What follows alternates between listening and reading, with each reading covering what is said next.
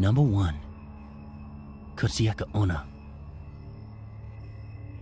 If you ever find yourself alone on a quiet, foggy street after dark in Japan, you should probably beeline for the nearest populated place, because you might just encounter Kutsiaka Ona.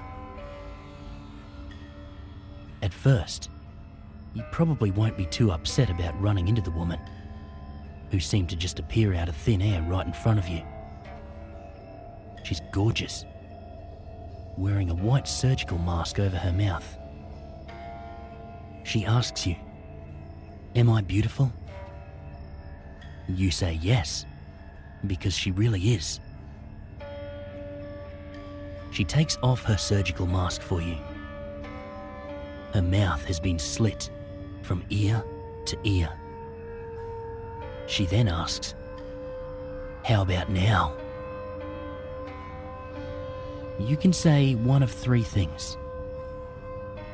Say no, and she slices your mouth from ear to ear with a pair of scissors, giving you a beautiful smile just like hers.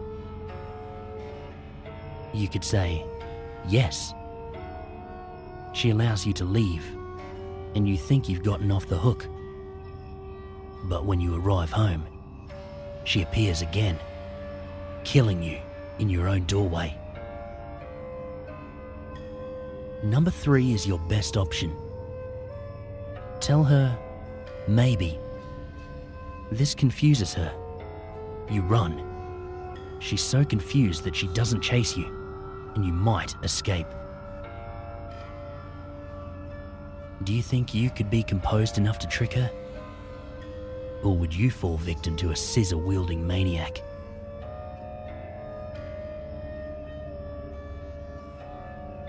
Number 2. Dream School. According to the legend, if you don't forget this story within a week, it will happen to you. So if you're worried about being cursed, don't listen. One night, a boy had a dream about a school. It was a school he didn't recognize, and as he wandered the halls, he became increasingly unsettled. The hallway he walked down was a continuous loop, always bringing him right back to where he started. He climbed stairs, only to find himself back on the first floor. The school was a maze that he couldn't figure out, and as he started to become scared, he heard the sound of footsteps behind him. The sound was faint and far away, but instinctively he ran. The footsteps got closer and closer. He found an emergency exit with a glass lockbox that held the key right next to it. But the glass had already been smashed. The key was missing. In its place there was a note that said the key was in room 108. The boy ran off in search of room 108, and when he found it, he shut the door behind him. There were no students, but there were backpacks hanging off every chair. He searched them all frantically, turning out the drawers of the teacher's desk, but it was no use. The footsteps caught up with him, and now someone was pounding on the door. As the boy cowered and hid, the pounding suddenly stopped. The boy opened the door to the hallway, but quickly he wished he hadn't. The corridor was littered with children's corpses, their limbs scattered from end to end. The boy never woke up from this dream. And if you don't forget this story within 1 week, you'll have the same dream and be resigned to the same fate.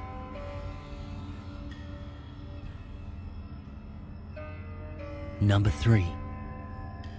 The Girl from the Gap.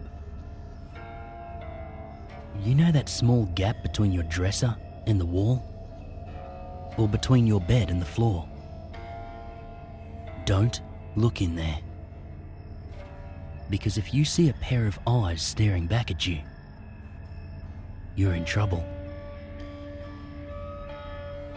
The first time you see the girl looking at you from a small gap, she'll ask you if you want to play hide and seek. You don't really have a choice. Even if you say no, you're still locked into her game. Which isn't so much of a game as it is an exercise in never letting your eyes lock on a gap ever again. If you happen to see her a second time, she'll drag you down to hell.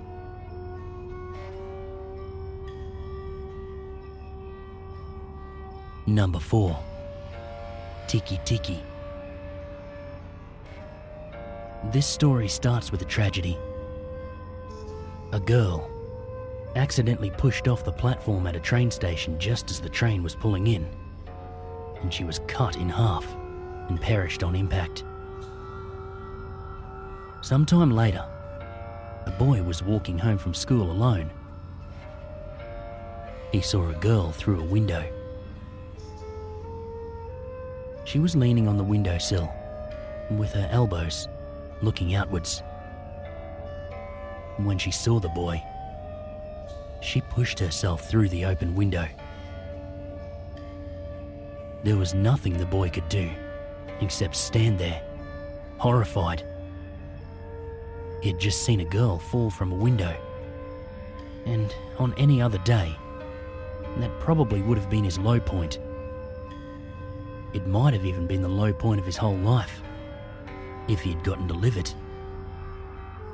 See, after the girl hit the ground, the boy realized something. She had no lower body. As he was trying to process this, the girl pushed herself up with her hands and started crawling toward the boy. She was at his feet before he had time to run. He didn't even realize what she was carrying until the scythe was midway through his waist. As the two halves of his body fell to the ground, it was the sound that she made as she dragged herself toward him.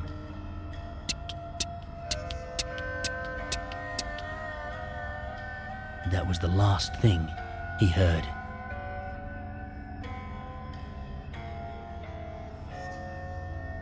Number 5. Akamanto. As if public bathrooms weren't already scary enough, there's a Japanese urban legend called Akamanto, or Red Cape, about some weirdo in a mask who hides out in the last stall of the women's restrooms and asks his victims a question that's nearly impossible to answer. Get the question wrong, and you die a horrible death. If you get the answer right, you live. But you've still been playing 20 questions in a bathroom with a ghost. There's kinda no way to win with this guy. The legend goes like this. Red Cape was extremely handsome in real life, attracting the attention of every woman who saw him. He became so fed up with women desiring him only for his looks that he began to wear a white mask, a tradition he continued in death. When you enter the last stall in the women's restroom that he haunts, you'll hear his voice.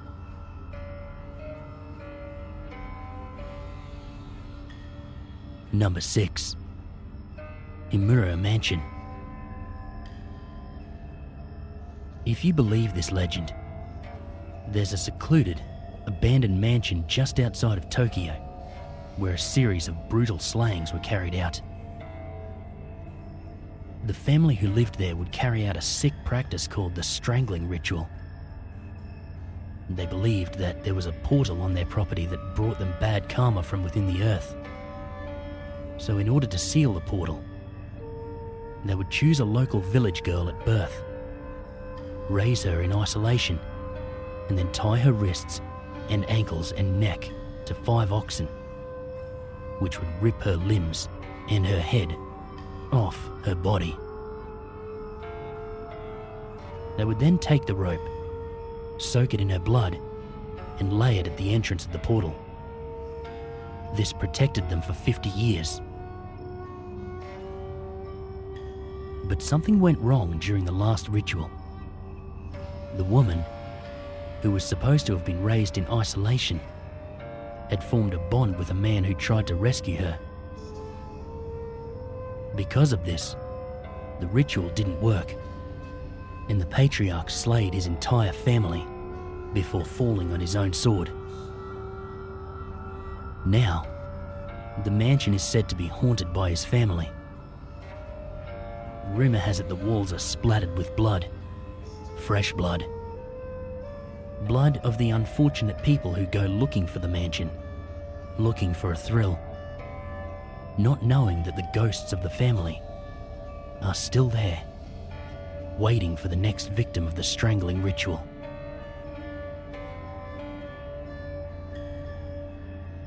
Number 7. Tamino's Hell. In 1919, Sergio Yosso published a collection of poetry that included a poem called Tamino's Hell. It describes a young boy's experience in hell after committing unspeakable acts. This poem is already pretty creepy, but the legend that surrounds it is even worse. It is said that if you read the poem, you must read it in your own head and never read it aloud. If you read the poem aloud, it causes disaster and sometimes even death. You can read a translation of the poem online, but just keep it to yourself, okay?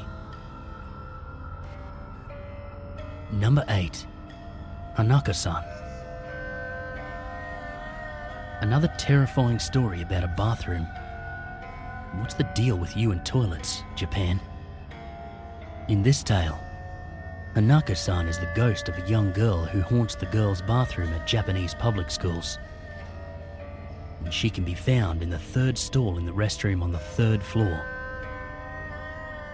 School children whisper instructions on how to conjure her. You have to knock on the door of her stall 3 times, call her name, and ask if she's there. At this point, local legends vary about what she does. Sometimes she pulls you into the toilet. Sometimes she just yells and frightens you. Her motive seems strictly to terrify young girls. At least she's not out to end lives, right?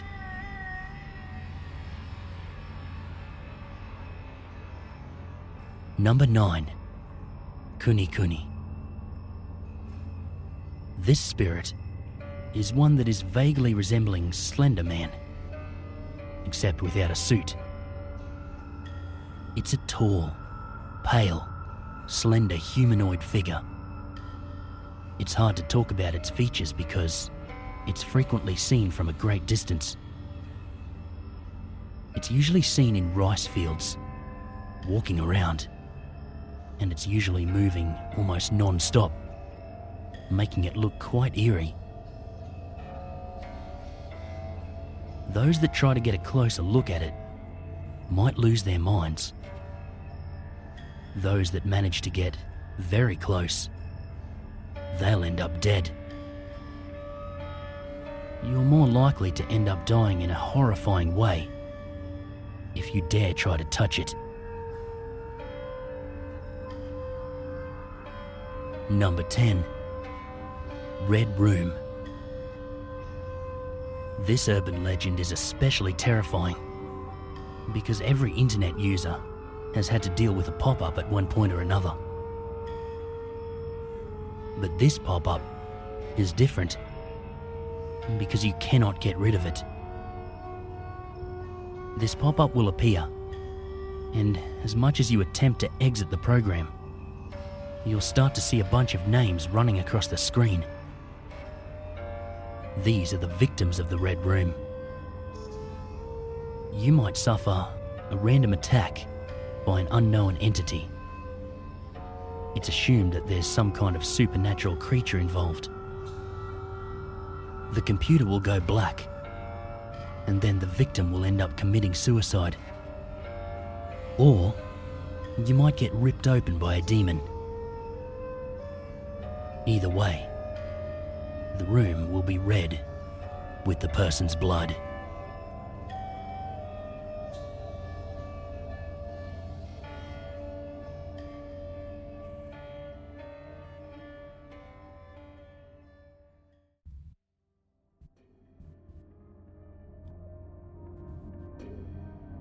I have numerous experiences with ghosts or whatever they might be. But this one, I would never forget. It happened when I moved up to Columba from Paranak due to my new job location. I rented a penthouse. It's on the rooftop of a 2-story building apartment. I'm living with my girlfriend, and in the first weeks, we began to experience strange things. At first we tried to hold these from each other, but then began to discuss them among ourselves. I told her at times I would hear a male voice whistling in a merry tone, or some people, a female, conversing in the middle of afternoons, which, to my surprise, she hears them too. She then told me she would catch at a time in the corner of her eyes a silhouette rushing through the door, which I also encounter. Her elder sister one time visited and stayed with us, and during the first day she said she sensed something in the house. But she told us that it was guarding the house, and we don't need to be afraid. She told us this, even though we hadn't told her any stories about it. Now, the worst one. We are now experiencing this scratching. Something like crawling or walking in our roof. At times we hear thuds. I already have hints that it's an Aswang. I was so angry at it that I would curse at it when we would hear the sounds. I got 2 handguns with me, a 38 and a 45, a samurai, and a number of knives which I collected. I would get out of the house armed and with a flashlight, and I'd throw stones on our roof, ready to shoot anything that comes off of it.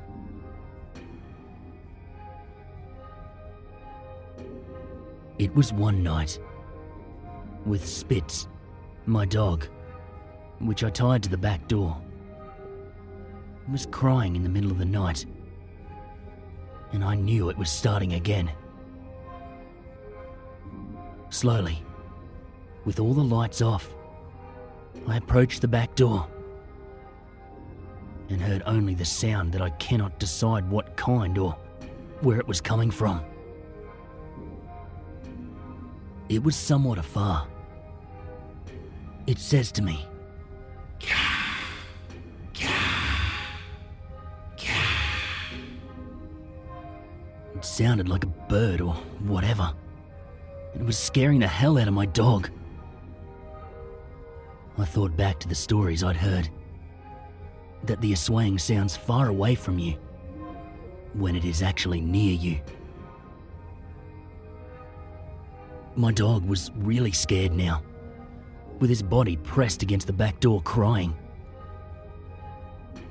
I was just waiting for the doorknob to turn, and I'm just waiting to blow this Aswang away if it intends to go through my back door. So I click on the hammer of my gun and got into a position. And suddenly, the sound stops. Probably heard the gun clicking, I guess. My eyes were all over the place, looking towards the window or anywhere. It was dark, and I don't know if he had already managed to slip inside of the house. I let out a curse to the Aswang, and here seconds later, there was nothing. Soon, I was back in the bed, and we heard rattling on our roof. And again, with my gun and a knife, my girlfriend along with me, we went out of the house. I'd say it was past 12 midnight maybe. We checked up on our roof. I told her to throw garlic salt in the roof and around the house, especially on the door's path. And after that, it all stopped for months.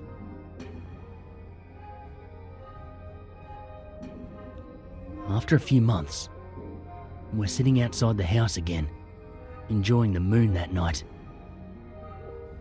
when she notices something flying.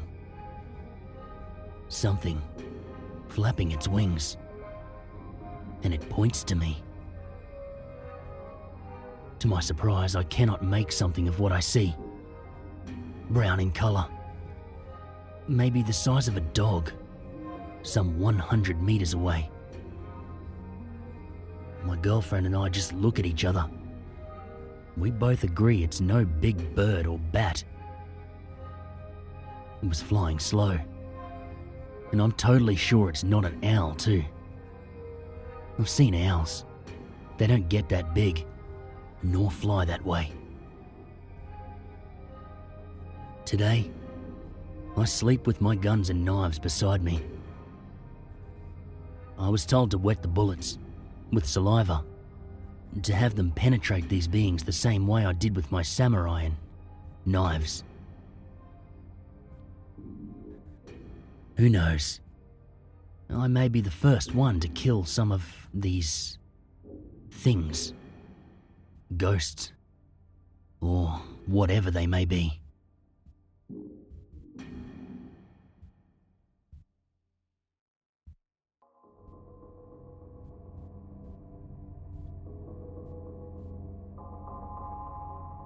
Last December, my family and I went to our beach in Quezon province.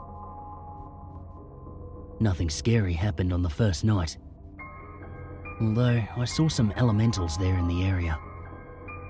But they weren't trying to harm us. They were just observing. On the second night, something strange happened. I thought this only happened in movies, but I thought wrong. My dad, mum, 3 younger brothers aged 21, 17 and 15, our maid and I, slept in our Bahay Kubo, Nipa hut, because our beach house is still under construction. It was around 1:30 in the morning, December 28th, when I heard gunshots. I was awoken by the sound, so I got up when I saw that my mum and dad weren't in their bed. And then my brother, 21, also woke up, because he told me he heard gunshots. So we decided to go and check it out, see what it was. When we got out, my brother and I saw my mum, dad, driver, and my dad's bodyguard looking at this huge coconut tree. I asked my mum what they were doing, and then my mum told me, "There's an Aswang, a ghoul." At first, I didn't want to believe it. But my dad, who is a skeptic also, told me that he saw it. It was a huge, black bird with super red eyes, like they were glowing red. My mum also told me that when we were all sleeping, she was awoken by the sound of flapping wings and the sound of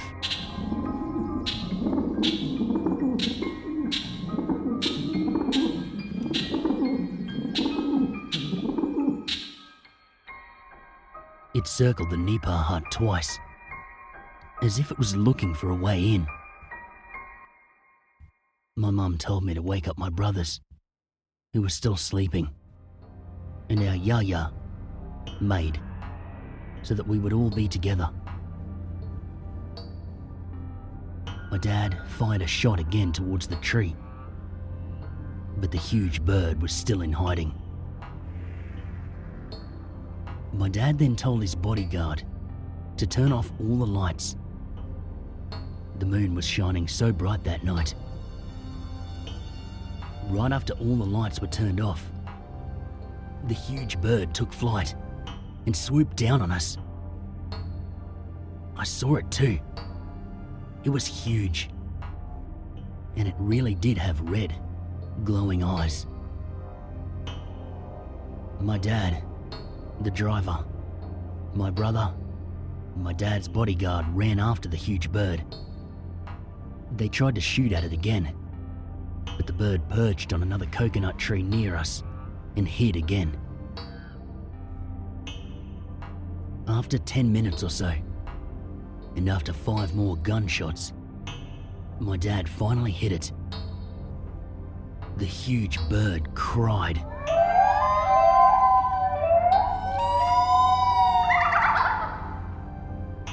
I got so scared.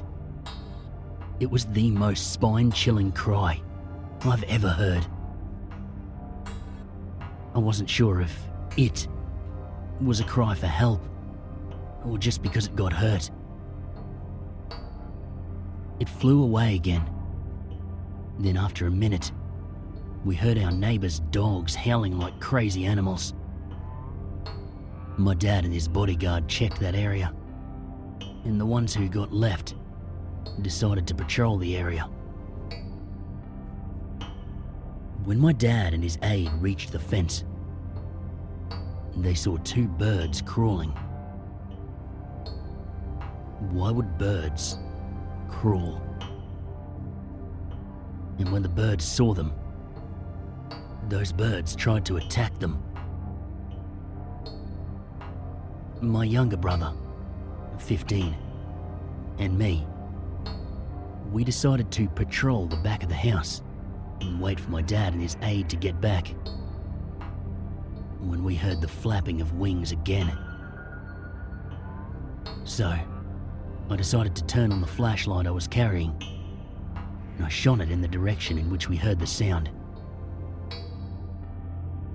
There we saw it, fold its wings, and look straight at us. I started cussing at it, and I also told it that we weren't scared of it. I wasn't afraid of them anymore. The roles were switched. They were the hunted, and we were the hunters. Sadly, they got away. But I'm ready for the next time. I'm not afraid of them anymore. I'm going back there next week. And this time, I also have a weapon with me. We'll see who's stronger. Us or them.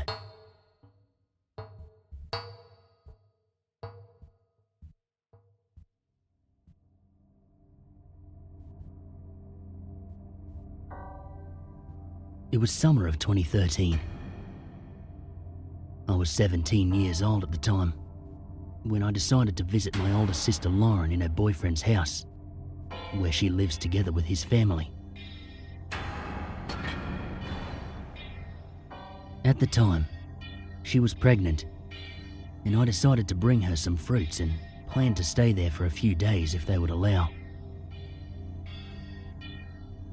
When I arrived at their humble home, her future parents-in-law welcomed me. They also offered me to stay for a few days. The two old folks are nice to me. I call them Uncle Teddy and Aunt Sella. They work in the farm every day together, and with my sister's boyfriend Dan also. My sister just stays in the house with Juliet, her future sister-in-law. She's also very nice to us. While eating some snacks, Lauren told me about a strange, huge black bird that was seen flying around their house a few nights ago. They believed it was a tik-tik, a bird that is used by an Aswang to spy for pregnant women. Lauren is so scared that the stories about Aswangs could be real.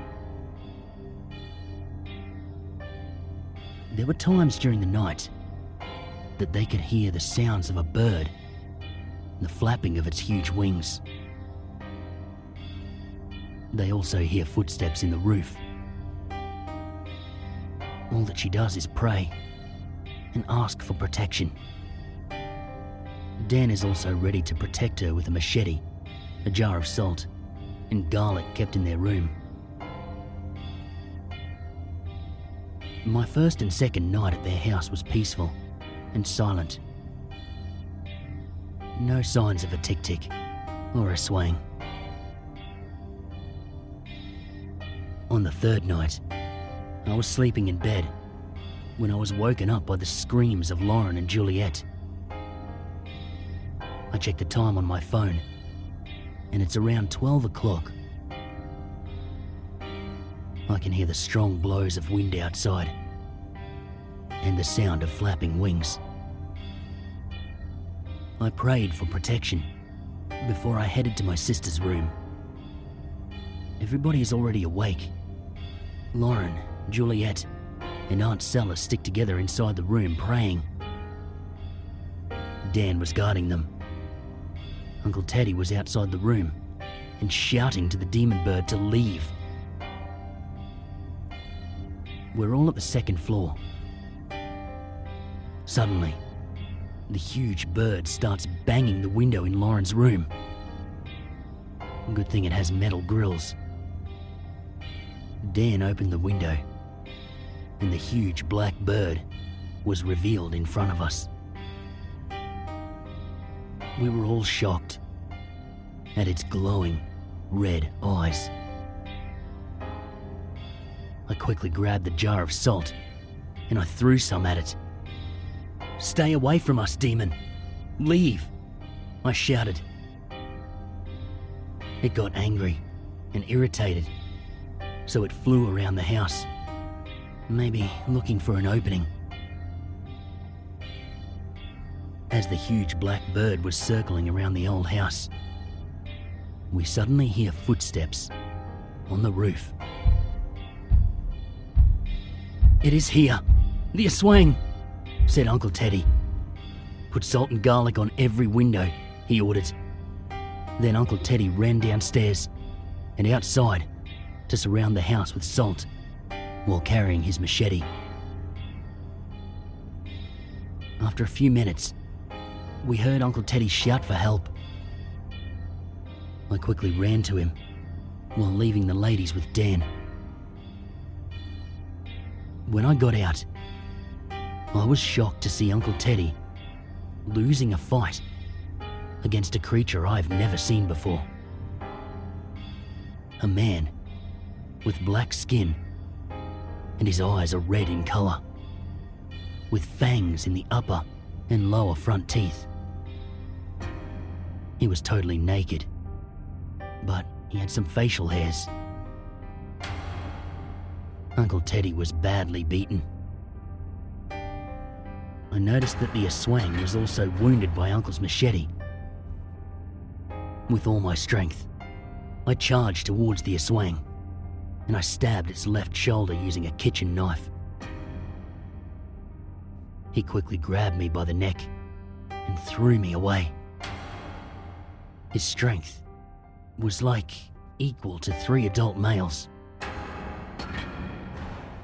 He released an angry, loud cry before running towards the fields, and the huge black bird followed him. I helped the old man to stand up. He was wounded by the man's pointed nails. We did not sleep that night and waited until the sun came up. Dan immediately told the neighbors what had happened. Some even heard the shouting, but they chose to stay inside their homes and ignore it. People say that the Aswang will swallow the black bird because it lives inside his stomach. Then the Aswang will return to his normal human form. But at night, when he releases the black bird to hunt for prey, the man will change to his Aswang demon form. I stayed with my sister for another 2 weeks, just to make sure that the Aswang didn't come back. Luckily, it did not return anymore. After 3 months, Lauren gave birth to a healthy baby boy.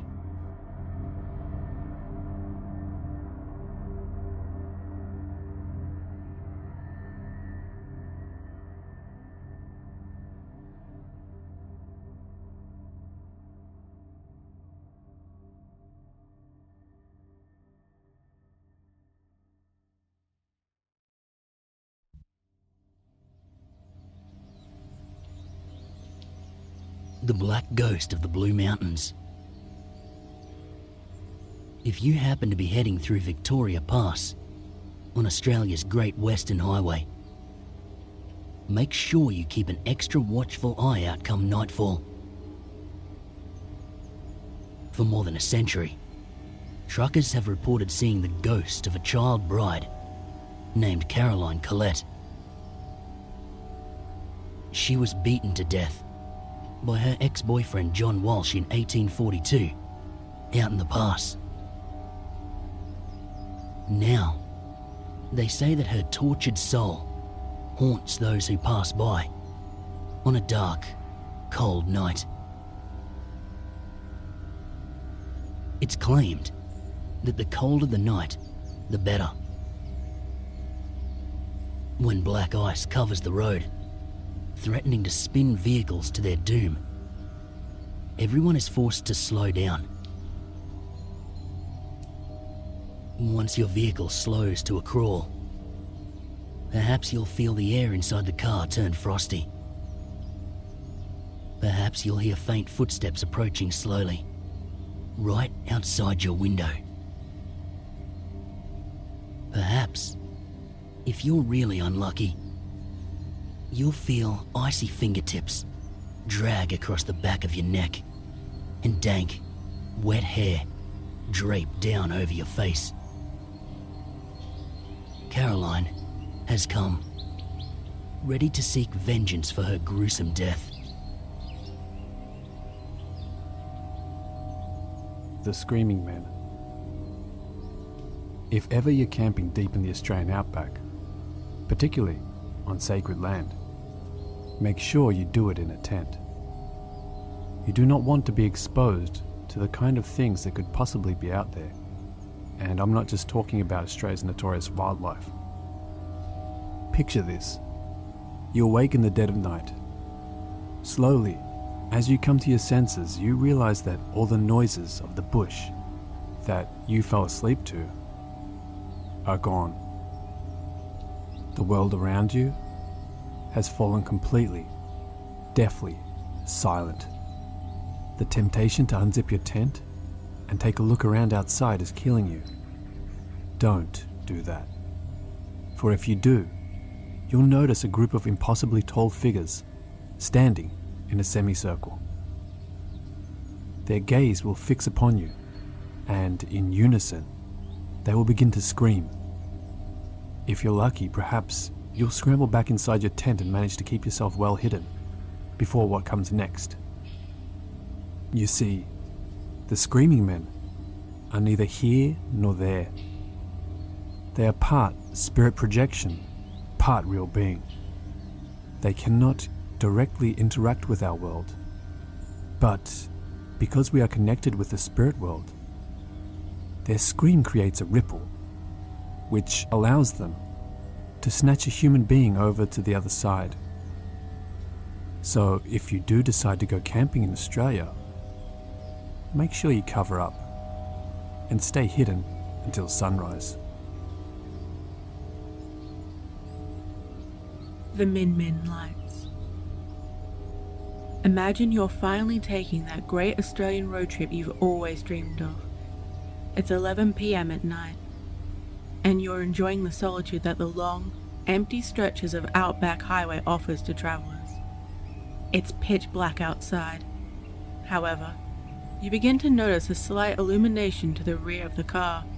Confused, you glance up into your rear view mirror. That's odd. There is indeed a bright light appearing on the slowly disappearing horizon behind you. Thinking it must be another traveler with their high beams on, you flick your rear view shade down and focus on the road ahead. All is normal. It's okay. But it's not. Without even realizing you are doing so, you glance up again. The light is much closer. Something in the pit of your stomach tells you that something about this light is wrong, and you must not look at it. You put on some music and fix your gaze on the road ahead, telling yourself to focus. Good. That seems to be working. Just focus on the road ahead until, without thinking about it, you snap back to reality and realize that you are staring outside your driver's side window. Which would not be so bad, were it not for the strange light now traveling directly alongside you. The next time you snap back to reality, your vehicle is stationary, in a large open cattle paddock. Your car is turned off. The handbrake is pulled on, and you have absolutely no idea how you got here. You have just encountered a Min Min light. Aboriginal folklore speaks of these lights. Elders pass down stories about them. They all differ slightly. But the one common theme seems to be, if you encounter one, you absolutely under no circumstances should look at it. If you see it, turn away and do whatever it takes to keep your attention and gaze off that light. Heed this advice, travelers. Or next time you encounter a Min Min light, whatever strange and paranormal force is behind these phenomena may not be so considerate as to leave your car safely parked in a paddock. The Mokoi. Every culture has its lore on demons. What's often not spoken about worldwide, however, are the terrifying beings of Aboriginal legend. These creatures are described as evil personified. They can appear anywhere, at any time, but are usually seen deep in the Australian outback, on sacred land.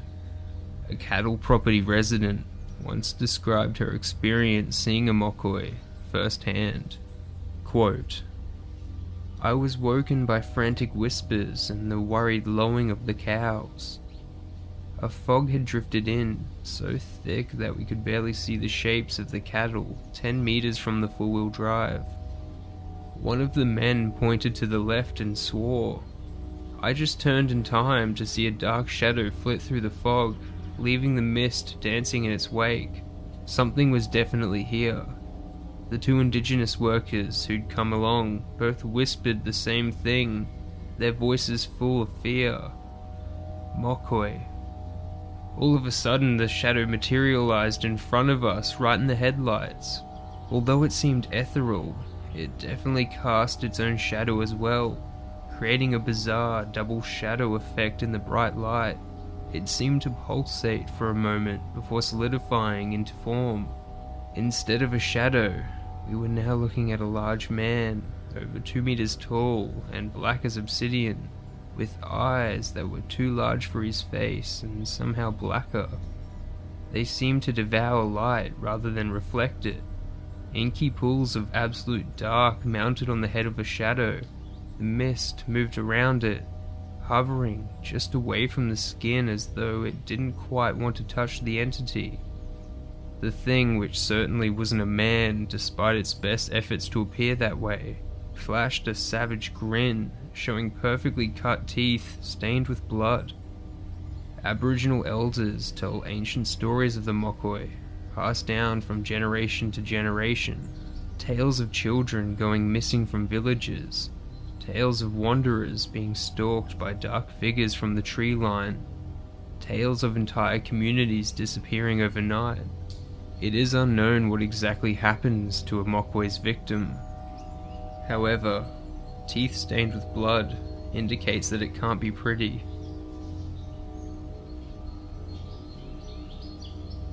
The Yowie. Common in many cultures, the legend of a Bigfoot, or Yeti, you'll find just about anywhere in the world you choose to travel. Australia is no exception. Many Australians might remember these as cute little snacks that came with toys that they used to collect as kids. However, the reality is anything but cute. The Yowie is actually a terrifying creature in native folklore. One native description, translated roughly, states, Yowie is a spirit that roams over the earth at night. They are said to wander the outback, hunting lone travellers who can be picked off easily. The Aboriginal people tell stories of giant Yowie picking people up and quite literally swallowing them whole. Yowies are extremely tall, with long white hair hanging down from the head. The arms are extraordinarily long, furnished with sharp talons. If you happen to be bushwalking at night in the Australian outback and you hear slow, lumbering footsteps approaching you that could not possibly belong to anything of this earth, or so you thought, your best and only bet is to hide. For if the Yowie sees you, you cannot outrun it, you cannot fight it, you will not survive it. Hide and pray. The Malingi. Remember the rock monster from the never-ending story? Remember how wonderful and nice and friendly he was? Yeah, the Malingi are not that. Resembling the rock monster by looks, that's about all they share in common. These creatures are made almost entirely of stone, especially around their knees. This is how you can identify when a Malingi is approaching. Can you hear a faint sound resembling stone scraping against stone? Please vacate the area immediately, although it's probably not going to do you any good. The Malingi are incredible hunters, capable of closing the gap on even the fastest of hapless creatures in a mere split second. If he catches you, pray that he does the deed quickly. You see, the Malingi kills its prey by slashing at them with his signature weapon, an incredibly sharp stone blade. Perhaps he'll be feeling generous that day, and he will end you quickly with a swift, sharp slice across the jugular. If he's not, well, I'll leave that to your imagination. The Bunyip. If you're going on walkabout around the Australian outback, do yourself a favour and don't get too close to billabongs. What's a billabong? It's what we call a waterhole that forms when a river changes its course, leaving behind a large body of water, similar to a lake. You might look at these and think it seems a lovely place for a dip. Unfortunately, you're not the only one who had such a thought.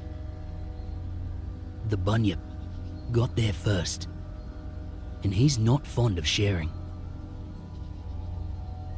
Known for being incredibly territorial, the bunyip will not tolerate any encroachment on his space. He'll let you know he's there, letting off a couple of warning growls if travelers get too close. You would be wise to take these warnings and leave right away. For if you don't, well, whilst nothing is known for a fact about the way a bunyip kills, because no one has been lucky enough to walk away from an attack, we do have the native tales. Elders describe these vicious creatures in stories as showing absolutely no mercy to its victims. One story describes a man being grabbed by giant, razor-sharp teeth and ripped under the water.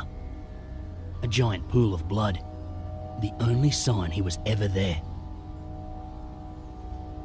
Another story tells of wanderers coming across the scattered remains of some young boys who had decided a nighttime swim sounded like a good idea, only to glance out over the billabong to see an impossibly large head disappearing under the surface. If you'd rather keep your head, stay away from the bunyip's billabong. Kelly. A terrifying urban legend from the northern beaches of Australia. Kelly is the spirit of a girl who was tragically killed in a car accident near Oxford Falls. If you happen to be driving that way, you might suddenly feel an unexpected presence in the spare seat of your car. This next part is very important. If you see her, do not look directly into her eyes, but do not panic. Simply exclaim, loudly but calmly, "Get out." If she doesn't leave, simply repeat this statement. Usually she'll be gone after the second or third time. If you do not do this, Kelly will take control of your vehicle and cause it to crash, killing all occupants. Kelly is a vengeful spirit, and she wants everybody to feel her pain. So please, remember this little mantra when taking the long road through Oxford Falls. The Mamu. See that bare patch of land, as if everything around it just stops and refuses to grow inside of it. Or how about that hollow tree with no reason for being? Many lively trees sprouting healthily around it. Stay away from those, for these may just be an entry point to our world, for the terrifying Mamu. These creatures live underground, or occasionally in hollow trees, until they awaken. Mamu are very, very dangerous. They are sneaky beings, and chances are you will not see them arise. But if you do, they appear as a hairy, tall creature with bulbous eyes. As they rise to our side of the earth, they'll shake off the dust and grime from their fur before turning their attention to their hunt. The Mamu are vicious cannibals. If they catch you, the last thing you will experience in this world is the slow, unbearable pain of being eaten alive. The Dongalaba. The Dongalaba is a horrifying monster that lives in murky swamps and estuaries. They are impossible to see, absolutely invisible to the human eye. They are the perfect hunters. Imagine you're out camping. You've seen no signs of anything amiss all day. So, of course, you must have picked a pretty safe spot to pitch your tent. You're hungry. It's getting close to dinner time, so you decide to wander down to the riverbank to fetch some water to boil. A nice stew sounds perfect. Just as you're leaning down to fill up your belly, a giant, earth-shattering sound erupts. Something has blasted through the surface of the water at lightning speed, with enough velocity to create an ear-splitting crack. Before you have time to register what has just happened, you are now trapped inside the jaws of Dungalubba, and he is not letting you go. He carries you under the murky water. You try to struggle, but his grip is stronger than anything you could ever possibly imagine. His sharp teeth rupture your flesh and pierce into your internal organs as the world around you begins to fade away. Dungalubba is not done with you yet. You are dinner, but you must be prepared first. He will now shove your limp, helpless body under a log or a rock at the bottom of the river. If you are not lucky enough to die from shock or blood loss just yet, you will drown there in the murky darkness. Does this sound familiar? That's because this is not an urban legend. Dungalubba is actually the native Aboriginal word for crocodile, and attacks exactly like the one I just described occur all the time in Northern Australia. That's right. You see, all of these legends are terrifying in their own ways. But the scariest parts of Australia are very, very real.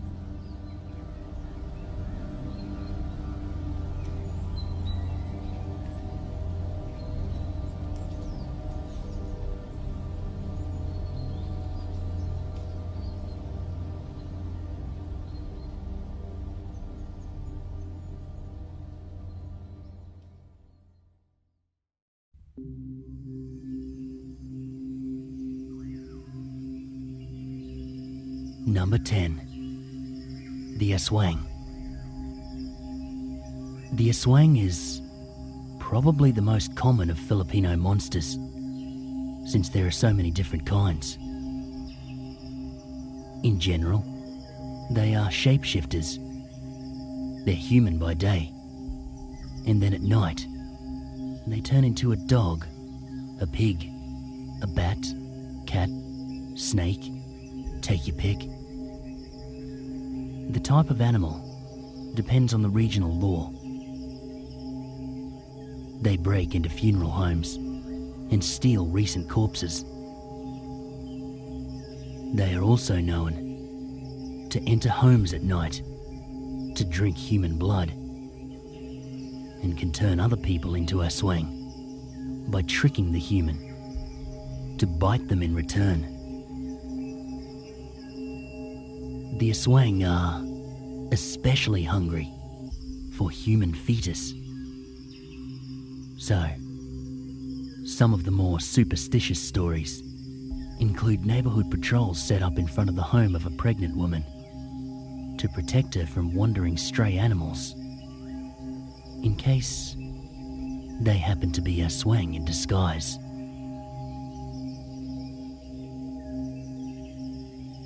Number 2. Matrukulan. The Matrukulan is one of many Filipino creatures who attack pregnant women. This particular creature first impregnates a virgin before coming back later to kill the woman and eat the fetus. Although some stories say that both mum and baby are eaten, Some stories claim that the woman is not a virgin but rather married and already pregnant.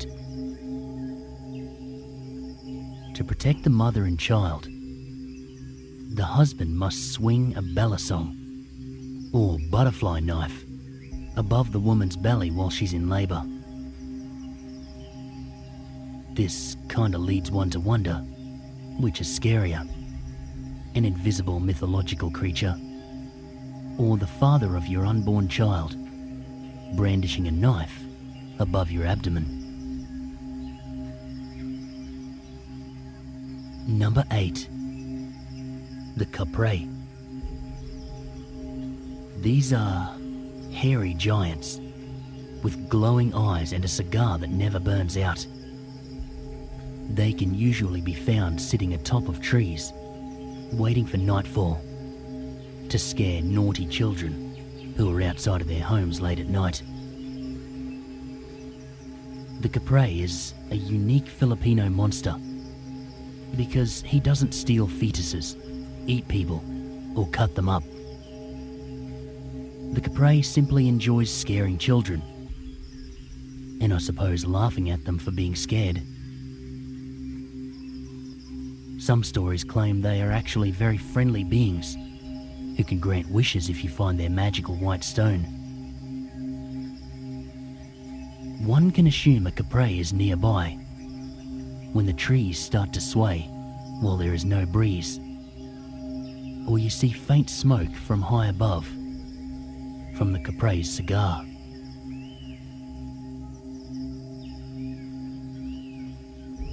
Number 7.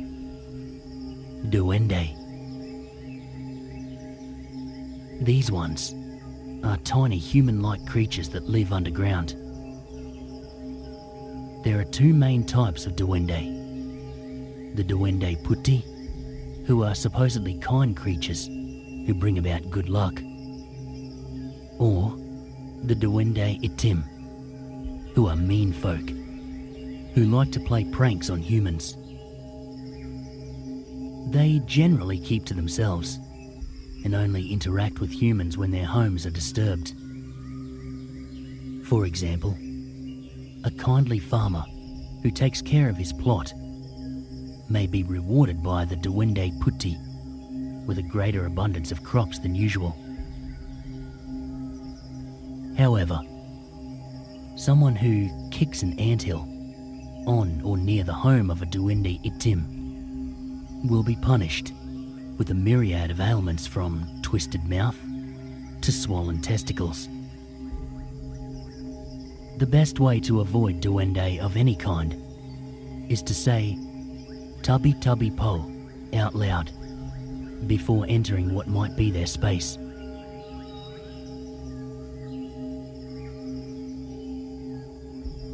Number 6. The Tianak. The Tianak is similar to the Greek mythological siren in that it lures its prey with its voice. A person hears a baby cry from deep within the woods and then follows the sound to rescue the baby. Some stories say that the person wanders aimlessly in search for the baby and becomes hopelessly lost. Other stories claim that the person eventually finds a baby in the middle of the woods. When it's picked up, the baby then shapeshifts into a monster with large, sharp teeth.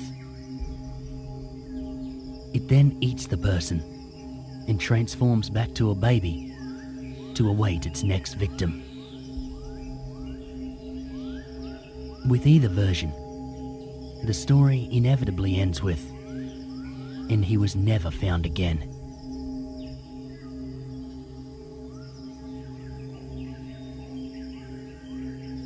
Number 5. Sigbin. Depending on region and storyteller, the Sigbin resembles either a hornless goat, a reptilian crow, or something vaguely along the lines of a chupacabra.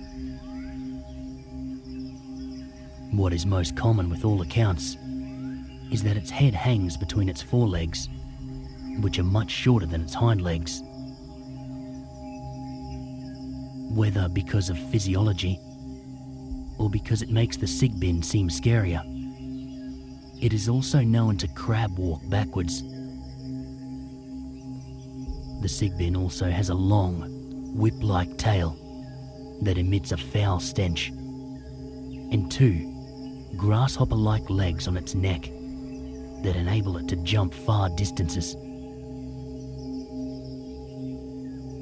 They wander around at night in search of children to devour, but they keep their hearts to make amulets. Most stories and sightings originate from the Cebu region. However, although it is some distance away, in 2005, scientists in Borneo discovered a cat-fox-like carnivore with hind legs longer than forelegs, giving it an awkward gait and physical appearance that somewhat fits many of the descriptions of the sigbin. No conclusive evidence has been found yet to link the two together.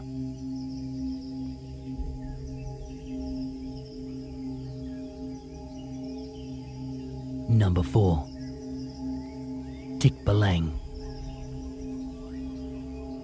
The tikbalang is described as having the head of a horse, the body of a man, and the hooves of a horse where human feet would be. In northern regions, the tikbalang is considered a nuisance, but generally harmless. They enjoy disorienting weary travellers, making them imagine things that don't exist.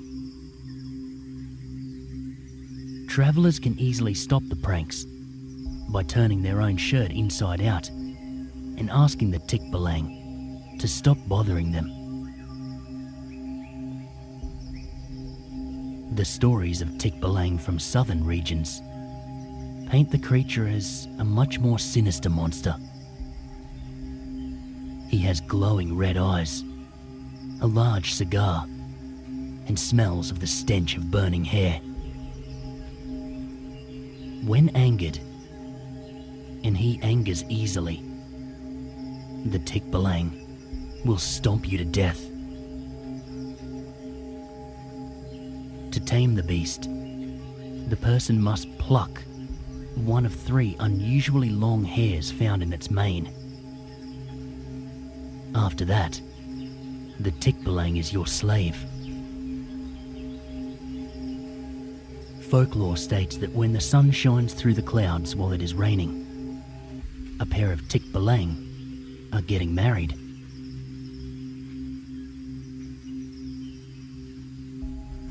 Number 3. Kumakatok. In the middle of the night, a knock will sound at the door. Outside are 3 hooded figures. One, a pretty young woman, and the other 2, elderly men. There are no stories of how the group was formed or where they originated, but tales of them have popped up all over the Philippines, and with more frequency around the time of outbreaks. Legend has it that a visit from them is an omen that someone in the family will soon die. There are no paintings or hangings that can keep them at bay. Leaving the door unanswered does not help either. They simply knock and leave, and then someone would still die shortly thereafter. Number 2. The White Lady. The White Lady is a specific kind of molto, or ghost. Most molto tend to be family members who have come back to certain relatives to take care of unfinished business. But the White Lady is unique in that she doesn't appear to only her relatives or even to specific people she knew when alive. Many sightings have reported her in empty buildings, near forests, and on cliffs. However, she is most commonly reported seen along Bullet Drive in Quezon City. She was a young lady who was raped and killed by 2 Japanese soldiers during World War II. While there haven't been stories of the White Lady being a purposefully malicious being, she has been reported as the cause of more than a few car accidents by drivers who look in their rearview mirror and see a young lady in the back seat wearing a white dress. Sure, some strange, unknown lady sitting in your back seat is bad enough. But the White Lady is also said to have no face.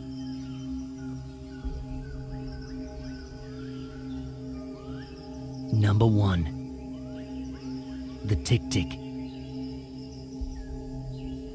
The Tik-Tik is sometimes considered to be a special breed of the Aswangs. They are referred to as Tik-Tik because of the sound it makes while in flight.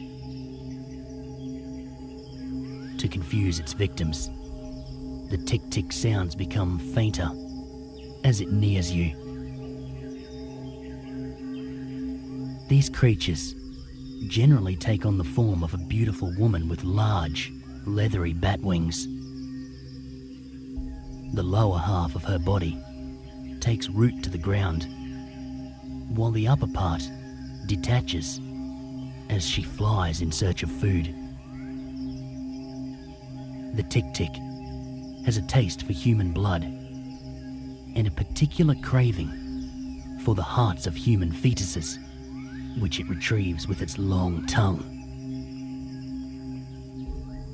Like the Western culture's vampire, the Tik-Tik hates garlic and salt.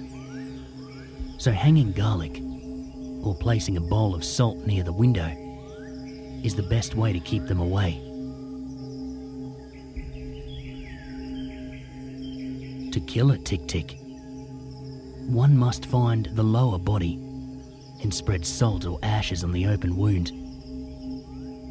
That prevents the 2 halves from joining and transforming back to human form when daylight breaks.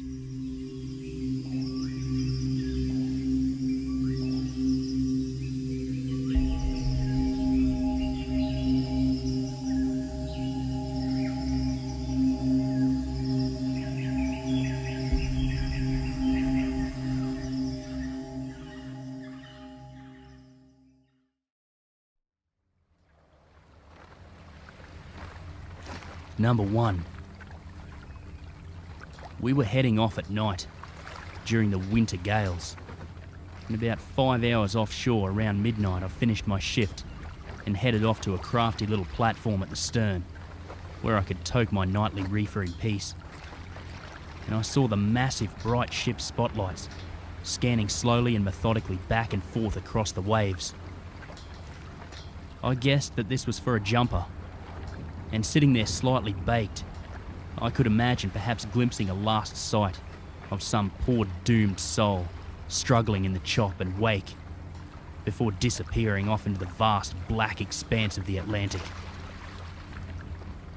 An officer later confirmed the spotlights that night were for someone who had apparently jumped off a ship that had passed in the opposite direction.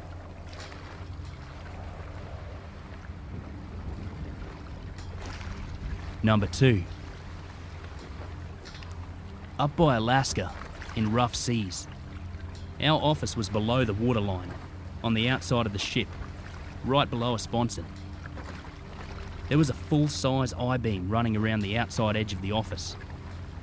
It was probably 10 inches wide, and we used it as a shelf, storing full-size binders on it. One day, in rough weather, 6 of us were in the office, 3 officers, 3 enlisted, when we heard an enormous bang, so loud that our ears rang and all of us jumped out of our seats. After checking to make sure we weren't taking on water and calling damage control, we started looking around to determine what could have caused it. We couldn't find anything. Nothing had come loose, nothing had fallen. The dry tank below the office was still dry, etc. We eventually noticed that the I-beam had cracked. Not a hairline fracture, not a little split, but the entire beam had been separated lengthwise by about 5 millimeters. We took a wave up under the sponson with so much energy that it bowed in the hull of the ship and split the beam. But the beam didn't ever go back to the original length. The crack was also precise and even. You could slide a pencil in the gap all the way back to the bulkhead. In fact, the split was so wide, they couldn't weld it directly closed. They had to cut a 5 millimeter shim to fill the gap. It was amazing, and we had hundreds of people come through the office for the next couple of weeks to see it. A couple of people tried to calculate the energy needed to instantly separate the I-beam that was 4 feet away from where we were sitting, but it was too scary to contemplate. Number 3. Not paranormal scary, but real life scary. My dad worked in the offshore drilling industry in Nigeria in the 90s, and him and some French company men were heading out to a platform when they got boarded by pirates. 5 Frenchmen got beheaded before my dad and the rest of the crew took the ship back. He told me about this when I asked him if he ever killed someone. I was 8 at the time. He said he didn't know, but when you smack a dude with an iron bar and he falls into the sea and doesn't come up, he might be dead. He still has nightmares about it. Number 4. My brother is in the Navy, and he was showing us a DVD of one of his tours. There was one shot where all you saw was a box floating on the sea. If you didn't know better, you might think it was fallen cargo or something. My brother paused the DVD and told us what it actually was. They got down into the water and found out it was an old fridge that was locked. Worse, it had a very dead human body inside it. Worse than that, it had clearly been scratched from the inside. They were pretty far out from land at that point, so no idea how long the body had been floating around.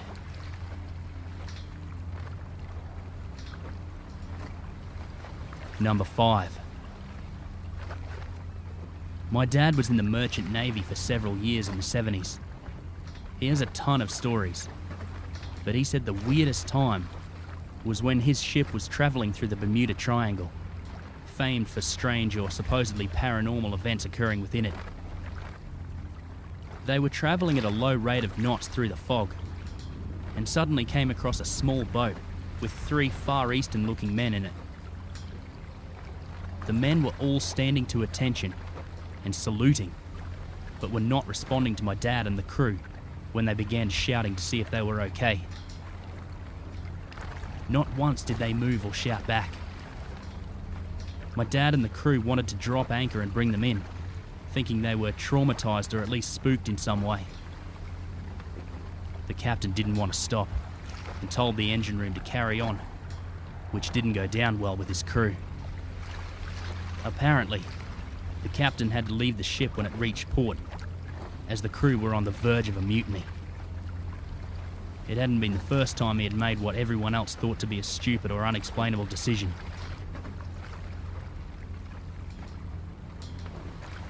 Number 6. A freighter once passed me from behind at night, and I had no idea it was there. It was completely silent and a little too close for comfort. I'm now more mindful of my shipping lanes. Number 7. I have a personal scary sailing story. I'm a decent deckhand on a smaller sailboat. I can pull a jib line and take over the wheel/tiller for a bit. Summer sailing on San Francisco Bay, departing Sausalito, on my brother-in-law's 42-foot sailboat. We're heading towards San Francisco waterfront, so we're basically sailing parallel to the GG Bridge. He needs to go down below to work on something, and tells me to just aim for the lights on the Marina Safeway. Big grocery store. But watch out for the buoy on the west side of Alcatraz. I say, okay. That's a couple miles due east, right? Yep. 20 minutes later, here comes the buoy out of the darkness, and it's big. Really, really big. In my memory, it's steel, 25 foot high over the water, and we are still pointing south, and it's ahead on the left. But the tide is pushing us sideways at 7 to 8 knots maybe. We were maybe 40 feet to the west of it as we passed, and in under 10 seconds, we're past it to the east. On a fiberglass boat, with 7 adults and a couple of little kids, I literally came within 10 seconds of wrapping everything around a steel pylon at night in San Francisco Bay. I shuddered a little.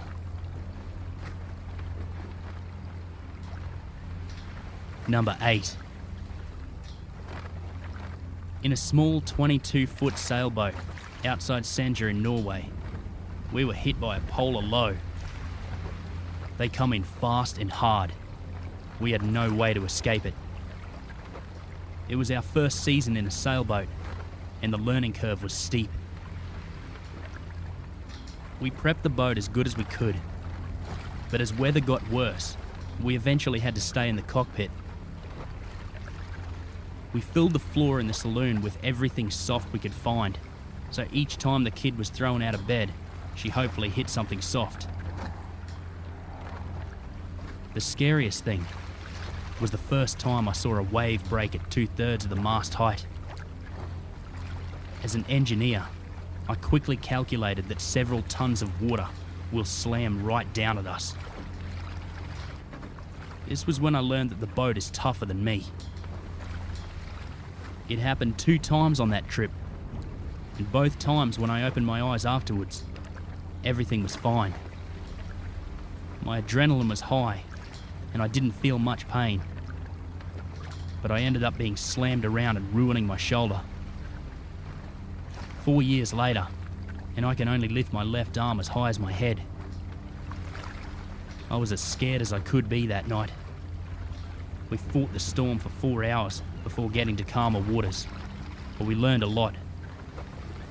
We've later been in weather almost as bad. The only difference is now we know how to prepare quicker, and we handle it quite well.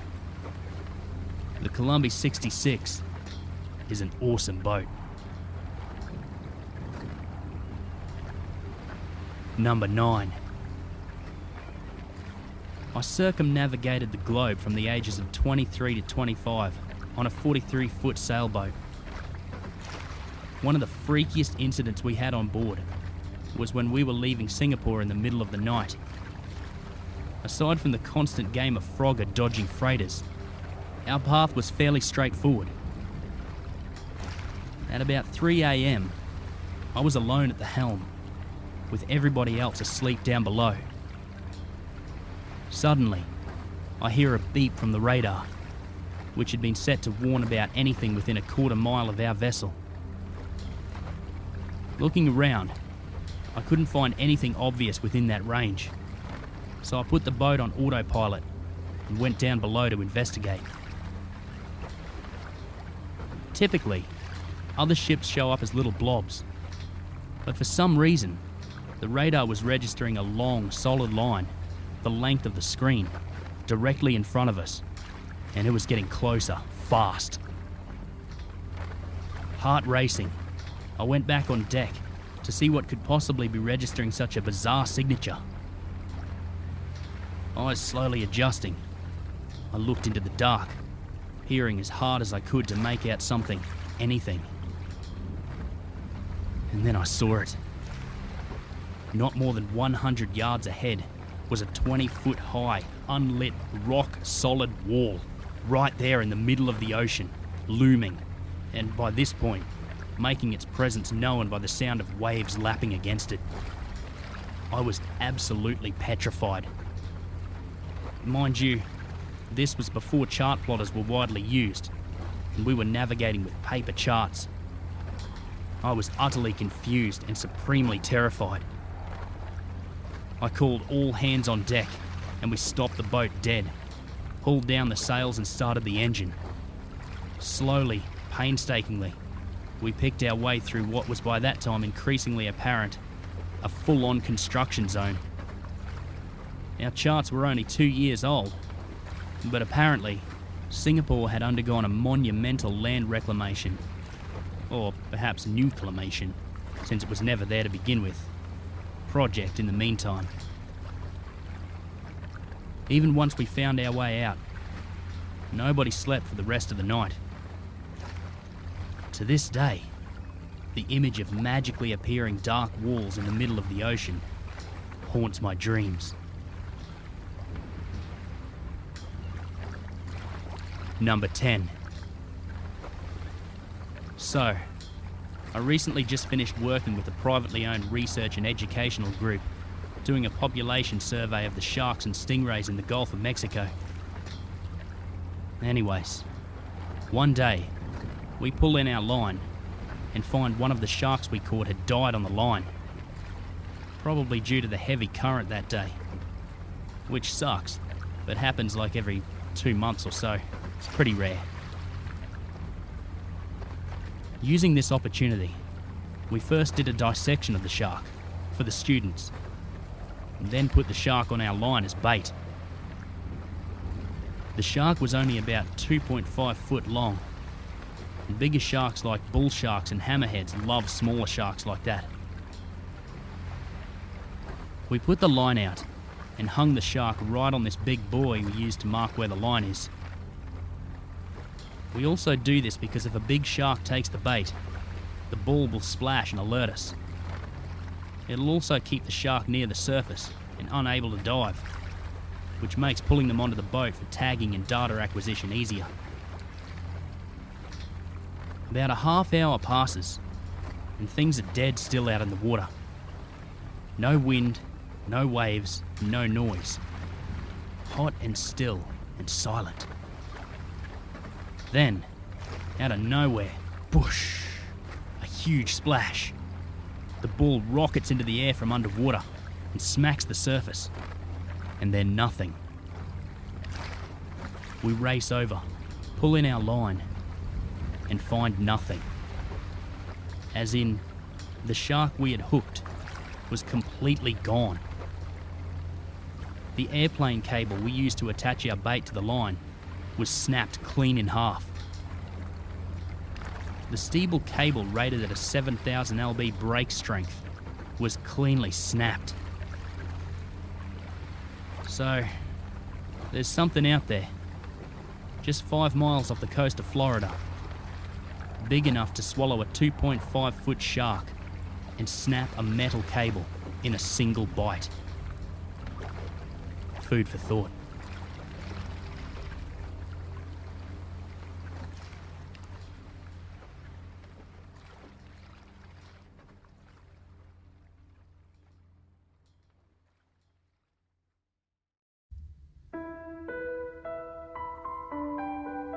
Kill Switch. Kill Switch is a very strange entry into the history of video game urban legends, because despite no one being able to verify that it ever existed, there are highly detailed accounts of everything from gameplay to plot, to specific puzzles, graphic style, soundtrack, and, well, everything in between. Supposedly, Kill Switch is the story of a woman who wakes up mysteriously injured at the bottom of a coal mine. She then must fight her way through demons, spectres, undead miners, and possessed machinery to make it out alive. Kill Switch gave you the choice to play as Porto, the girl, or Ghast, an invisible demon whose gameplay was nearly impossible, due to most of the challenges requiring you to be able to see where your character was. The reason that it's impossible to verify that the game ever existed is that upon completion of the game, it would supposedly erase itself from the user's computer, leaving no trace behind. The game could not be copied, and reportedly only around 5,000 of them were ever created. Herobrine. Herobrine, the ghost in Minecraft, began as a post on the Minecraft forums in 2010. Began as a foggy screenshot of a distant figure standing just on the edge of the fog. The post stated that the player had seen a copy of the default player character with no eyes, but any time he tried to get closer, the figure would turn a corner and walk into the fog and disappear. It also reported seeing a man-made structure randomly appearing in his world, and that he had been contacted by other players who had also seen the figure. After his first post, he reported being contacted by a user called Herobrine, who was simply said, "Stop." Notch, the game's creator, had said that Herobrine does not exist and has never been a part of the game in any capacity. However, the plot thickens with the Minecraft Beta 1.6.6 update, when included in the list of patch notes was an item reading, "Removed Herobrine." This is most likely just a joke by Notch to poke fun at the hoax, but with lots of reports of Herobrine sightings, it does make one wonder.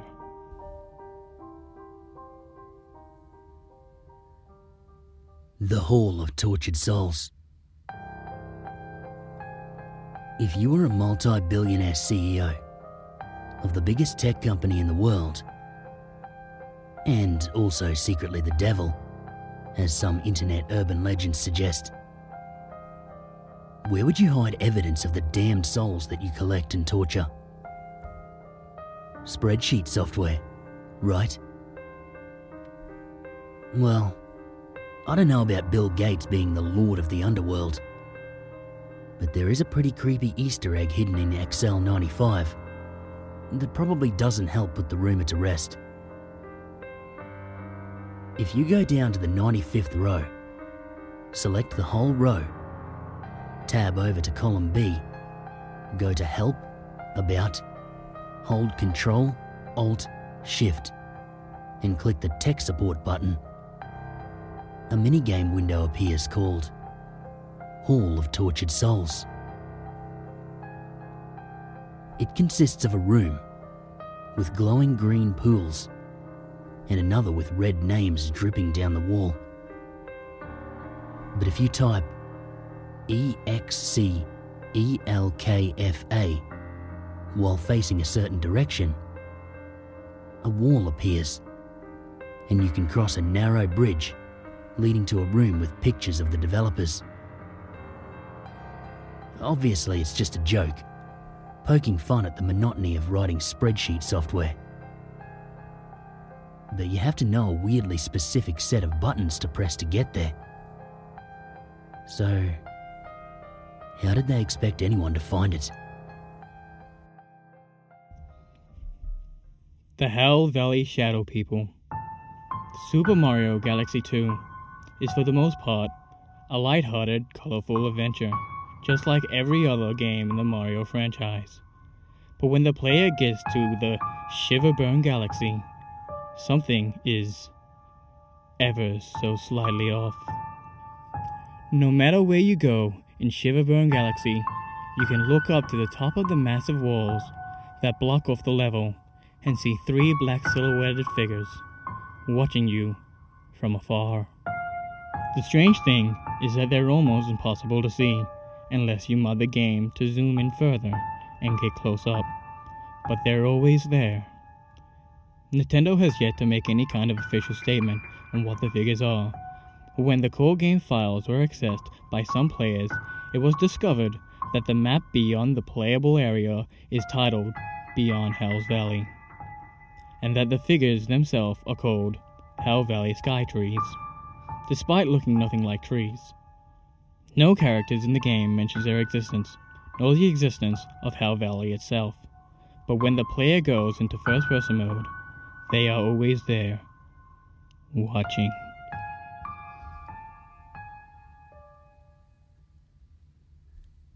Nuclear PlayStations. Back in the year 2000, when the PlayStation 2 was the world's hottest item, reports emerged that former Iraqi President Saddam Hussein had bought up roughly 4,000 PlayStation 2 consoles and was stockpiling them for their 32-bit CPU chips, which, according to reports, could be bundled together into a sort of supercomputer that could be used as a missile guidance system. The story, of course, was completely fictitious, but sensationalist news outlets ran with it because a fear-mongering story that combines the terrors of the Middle East with the supposed evil of video games is always guaranteed to sell ad space. The one grain of truth to the story was that it was actually cheaper to harvest the CPU chip from a PlayStation 2 than to purchase one outright. But it would take a lot more than those minor components to create any sort of weapons system. And if a PS2 processor could be used to create a missile guidance system, imagine what kind of weapons of mass destruction are hiding inside our gaming consoles now.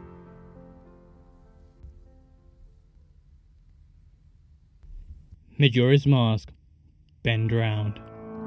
The Legend of Zelda Majora's Mask already contains some spooky undertones and themes, but this supposedly cursed copy of the game takes things to a new level. The story goes that a game cartridge owned by a child named Ben, who perished at the hands of a lake, is still haunted by the boy. Things get increasingly strange if a player tries to delete their file. An anonymous message, "You shouldn't have done that," appears. When playing his save file, a player who picked up this copy reported seeing eerie images of a figure, dark, glitchy environments, and Link inexplicably bursting into flames before collapsing to the ground.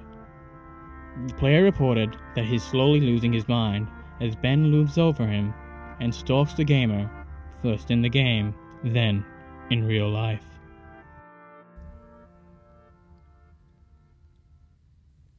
Sonic.exe. Our favourite charming blue hedgehog suddenly becomes a bit more unsettling while sporting bloody demonic black eyes and razor-sharp fangs. This creepypasta gets a little over the top, with talks of a crazed Sonic that drags people into his game, along with the tormented Knuckles and Tails. Though, what's neat about this urban legend is that there is a real, playable .exe file that can be experienced by anyone. The brief experience essentially plays like a glitchy, dark, and twisted version of the original Sonic the Hedgehog. You play as Tails, Knuckles, and even Dr. Robotnik as you trek across a handful of environments while a dark figure of Sonic creeps on you. Give it a try if you're feeling bold, as it's certainly good for some jump scares.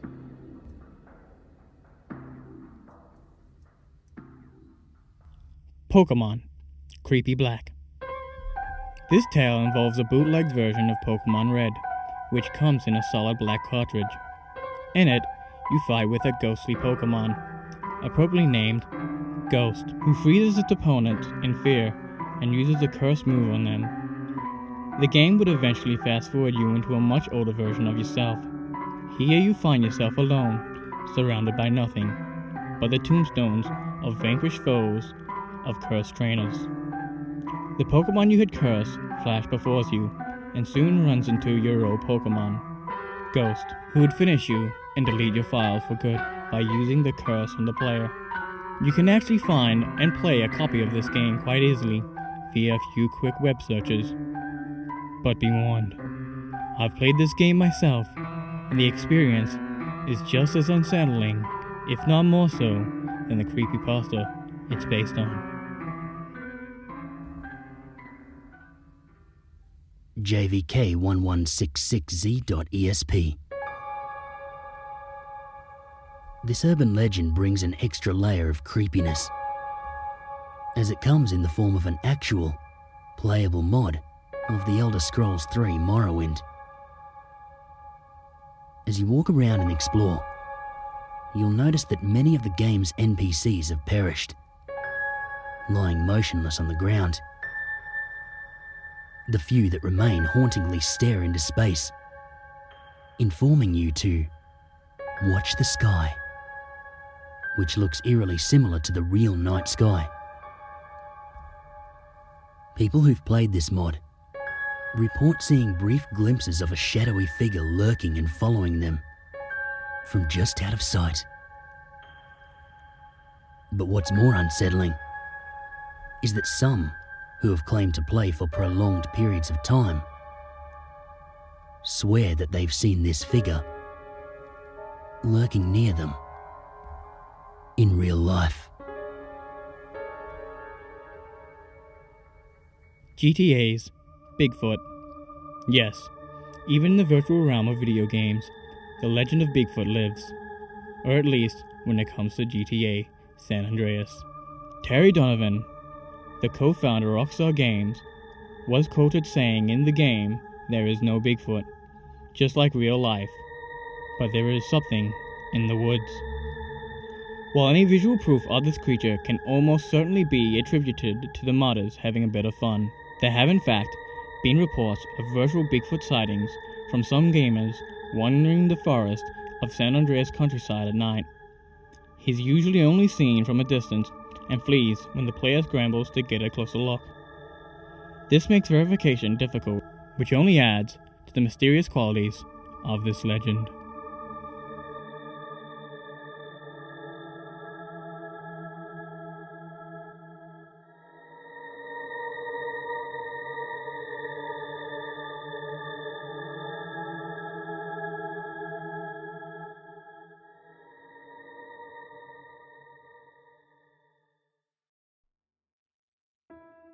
Video game creepypastas have become somewhat a cliche nowadays, beginning with classics such as Sonic.exe or Pokemon Cursed Black. The genre has exploded in popularity over the years. Nowadays, there are so many out there, you don't need more than 5 seconds in a search engine to find some kind of creepypasta based on your favorite game. But this isn't just a one-way street. It didn't take long for game developers to capitalize on the insane popularity that creepypasta experienced back in the day. So, for today's video, we're rounding up the top 10 video games based on creepypastas. Every game on this list, you can find and play a copy of yourself. We've even taken the liberty of providing links in the description. So, if you're feeling brave, you can give these creepy titles a creepy playthrough. Alright, without further ado, on with the show. Number 10. Pokemon Lost Silver. Pokemon Lost Silver is a creepypasta written by an unknown author, submitted to the Creepypasta Wiki not long before the release of the Pokemon Gen 2 remakes, Heart Gold and Soul Silver. The story goes that the protagonist, eager for the release of the refreshed games, was feeling nostalgic and decided a replay of the original Silver version was in order.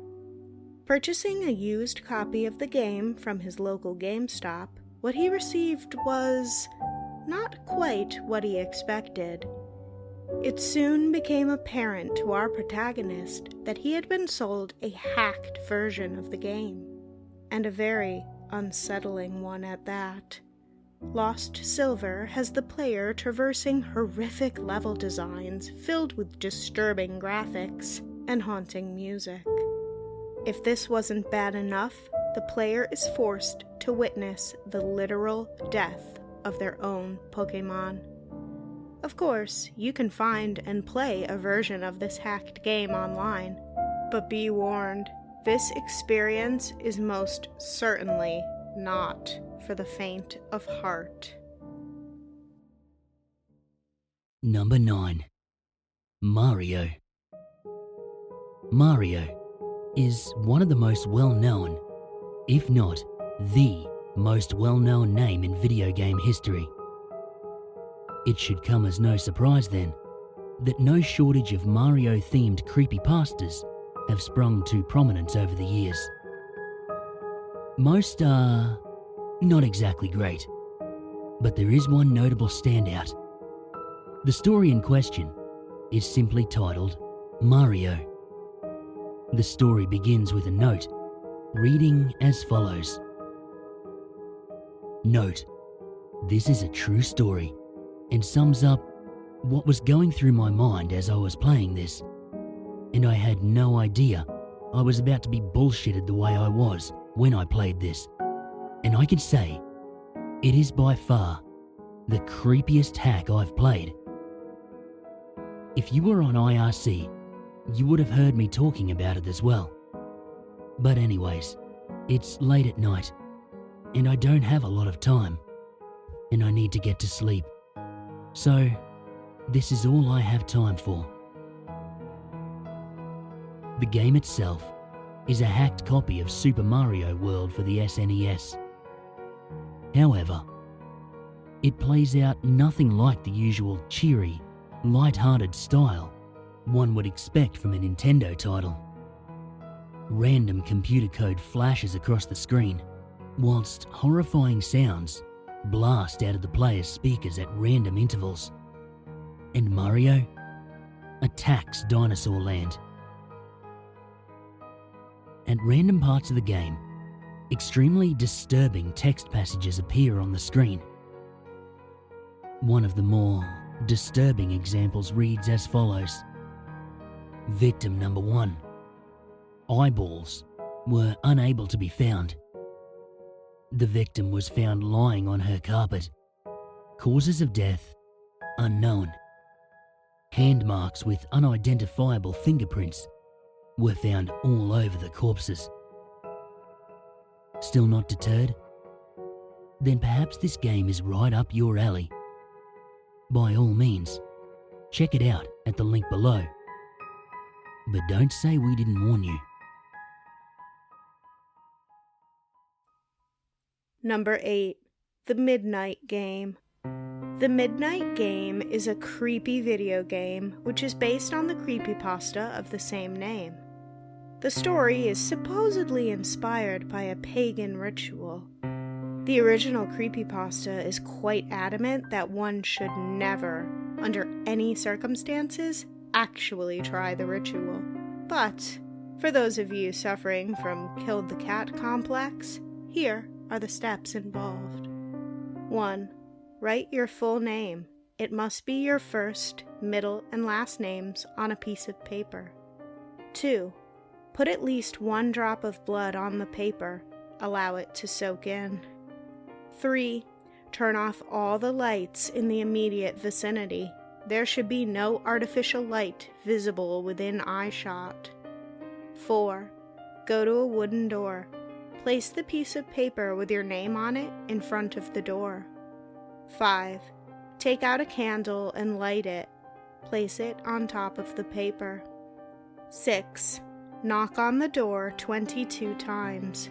Note, the hour must be midnight upon your final knock, so time this well. 7. Open the door. Blow out the candle, then close the door. 8. You have just allowed the midnight man to enter your house. 9. Immediately relight your candle. The video game based on this pasta was developed by Unicorn Studios in 2014. It eerily walks you through every single step of the ritual, right up to the summoning of the mysterious Midnight Man. Do note, this game is recommended for thrill seekers only. There's a scare hiding around just about every turn. If you're looking for a creepypasta game that can offer you a bit of a challenge, one that can be a little frustrating but also quite fun, and if you're good with traversing dark, unknown corners, each possibly concealing a heart-stopping jump scare, then this game might be exactly what you're looking for. If you'd like a safe, risk-free method of experiencing the midnight game ritual, then give this game a playthrough, as playing the midnight game in real life could very well hold terrible consequences. Number 7. Rake. The Rake is, at this point, considered to be one of the most popular creepypastas of all time. So, there's a good bet you already know all about it. However, for those of you who may be newcomers, the gist of the story is this. The original creepypasta follows somewhat of a journalistic format, retelling people's various recorded encounters with a mysterious creature who stalks its victims, typically appearing to them while they sleep. Victims of the creature quickly fall into madness and insanity, usually taking their own lives. Here is just one quick reading from the story. As I prepare to take my life, I feel it necessary to assuage any guilt or pain I have introduced through this act. It is not the fault of anyone other than him. For once, I awoke and felt his presence, and once, I awoke and saw his form. Once again, I awoke and I heard his voice and looked into his eyes. I cannot sleep without fear of what I might next awake to experience. I cannot ever wake. Goodbye. As far as the Rake's motives go, nobody really knows why it does what it does. This might explain why the story is such a big hit with fans. The mystery factor. The creepypasta is quite old at this point. However, the hype has not died down. In fact, a game released in 2012 simply titled Rake only increased interest in this classic tale. The game itself is not really anything new or special. It's an object-seeking game, very similar to Slender the 8 Pages. It begins with your playable character, armed with a shotgun, running through the forest and setting up cameras, hoping to catch the mysterious creature, the Rake. If you're a fan of the Rake, then this game is obviously a must-play. Despite the formula being a little tired and played out, the game itself is still extremely creepy and will have your heart pounding right up to the very end. Number 6. Sonic.exe. Sonic.exe, another classic creepypasta, is a story about a hacked Sonic the Hedgehog game, originally penned in 2011. The creepypasta, as we know, became an overnight classic. Over the weeks and months to follow, it would spawn countless fan art, discussions, videos, and of course, a game. The story details a mysterious package being sent to the protagonist, with an ominous message attached, reading as follows. Tom, I can't take it anymore. I had to get rid of this thing somehow before it was too late, and I was hoping you'd do it for me. I can't do it. He's after me, and if you don't destroy this CD, he'll come after you too. He's too fast for me. Please, Tom, Destroy this godforsaken disc before he comes after you too. It's too late for me. Destroy the disc, and you'll destroy him. But do it quick, otherwise he'll catch you. Don't even play the game. It's what he wants. Just destroy it. Please. Kyle. So, after such a strongly worded warning message advising our protagonist of the life or death stakes of playing the game, what do you think our protagonist does? Plays the game, of course. From the outset, it's obvious that this is no Sonic game like Tom has ever seen. He plays as Sonic, Tails, and even Dr. Robotnik, running through the horrific level designs and watching as a demented Sonic torments our beloved characters. The story skyrocketed in popularity, and the hype continued to grow until an actual playable version of the game was developed by Mist Crimson in 2012. The game follows the original creepypasta to the letter. Seriously, it's impressive how accurately they executed this. If you're up for a playthrough, make sure you give the original creepypasta a read beforehand. It really adds a whole new level of unsettling to this already creepy experience. Number 5. It Moves. Bedtime is an epic creepypasta by well-known author Michael Whitehouse.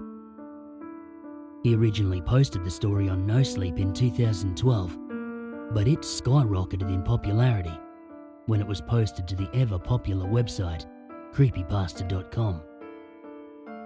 The saga tells the story of an 8-year-old boy and the horrific things that follow him into his dreams. Since the popularity of this story exploded, it was only a matter of time before somebody made a game out of it. It Moves is a game that was developed by Snow Owl in 2014. Unlike a lot of the entries on this list that rely on gore or jump scares to get by, It Moves is a truly remarkable game. It's not a game you play to scare the crap out of yourself for a few hours and then forget about, but rather, the scare factor slowly creeps up throughout the game, much like in the story itself. It's also a game that stays with you and remains memorable long after your playthrough. The game is very well known, having become a bit of a cult classic not just within the creepypasta community, but the horror community in general. It experienced a massive surge in popularity after the famous Let's Player, Markiplier, played the game on his channel. If you're a fan of the creepypasta Bedtime, or just a fan of creepypasta, or heck, a fan of horror or horror gaming in general, then take some time to check it out.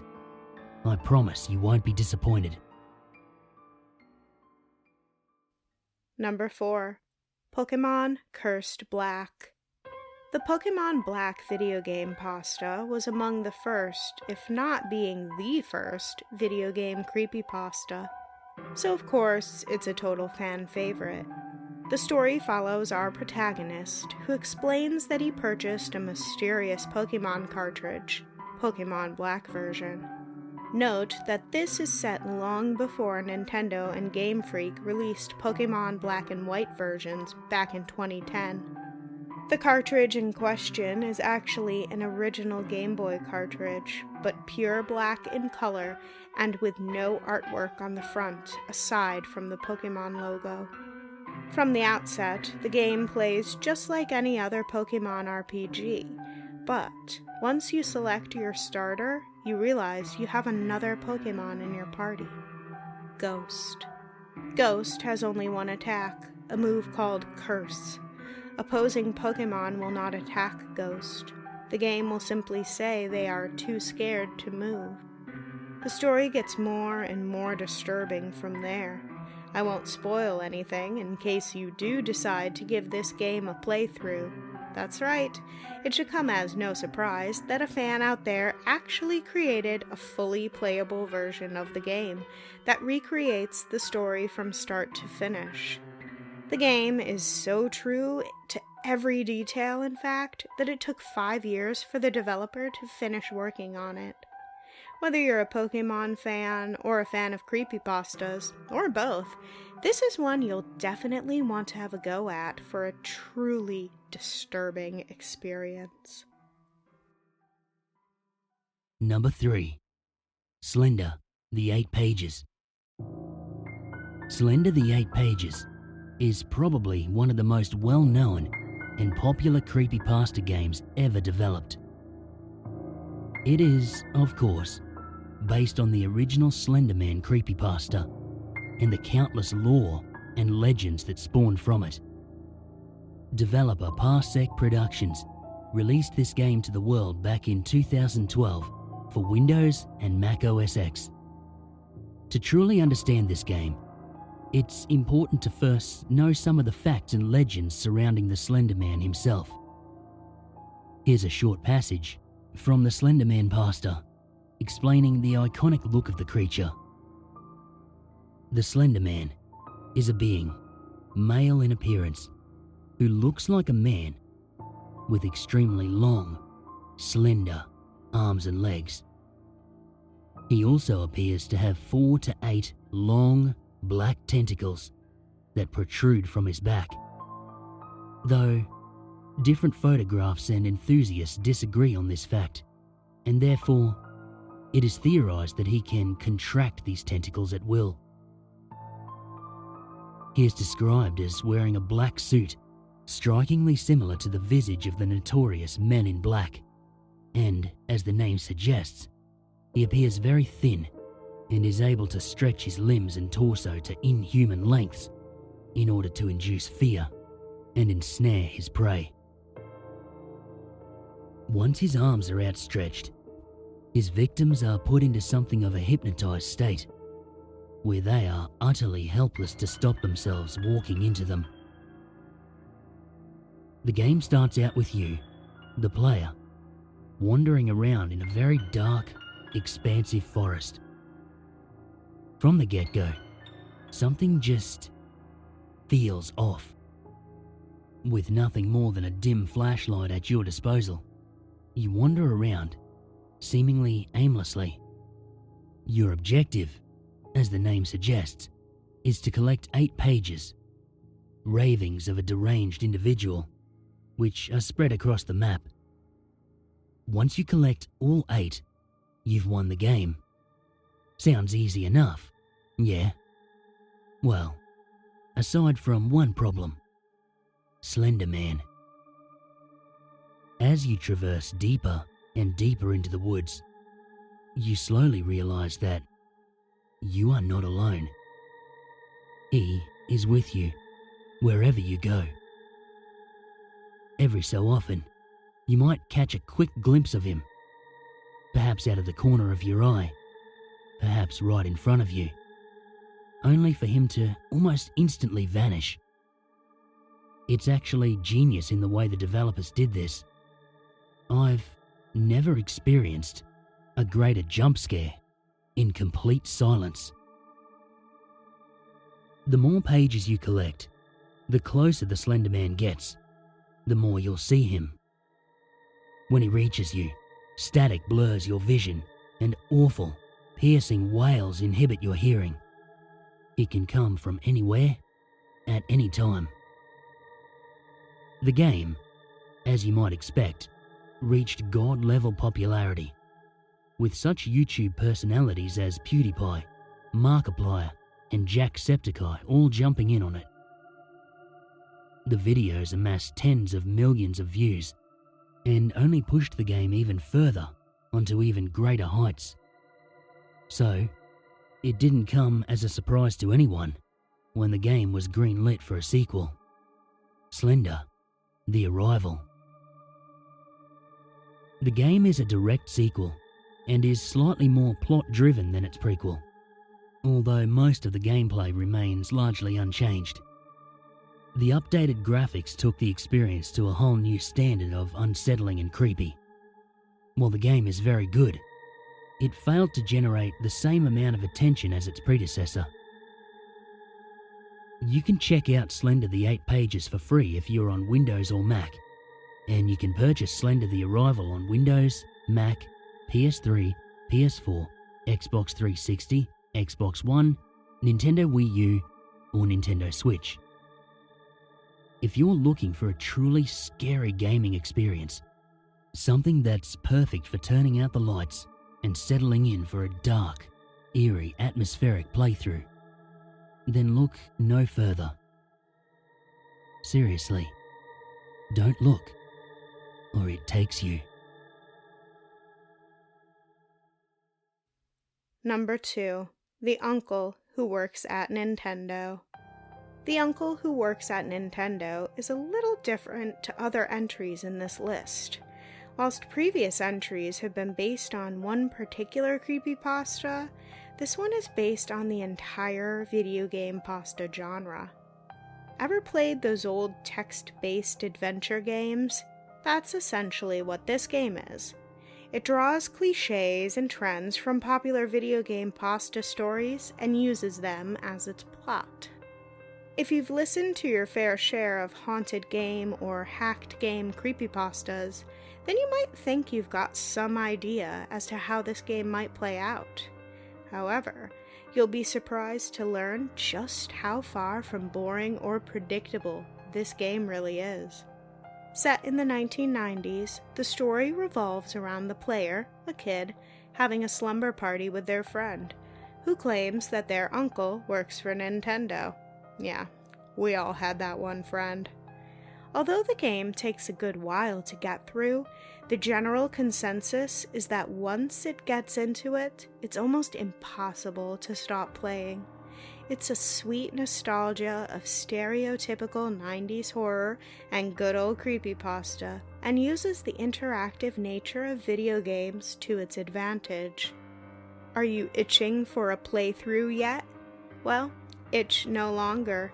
The game is 100% free to play online. As with all other entries in this list, you can find the link in the description below. Have fun. Number 1. SCP Containment Breach. Coming in at number 1 on our list is SCP Containment Breach. I feel that out of all the creepypasta-based video games out there, this one offers the best all-round experience for gamers. Some may argue that SCP and creepypasta are not the same thing, and that this game doesn't belong on this list. I beg to differ. Creepypasta and SCP share a great deal in common, and have gone hand in hand for well over a decade now. To not include this game on the list would be a travesty. So, with that out of the way, what is this game? Well, for those of you who are new to SCP, here's a basic rundown of what they are. An SCP is an individual, entity, location, and/or object that violates natural law. The SCP Foundation is a group of people who are responsible for locating and containing these individuals/things. But what happens when they escape? That's essentially the plot of this game. You play as a Class D personnel member in first person as you attempt to escape from an underground research and containment facility operated by the SCP Foundation amidst a total containment breach of its hazardous anomalies. During the game, you are pursued by numerous hostile NPCs. This makes for a truly terrifying experience. You don't know fear until you're walking down a dark hallway. Only the sound of your own footsteps and heavy breathing to be heard. Not knowing when a shadowy figure or a hairy monster or a teddy bear looking thing is going to appear around you. Created by Finnish developer Jonas Rakkonen, with assistance from Third Subdivision Studios, the game first launched in 2012, whilst receiving its stable release only 3 years ago, in July of 2018. The game launched to generally positive reviews. Gaming website Rock Paper Shotgun describes it as Warehouse 13 without the quips and the quirks, but with a lot more panic, screaming, and hiding from creatures made of teeth and wire. If you're looking for the most in-depth, unsettling, immersive creepypasta-based video game you can possibly get your hands on, then this is the one for you. Be warned though, this is not one you want to play with the lights out. Unless you're feeling very, very brave.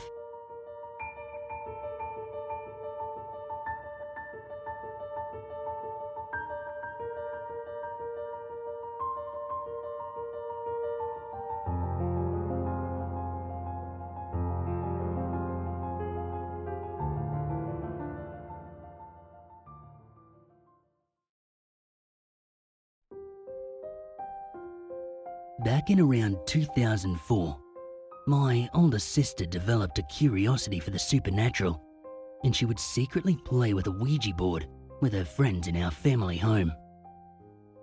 My mother had a few disturbing experiences with a Ouija board, and she did not approve of my sister playing with one.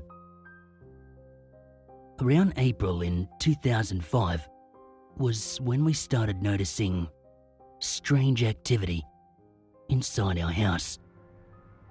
We would wake up to broken plates and cups in our lounge room, things missing or turning up in strange places. We would hear tapping and doors opening and closing late at night, with no possibility of anyone being anywhere near those said doors at night. In October 2005, the activity increased. We would hear our names being called by disembodied voices, music late at night, objects being moved around right in front of our eyes. We would catch glimpses of shadow people moving around the house and even being touched or grabbed in our beds. I recall an incident where my brother claimed to have been slapped in the face when he walked into the bathroom late at night. He also claimed to have seen a floating figure coming towards him one night. In November of 2005, I saw something that I am still scared to talk about even today. Because my 4 siblings and I were too scared to sleep in our own beds by this stage, and our stepdad worked nights, my mother would put us all in one room with her. I was on a blow-up mattress closest to the door, and I woke up to the sound of the door opening up behind me. I didn't want to look, move, or make a sound to draw it to me, and I was hoping that whatever came through that door would go for one of my siblings and not me. So, I closed my eyes, and I tried my hardest to look like I was asleep. Whatever this thing was, it came straight to me. It knelt down, and I heard what I assumed was its bones cracking. I was frozen with fear when I felt a hand on my head.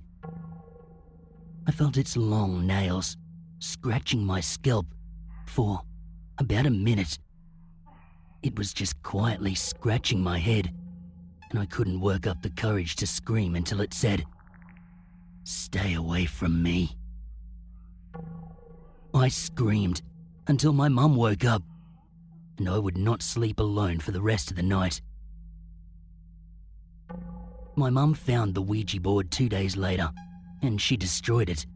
The activity died down a lot, but not completely.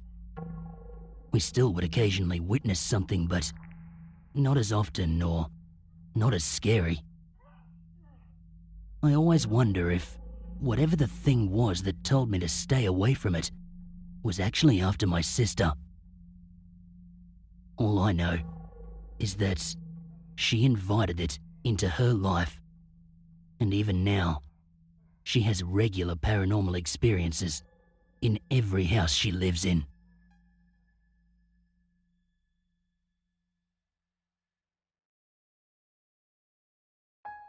I moved to Brisbane about 6 months ago, into a fairly modern-looking townhouse. At first, nothing out of the ordinary happened, and then the doors started slamming, upstairs and downstairs, sometimes all at the same time. I'd check all the windows and doors for a breeze, but there was none. Sometimes, there was actually no doors or windows open. This occurrence didn't bother me too much, as it could be dismissed. What was freaky was when the door would slowly close, latch clicking and all, only to click again and open again a moment later. Another time, I was laying in my bed with my partner, play fighting. I slapped her leg and it made a very crisp slap sound. About 5 seconds later, the exact sound echoed back. Both of us looked a bit stunned as it came from inside the room and nothing had fallen. I would also see, in my bedroom at times, this weird red mist stuff. I didn't think too much of it and just either left the room or closed my eyes if I was in bed. I only ever saw it in our bedroom. I have had many experiences with the paranormal and I just decided to accept this stuff. Now, the reason I'm writing this story is because last night I had my bedroom door open, which is not something I would ever usually do. I was laying in bed, all lights off, when I heard my stairs creaking like someone was walking up. I had my phone in hand and I took a picture of my doorway. I'll put it up on the screen now. It's very faint, but to me, it looks like an outline of a person in my doorway. I am more than fine with being disproven on this, and maybe someone will be able to tell me if it's possibly just my mind seeing what it believes it to be. From my perspective, it looks like an old man with a bald head, wearing a robe.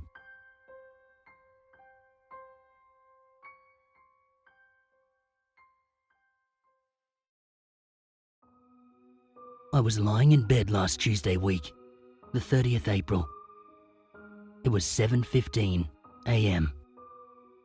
I heard, distinctly, what sounded like dog footsteps, like dog toenails, clicking on the wood, walking along the veranda behind my bed, which is up against the eastern bedroom wall. I thought that it may have been my daughter's dog, Pepper. She often drops her off here for the day while she's at work. As the footsteps turned around the north-facing corner, they then changed to sounding like a lightweight person in flat shoes with heavy heels, walking slowly, rhythmically along the veranda. I thought that maybe it was my daughter and that it was very unusual for her to be walking around the back of the house. But I thought that she might have been going that way to sneak up on her father, who was in the family room, watching telly. The footsteps walked past my bedroom sliding door to halfway across the lounge room and stopped. It was then that I felt this overwhelming feeling of fear and terror. I lay there, very still, with the covers up over my chin, not breathing. The footsteps, they came back to my sliding bedroom door and stopped. For what seemed like forever, time stood still. But I suppose in reality, it was only about 20 seconds. Then, the footsteps continued back to the corner of the house, around the eastern corner, and then I couldn't hear them anymore. My sliding door was open about 8 to 9 inches, and when I looked at the opening, there was nothing blocking out the sun, as there should have been if someone was standing outside the door. I did not hear any footsteps coming up or going down the wooden steps which lead to the garage.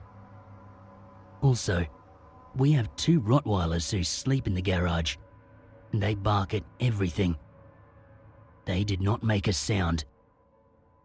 We have a metal gate and chain that you have to open to enter and leave our property, and no matter how hard you try, you cannot open it or close it without rattling the gate. I did not hear that gate being opened or closed.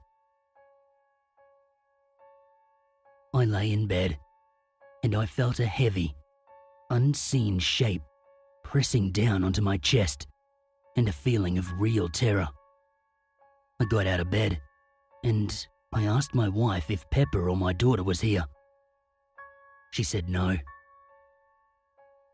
I texted my daughter just to see if she had come over, and she also said no.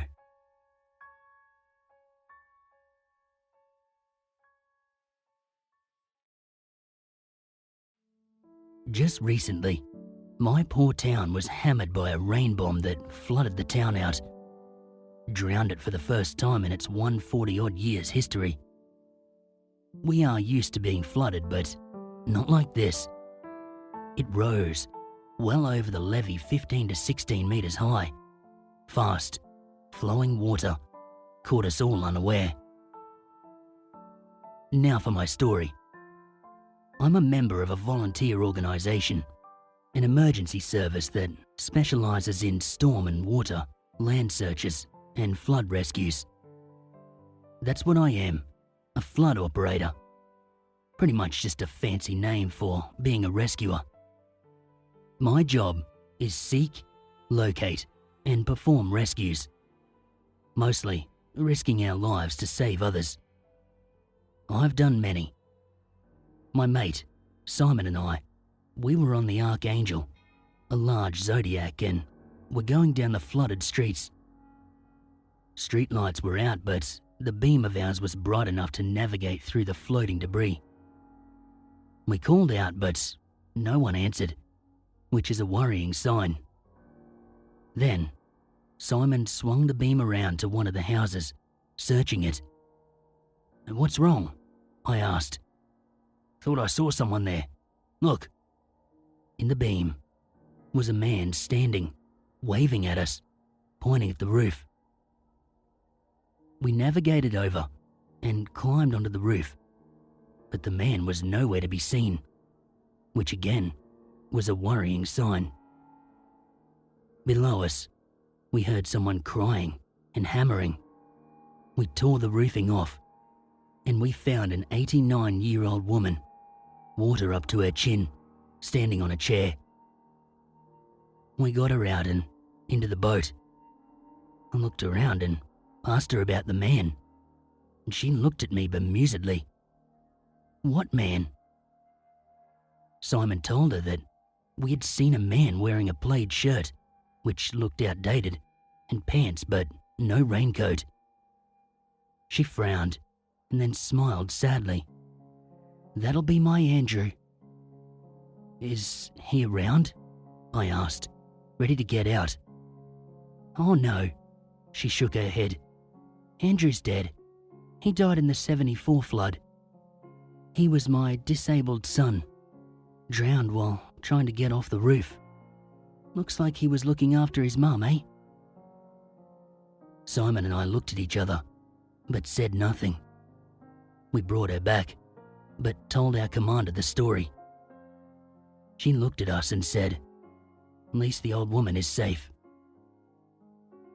That night, we went back out and saved a further 20 lives. But the man on the roof will always stay in my memory.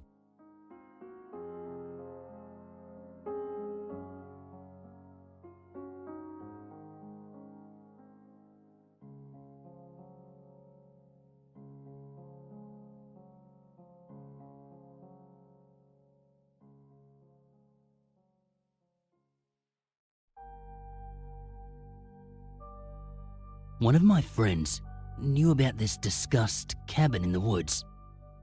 It was built on the edge of a river, on a kind of a sandbank. There had been a decline in the popularity of hiking and outdoors activities in the area due to a tragedy. It was practically deserted. So, me and 4 other friends, we seized the opportunity. We planned to go and hike in that area, and we thought that we could use it if no one else was.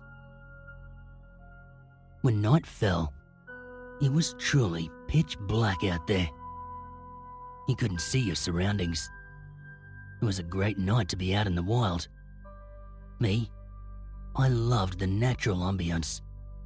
There was the constant trickle of the river, mixed with the trill of insects. We heard what we thought was the sound of fingers drumming on the window pane. There was a nearby willow tree, so we assumed it must be the sound of a branch or something being dragged by the wind against the window. The lights were off early that night. We were all tired from the hike. Most of us were asleep in our own spots. It creaked now and then. There was the noise of people rolling over in their sleep. And, of course, with 5 men in there was definitely some snoring. But, other than those noises, it was a quiet night. We were miles from any city, town, or main roads. I couldn't sleep though. I was tossing and turning all night. We hiked and slept outdoors all the time. I don't know why I couldn't get to sleep that night. I had this unpleasant feeling in the pit of my stomach. I constantly felt like something was about to happen. I quickly found out what was causing my unease. The sound of the willow tree colliding with the window. It was getting louder. I listened closely and focused on the sound. It sounded to me like it was hitting different parts of the window. And then, it sounded like it was coming from the other window. There were 2 windows on the cabin, but they were at opposite ends to one another. I didn't remember there being trees outside of each window. I felt my stomach tighten with that realization. There was some kind of regularity to the sound as well. It didn't match the gusts of wind anymore. It was a steady, tapping sound now. It was no longer the sound of branches dragging.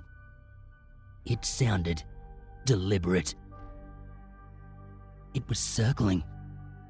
The sound of those taps and knocks was circling the cabin. I sat up to try and identify the source of the sound. I couldn't place it because the cabin was not at ground level. I couldn't look out from the window from my sleeping bag. I needed to open the door. I knew that I would not be able to sleep unless I checked this out. I tiptoed over so as not to wake the others. I was still thinking I was being paranoid at this point, and I didn't see the sense in waking up my friends with nothing confirmed. I slowly opened the cabin door with impeccably bad timing. For as soon as I opened that door, I came into contact with the source of this circling tapping. There was a young woman with long, messy dark hair grinning at me. She was barefoot and wearing a nightgown. She was covered in mud. I screamed to my friends to wake up, and they did. She'd been tapping the windows, and she was just standing there, smiling at me. I instinctively shut the door, but we really had no other choice but to wait until morning. We had no cell reception in the cabin. We couldn't call the police. We later found out that this young woman was the daughter of the owner of the land that we happened to be trespassing on. and she had done this before. I started to think back to that tragedy that happened around here. I think it was a missing person case or something. I wondered if she was something to do with it. I think we had a close call that night. She didn't know how she got there, apparently.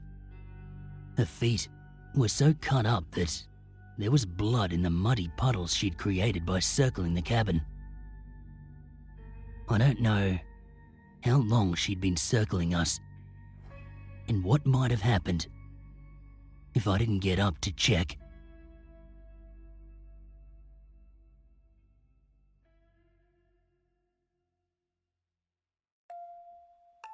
I heard this story from one of my mountain climbing friends. He is really into mountain climbing, and he has climbed and conquered many in his time. I am also part of the same club as he is. He told me about this one climb he did, where he had to pay at the parking spot a kind of toll to climb. He said the guy who he paid took down his address and information in case of an emergency. He arrived at 8 a.m, which is way later than usual for him. He was climbing alone that day, and he was preparing himself. The elevation was high, but since he knew that he would be starting late, he decided before arriving that he'd spend the night at the summit. The guy who took payment from him told him that there was an unmanned cabin up there, which he would be more than welcome to use. He liked that idea more than his tent. He felt like, because of that, he could really take his time and enjoy the experience. He climbed to the summit without incident and took in all the gorgeous views. He was the only one at the summit, and the cabin was empty. He brewed some coffee, looked out over the mountains at nature's splendor, and watched the sunset as evening arrived. It began to get darker and chillier, so he headed into the cabin. He'd brought some alcohol with him and had a little drink while preparing dinner and listening to the radio. He was understandably very tired after dinner, so he decided to head to bed and get some sleep so that he could start his descent early in the morning. He turned off the lantern and the cabin was plunged into darkness. He said he had had no issue falling asleep due to how tired he was. In the middle of the night, he awoke to a strange sound. It sounded like the door was rattling. It spooked him a bit, because when he checked the weather forecast, it did not seem like it was going to be a particularly windy night. He listened closely to the sound, and he soon realized it was not the sound of the wind. It was something else. It sounded to him like the sound of someone trying to open the door, and the sound of people walking around. You know when you're in the dark and you're groping for something, like the door handle? He said it sounded just like that. A quick look at his watch told him that it was way past 2 a.m. He didn't think that another climber would be attempting the mountain at this time of night, especially not in the dark. Could there really be someone out there that late? I know that some mountains are connected by ranges, and you can hike or climb from one to another. But this mountain, it wasn't like that. For one, you needed to pay the toll at the parking lot.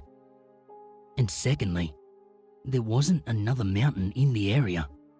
It was just one mountain with one climbing route.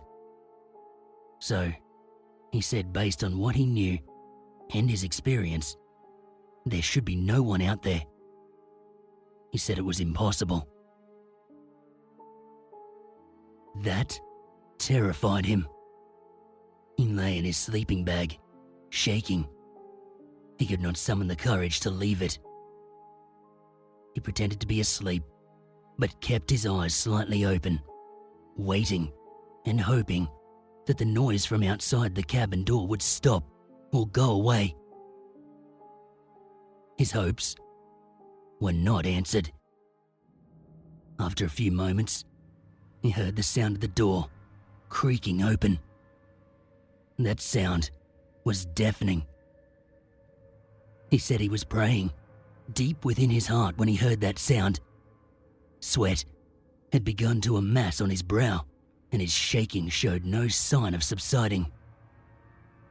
He opened his eyes slightly wider, and he said that he saw 4 figures by the door, illuminated by the light of a shadowy moon.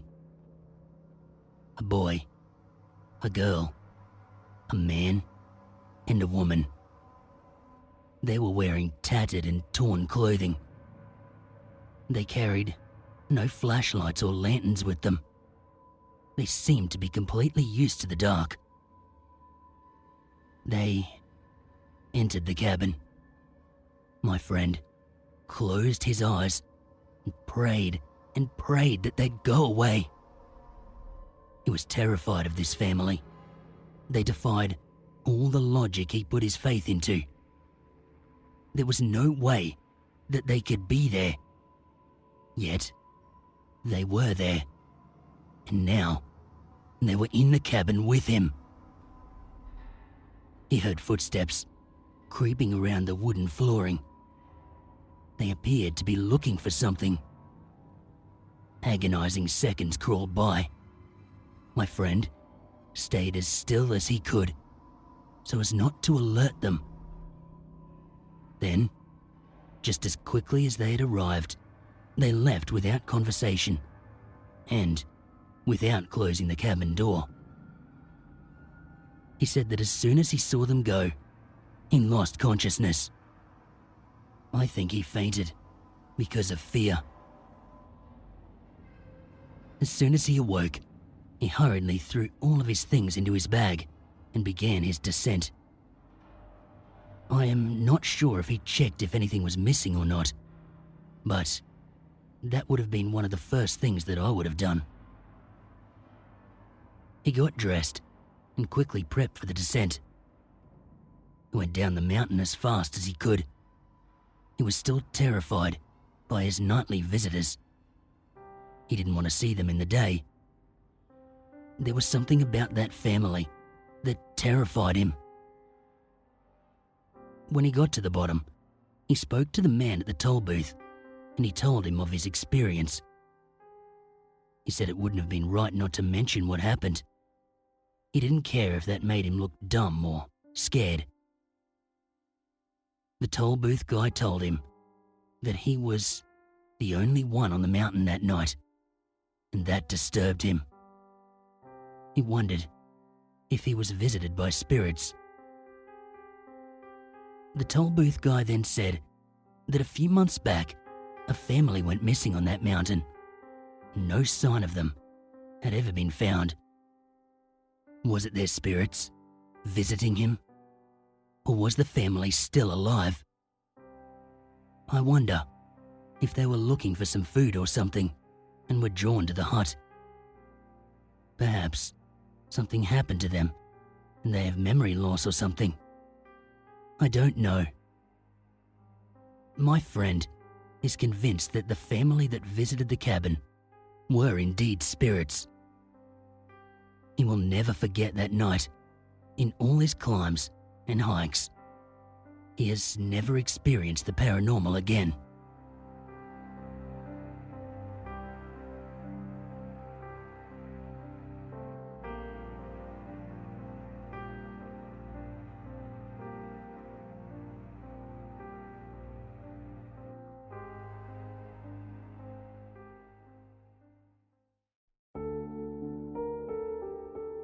My story takes place in the late 1970s, around 1978, when I was 10. I went to a small country town Catholic primary school that was taught by nuns. It was an old school, maybe dating back to the very late 1890s, as it had an old church on the hill, now torn down, old classrooms, which we'll get to in a few seconds, that were made from solid Australian hardwood like red gum and rosewood as well. The floors were made from teak. It was a Friday afternoon, and I was going to spend a weekend with my best mate Luke. This was just before he and his family moved out to their big old farmhouse, as they had a house in town. Yeah, pretty wealthy farming family they were. Luke and I, we planned to break into the school, which was simply just walking through the gate that led into the school. One of our mates left one of the doors to the classroom unlocked. So, Saturday morning, Luke and I rode up to the school, him on his bike and me on his sister's bike. We dumped the bikes in a clump of lantana, then we went in. The door was indeed unlocked, and in we went. We ran amok. We hid the cane behind the curtains. Took the teacher 6 months to find it. Then, this is where things started getting kinda weird. I still have dreams of this classroom. Luke mucked around on the typewriter, while I decided to go into the other classroom and felt as if I just walked into a classroom filled with unseen kids who wanted me to leave. Many years later, I had the same feeling as I walked into a deserted office.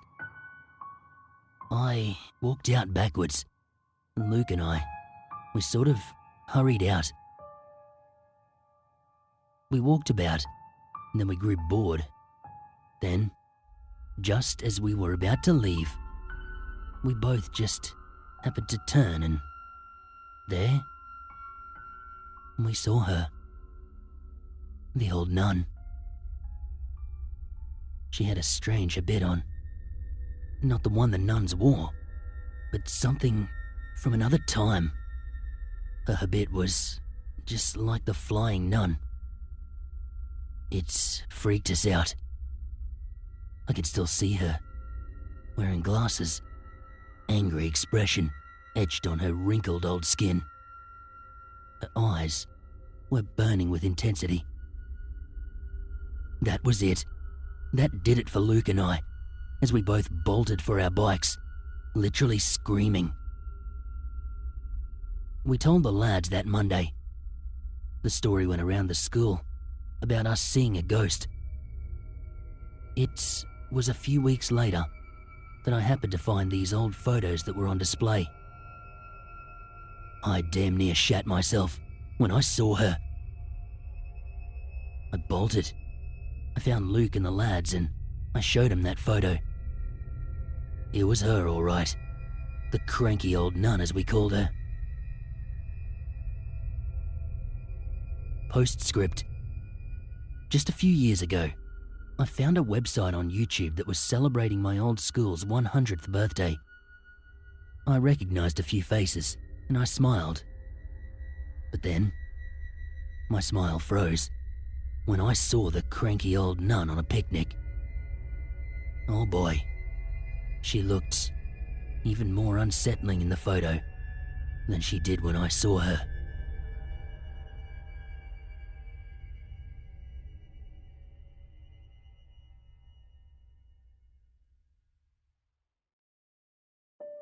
This is a story that goes back to the late 70s. My friend's family, they owned a huge amount of land that included owning half of a mountain. This property, it used to be an old banana growing area that once dominated the hillsides of this area. The name is withheld. So, you can imagine the impact it had on the environment. All the chemicals that were used on spraying bananas with, soaking in the land and waterways and creeks. Luke and I had already had a spooky experience. See, the old nun. So, we were not new to this stuff. Luke's dad, Jim, warned us about heading out into the back blocks where there's king browns and yellow-bellied black snakes lurking about. But we were pretty savvy about the bush. We were going to camp in the scrub, no more than about 3 k's from the main house, or a couple of days, explore the region, do some yabby fishing, or basically just mucking around, having an adventure. Luke told me that we're staying in an old abandoned packing shed. It was a banana packing shed in its past life, when the Italian POWs were working the land. A good lot stayed behind and married into the local community or into the local Indigenous. Luke told me there's also an old graveyard close by, with some of the POWs buried there, ones who were bitten by snakes mostly. That excited me. We got to the old packing shed. It was a corrugated iron tin shed, rusting but still sturdy, as in strong. We managed to somehow get the door open by bashing the old rusted lock off with a rock, and we were hit by the stench of enclosure. Inside, there were still steel tables bolted to the floor, coated with spider webs and years upon years worth of dust. There were some old tools, rusted beyond repair, but still fascinating to find. We swept the floor clean so we can unroll our sleeping bags, unpack our gear before going outside to explore. The day was getting rather late as we wandered about. At one point, I got a strange feeling of someone watching. I didn't tell Luke, just in case he called me a wimp, so I just stayed quiet. "That track there," Luke said, pointing to a trail that snaked into the scrub. "That's where the boneyard is. Check it out in the morning, eh?" I agreed, and then I had to ask, "Hey, is there anyone else living around here?" "Yeah," he says, "just the local Indigenous. They camp by the creek a few days, do a bit of hunting. Dad doesn't mind. They look after the land while they camp there." "Are they around at the moment?" He shook his head. "No, they normally come around the end of winter. Why's that?" I told him. Then he looked around quickly. "I think we should head back to the shed," he said. And so, we did. That night, we settled down, had our dinner, lukewarm baked beans and soggy toast. Luke brought along a pack of cards, so we sat and played a few games. It started to rain, but we weren't bothered. We weren't going to be cut off by the flood, for we were located on a hillock. We really weren't that far from Luke's place. His dad could come in the four-wheel drive and pick us up if it did become bad. It was coming on to 10 o'clock, and we were both ready to retire to our sleeping bags, when suddenly, we both heard it. At first, we thought it was the wind, but the more we listened, the more it became human, or inhuman, I should say. We heard what sounded gruesomely like people getting slaughtered. We heard women, young men, all screaming. We heard what sounded like gunshots and men laughing, dogs barking and growling, men shouting, and all at the same time, rain battered at the shed, wind howled. This kept up for a half hour. The screaming, crying, shooting, shouting, laughter. And then, it faded. We sat there, listening. All we could hear was the cane toads croaking and some nighttime frogs somewhere also croaking. The next morning came, and it found two very sleepless boys, scared out of their wits, rushing out of the old packing shed and making our way back home. We went over and over the scene again, making no sense of it. We kept that to ourselves until a few years back, I went into Luke's father's funeral. We got talking, and the incident came up. He told me the story about what we both heard that night, something his father, Jim, told him, as well as researching over the years. What we'd heard that night were the echoes of time, a massacre of Indigenous people by white settlers. It was all over the death of a cow that was found dead, so these white farmers got together and got pissed as judges before going out and shooting dead over 60 innocent people. As it turned out, the cow had died of old age. The men who did the killings were never brought to justice, and the bastard's ancestors are still living in the area. This happened in 1921. Luke and I, we heard the past screaming for justice. Luke and his siblings, they sold that land back to the local Indigenous Land Council. They also sold the house that Luke's father built. Too much blood is soaked in that land. It weeps for justice.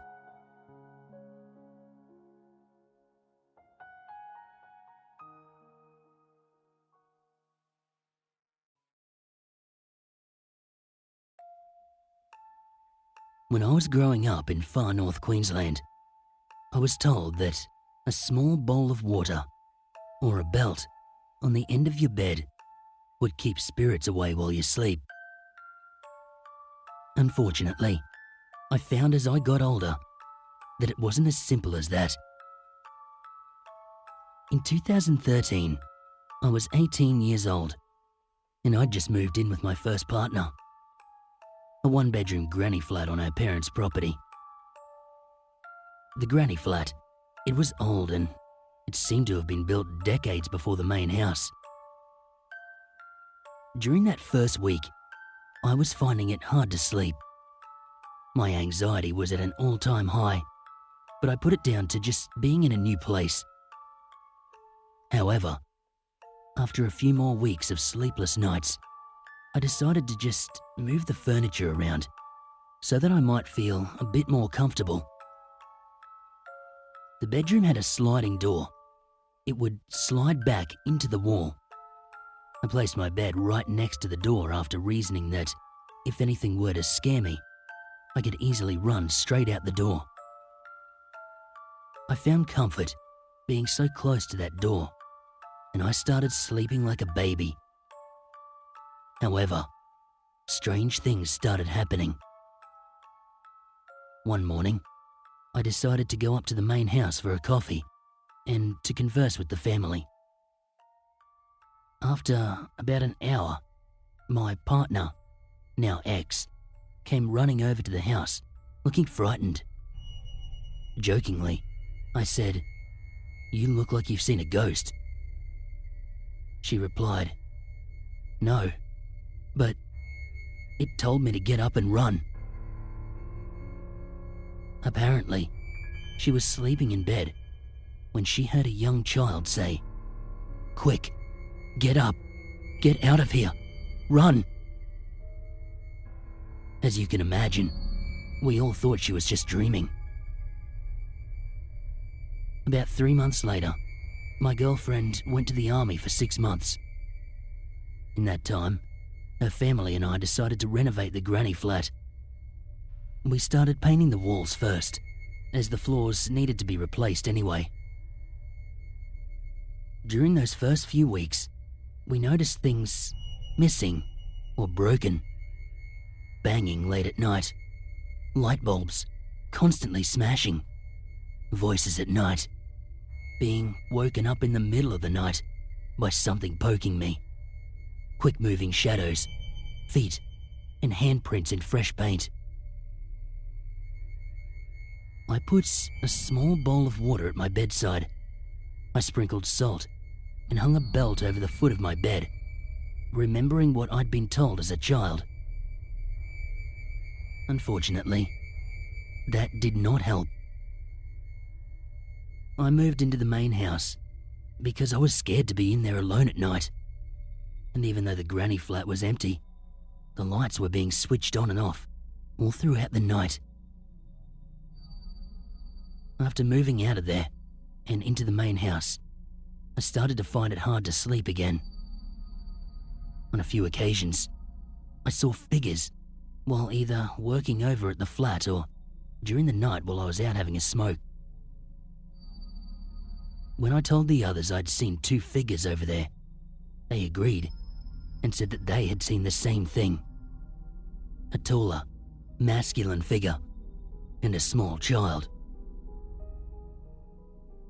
Even though I was afraid of being in the flat, I still had work to do. One morning, I decided it was time to rip up the carpets to get ready to lay the tiles.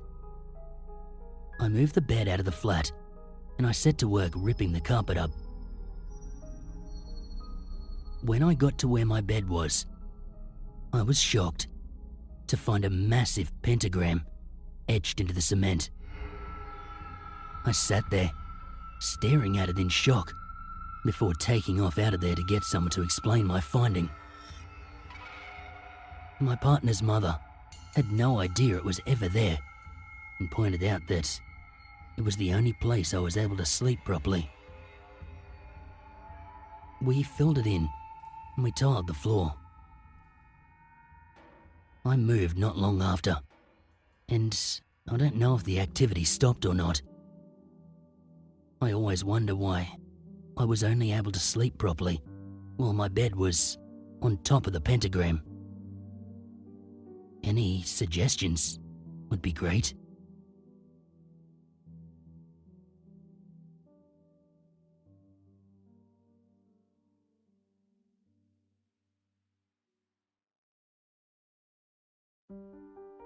I have submitted here before some short stories about some of the smaller things that would happen in my childhood home. But until this point, I could, at times, convince myself that it was just my imagination, or there were some reasonable explanations behind all the little things I noticed. However, after this event, it was a lot harder to ignore these strange occurrences. I was about 15 at this time, and I'd been home alone for about a week. My parents were away, and all my older siblings had moved out. I would usually have a bit of a hard time being alone, because something was bound to freak me out. But it was the last day, and I'd just got off the phone to my parents. They were on their way home, about 2 hours away. It was a sunny afternoon, and I was in the backyard with my dog. I was in a good mood, and I was happy nothing weird had happened while I was alone. I guess someone knew this and wasn't having any of it, because what happened next gave me serious chills down my spine, and still does. I didn't enter my house until my parents came home a whole 2 hours later.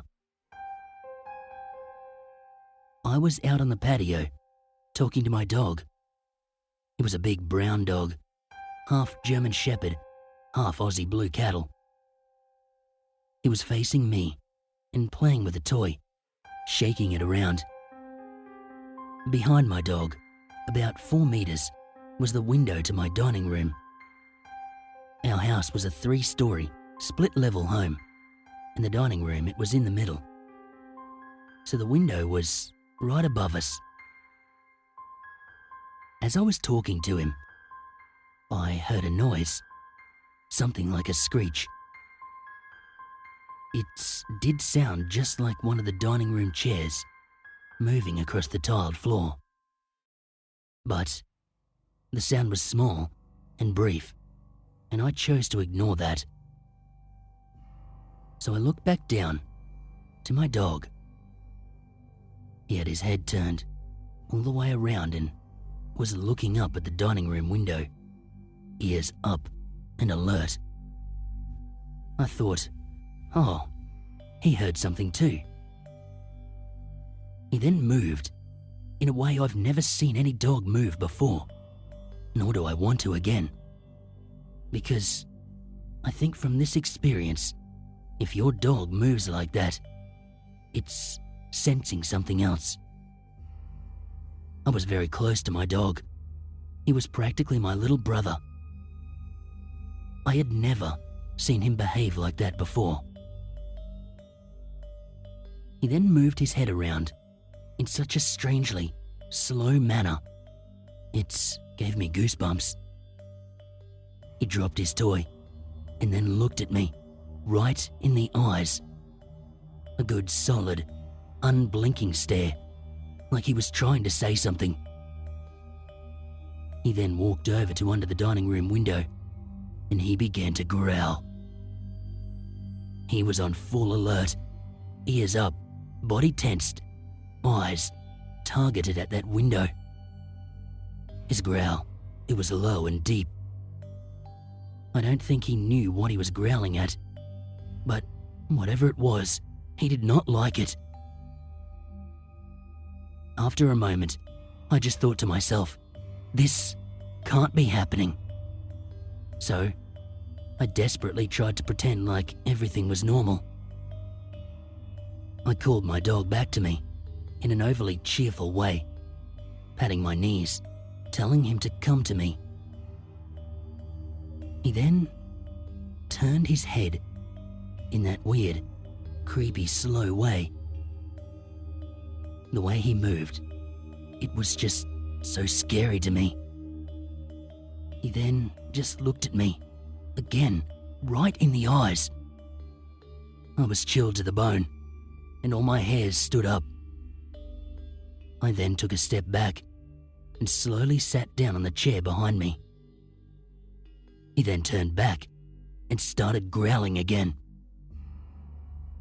He let out a few low barks, but mostly just growls. If you have ever seen a dog hunting something, or a sheepdog herd cattle, you'd know what kind of a focus my dog had. His entire body was like a statue. Nothing would distract him.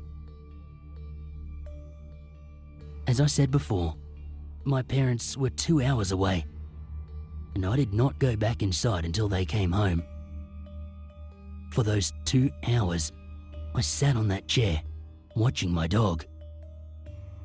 He eventually sat, and then, after an hour or so, laid down under the dining room window. But the whole time, his ears were up and alert, and his eyes were always on a target. I didn't hear any more noises, and I couldn't see in that window because there was a curtain. Eventually, when my parents came home, my mum found me in the backyard. I decided it was safe to go inside, and I went in to check the dining room. My dog and I, we had this tradition that he would always say goodbye to me at the back door. He wasn't allowed inside. He would come to me and get a kiss, and I love you every time. But this time, I went to the door, and I turned around to look at him. He was still lying down under that window, but he was looking at me, and then back to the window, and back at me, crying a little, as if to tell me, I really want to do our thing, but I can't right now. I understood. I blew him a kiss and went inside. I checked the dining room. Everything looked normal. I then looked out the window to my dog. He had now left his post, so I guess he was on guard until he knew that I was safe.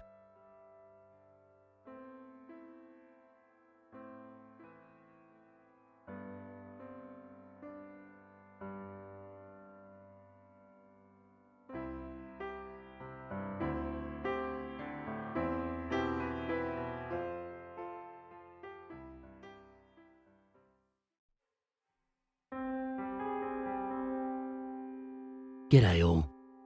Not sure if this fits with the theme here, but here's my story anyways. You be the judge. I think this must have been about a decade or so ago. I grew up in Kempsey, smallish little town about halfway between Coffs and Port, and a little ways inland. There's some really great camping around those parts, with the Mackley River going through there.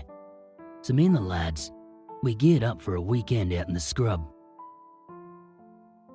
We got there a little bit late, I guess, around 6ish, and we start setting up camp. We busted out the beers by this point, of course.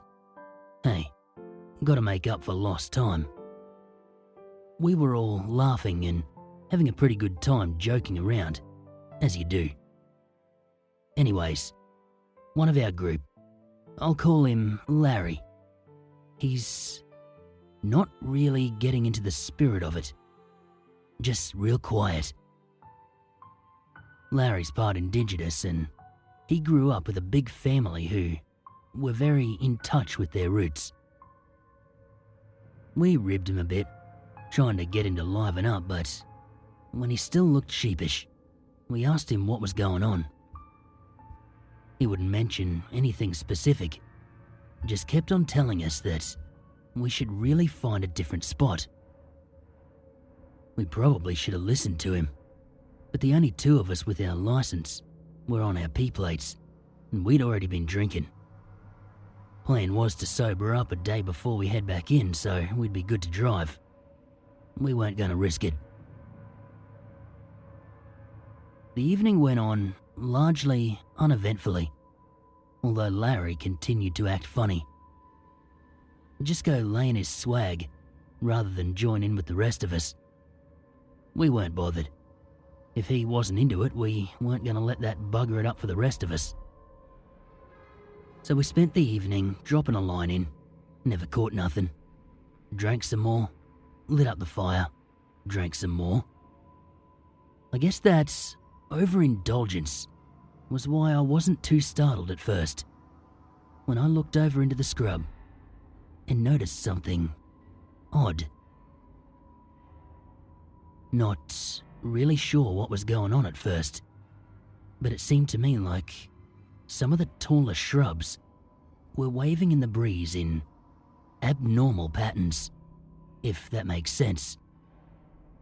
The first thing that seemed off was the fact that there really was no significant breeze to speak of.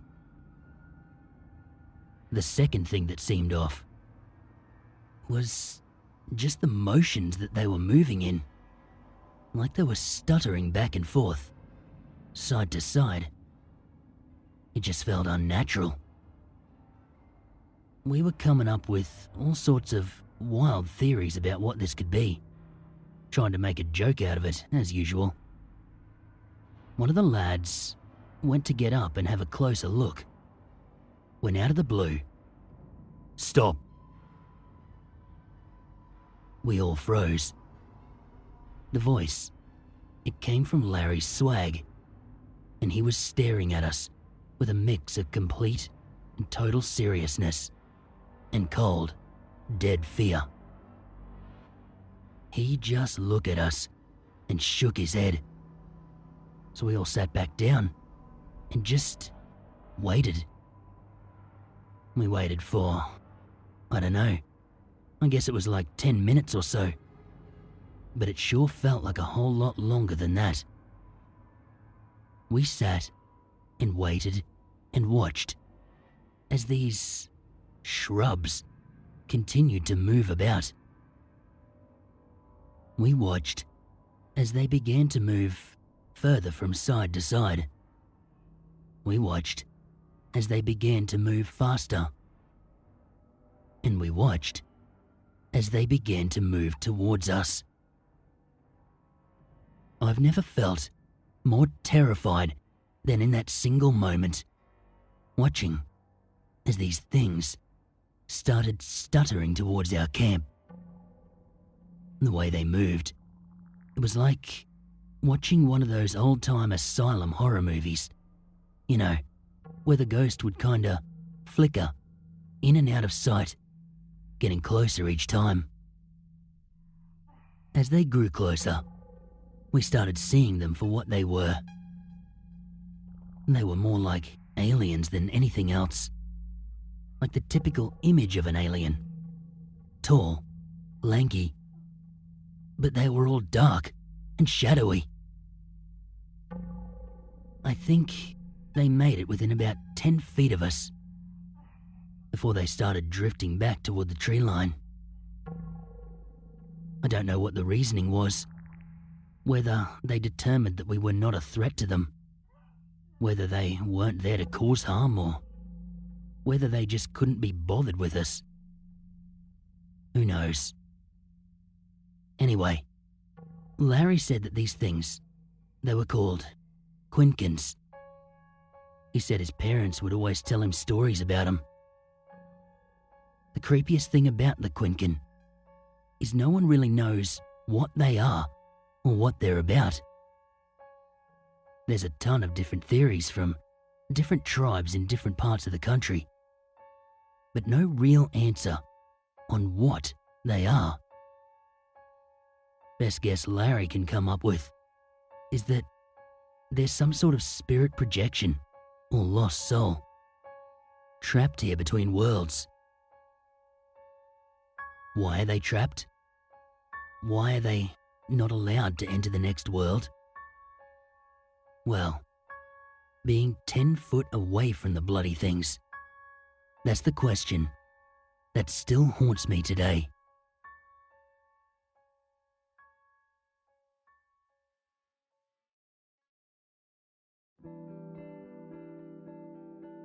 Weird sightings at Alligator Creek. And I don't mean the alligators. There are none. I don't know why they call it Alligator Creek. We don't even have alligators in Australia. Anyways, listen.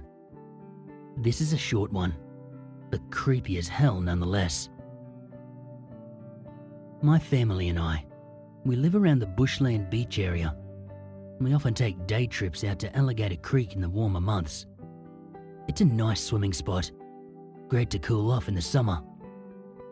So, my brother and I, we're doing what we normally do, just kind of floating around in our tire tubes and chatting, just staring up at the sky and letting our minds drift. I guess our minds were not the only thing drifting, as when we looked up, I didn't recognize anything around us. Sure, the surroundings were the same. It's all bushland and rocks. But the familiar landmarks and geography, they were completely gone. We had drifted, I don't even know how far downstream, and we were freaking out. Not because we didn't know the way back or anything, obviously just follow the water back up, but because it was getting close to sunset. And just because there's no gators in this creek doesn't mean there's no dangers out here in the bush. Snakes, dingoes, heck, you never know when you might encounter a salty. We had no clue how far downstream we'd gone. So, first things first, we got ourselves out of the water just in case.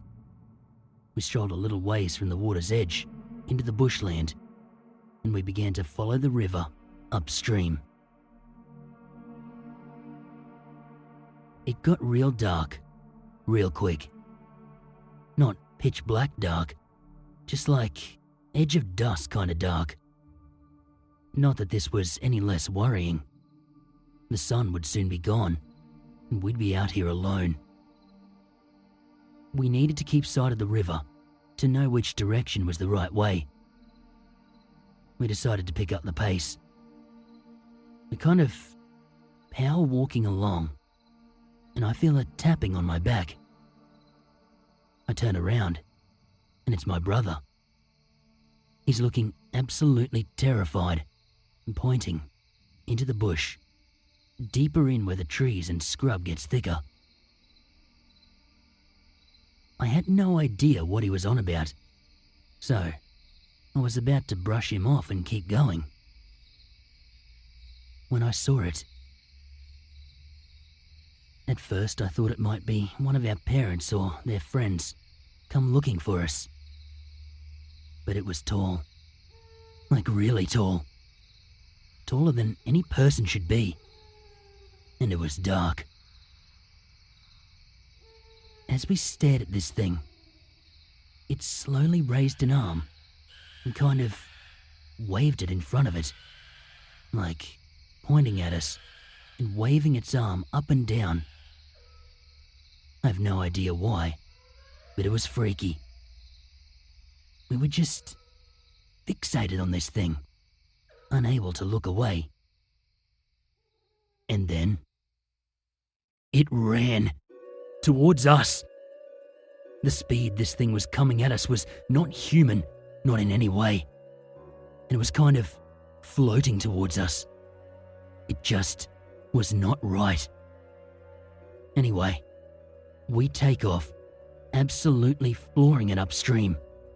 No care to watch out for snakes or whatever else anymore.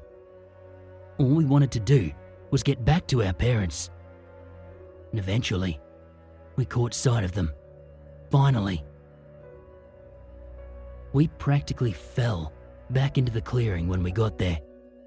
Panting, exhausted. Our parents asked what was going on and why we were playing games with them. They were angry, saying something like, "It's the 5th time they've asked us to come out of there." We were genuinely confused. We asked them what they were talking about.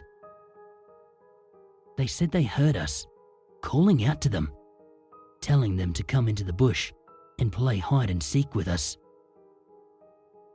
We had done nothing of the sort. We never yelled out to them or anything on our way back. But obviously, something had.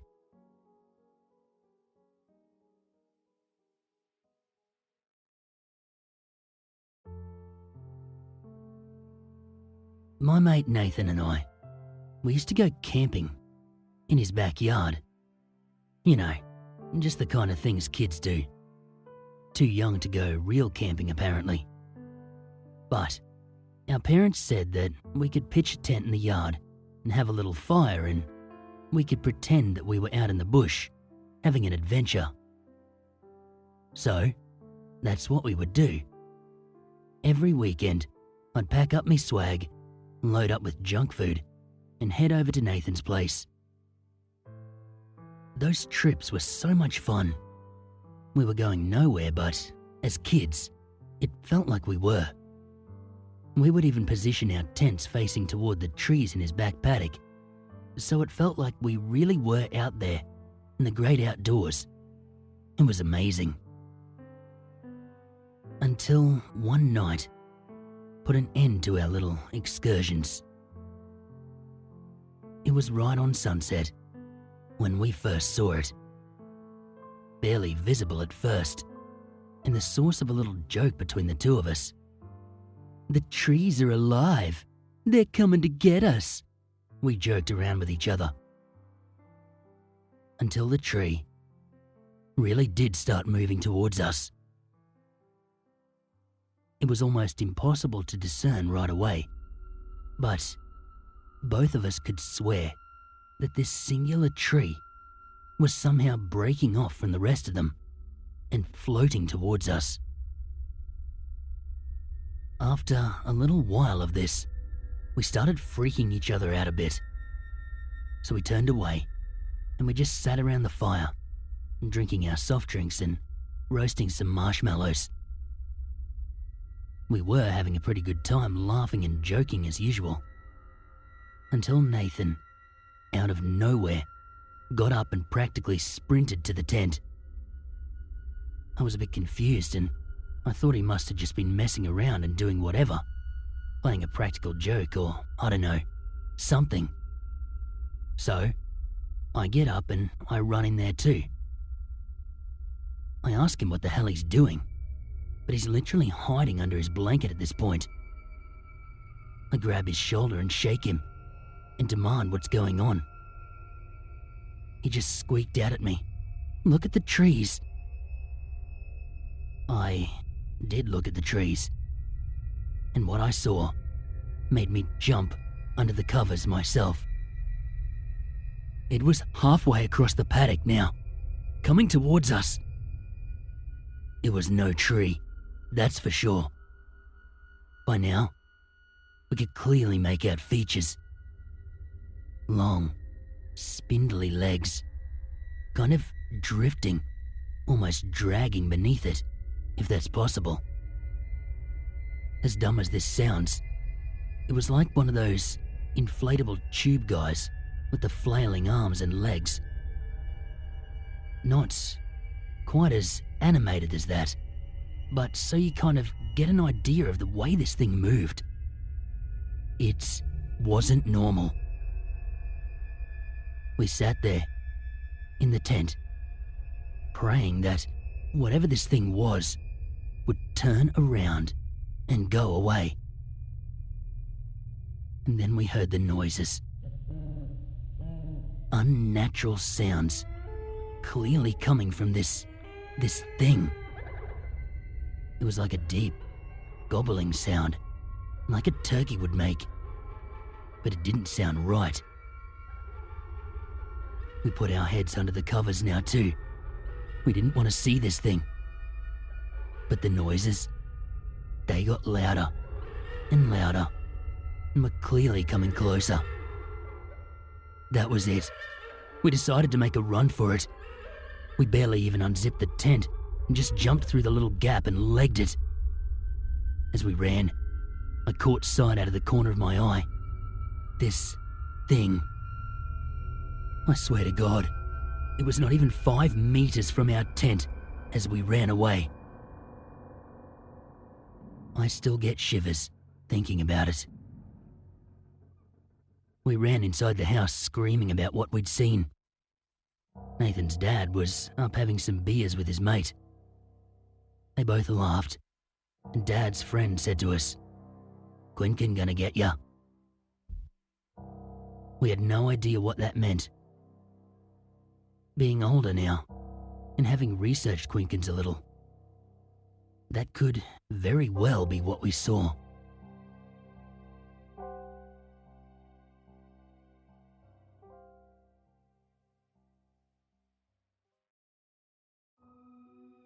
I'm not sure if what I saw was any kind of cryptid or ghost, but what I do know is that it was not normal or natural in any way. Whether it was a figment of my overtired mind or something very real, I guess I'll never know for sure. It was early 2000s sometime, I guess around 02 or 03. I was catching the train from Richmond out to Mount Isa to visit my dad. The train comes through very late at night, so by the time I got on it, it was already too dark to see any scenery, so I pretty much went straight to sleep. I was awoken around 2 a.m. in the morning as we stopped at Julia Creek Station. Tired and cranky, I almost ignored the light tapping sound on the window next to me. Almost. I thought it might be an attendant needing my attention, so I pulled the blinds open and I looked out. Nothing. No one was there. Annoyed, thinking it was some kid tapping and running away, I pulled the blinds back closed and I went back to sleep. It wasn't until about 3 hours later that the tapping noise returned and really unsettled me. As the train flew down the tracks at speed. This could not be happening. I slowly rolled up the blinds and looked out. Nothing. Well, at first I didn't see anything. You know how, as a kid, you would occasionally look out the window of the car and imagine that little guy running alongside? That's kind of what I saw. But not fun, and not cute at all. What I saw as I stared out that window were dark figures disappearing behind trees reappearing on the other side, kind of flashing in and out of the tree line, but dashing ahead, keeping pace with the train. Staring specifically at me, it seemed. I don't remember much else. I remember being terrified. I remember wondering what would happen. Could they get inside? Would they be waiting for me at my final stop?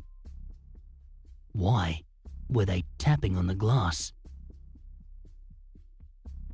I would never learn the answers to any of those questions. As the sun rose higher and higher, these figures, they faded from existence.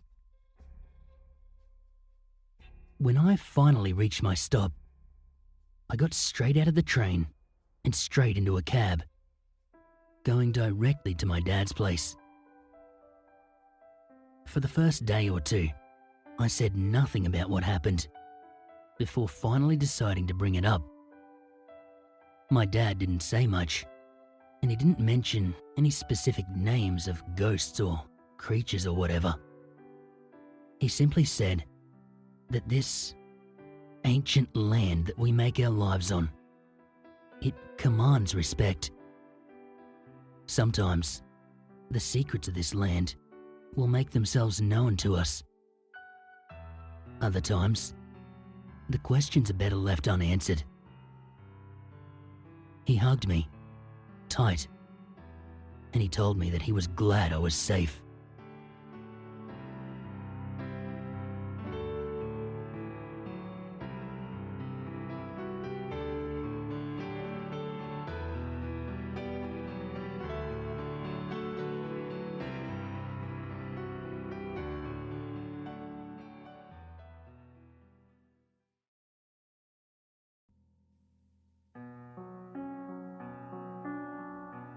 I'm pretty sure many of you are familiar with the term sleep paralysis.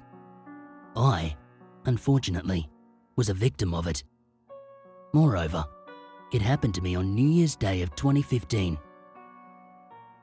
Me and my girlfriend, we were in Bangkok for a short New Year's countdown holiday. This trip was actually an impromptu one, having booked air tickets and accommodation on the last week of December 2014.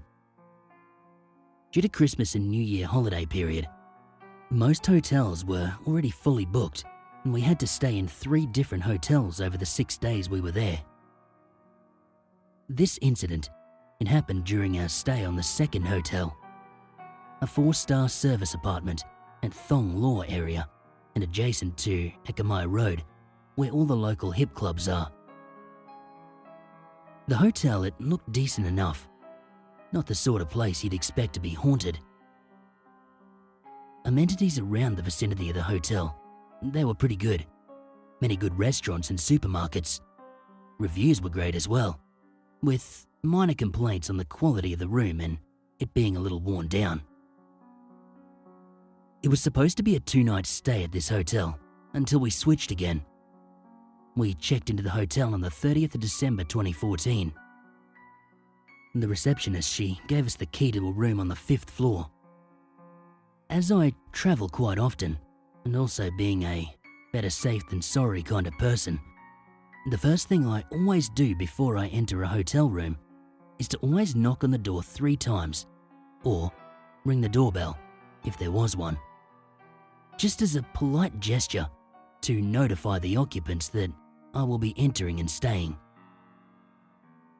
I vividly remember, immediately after I opened the main door, the door to the bedroom opened itself.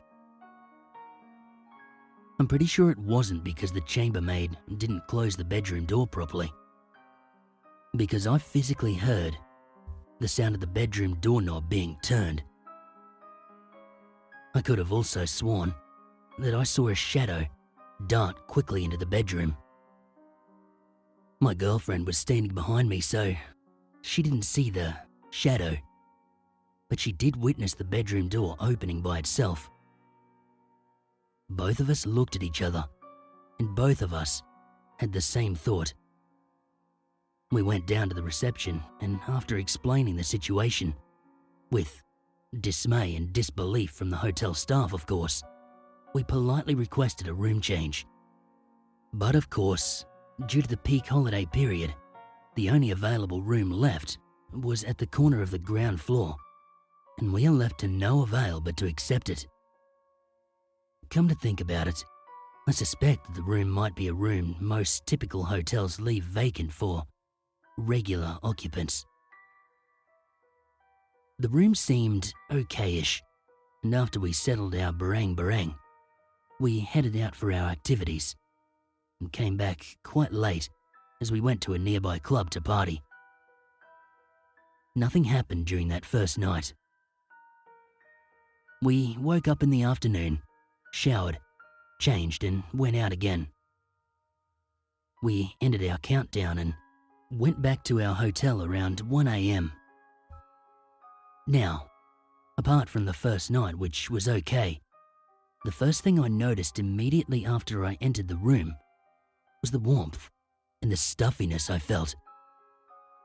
I adjusted the aircon's temperature in the bedroom as well as in the living room.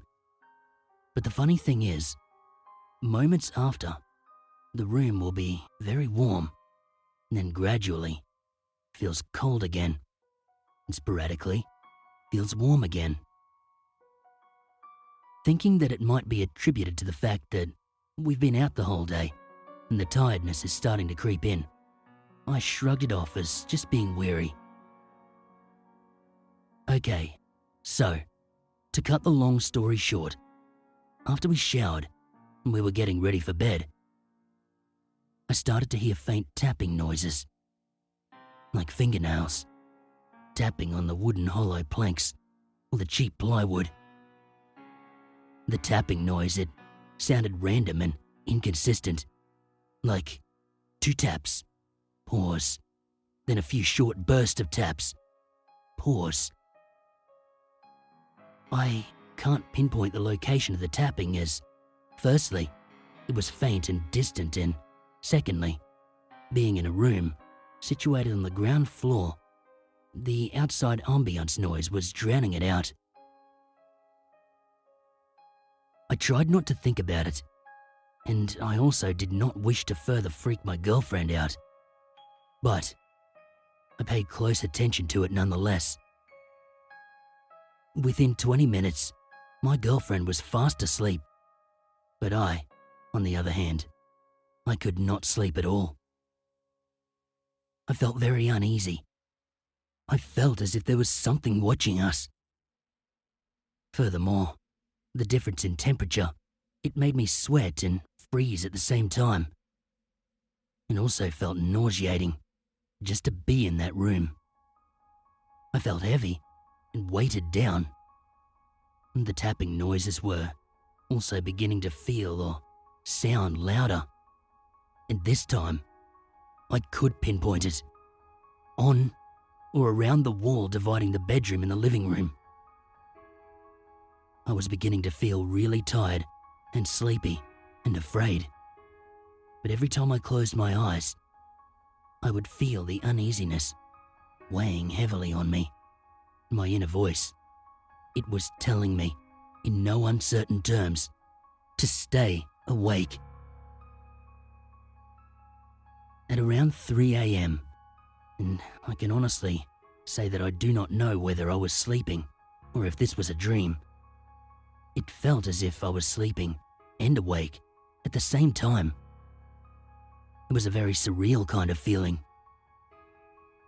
In the dream, or my waking moments, I awoke to find the toilet light switched off, which was actually on, with the door slightly ajar.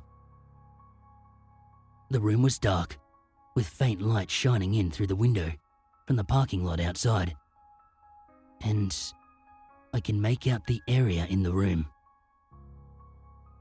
I felt absolutely petrified, and I wanted to get out of the bed to check out what was wrong. This was when it appeared. It appeared on the side of my bed, on my right. It was dark and shaped like a person. I could shout. I wanted to get up, but it sat on me. It felt distinctly as if it was a person's behind, sitting on my stomach. Literally feeling the shape and softness of the buttocks and hardness of the hip bone kind of feeling. With my hands on the blanket, I tried to spring myself up from the bed. The thing, it grabbed both my wrists. I swear, I literally felt fingers digging into both my wrists. It pushed me down to the bed. I panicked, and I uttered so loudly Buddhist chants that I woke up, or was I already awake, to find my girlfriend, eyes wide opened, stunned, pale-faced, staring at me. That thing, it was nowhere in sight. I could move again. I did not tell her my experience immediately, but instead, I got up. I switched on all the lights in the bedroom and living room, and I started cursing and swearing. I read somewhere once that they will be scared off by the anger and the earthly presence. I booked a new hotel and managed to pacify my girlfriend back to sleep. We checked out the next day and left that place. The receptionist still asked me if everything was okay. I didn't even bother trying to explain. I just wanted to get out of there. After we checked into the new place, I told my girlfriend what happened. And guess what? She also felt uneasy, but she didn't want to alarm me, as she thought it might be due to her weariness as well. Furthermore, she told me, while she was asleep, that she could feel hands caressing her body. She thought it was me being cheeky. After what she told me, the fear came back tenfold.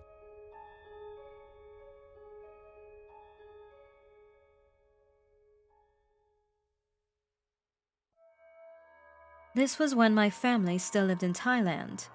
I was about 4 or 5 years old at the time. My older sister, who was 7 at the time, had a friend that went to our school too. Let's call her friend Mina. She only lived about 2 blocks from our house, so every morning either Mina came to our house or we went to her house, and then we walked to school together. Mina came over to our house a lot and knew where my sister and I slept. I normally sleep with my grandma and my sister slept with my parents. One day, Mina got very sick and died in her bed. During her funeral, my sister went to see her. My parents didn't allow me to go as I was still too young. I was also too scared to go too. When my sister came back from the funeral, she said Mina's eyes were opened. Her mom tried to close them, but they would just open right back. There were rumors saying Mina's mom didn't care to check on her when she was sick. They also said that Mina was calling for her mom before she died. The night after my sister came back from the funeral, my sister went to sleep with my grandma, and I slept with my parents. My baby brother was also sleeping with my parents, so they covered the bed with a plastic sheet in case he peed on the bed. If someone steps on the bed, you can hear the noise of someone stepping on plastic bags. It was about midnight when I heard footsteps on the bed. I thought it was my parents, so I opened my eyes and saw that my parents were still asleep. I looked towards the end of the bed and saw a blue light in a humanly figure. I got very scared and quickly pulled the blanket over my head. After a while, I fell asleep. In the morning, I told my parents and my grandma of what I saw last night. My parents went to check outside and said there were weird footprints around the house. My grandma said it must be Mina coming to say goodbye to my sister, as she knew my sister usually sleeps with my parents.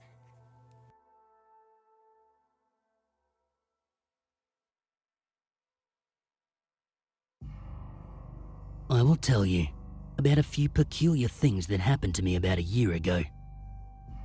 Me and my friend Maria, we decided to move in together as both of our earlier leases were just about to expire.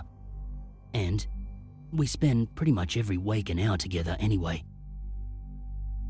We went house hunting, and finally, we found an apartment that we both really saw some potential for. It was rather cheap and it was absolutely massive. 3 bedrooms, 2 bathrooms, a kitchen, living room, and a big balcony. I had spent the last few months living in a tiny studio without a kitchen, and it was a relief to find this place, especially considering that I had a kitten that grew bigger and bigger every day. The building itself, it was pretty worn out, built in a depressive old Chinese style, with low, heavy roof and dirty grey walls, generally loads of concrete. Specifically the elevators, they were very unpredictable. They made me feel claustrophobic. The lights would go out. It would take you to random floors, and it once even got stuck between floors, with us trapped in it. But the apartment itself was newly renovated, and it felt like it just needed a bit of love and care to become nice and homey and welcoming. It would be our oasis in the middle of busy Bangkok. The week we moved in, it was pretty rough on us. We had so much stuff and no time to move it all. Work had to stay late every night and forced us into moving little by little, long after midnight. Because of this, the relief was even greater when we finally had cleaned and prepared the place perfectly. I took a deep breath and I thought, wow, finally all done. The relief was short-lived, as at this very moment, we heard a loud, banging sound coming from my room.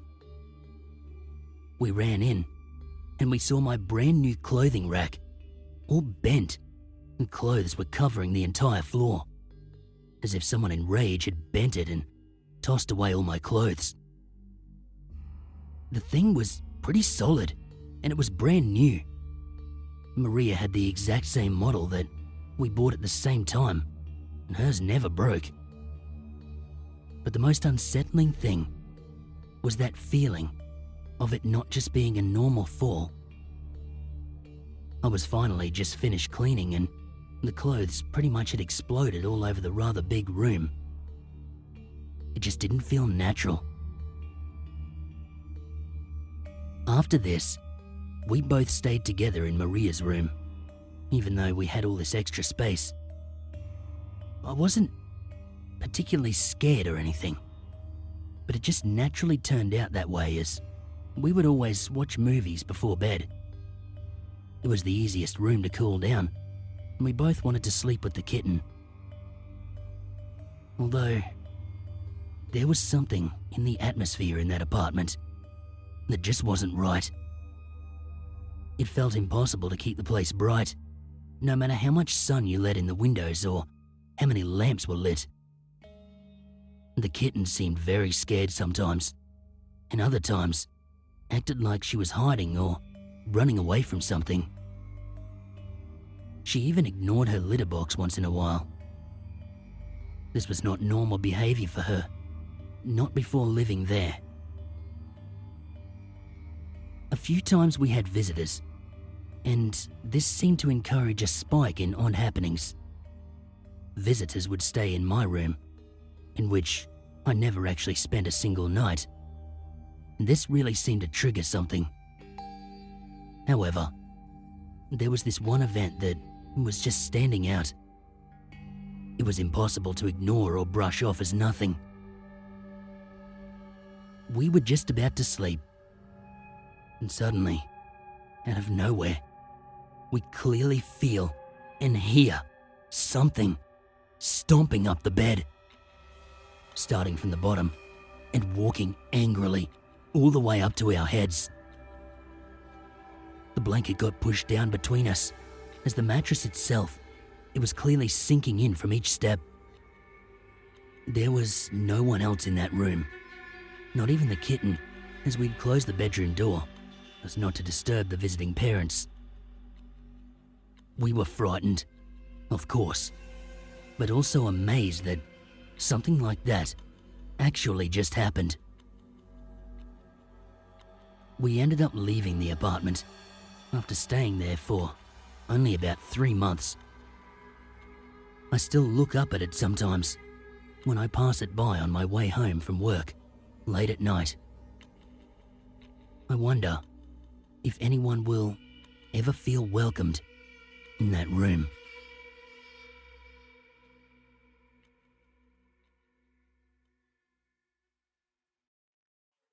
I've had paranormal experiences since I was a child, having a special gift of precognition and very accurate intuition. When I was younger, I found these experiences frightening, but the older I get, the more laid back I am about things and just find them interesting. I also have a very healthy skepticism and will always look for logical explanations for anything unusual. In 1999, my eldest son, then aged 11, and I went to Thailand for a 3-week holiday. After landing in Bangkok late in the evening, we stayed at the hotel at the airport, catching the train from the airport railway station to Ayutthaya, the ancient capital of Thailand, early the next morning. I had booked our hotel accommodation online, just a local 3-star Thai hotel in close proximity to the World Heritage Site of the old city. Ayutthaya was brutally sacked in 1767 by the Burmese, the city destroyed and its citizens either marched off to slavery in Burma or slaughtered. We arrived early in the afternoon, checked in, and left our bags in our room and went out to explore the ruins of the ancient city. Due to jet lag catching up with us, we didn't last long and were back around 5 p.m. having an early dinner in the hotel restaurant before retreating to our room. I was a bit concerned about security, especially our passports and money, so I not only locked the door but I put the chain latch across it before putting everything into the room safe. As it was still early and still light outside, I switched off all the lights and closed the window blinds. By 7 p.m., we were both dead to the world. In the middle of the night, I suddenly came to consciousness with the overwhelming feeling that there was someone in the room. I gradually gained enough courage to slowly open my eyes. Every single light was on in the room, overhead, side lamps, as well as the entry lights. I thought someone had broken into the room, so I waited and listened for sounds or movement. When I didn't hear anything, I got up and checked the hallway and then the bathroom. Nothing. Not surprising, as the chain latch was still in position, and it would have been impossible for anyone to have entered the room without making a noise. I checked the safe and nothing had been tampered with. I glanced at the bedside alarm clock and noted that it was 3 a.m. Having seen the local tie poles and wires, I just assumed it was some weird glitch with the electricity.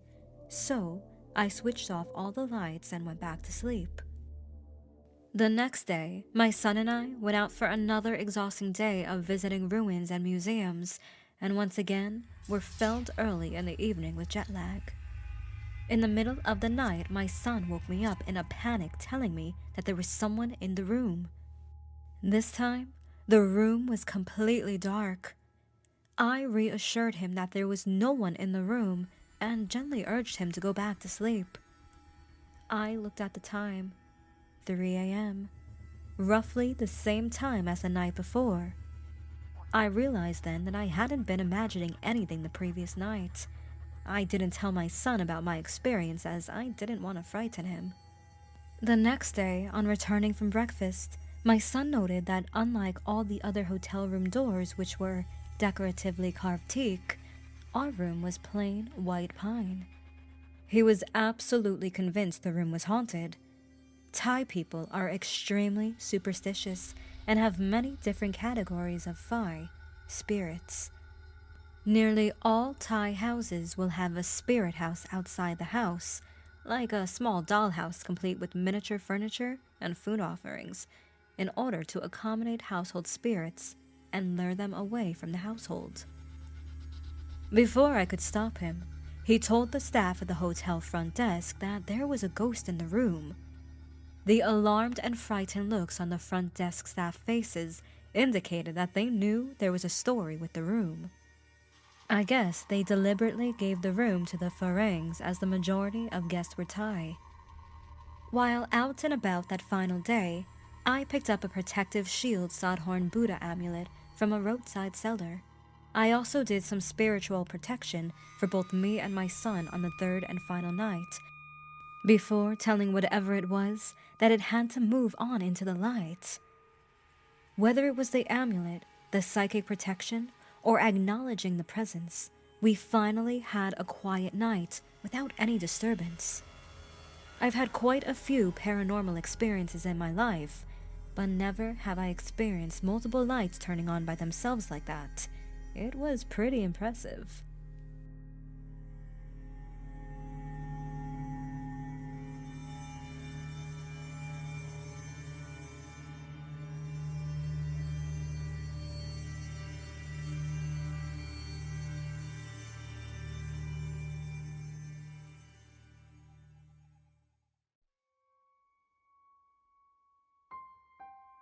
This happened quite some time ago. Many years ago, in fact. I'd taken time off work to have a baby and stay home with her. But I still needed an income. So my mother hired me and my younger sister to do the dirty, back-breaking work in her shop while she took care of her first infant granddaughter. My sister and I, we were working at our mum's antique store on one summer day. Mum had just gotten a truckload of European oak furniture. It needed to be cleaned and polished, have the handles screwed on, and so forth. A nice-looking young man came into the store and started talking to my sister, who was 17 at the time. He introduced himself as Ted Smith, and we laughed and said we must be related because Mum's maiden name was Smith also. He chatted both of us up, but he focused on Sis for the most part. Eventually, he did make a purchase, but he said that he'd have to go get his truck, since at the moment he was driving his VW Bug, an old VW Bug. He then asked my sister and me if we wanted to go out to dinner with him that night. We were sweaty and dirty from work. I had a baby to care for, and Sis already had a boyfriend. So we said thanks, but no thanks. He asked me to ride with him to go get his truck so he could drop his Bug off at the auto shop for repairs. But by that point, I had to get home to my infant right away. However, he wouldn't stop. He would not give up trying to get one or both of us away from the shop. He said he could come back about 10 p.m. that evening and asked whether one or both of us would be there. We replied no. We closed the shop at 6. We both have places to be tonight. He was persistent. How about tomorrow night? No, we close at 6, except on Saturdays, then we close at 4. He asked whether one of us could meet him early in the morning, like 5:30 a.m. But neither of us wanted to. He was getting to be a bit creepy at this point, and Sis and I were eye-rolling at each other. Eventually, he said that he was sorry, but he couldn't buy the furniture if we couldn't be flexible. We hated to give up the sale, but after he'd been there for 2 hours, we thought he was just looking and taking up our time. We still had a lot of work to do on the furniture that had just arrived in the shop. Finally, we just wanted to finish our work and go home.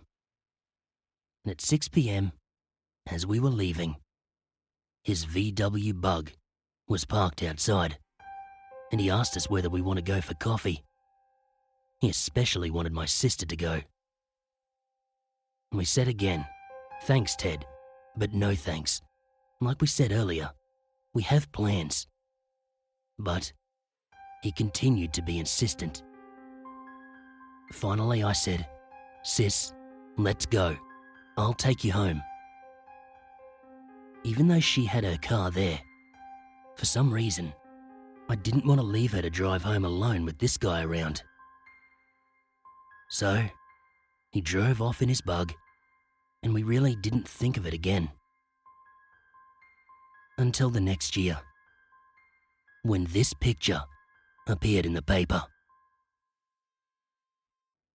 Ted Bundy. It still sends chills up my spine, writing this, and Sis and I, we talk about it occasionally. We were two very lucky young women that day. If either of us had agreed to go, we would have been murdered, like the at least 30 other women Bundy kidnapped.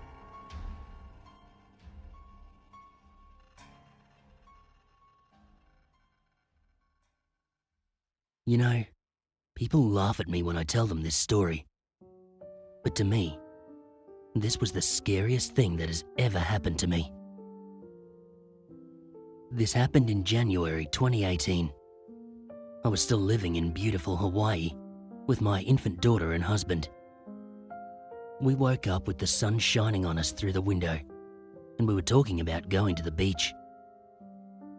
All three of us were just lying in bed, looking at our phones. I remember looking on Yelp, searching for the best breakfast in the area. All of a sudden, my phone vibrated and I received a government alert. Emergency alert. Ballistic missile threat inbound to Hawaii. Seek immediate shelter. This is not a drill. That's exactly the message I received and froze. My husband, a tough infantry soldier, just went, "What the fuck?" and looked at me. I'm not sure how my face looked, but I was terrified. I'd been reading threats from North Korea for a couple of months now, so I wasn't surprised. But I just could not believe that this was actually really happening.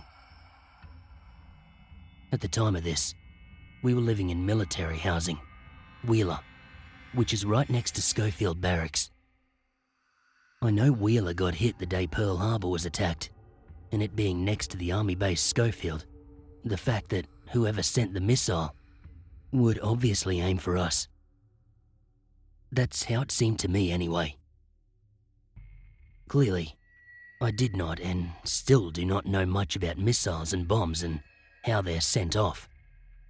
But all I could think was that my little baby, our dog, and myself were about to die. My husband instructed me to hide in the bathroom, so I grabbed water bottles, my baby, and the sweet little dog, put a blanket in the bathtub, sat down, holding the baby and hugging the dog. I was shaking and crying, and I managed to send a few messages out. I messaged my mum, who lives in Europe, and my dad, who lives in Guam, and I told them that I love them and that I'm going to die. I felt so horrible because my older brother passed away and I couldn't imagine putting them through that pain again. As any mother would do, mine immediately called and started crying. My husband, who's usually a huge shit talker, was actually quiet and sent his goodbye messages to people. Time stood still, and I just kept on praying and promising that if I were to survive this, that I would become a better person. I'd been dealing with horrible postpartum depression, which had made me question my right to live. But those 20 minutes, they really made me realize how quickly everything could be gone and over in an instant. After what seemed like forever, we finally received another alert. I have never felt so much relief in my life than when that message came in, that this whole alert was an accident. We were told later on that a government employee fell asleep and fell on a button. That sent the alerts out. I still don't buy that, but I don't care. All I care about is that my family and I are alive. I'm not sure why I remember this day so well, but it turned out to be a beautiful day. Obviously, the whole island was talking about this, and it created a bunch of chaos. But I feel like everyone was nicer than usual. I went for a long walk with the baby and the dog and appreciated my life, the sun, the gorgeous scenery, and even my struggles. Later on, we went to the beach with some family and friends and had a beautiful rest of the day.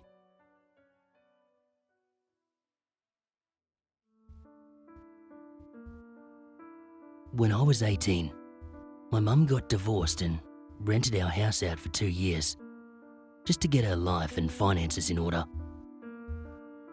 So, after the renters left, she asked me to move back in with her. I didn't care much for apartment living, so I agreed. Our house was on a cul-de-sac with an unused dirt road behind us, with government-protected woods beyond that.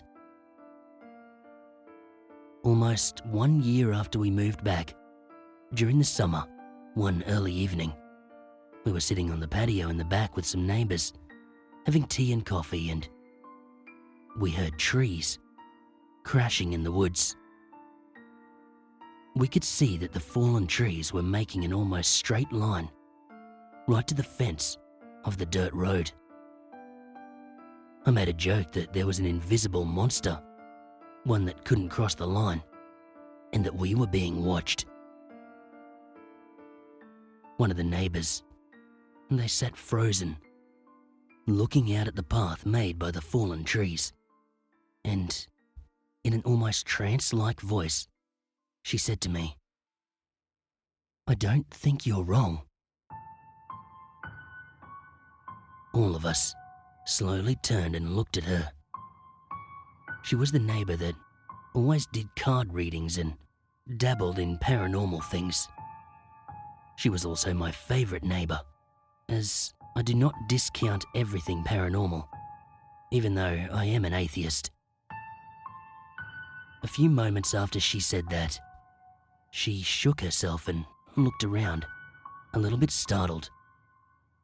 And then, after a few minutes, there was a sound that I can only describe as a kind of roar, faint, but still audible.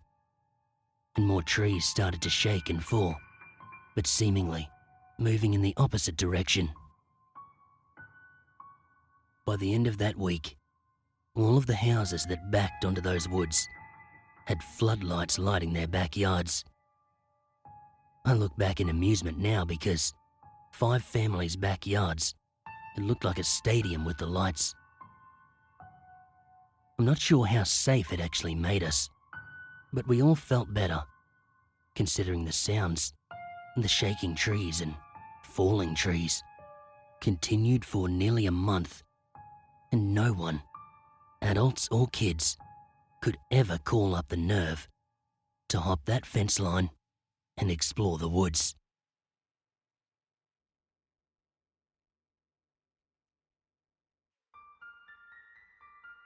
As a teenage girl, I drove into my parents' garage, parked the car, and walked in through the den door. No one else was at home.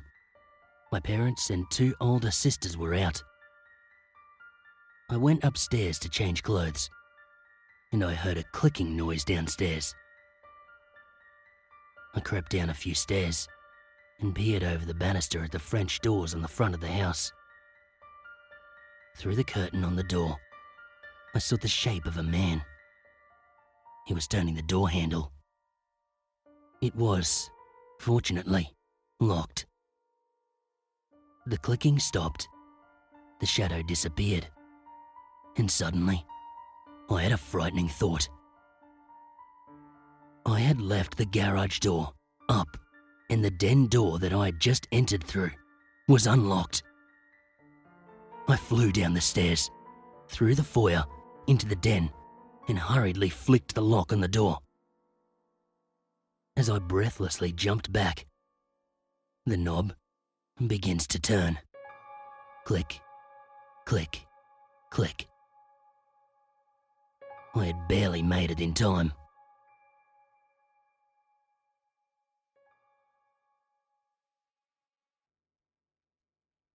In my life, I have had many creepy or scary experiences. This one stands out. I must have been 21. I was in my first year of university, and as many students, I lived in a shitty neighbourhood, renting a room with furniture that was far beyond the point of being labelled second-hand. 2 doors from mine, a new neighbour moved in. A young man. Let's call him John. I guess 5 or 6 years older than I was. Nice face, blue eyes, wearing clothes that looked a bit outdated, which were definitely not ironed. Whenever I would come home from class, or when I'd leave my building, he would be there, standing in front of his open door, asking me to join him for a cup of tea to get to know each other. He was friendly, polite, and came across as a bit shy. I knew that several of my housemates and neighbours had accepted his invitation to be a guest in his home. He was new and trying to make friends. But from day one, my gut told me to stay away from him. I never accepted his invitation. I always had an excuse like, sorry, I have a test tomorrow. Or, I really need to finish a paper. It's due tomorrow. I hated myself for being so cold to this new guy.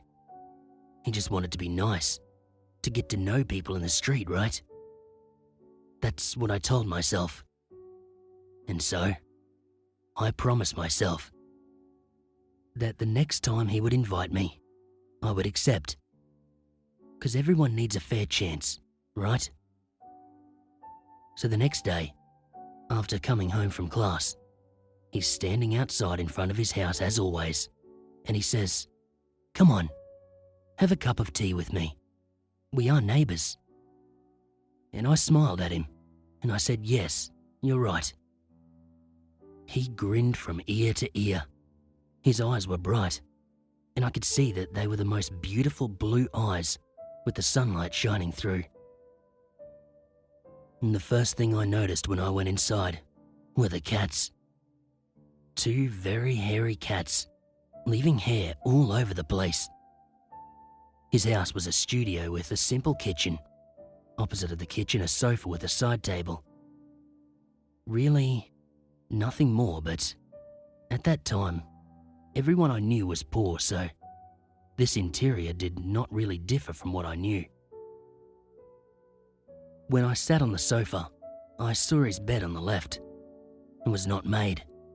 The cats jumped on the bed and made themselves comfy on the pillows. Inside, I just thought, gross.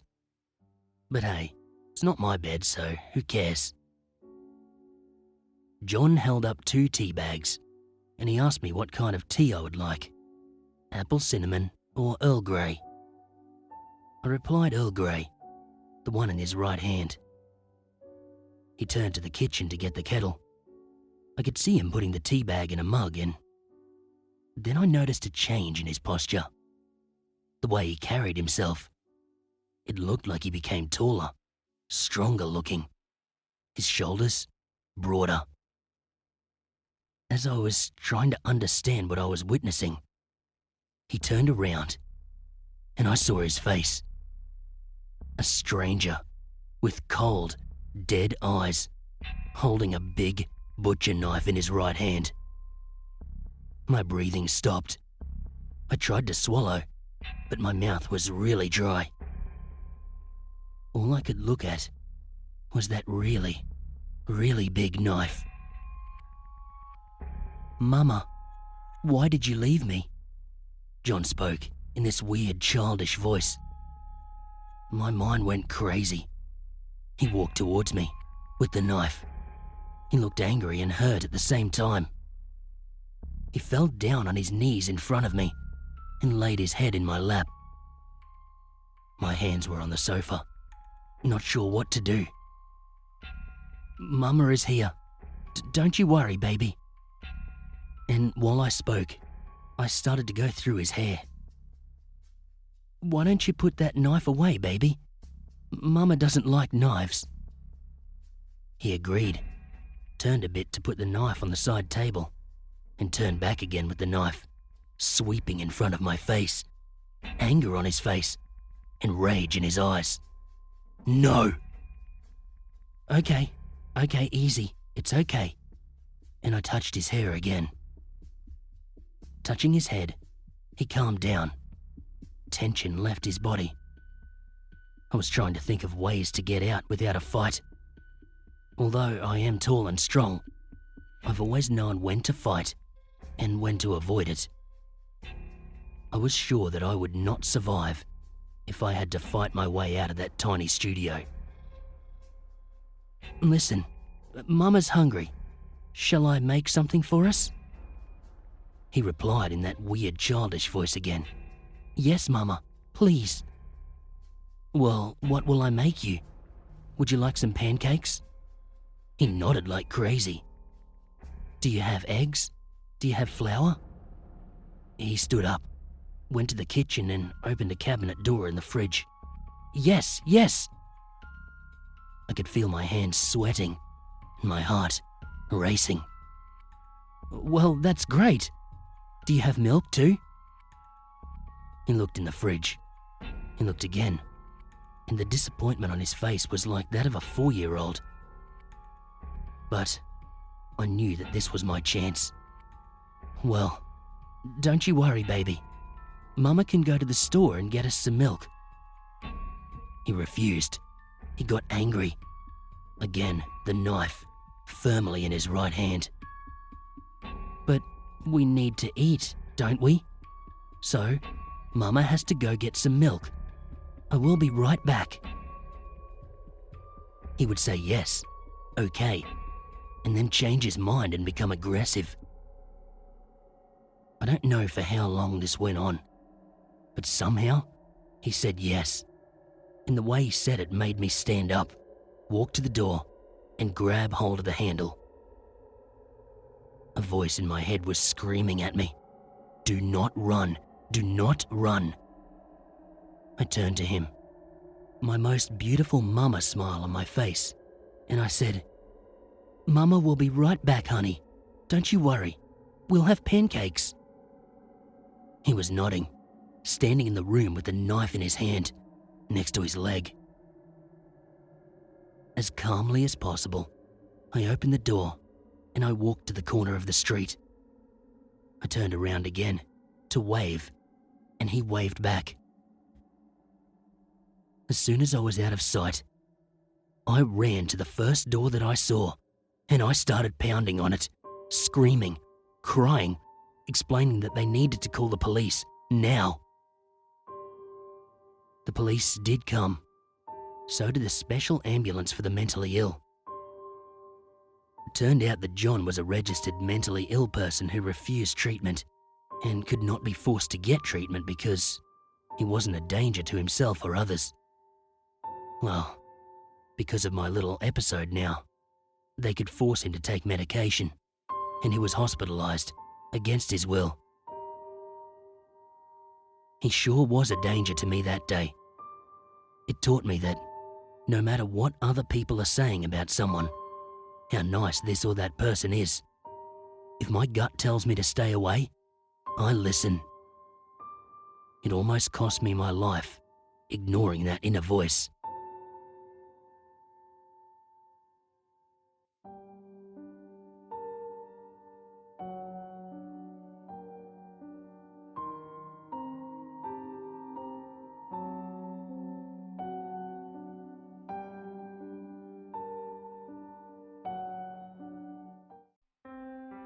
About 5 years ago, I was at my parents' house waiting for my kids to come home from a birthday party. I was sitting in the dining room, facing the window and reading from my Kindle. Suddenly, I caught movement in front of me. I looked up, and I saw this guy in the yard. I kid you not. He jumped and climbed a 15-foot concrete wall that separates our yard from the neighbours. I ran out of the house, thinking I had an intruder, but the guy was nowhere to be seen. I ran out to my neighbour's house to see if I could catch the guy. I practically ran into the neighbour's yard uninvited and saw about 15 people having a cookout. I told them what had happened and they told me they didn't see or hear anyone. I kept insisting that I saw a guy with blue jeans and a white and blue striped t-shirt climb over the wall to their yard. They started searching, mainly just to humour me, but didn't find anyone. The intruder would have had to cross the yard to get out, or climb up to the roof of the house and walk across to the other side. Some of the ladies were inside the house, preparing food, but they said they didn't hear any footsteps on the roof. I went back to my parents' house, feeling confused and slightly embarrassed. When I told my family, they all thought I imagined this, but I'm 100% sure that I did not. Fast forward to a few weeks ago, Adrian, my roommate, was talking on the phone with a friend, Mario, that lives across from us. His house is the one next to the one that is directly across from mine. It was around midnight. Mario had just gotten back from a party and called Adrian when he saw his bedroom light was on. Mario was standing on the balcony, looking over the neighbourhood, just chatting away. Anyway, they were in the middle of a conversation when Adrian hears Mario gasp. When asked what was wrong, Mario said he had just seen a black shadow in the shape of a man climbing up the wall in my yard. Adrian said he was going to go check it out, but Mario told him not to. He said it looked creepy because the shadow stopped and was just stuck to the wall like a spider. He said no human can do that. Of course, as soon as Adrian told me, I thought about what I had seen before. Not sure if both sightings are related. My guy was solid, and I remember the colour clothing he wore. Mario's guy was more of a dark shadow or silhouette of a man. I saw my guy in plain daylight. Mario saw his around midnight. Then again, how common is it to see people crawling up walls?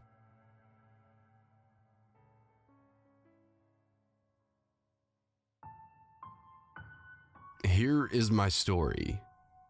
I have two cousins who tell me that they hear things around their house.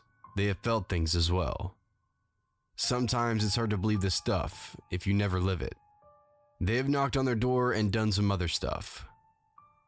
I really didn't believe them until I actually went to their house. One time I was relaxing on my cousin's bed, just using my phone, when all of a sudden, I felt someone push me from under the bed. It really felt like someone pushed me. I thought it could have been just my imagination or something like that. But then I felt it again. So I thought it was my nephew playing a joke. But no one was around. I got up and just left the room. I told my cousin about it and he said, "You get used to it. Sometimes I feel like someone touches me at night. They'll grab my arm or sometimes just touch me." For him, it was completely normal.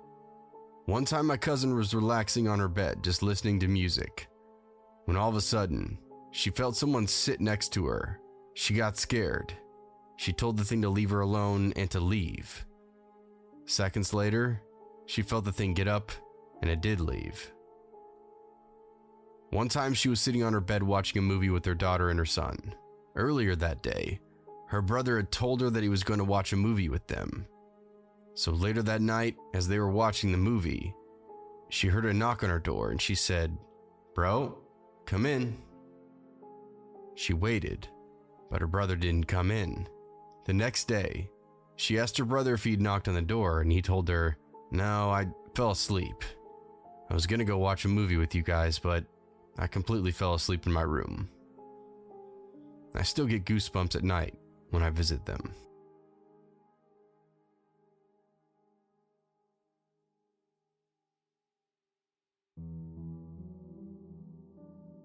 This is a story from when I was about 8 years old, visiting my grandpa and his housekeeper in the slums of Mexico. There is some backstory and I want to give a good description of the neighborhood. My grandpa's house. It's an old, red brick house. It's single story and it has a road in front running parallel with it. This grey, brick road, it has a cement walkway on each side of it. There are similar houses in front and beside my grandpa's house. If you stand at the front door, looking towards the road, across the street to the right, there is a tall, red brick wall and a giant mansion that looks like the Alamo building. The windows are all open archways with no glass. It's 3 stories tall and it's L-shaped. It stands abandoned for some time. My cousins have gone inside and had a scary encounter. I tagged along, but that's another story. So, I wake up late at night in my bed and I look around the room. I feel wide awake as I look towards the fogged up window with the streetlight shining through. I feel the urge to find my older brother. He's around 15 and hangs out with his cool cousins on the left corner of the block. I open the door and walk towards the front door. It's not locked, so I open it and step outside to the sidewalk. There's the sound of a slightly busy city, but there's no one on the street. The stars are out tonight.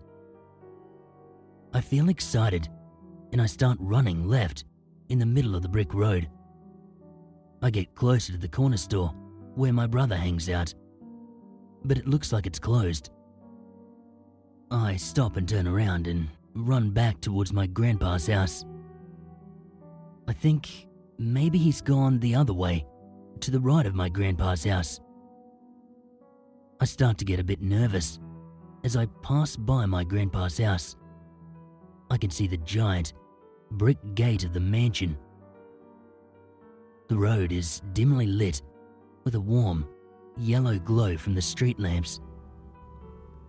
The light seems to be spaced out because there's a dark section as I walk. The road, it begins to go uphill. Suddenly, I see someone standing at the top of the hill, just in the center of the road. My eyes adjust as I get closer.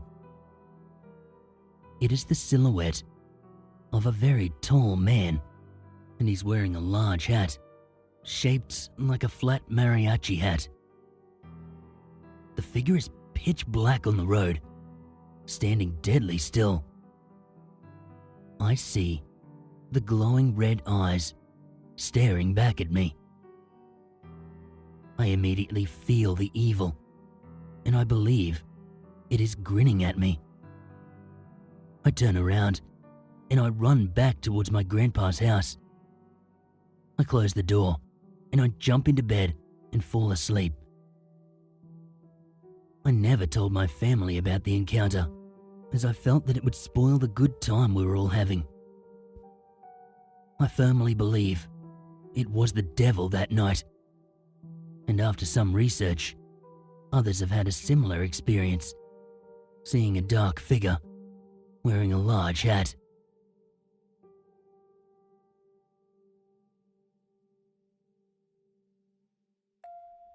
Before I tell you this story, I will tell you who the Weeping Woman is. In Mexico, it's very common to hear about this person. This woman killed her kids many years ago. She drowned them because of depression due to the fact her husband cheated on her. Since then, she has been heard throughout Mexico. She cries walking on empty streets, asking for her kids. I really didn't believe that she even existed. It was 2:30 a.m. I was doing my college homework in the living room when, all of a sudden, I heard this scream from my gate. It was like crying and screaming at the same time, but the scream was like an echo. Before this event took place, everything was completely quiet. You couldn't even hear crickets. When I heard it, I instantly got goosebumps. I was so scared. I tried standing up, but I couldn't for a couple of seconds. My heart was beating. The scream was like that scream from Conjuring 2 when the nun would come out. That's how I heard it. After a few seconds, I was able to move little by little. I ran into my room and just covered myself up with a blanket. Early the next morning, I told my family about my experience, and they told me, "Don't stay up so late next time." A few weeks later, my brother told me that he heard her. He was taking a shower around 2 a.m. when all of a sudden, he heard her really close. He heard her 3 times. He got goosebumps and just got out of the shower right away. People say if you hear her close, it means that she's far. And if you hear her from far away, it means she's pretty close. She has been heard all throughout Mexico, in a few states, and especially those who live by a river and in a small village. Those who stay up very late on a quiet night might even hear her. But for myself, I never want to hear her again. Never again.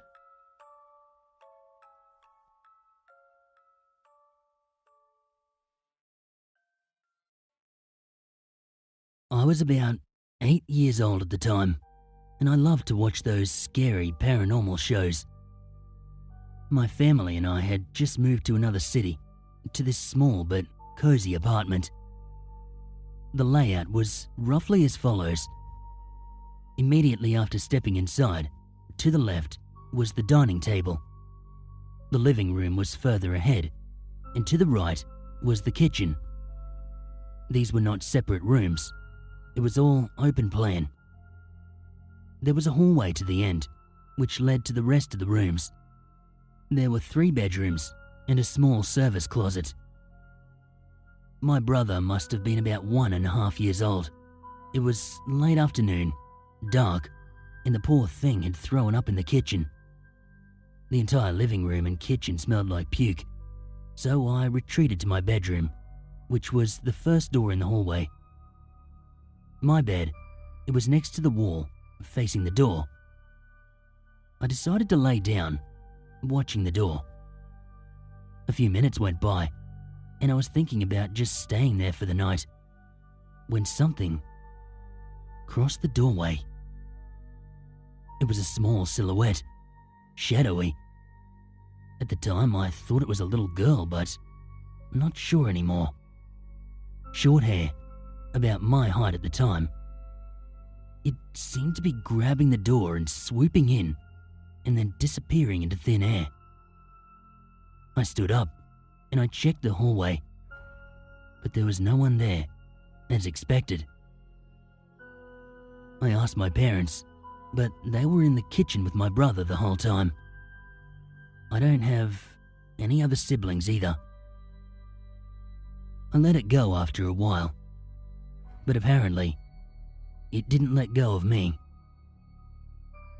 Fast forward a few weeks. I'm at school, standing on the counter, copying some notes. Suddenly, I feel someone behind me. Out of the corner of my eye, I see that it is a girl, short-haired and about my height. She breathes out, and I could feel my own hair get blown into my face. I turn around. No one there, or nearby. No one saw anything either. I never put much thought into it, until a few years ago. I was telling my experience to a few of my parents' friends, since we were all talking about that. My mother's face drops. She starts telling the story of how my brother spoke to a boy in his room, whose voice would be quiet when she walked in. He doesn't remember the boy, or anything for that matter. One thing that caught my attention, however, was that my mother told me that my brother told her the boy swooped in from the door, just like the thing I saw. She still notes how his expression when he demonstrated was enough to give her chills.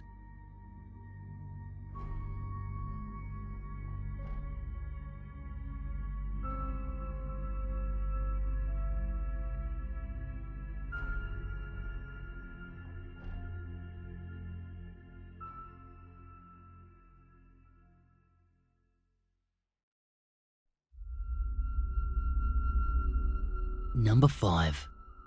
The Devil's Pool. Cairns, North Queensland. Known far and wide for beautiful, lush, tropical rainforest, pristine beaches, and a laid-back hippie lifestyle. Sounds like paradise, right? Well, not all of it. A little ways south of the bustling tropical haven is a place called Babinda Boulders, better known Australia-wide as the Devil's Pool. The story follows a young, beautiful woman named Ulana, who married an elder from her own Yidinji tribe. Soon after their marriage, however, she met and fell in love with another man named Daiga from a wandering tribe. The two had run away together, but were soon discovered camping near the Devil's Pool.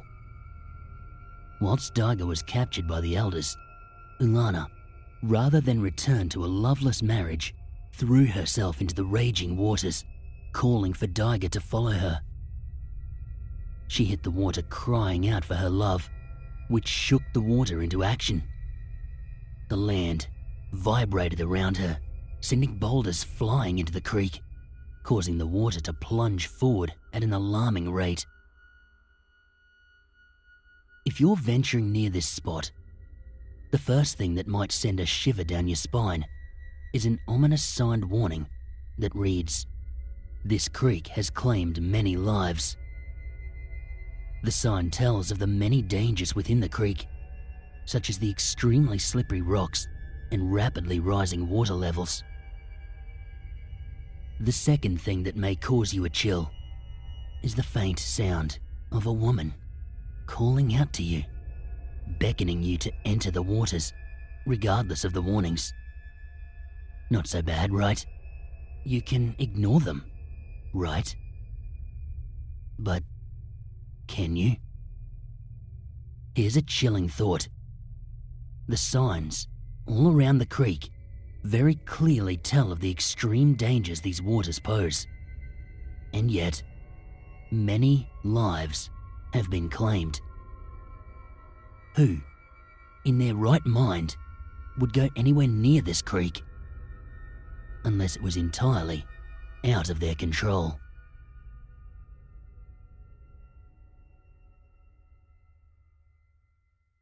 Number 4.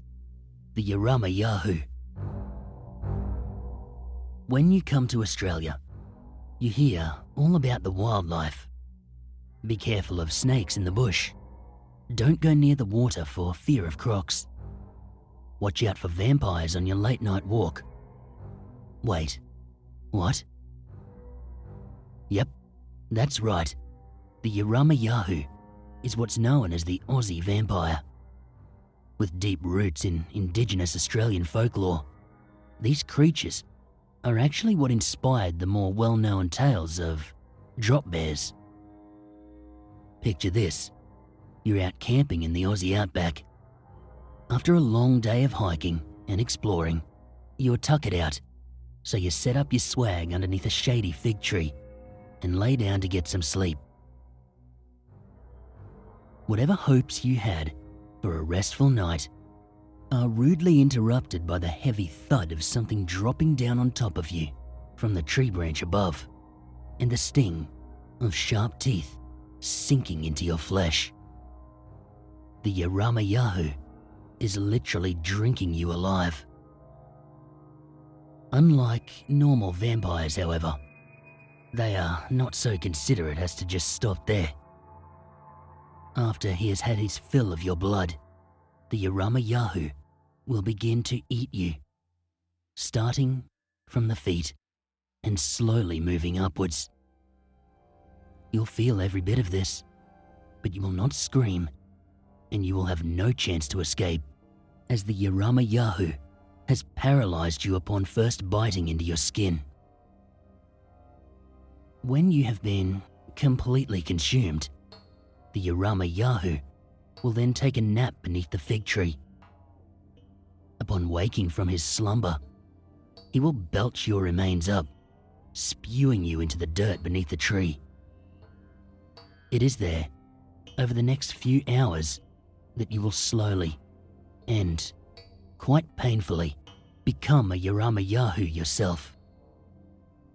You are now free to return to your travels, wandering the Australian outback for all eternity.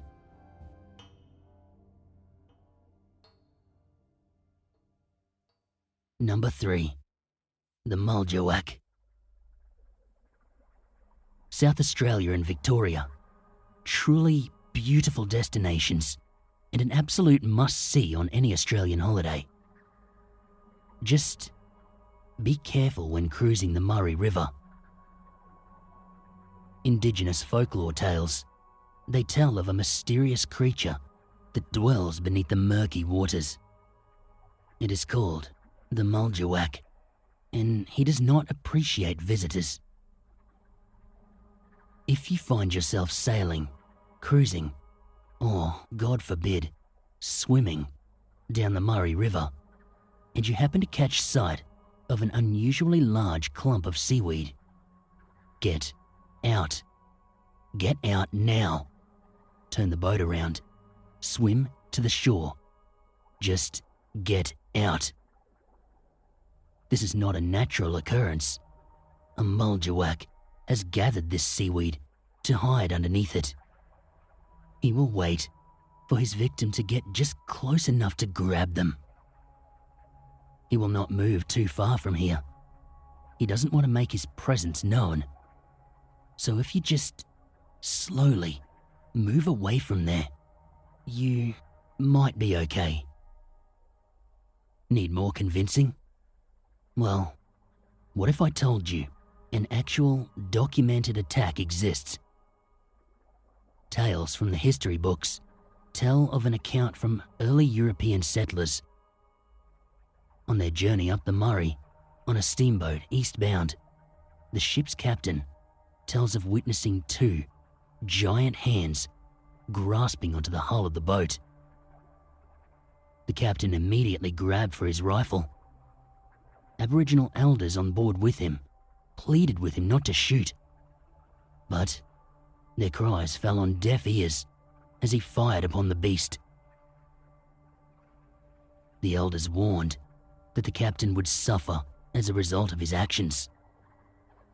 Soon after, the captain broke out in weeping, red blisters all over his body. He took 6 months to die.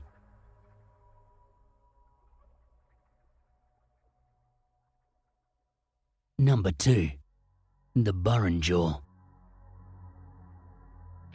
As young kids, many of us had those same nightmares after seeing the movie Jurassic Park, right?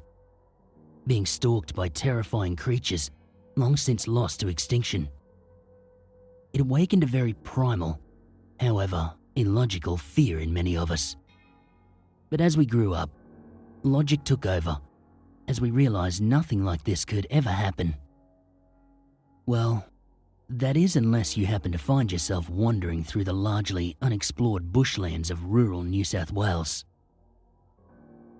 The Burrinjaw, the Australian dinosaur cryptid, is a beast spoken of in ancient tales, passed down over 70,000 years of generations.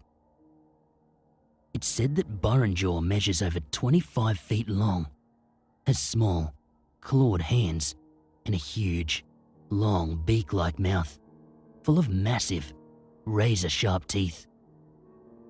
Various people have reported sightings over the years, with the most famous account taking place in 1978, when a man named Brian Clark went wandering into the woods and became lost. After word was put out that he was missing, 2 Indigenous trackers were sent in to look for him. After some days without luck, the 2 trackers were awoken from their slumber by a loud, thunderous noise and the earth shaking around them. One of the men would later swear to police, on record, that he saw an impossibly huge creature storm by in the distance, hissing as it ran.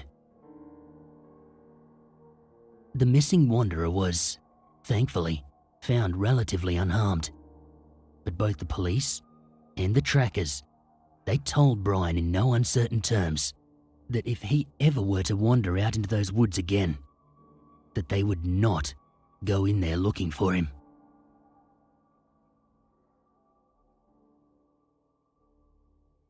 Number 1. The Quinkan.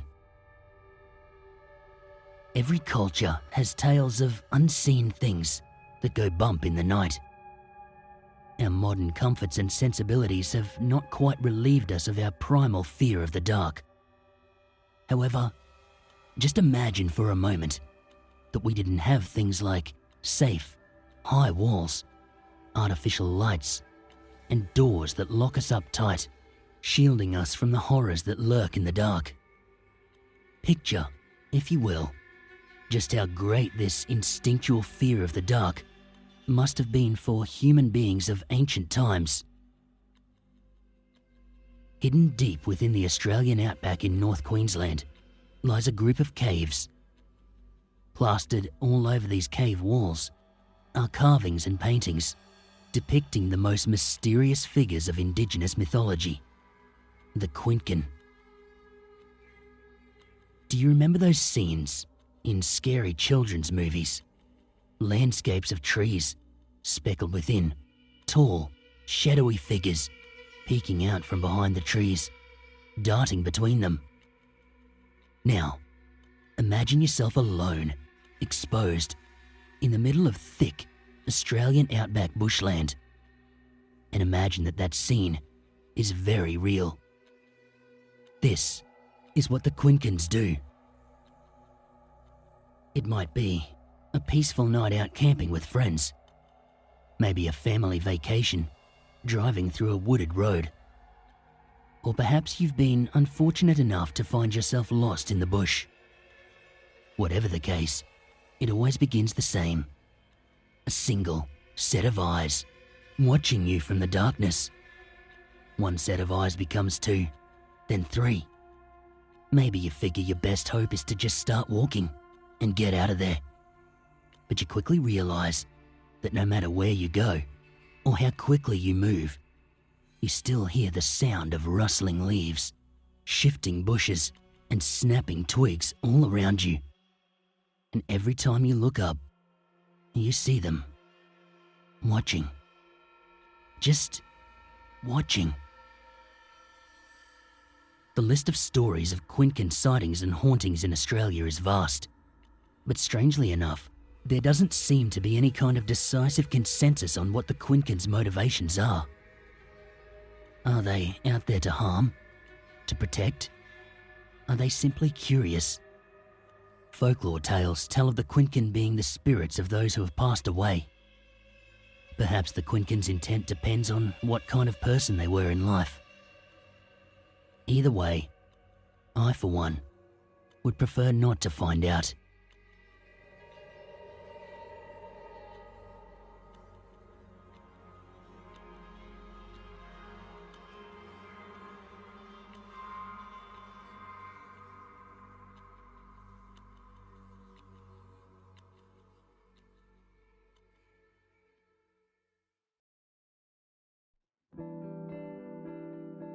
G'day guys, Creepy Oz here. As you guys may know, if you saw my short the other day, I recently visited the Devil's Pool in Babinda, up in far north Queensland. You may remember the legend of Ulana and the curse of the Devil's Pool from another video on my channel. And after visiting the location myself and seeing how much you guys enjoyed the little snippet of it I uploaded in the short, I thought this would be a great chance to delve a bit deeper into why this place is known as one of the most haunted, cursed spots in all of Australia.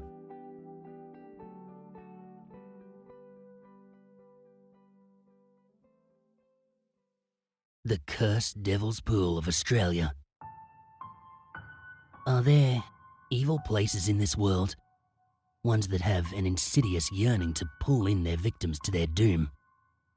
Can there be some sort of energy that permeates a place to make it a cursed place, inhospitable to outsiders?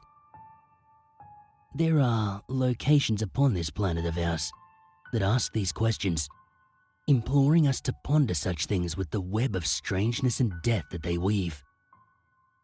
One such locale is a rather famous tourist location, under which the veneer of its natural beauty and intoxicating natural splendor holds tales of ancient evil and modern horror. Out along the Bruce Highway, 60 kilometres south of Cairns in northern Queensland, Australia, 3 streams rush down from atop Mount Bartle Frere, meander through untouched rainforest wilderness, and converge among some large boulders near a nondescript town called Babinda. What has come to be known as the Babinda Boulders are well known for the inviting, crystal clear waters of the streams and the idyllic, picturesque natural beauty to be found all around, which have served to attract droves of tourists to the spot every year. However, what many of the photographers, campers, and hikers to this peaceful spot, as well as the swimmers wading through the calmer portions of the pool, might not be aware of, is that the site goes by another, far more ominous nickname of the Devil's Pool.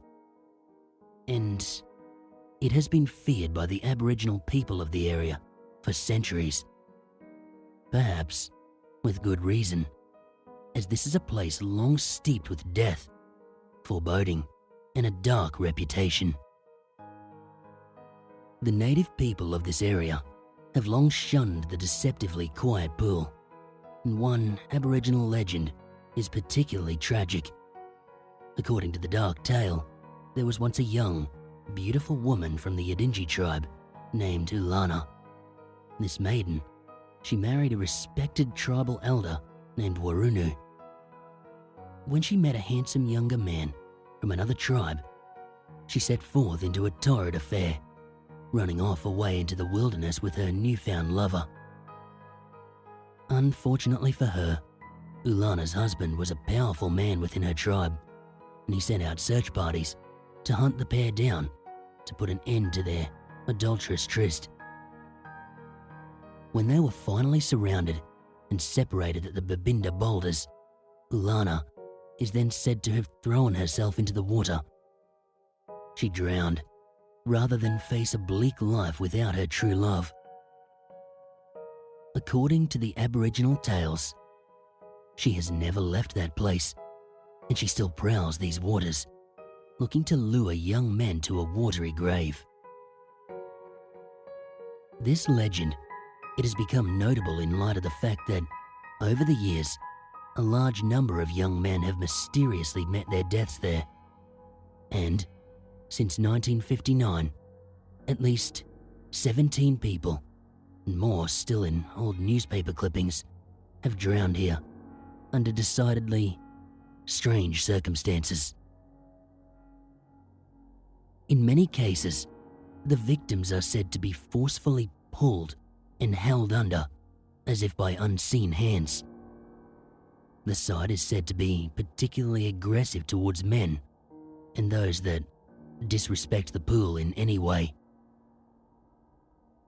In one story, a young man visiting the area, he took a kick at one of the signs there, after which he slipped, fell into a deep pool, and drowned. Other mysterious deaths are not as clear, such as that of 24-year-old Peter McGann, who in 1979 was climbing up a boulder, jumped a small gap, and slipped to go tumbling into the water below, after which he simply vanished without a trace. It would take teams of divers over 5 weeks to finally find his body, lodged down in the murk at the bottom of the pool. One rescue worker who helped in the search, police diver Peter Tibbs, explained the scene thus: "I've been called on 4 times to try and find bodies, but one of the most interesting of the cases was a young fella called Patrick McGann. We thought we knew he was in there, but we couldn't get to the body because the water is so cold, it's so deep, and it flows so fast. And so, 8 or 10 times we went down there, and we eventually cut the logs out of the place underwater. And on the last day, after we'd almost given up, we cut the last log that was in the chute, and the body floated freely. That was 5 weeks and 5 days from the time he'd gone missing, so it wasn't a pretty sight. But it was a great relief to get the body out and satisfy the family. There was also the case of a young couple that was swept away by a freak flash flood at the site as they were taking in the view, with the woman surviving, but the man never heard from again. Perhaps the most recent and dramatic account of a mysterious death at the Devil's Pool is that of 23-year-old Tasmanian naval seaman James Bennett, who had been out for a day exploring the area with some friends in 2010. The group had jumped over a safety railing to sit in a natural tub of churning water, which is known locally as the washing machine. According to one of James' friends, he'd been swimming in a calm area nearby when he was suddenly and violently yanked backwards as if by an invisible hand, which seemed to be dragging him back towards a section of churning white water at the back of the pool. James then allegedly reached up to grab a branch, which snapped, after which his head went underwater, and he just struggled there, suspended helplessly in the water for no apparent reason, with just the tips of his fingers protruding from the surface as he struggled to come up for air. He would remain like this while his friends tried to reach out to him and offer their extended legs before sinking down into the depths to his fate. It would not be until 3 days later that the body of James Bennett would be found floating in a calmer section of the stream, and a plaque would be erected in the aftermath, eerily reading, "He came for a visit and stayed forever." Most of the area is now closed off, although the inviting locale constantly draws visitors in. Such tragic incidents are so plentiful that the area has had numerous railings and warning signs set up over the years to denote the places that are safe for swimming. Why so many have suddenly drowned in the mostly calm pools here depends largely on who you ask. Officials will tell you that it's all due to fast running water, freak, flash floods, or untamed currents stirred up by the natural lay of the stream and the boulders dotting it. This could in turn pull people under and pull them against the rocks or wedge them under sunken logs, drowning them in a fashion that could quite possibly be witnessed as some sort of mysterious, unseen force. The high oxygenation of the water here also does swimmers no favours, and all of this is said to make the conditions in the off-limit areas difficult for even the most experienced swimmers. Indeed, even the divers that have entered the pool to look for bodies have been met with harrowing water conditions at times, despite typically being solidly tethered to the land by rope. One local official said of the dangers of the pool thus: "They call it the washing machine where he went in because it goes around and around. It's all bubbles, so there's no buoyancy. It's dangerous water. It sucks you under. You always see people swimming in the dangerous holes. You never know when a flood could come down from up top." As reasonable as all this sounds, however, others point to the fact that not all these deaths were the result of actually swimming, with some suddenly slipping and falling into the water for no reason, and almost all of them were male, 16 out of 17 of the official count. This is said to be telling evidence that perhaps the Aboriginal legends about the pool are perhaps true, at least to some degree, and only adding to this mystique are the varied reports of a disembodied woman's voice calling out in the night, and even pictures that claim to be of ghostly eyes, faces, and other unexplained images lurking under the water here. A picture taken at the site by the father of one of the victims was described. When the father came down, the police took him out and showed him where he went down. And he took the photo of that. And he came back and they showed him where they had him tied up there. When he went over to Innisfail the next morning to get him developed, that's what they found, that photo. He's even got the cigarette in his mouth. Here, we have an old myth intertwined with modern ghost stories and strange deaths, making it hard to really pick apart what could be real and what is all pure lore. Whether one believes the straight legends of a dead woman or not, it is hard not to wonder whether this place might just be one of those places that seems to be infused with some sort of negative, malicious energy. Is this all the result of natural phenomena, a ghost, or something else? It remains unknown. But something to think about if you are ever looking to take a dip at this mysterious place.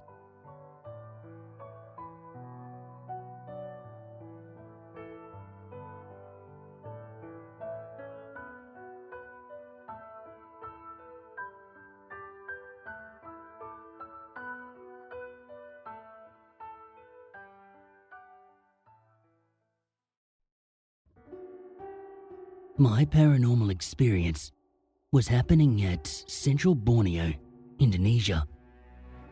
I was native in Borneo, as we are called Dayak people. This experience happened when my age was 15 years old. It was when we moved to our new house in Kuala Kuran, central Borneo. I had an older brother. He is already 17 years old. When we move out to our new house, it is already near dark, and we just half finished in unloading our belongings from the truck. Our parents were still very busy unloading, and we became bored. Without our parents' permission, we went to a river near a forest nearby, searching for some frogs to use as a toy and to eat. When we were having fun collecting the frogs, suddenly, my older brother freezes. His eyes, they looked deep into the forest, and suddenly, he became silent, and he told us to do the same, because he heard something coming from the trees. The sound he heard, it was like a whistle, but it was too deep, too serene, and surely, no one can whistle for that long. Suddenly I feel a chill in my body, and not long after that, some kind of light, it began emanating from the forest. I looked deeper. It was a woman's head, flying, with intestines without its lower body. What we Dayak people, we call this Untu Kuyang. Me and my brother, we tremble with fear, looking at Kuyang, glowing with blood dripping from its intestines. It was flying towards us. My brother, alarmed with that sight, he pulled on my hand and he screamed, "Run!" He didn't need to tell me again. With my entire might, I run toward our house. We run, without looking back, because we know what will happen if Kuyang catch us. Luckily, our parents are still outside the house, unloading the stuff to our new house. Our father, watching us run like crazy, and he saw that ghostly light following after us. As fast as he can, my father grabbed his fish spear. My mother ran inside the house to take Mundo Blade and two other people who helped my parents unloading stuff. They are running with stones and knives and throwing rocks to the light, screaming at us to hide behind them. Me and my brother, we watch, shivering, as Kuyang hover high above our house, watching at us with its intestines dripping in blood, flying high around us. Our parents and the others, with all their might, throw rocks to the abomination as my father began chanting some prayer. After about half an hour, the ghost seemed to disappear, and after my father is sure the ghost is really gone, we finally go inside our new house and lock up any windows and doors. We sure never walk to that place again. It still scares me and my brother to this day.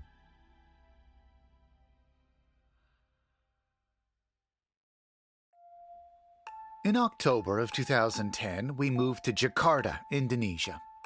We found this apartment, which was in an old building but had spacious rooms and beautiful gardens. Soon after settling down, we got a domestic helper who used to cook, clean, and iron. She, as a live-in helper, had a room which was outside the apartment. There was a bell in the kitchen in case we needed her while she was in her room. So, the things started when one morning my helper asked me why we called her at 2 a.m. I was quite surprised and politely replied that we were all asleep and no one did. But she was adamant. She told me that there was a constant bell from 2 a.m. and she came out of her room and waited for us to open the door. We ignored it by thinking she was just a young girl. Maybe she heard something in a dream. Gradually, strange things started happening, like the lamps in the living room would be automatically turned on every morning, or the main door unlocked. My husband started complaining that I was being careless about things. Then, one day, after the kids left for school, I turned on my laptop to check my emails. There was this entangled string lying beside the laptop. While typing the emails, I felt something moving. I slightly turned my gaze, and to my surprise, I saw the entangled string was opening in front of my eyes. I was speechless and frozen. It was as if someone had been carefully trying to open it. I couldn't move. I wanted to run, but couldn't get up, and in front of my eyes, that ball of string was straightened up by an invisible hand.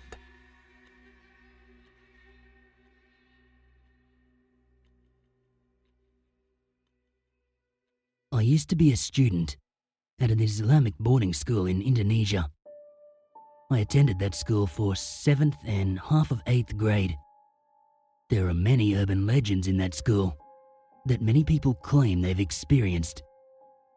There's a ballerina phantom, a grandma that carries around a bucket in the bathroom, ghosts or demons that appear in pictures, the 3 girls that drowned in a well, and many more. This story, however, is based on my own experience. When I attended boarding school, I used to get sick a lot. I actually had digestive problems, typhus, and I was diagnosed with anorexia. People said that the supernatural tends to be attached to sick people, especially kids, because they are weaker. This would probably be why I used to experience so much. These things, they messed with me so much that my parents had to fly to Indonesia and take me back to America. I currently attend a boarding school in America too, but fortunately, I haven't experienced anything, at least not yet. One night, back at that school, I was extremely sick that it was hard for me to move around. I had 20 roommates, and everyone left to go to the mosque because it was time to pray, and I was left by myself. Teachers didn't believe when students were sick most of the time, so one of my roommates, they turned the lights off so it would seem that no one was in the room. That's when it started getting weird. First, I smelled blood. It smelled fresh too. I ignored it. Then I heard scratching on the walls, but I also ignored this. And then, the door swung open. This startled me, because that door is very big and heavy, and there was no wind. It was actually very humid. My dumb self, my first instinct was to close the door, so I crawled towards it. I was about 2 inches from the door when it slammed shut. There are windows on both sides of the door, and when I looked up, there was a woman staring at me through the window, smiling at me and waving. Her teeth were yellow and rotting.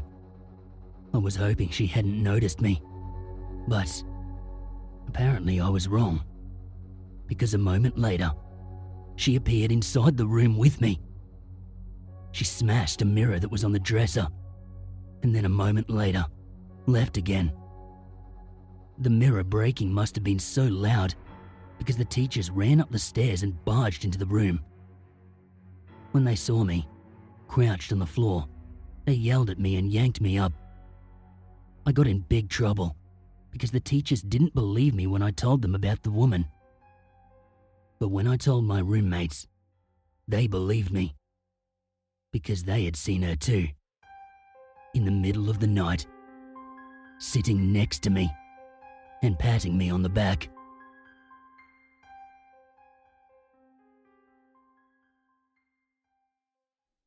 My parents bought a big house in the suburbs when I was 14.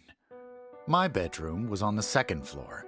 Up from the staircase, there's a mezzanine where you can look down to the family room next to the staircase and across to the neighbor over the big window. The rooms are lined up along concave mezzanine barrier.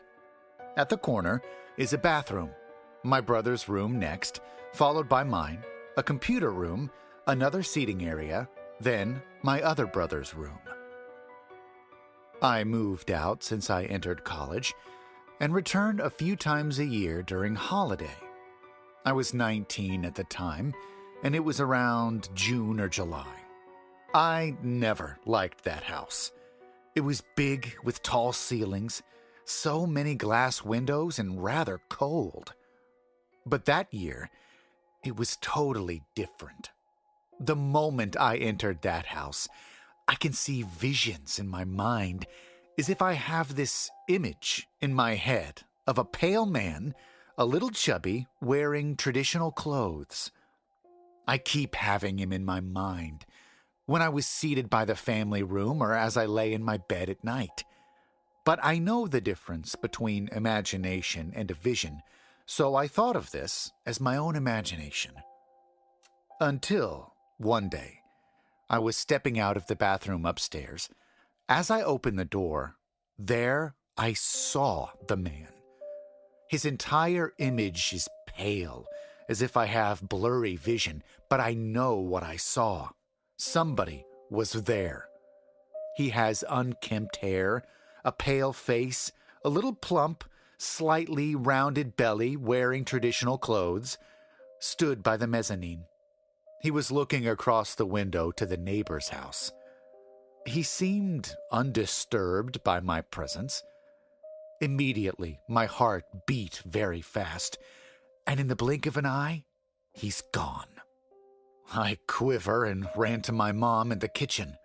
I definitely saw somebody. It definitely isn't human. I never had this experience before, but when I told her, I had nothing to say. I told her I saw somebody. I know he's a ghost. My mom's reaction was calm. Where I'm from, black magic is common knowledge, and many people claim to possess it. We always knew the house was built in what once was a forest with many black magic practices. Those who learned black magic created a supernatural being.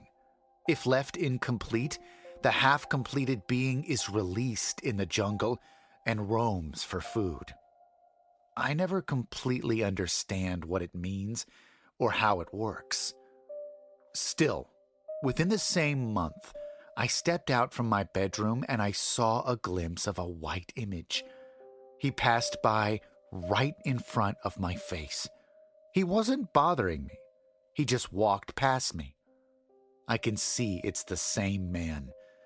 My heart beat very fast. He vanished in the blink of an eye. My mom told me next time if I see something, try not to blink. Then I'll be able to see and observe a little longer.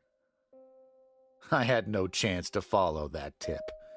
I didn't stay long in my parents' house, and the moment I entered the car to leave the house, even though the car was by the porch, I didn't visualize him in my mind anymore. I never see him anymore over the following holidays. I have no idea if he was visiting or who he was. The house is now sold away. There are other things that happened in that house as well, but I will leave this story for next time.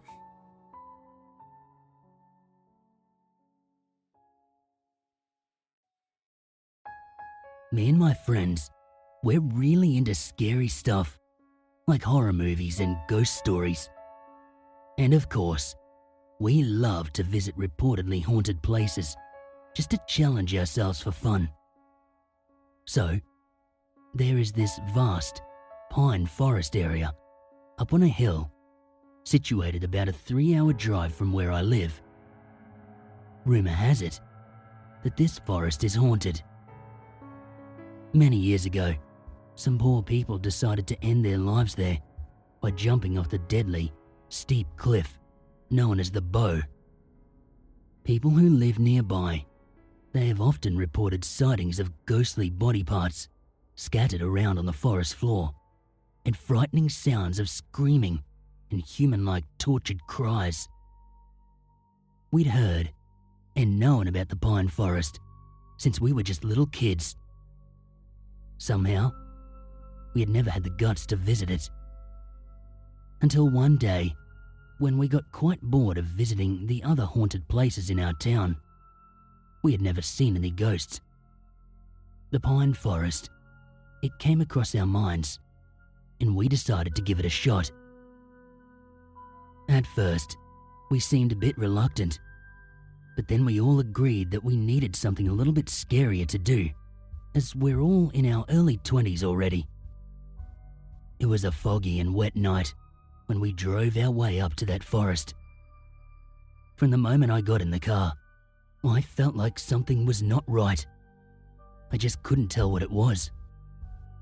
But I also didn't want my friends to think that I was afraid, so I showed off a bit, talking about scary possibilities that might happen there in the pine forest.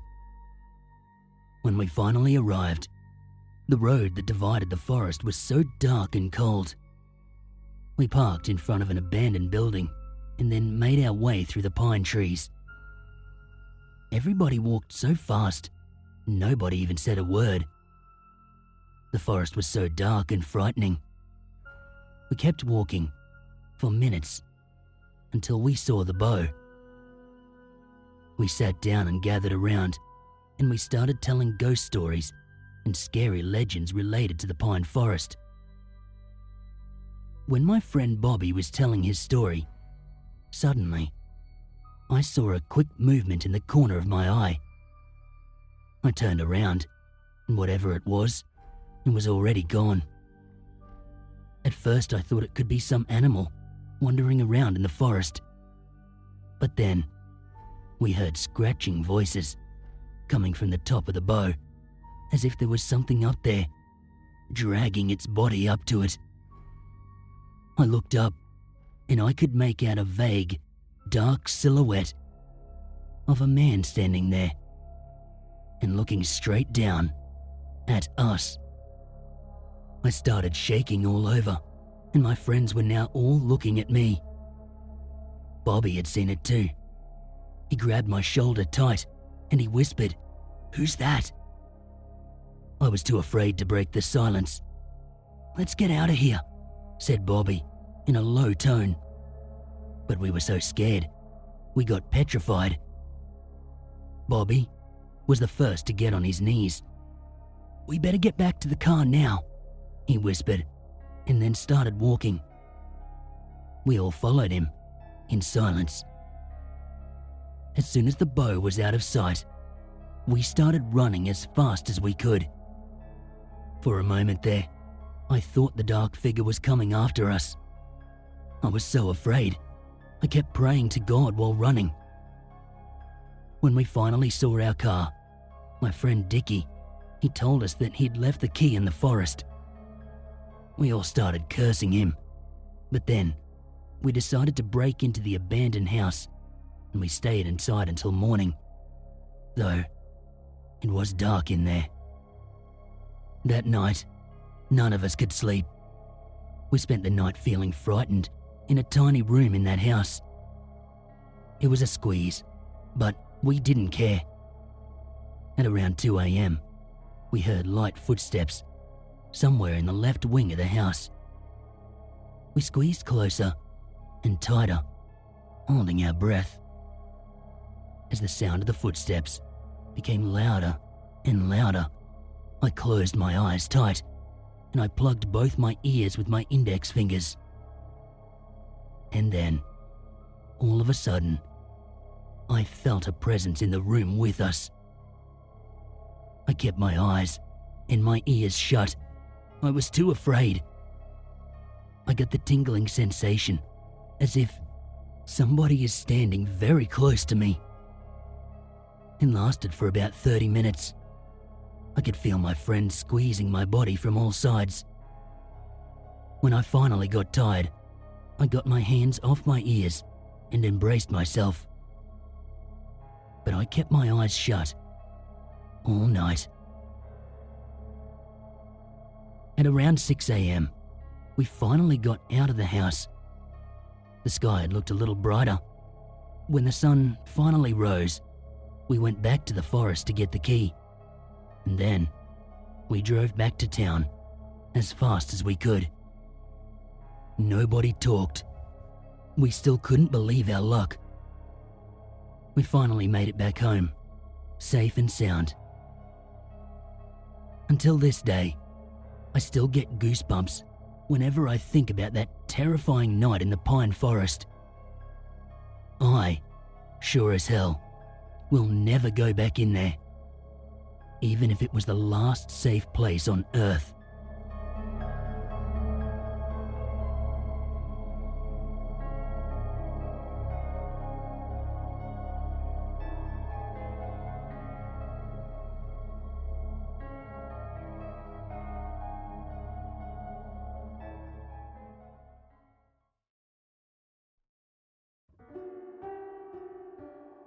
In the summer of 2008, I went with a student ambassador program to China. I had just turned 17 and I was with about 50 other kids from Queensland. It was really my first time being away from home and without any other relatives. The trip itself lasted 2.5 weeks and the group toured Beijing, Shanghai and Hong Kong. It was, all in all, a life-changing experience and a ton of fun. However, there were several things that happened while I was there. Some things I couldn't really explain. Here are some of them. The first thing that happened was, probably in my mind, the most frightening to me. The group was in Shanghai. Actually, during our stay in Shanghai, we stayed overnight in a smaller village. We stayed in a hotel though, for one of the days, but I forget what the village was called. Anyways, we were at this hotel, and basically, we had the entire floor to ourselves. There were 2 to 3 roommates in each room. We checked into the hotel and were all getting set up in our room. We were instructed to meet in the hotel restaurant at a certain time, which was about an hour after we were getting our things set in our room. I remember, at one point, leaving the hotel floor with someone, for some reason, and then coming back upstairs to our floor. There were some people in the hall, and others in their room. The person I was rooming with was in someone else's room at the time, and I walked back into the hotel room. I remember sitting in there, by myself, listening to the others walking in the hall and just sort of organising my bags. I also remember noticing that the room clock was not the correct time, so I had to check my cell phone to get the real time. After what I thought to be only several minutes, the noise of people seemed to settle down, and I thought maybe they were all getting ready for dinner. I continued to sit in my room, and after another few minutes, I thought that the halls were just maybe too quiet. I didn't think that it was that late though, and that it was that close to dinner. So I just continued to sit there. And then I heard a sound as if someone ran down the hall. It sounded to me like it came from the direction of the elevators and went down the hall. I instantly thought that it was just someone from the group having fun, because I heard the movement in the hall again. I got up because the sound went away, and I took that as the person possibly left for downstairs. I basically thought I should head down for dinner, and with that, I left my room. As I walked, I thought I heard what sounded to be someone about to leave their room. It was like a doorknob was turning, and I heard some movement behind me. I remember sort of looking back to an empty hall, but I didn't think much about it. I went to the floor where the restaurant was on, and the group leaders were standing there. They caught sight of me and kind of laughed and told me I was late for dinner. I remember being confused and thinking I was not late, but I saw that all the students in the group were already seated. I had to sit with the leaders that night for dinner, and they told me that they were wondering who was missing, but they couldn't really decipher who it was. And they stated that I was gone for about 10 minutes. I just remember sitting there and thinking to myself, who was in the hall and in that room? I even told them at dinner that I didn't think I was late because I heard what sounded like people still in their rooms and in the hall when I was on my way down to the elevator. They just looked at me, somewhat amused and in wonder about what I was talking about. They didn't really press me any further on my statements, and we just went on with dinner. I'm pretty sure no employees were in the hall, because the hotel was pretty vacant when we were there. I probably saw about 5 employees downstairs when coming in and throughout our first few hours there. And I'm just quite certain that no one would just go into someone's room like that. Another thing that happened was during our homestay portion of the trip. About 4 people were assigned to a family in a small village. I was assigned with 3 other kids, and we were taken to the house where we would be staying, which would only be for about 2 days. The room was a good size, and there were 2 full-size beds in it. On our first night there, I was laying there. At some point I dozed off and woke up again later. I just continued to lay there, trying to sleep again. But after a few seconds, I heard what sounded like heavy, silent breathing. I thought it was my roommate, but I realized it sounded like it was coming from behind me. At first it didn't scare me, because I thought maybe it was the aircon kicking in. But it went away after I turned my head to look at the AC. I laid there and brought the covers closer to me. Then, it felt as though while during this, like someone was pressing onto the end of the bed. I just laid there, tried to just let the feeling pass, but it felt like it stayed. I didn't want to look at the end of the bed, but I couldn't help myself. But no one was there. Nothing. It was just blank. I had a hard time getting to bed that night. I think maybe it was due to the constant travelling. But after an hour or so, after the bed incident and breathing, the room got really dark, and I just pulled the covers over my head. There was another incident that happened in the house, and it was when I was upstairs alone.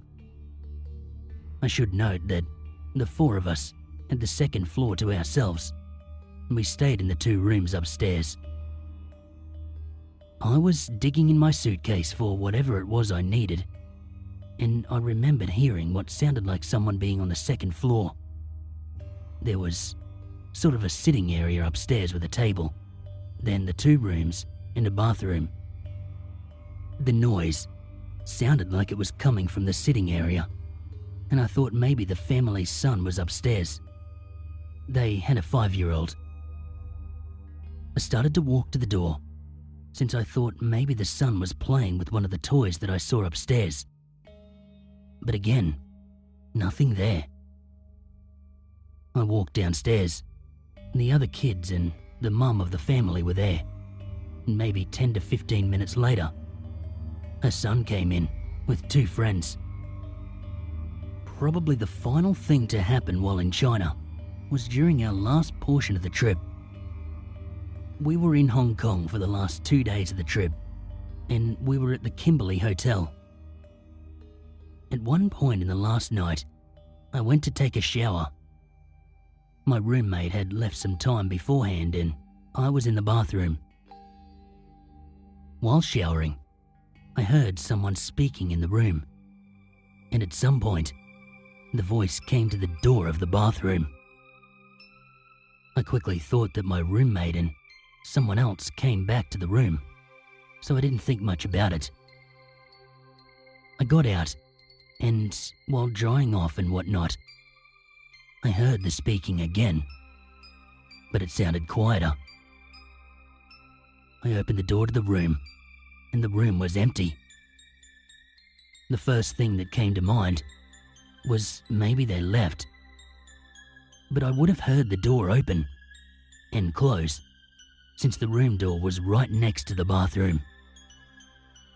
Then, I thought it maybe was the leaders doing their nightly room checks, but it was far too early for that. I sat on my bed, and soon my roommate came back, and sometime later, the leaders came to do their room checks.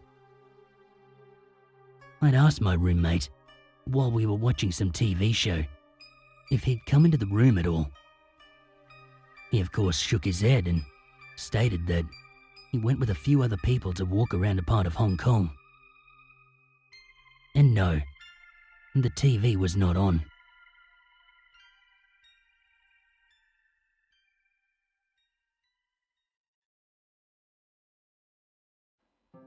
A couple of months ago, I submitted a story on this website regarding 2 strange experiences I had here in Beijing late in 2019. I have to stress that before these 2 incidents, I have never had any paranormal experiences at all, and I had none since. That is, until a fortnight ago. I have a generally rational and skeptical worldview, so I'm not given to flights of fancy, nor do I have an overly active imagination. I live in a flat on the 36th floor, which is the top floor, of a modern high-rise block in Beijing, China, with my girlfriend. It's certainly not the kind of place you'd imagine anything supernatural would occur. My girlfriend is only the second person to live in this flat, the first having been her older cousin, who moved away to work in another city with his wife and daughter. He sold the flat to my girlfriend when he left. I mention this because I want to stress that our building is only around 10 years old and nobody's ever died in our flat. Anyway, about 2 weeks ago, it was the middle of June 2020, I was in the shower and was washing my hair. My hair and face were covered in shampoo bubbles, so my eyes were closed. I heard a female voice say something in Mandarin, which translates into something like, "Okay, that's enough. Stop it now." Thinking my girlfriend had come into the bathroom without me noticing, I wiped the soap bubbles from my eyes and opened them, expecting to see her standing there. To my surprise, I saw not my girlfriend, but a strange, middle-aged Chinese woman I'd never seen before. She was just staring straight at me. In fact, it almost seemed as if she was actually looking straight through me. She made no sound at all and did not move. I must have seen her for a second or two when the shampoo dripped down into my eyes again, causing me to close them to avoid the sting. I once again wiped my eyes, but the woman had gone. There was no sign of her. I called to my girlfriend. She came into the bathroom, and I asked her if anyone else was in the flat. She said there wasn't. I was a little worried about this incident, but tried to find a rational explanation. I remembered that when my grandma back in England had had a brain tumor, she had had hallucinations, seeing people in her house when nobody was there. As a result of this, I went to the hospital and arranged to have a CT scan. The results showed nothing abnormal in my brain. I'm a bit worried by this. I haven't seen the woman since, but the fact that this apparition happened inside my home and while I was actually taking a shower has freaked me out. I don't know what's going on, but I want it to stop.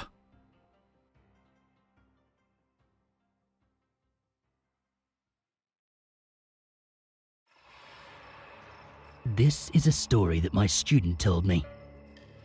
It is, essentially, not a ghost encounter, but it's on the same scale of the paranormal, and I truly believe it.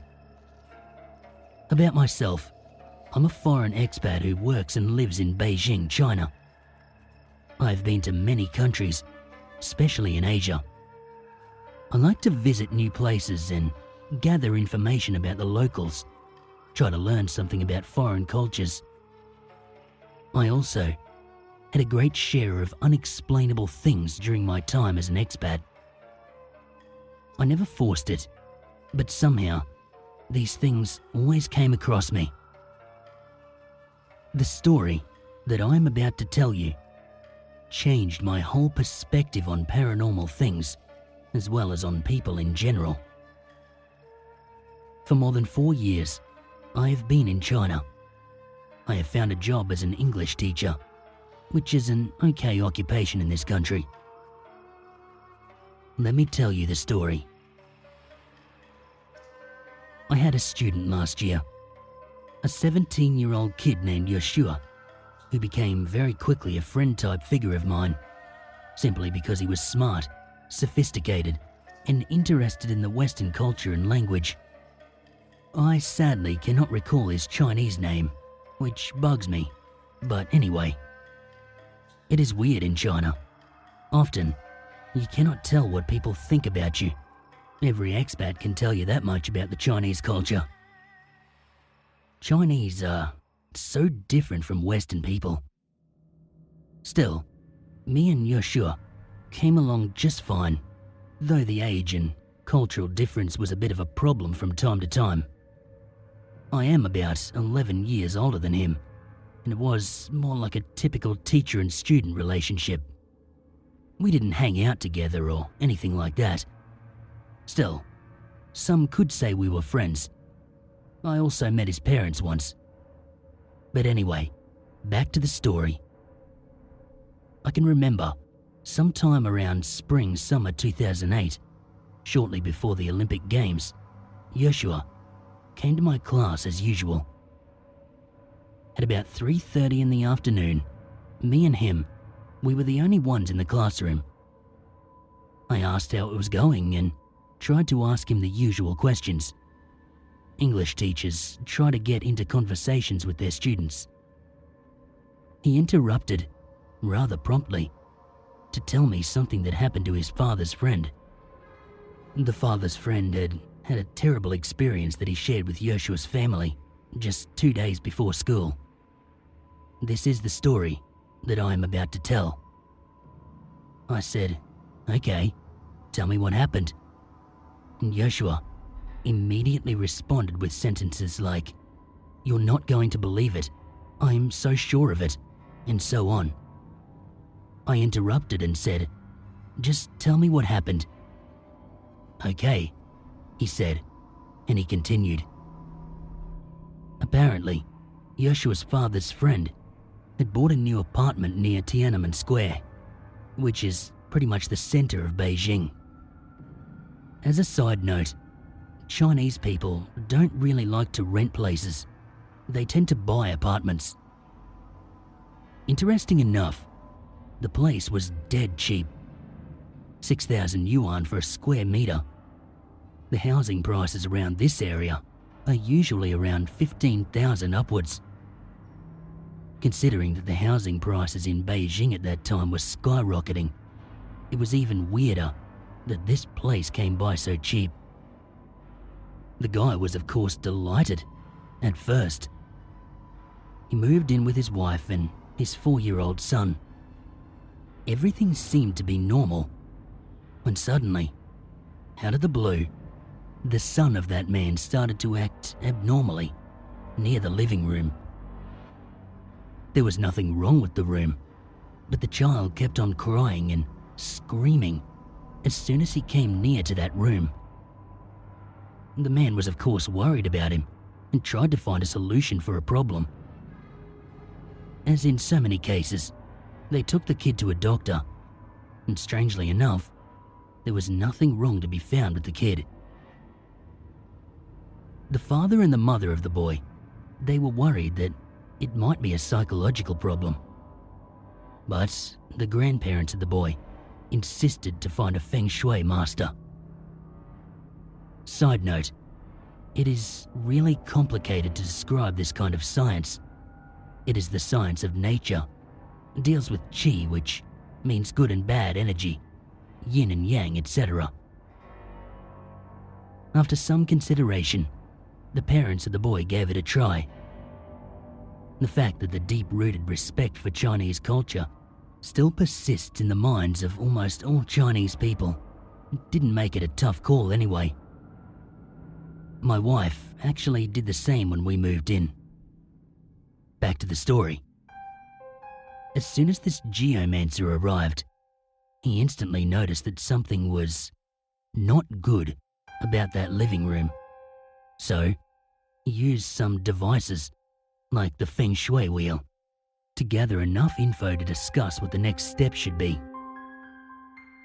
Meanwhile, the little boy who behaved so abnormal before moved to the grandparents' house for precaution.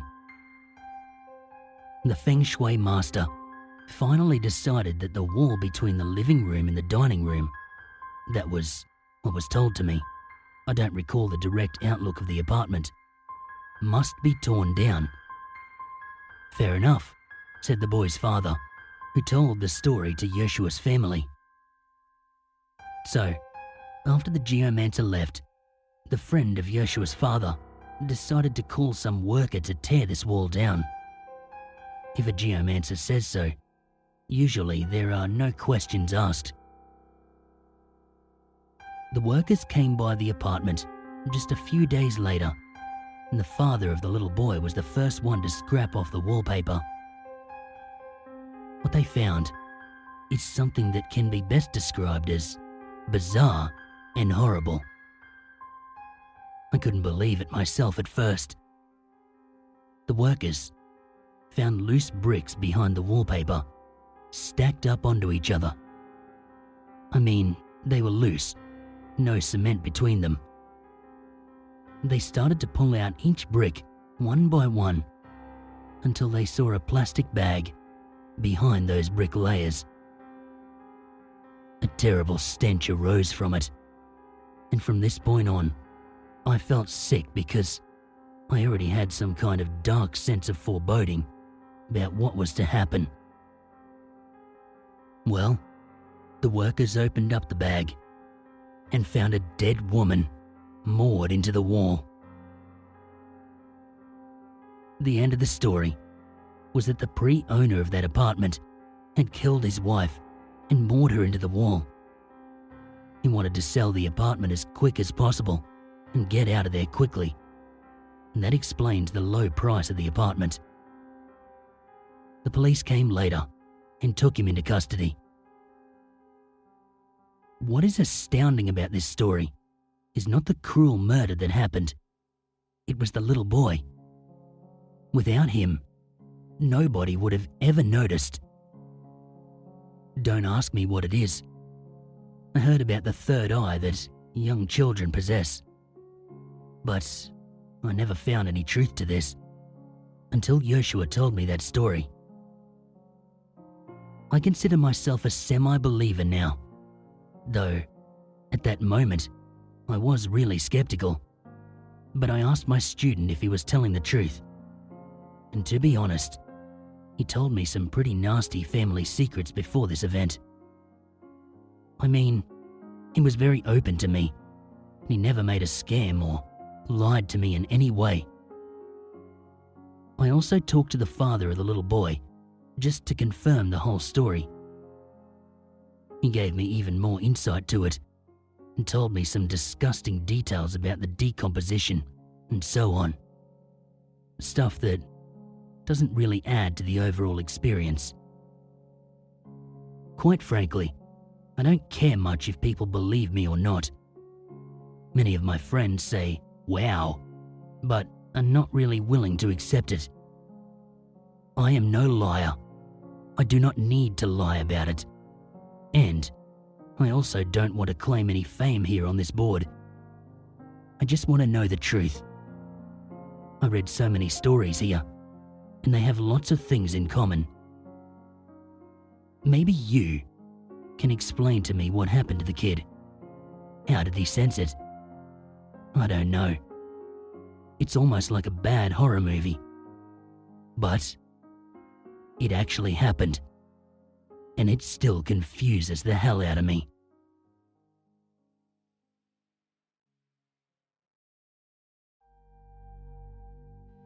I'm going to relate two experiences which have both had me very shaken. They're both 100% true. I'm a 32-year-old Englishman who lives and works in Beijing, China. About 5 months back, I moved in with my Chinese girlfriend at her flat on the 36th floor of a high-rise block. The building is part of a gated neighborhood, which has several high-rise buildings in close proximity. Our building is the tallest, and from the windows of our living room, kitchen, and study, we can clearly see the rooftops of the buildings opposite. It is quite usual to see people walking about on the rooftops, smoking cigarettes or exercising, that kind of thing. About 3 weeks after I'd moved in, I was in the kitchen washing the dishes after lunch, and I happened to glance out of the window. I did a double take when I saw a man standing dangerously close to the edge of one of the buildings opposite. I can still recall clearly that he was wearing a white t-shirt and black trousers, which with hindsight seems unusual, as Beijing at that time of year is far too cold to be wearing only a t-shirt. He seemed to be in some distress, and I opened the kitchen window to shout at him to get away from the edge, but before I could do so, the man jumped from the rooftop. I ran into the living room and told my girlfriend what had happened, and we both quickly ran to the lift in a panic and went down to the ground floor, expecting to see a gruesome scene with people panicking and police ambulances having been called. Instead, we found there was nothing that we expected. No body, no panic, nothing needing our help at all. There were people walking around calmly, going about their day. It was as if the whole thing had never happened. My girlfriend was angry at me afterwards because she thought I was playing a joke on her, but I know what I saw. All I can think now is, did I see a ghost? It might sound silly, But from that day on, I've tried to avoid looking out of the window whenever I'm in the kitchen. As if that wasn't creepy enough, a few weeks after the jumper incident, I was taking the lift down to the ground floor to go to work. As I mentioned, I live on the 36th floor, which is the top floor of the building. When the lift got to the 21st floor, it stopped and the doors opened. A little old lady walked in. She was short, I'd guess no more than 5 feet tall, and wearing typical clothes for an old Chinese lady. There was nothing spooky or ghostly about her. As she entered the lift, she looked up and gave me a big, open-mouthed grin. I noticed several of her teeth were missing. I smiled back at her and the doors closed, and the lift carried on going down.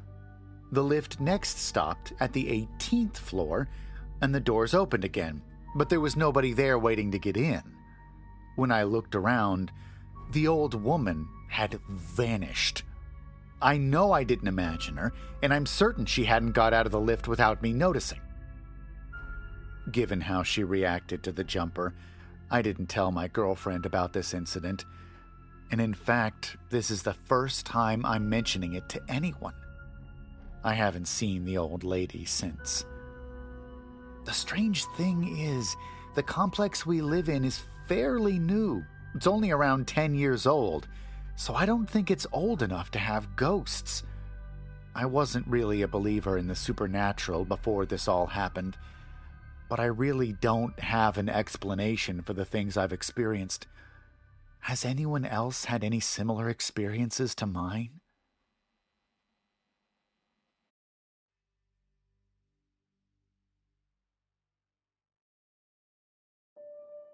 This is a story that my friend Dee told me when I was in China for vacation 2 years ago. I was visiting family members, and Dee was a pen pal that I'd made prior to going there, since I didn't really know anyone there that could speak English anyway. Dee told me that when he had first moved to Shanghai, he found a really cheap place to stay that was close to his new job. The room he had rented, it was on the 3rd floor of an old house in which everyone had their own floor, and the kitchen/living room is all on the ground level floor. The owner of the home was this old woman, and her bedroom was on the 1st floor. Another woman was staying on the 2nd floor. When Dee began to move into his new room, the old woman told him not to use the closet in his room. She said it was dirty inside and had some missing floorboards, so it was not a good idea to put his stuff inside. The closet had been boarded up with some planks of wood. Dee agreed to that and just used the closet in the hallway instead. After 2 weeks, Dee said that he had too much stuff and it was an inconvenience for him to have to go to the hallway all the time just to get certain things that he needed. So, he decided to remove those boards from the closet. He was going to get some paint and pick up some tools and see if he could fix up the closet himself. When he removed the boards and opened the closet, he found some old clothes. He saw that there was nothing wrong with the closet at all. He moved all his stuff inside. One day, he said he came home from work and he was going to shower and change before going out again for the night. When he went inside his closet to get a change of clothes, he saw that all his clothes had been tossed around and wrinkled. He had them neatly folded before. He got really angry and he assumed that maybe his roommate's daughter had been playing in his room and messed it up. When he asked the old lady, who lived on the 2nd floor, she said that her daughter had not been over and she was told not to go upstairs anyway. He decided to ignore this for now. Another time, he said he was taking a steamy shower and suddenly felt a chilly gust of air blow into his bathroom. His window and door, they were not open. There are no vents either in this bathroom. He said he would also see a shadow of a human silhouette in his shower curtain every now and then. He realized that there was the possibility of ghost activity. He doesn't believe in that kind of stuff, and so he just ignored it. One night, Dee and two of his friends went out for the night to party. Afterwards, they stopped at Dee's house for a little bit to have a cup of tea before leaving. Dee was in the kitchen, browsing the cabinets to find out where the tea bags were. He usually places them in the pantry next to the stove, but he said it wasn't there for some reason. He thought maybe his roommates might have drank it all. While he was searching, he said out loud, "I wonder where the tea went." Suddenly, one of the cabinets slammed open, and two boxes of tea bags just flew out onto the floor as if someone had thrown it. Both of his friends, they started screaming, got up and left. Dee said that he packed his stuff that night, slept in the living room, and moved out 2 days later. The old lady got very angry at him for opening the closet and said this would not have happened if he hadn't messed with the closet when he told her why he wanted to move out.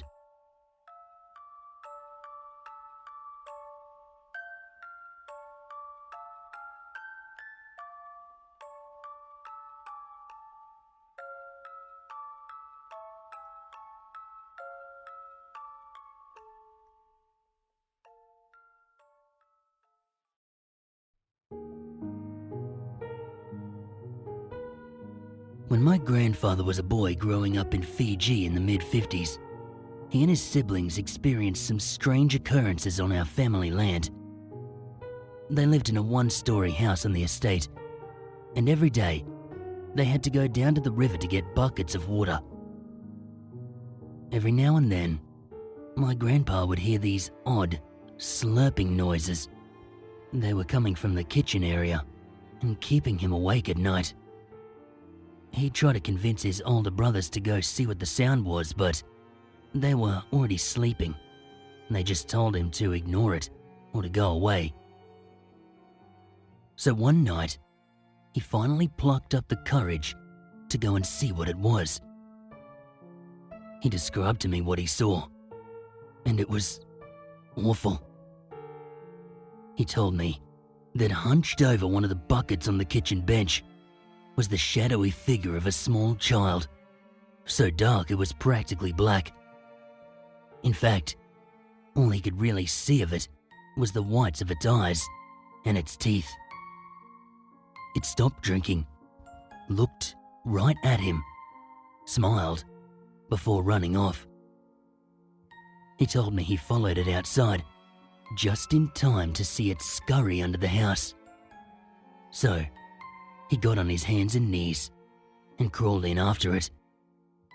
But once he was in there, it had disappeared. He said he was under there for a while, lifting up chickens and stuff, looking for this thing. But it was gone. That night, however, would not be the last time he would see it. Just a couple of nights later, he was drifting off to sleep. He was staring at the big tree just outside his window when he noticed something on one of the branches moving in an unnatural way. His eyes strained in the darkness, trying to make out what it was. When he realized it was that thing, the small figure from the other night. He darted out of bed and into his parents' room in such a panic that they could barely make sense of his words. That continued for weeks, he told me. So eventually, his parents were forced to move one of his brothers into his room in the hopes of easing his imagination. That worked for a while. One night, he was on the brink of sleep when he heard his little brother call out to him. He rolled over to see him, eyes wide and frozen, just staring out of the window. He followed his gaze up to the tree and right to the little dark figure sitting on the branch, just staring down at them with such a big, white smile that it almost took up half its face. They stayed awake all night that night, afraid to move, just looking back at this thing. The following morning, they begged their parents and siblings to believe them, but they just assumed it was another nightmare. As my grandpa and his brother got ready for bed that night, they decided to sleep in the same bed because they were both so scared. He told me he awoke to his younger brother shaking his arm and calling his name again. But when he looked up, the black figure had moved closer to the window, unblinking and still smiling down at them. It dived off the branch and into their window, coming right for them. It engulfed them and the room in complete darkness. He says he doesn't remember what happened after that, but the next morning, he climbed up the tree and hung a rosary on that branch. He said neither him or his brother ever saw it again after that.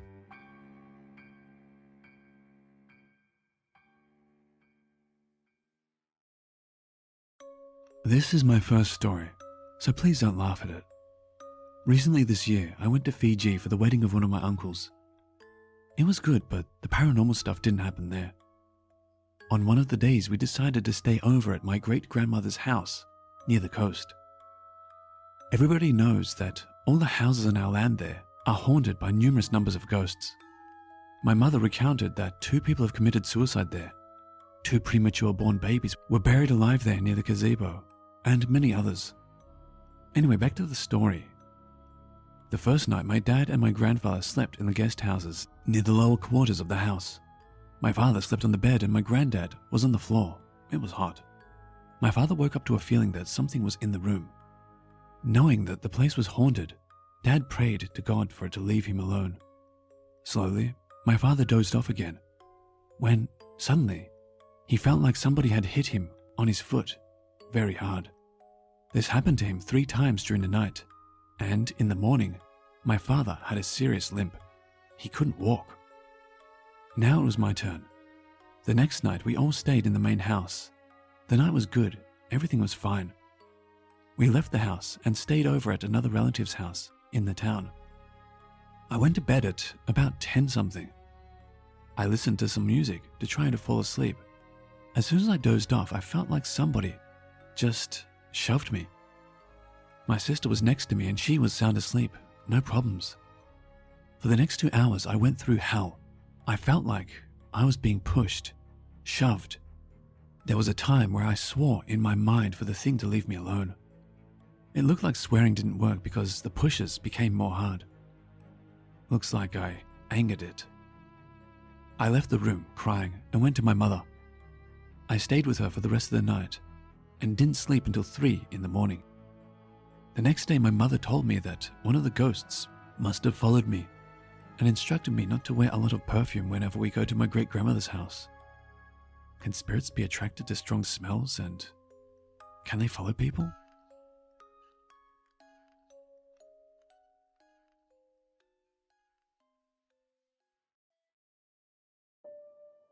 Fiji is a modern country, although parts of the country are still making slow progress. Therefore, it is not uncommon to be disorientated when the city suburbs give way to open countryside. Tiny beacons of light can be lost in the wild darkness that can be attractive by day, yet sinister by night. This ghostly encounter comes from my father's side of the family. Although he himself is not a believer, the experiences of his various family members, they often make me wonder if my father is in denial. However, as I stated, This encounter is from an early period of my father's life, when he was around 12 in the mid-1970s. Growing up in one of the deepest rural parts of Fiji, my father's family has been farming the land of sugarcane since around 1879, around when they were first brought there by the British. The land was confiscated, quite forcefully, from the local Fijians. There was, of course, a lot of discontent and severe uprising.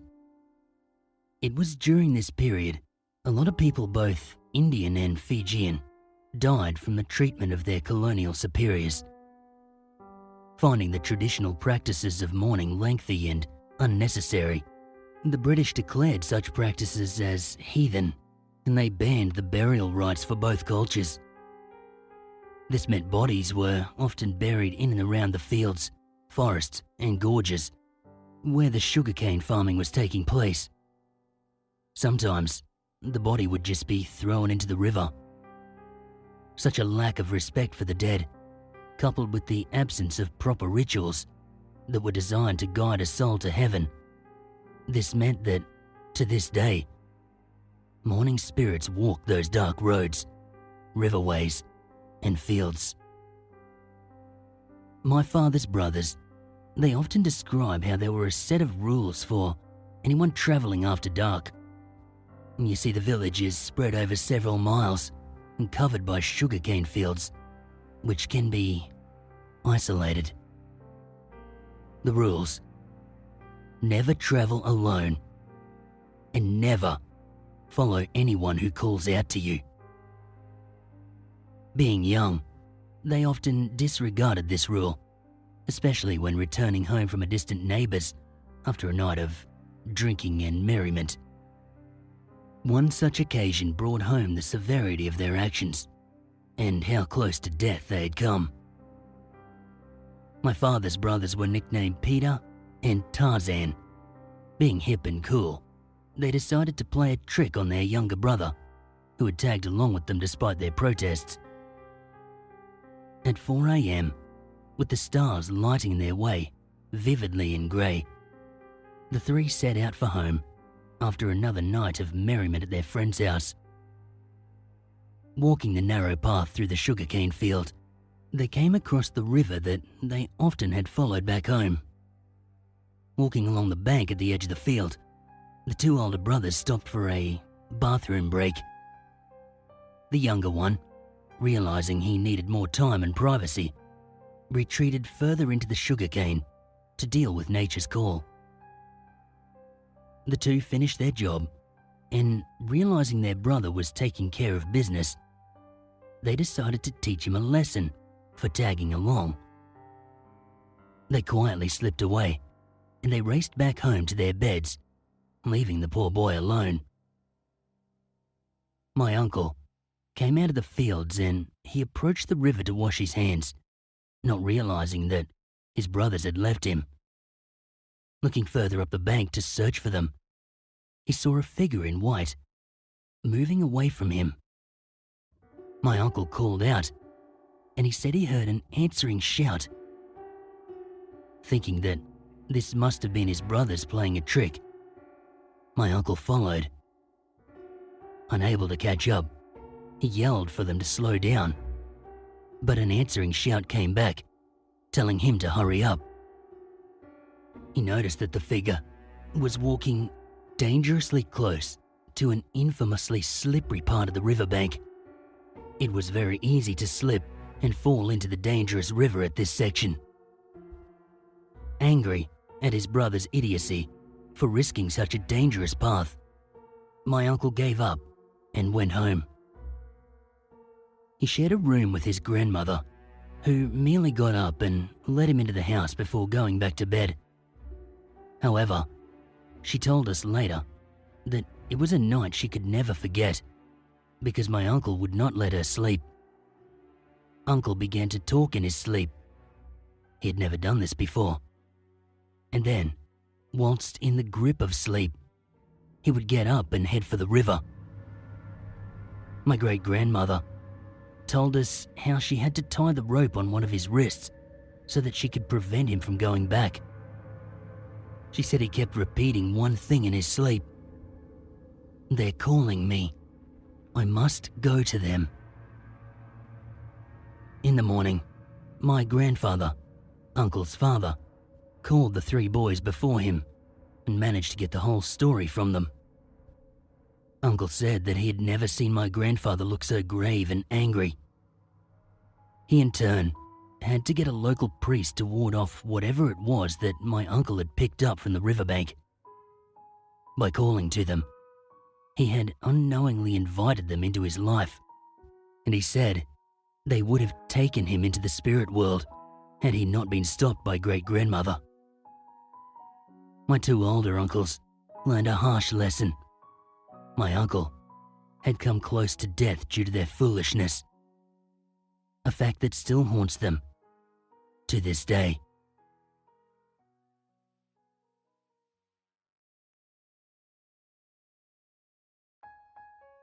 This story is based on an island in Fiji.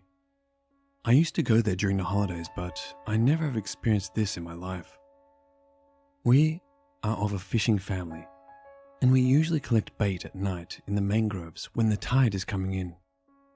One night, about midnight, my 2 cousins accompanied me fishing.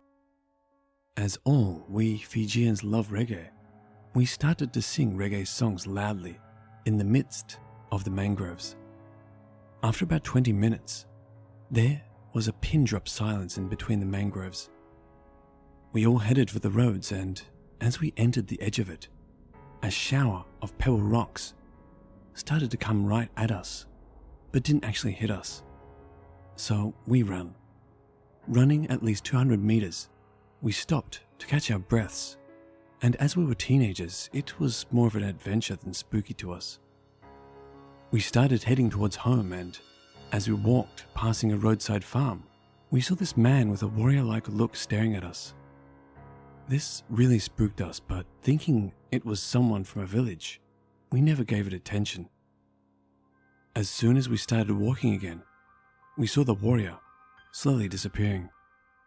After seeing this, we dashed home at a speed we have never ran before, and after that, we never spoke about it again.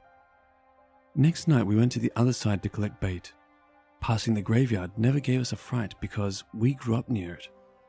And upon returning, we passed the graveyard again, and my cousins seemed to stick closer to me and held my t-shirt. I didn't mind because we are always playing around. As soon as we passed the graveyard, both my cousins took a sigh of relief, and upon questioning them, they told me that they saw the same warrior again, but this time with a spear. Getting spooked again upon hearing of his appearance, I asked them why they held my t-shirt. They told me that I was a 100-meter sprinter, and I would run off and leave them behind. After the freakish night, we all headed home, and as we went to bed, I felt as if someone was staring at me from the trees. It seemed like a shadow, and gradually disappeared. Now, whenever I'm on my island home, I sense someone is watching me from the tree line to my window. I will be heading for island home again this year. I hope it does not happen again.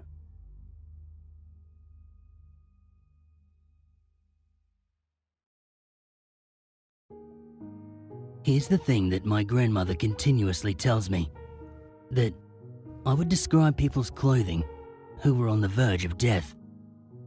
For example, a woman was in a car accident and she was wearing a white t-shirt and pink skirt and had blood all over her, and she was standing outside. Then I went on playing as if nothing had happened. But on confronting me, I would forget what I had said. But sure enough, there would be a call informing her of the death, and she would tell my mother that what I had described was accurate. This only happened to people I had actually met, mostly those within my family. Besides those when I was growing up through my teen years, I've seen dark, tall figures occasionally standing at the foot of my bed right when I woke up and I've heard footsteps running up and down the steps. And even once, my cousin's nanny was watching TV in the living room, and a cushion was thrown at her. By what? I do not know. And she didn't either, because she bolted out of there, leaving my little cousin. I have also been lost once, while I was still in primary school. But I got home safely, and I don't remember how. During that time, some friends of my grandmother's told her they drove past me and assumed I was okay by myself, walking, and that I was talking to someone beside me. Beside me? But I was walking alone. That was around 4 o'clock in the afternoon. But I was home half an hour after that. How could that happen when I had used my money on sweets at the school bus stop? And that's why I was walking. But how I got home, that is a memory I cannot conjure up. In class 4, I met a friend. He said his name was Peter. Peter and I hung out at the swings near my house, and he told me that he lived with his parents at a house just east of the swings, about one house down. But when I came home one afternoon, my friend was not at the swings.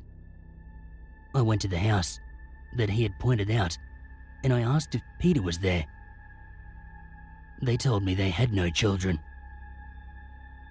I later learned that the couple had had a couple of miscarriages in the duration of their marriage.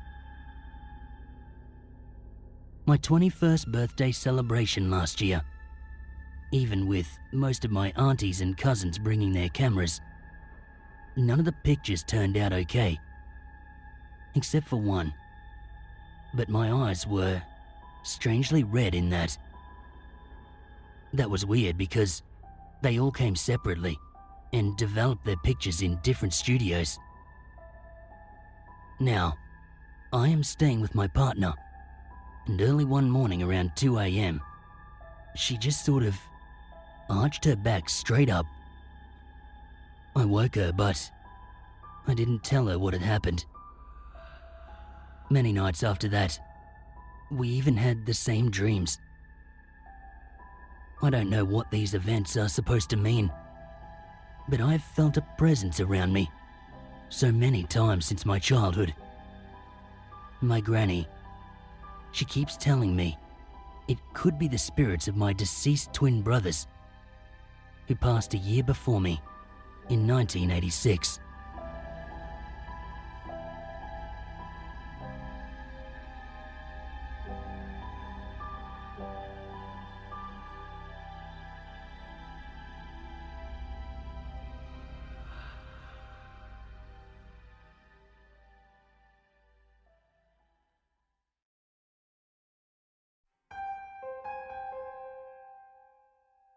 Am I safe in my own house? My old house. It was a small house in a cul-de-sac in a small, rural Australian town. The area wasn't bad. Pretty quiet. Everyone kept to themselves. Due to the blistering heat, I liked to do a lot of gardening to make sure my lawn didn't die off. I was out on my front lawn one day when I saw my neighbours were moving out. Their driveway ran up to the side of my house. It had a covered carport joined up to my wall. The couple who rented the house, they were very nice. We said our goodbyes and I wished them well. Their house lay empty for weeks. People came and people went, but no one wanted to move in. Then one day, I was fixing the Reddick, sprinklers for non-Aussies, when a car drove into the neighbourhood. Two women in their late 50s got out of the front seats and helped a frail-looking woman of the same age from the back seat. The frail-looking woman was ushered into the house, and one of the women got a cat from the back seat. One of them called to the lady inside, "The keys are on the side here, Rose." They closed the door and got back in the car. They saw me but ignored me. as I made an attempt to say hello. They backed out of the driveway and they drove off as fast as they could. A little bit later, they returned in 2 separate cars. One was driving a small, blue European car, and the other was in the same car as earlier. The blue car drove up the driveway and stopped under the carport. The lady driving it got out, left the keys on the doormat, and left, making sure to padlock the waist-height metal gates on her way out. She got in the car and they left again. I looked at the car and I saw it was full of clothes and a couple of cardboard boxes marked personal. A couple of weeks went by and everything was going as normal. I didn't see much of the lady next door. Her cat was wandering around the street. It was healthy and friendly. One day, I heard the gates opening and I saw that blue car reversing out of the driveway. A few hours later, she returned with groceries. Well, at least she is a functioning person. I was worried when I hadn't seen her since she moved in. I said to my wife. Life carried on pretty much as normal. Nothing remarkable happened. We were all just keeping to ourselves as normal, except for a wave and a hello every time we saw a neighbour in the street. One Tuesday, I was taking the rubbish out. I noticed that every house had their bins out for collection, but those of the new neighbour, they were still next to her house. I wandered over to let her know so she wouldn't have to wait another week. All the lights were off, but her car was inside. The gate was locked, so I couldn't get to the front door to knock without hopping over. I wasn't that desperate to tell her that I'd trespassed, so I just left it. If she'd chain locked the gates, she obviously didn't want to be disturbed. Besides this, she was probably asleep if the lights were off. I didn't bother to look in the windows. I walked back down the driveway when I had an eerie feeling, like someone with ill intent was standing directly behind me. I quickly turned to see that old lady staring at me from the darkness of her living room window. Hi. It's bin day tomorrow. I just came over to let you know. Every Wednesday morning. She continued to stare at me, unflinching. I shrugged to myself and I walked back to my home. Later that night, I was waiting for my wife to return from work. She's a tiny bundle of beautiful who was born and raised in Hong Kong, but has lived in Australia for the past 10 years. Suddenly, I heard panicked banging on my door. I got up to open the door, and my wife pushed her way in as soon as the door was open. There's someone out there. A voice. I think it's a drunk person. He was screaming at me. She was shaking as she told me. Being small, she was afraid of the voice, and she was worried she could not defend herself if she was attacked. What was he saying? I don't know. He was screaming, something about me being Asian, but I didn't understand the rest. I went out to check where the voice was coming from. I couldn't hear anything, so I walked up and down the street to see if I could see anyone. No one was there. Over the next few nights, the same thing happened. Whenever my wife was on her own, she would hear a voice screaming obscenities at her. Each night got worse. The insults got more extreme, and the voice became louder. One night, I waited for her to return from work under my carport. When she reached the front of our house, I heard the voice for the first time. It was exactly as she had described it to me. A loud voice in the night. It seemed as though it was coming from the front lawn of our house. The voice echoed around us. It was almost impossible to discern the location. My wife ran to me and held me, searching for shelter in my arms. I told her to go inside and lock the door. She reluctantly did so, whilst watching my every move. I walked around slowly, trying to look confident to my wife, but really, I was praying I wasn't about to be ambushed. Then I heard it. The voice, screaming obscenities and racial slurs. I called back, "I'm not Asian, but my wife is, so you better cut your shit." The voice went silent. I stayed still, waiting for another outburst, but nothing came. I made my way back into the house and consoled my shaken wife. The next day, we heard the voice screaming outside. It was the late afternoon. This was the first time that we'd heard the voice during the day. I was tidying a back room, one that looked out over the back garden. I had the window open because it was winter. Winter, in the Australian Outback, means normal summer temperatures in any normal part of the world. Suddenly, I saw the trellis on the top of the fence dividing the garden being torn away. The lady from next door, she was pulling the sun-worn timber away and throwing it to the back of her garden. All the while, screaming in that creepy voice we'd been hearing. It was not the voice of a man's. It was the voice of a woman who had been chain-smoking for 40 years. I went into the garden, but she'd already gone back inside. Knowing the fence belonged to the property she was in, I knew that I couldn't report it to the police for destruction of property. It was her fence, at least the property owners. I went back inside my house, and I heard the screaming start again. After about half an hour of non-stop screaming, some neighbours from the opposite side of the street approached her house. Suddenly, the screaming stopped. I didn't hear what was said, but it obviously worked.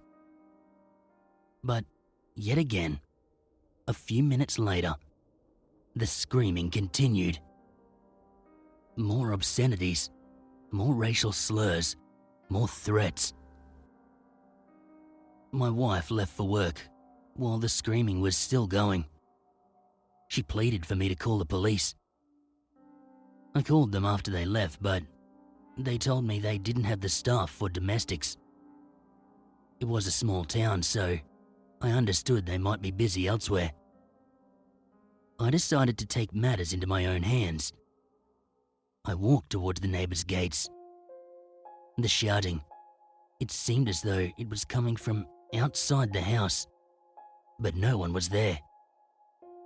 The voice of the old woman, it wavered between the usual screams and gravelly snarl, like a dog baring its teeth and growling. I tried to look around for the source of the noise. The front of the property was dark, and inside the carport was pitch black. I shook the locked gate, and I noticed that it was still chained shut. To my left, I saw a kitchen knife buried to its hilt in the bare red dirt. Then, I saw another knife stabbed into the trunk of the mango tree. "You hear me, arsehole?" The voice snarled at me, a lot quieter than before. It was a lot more menacing though. "You've got a nerve to show your face around here after what you did to my family. If you thought that what you did was bad, you haven't seen what I'm gonna do to you. You think you'll walk away? I don't think so.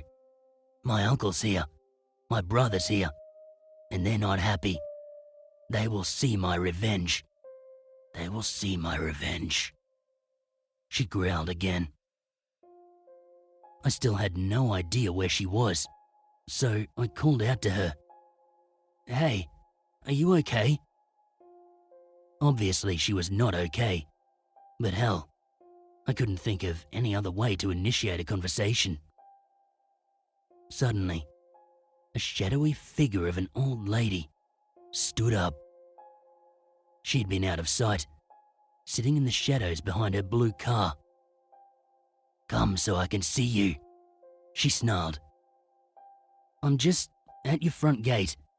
I just wanted to check you're all right. There's been a lot of shouting and I wanted to make sure you were all right." I knew the shouting was her. I knew that she didn't have another person around. I was hopeful I could tell her to stop shouting and that would have been it. The lady approached me as I spoke. She moved slowly, as if she had knee problems. I saw her face, and it was weathered. She was smoking a cigarette that was burning to her fingers. She released it instinctually and let it roll away in the breeze. "Are you okay?" I asked again. Suddenly, she spoke, but her voice changed completely. She spoke in the tone of an elderly lady. Her voice was soft, smooth, apologetic. "Listen, I'm so sorry. I've been having a few problems," she explained. She continued to approach me, and I noticed yet another knife, a paring knife, lying in the shadows in her path where she made her way toward me. I stepped back from the gate. I didn't want to be within arm's reach of her. "Yeah, I noticed," I replied to her. She giggled to herself as she crouched down to pick up the paring knife. I prayed that the sore knees weren't an act, as I would need the head start to get back to my front door, open it, and lock her out. She reached the front gate, and she stretched out her arm to shake my hand. "Shake my hand," she said sweetly. "No, I'm all right here, thanks," I told her, backing away another half step. "Why are you so rude?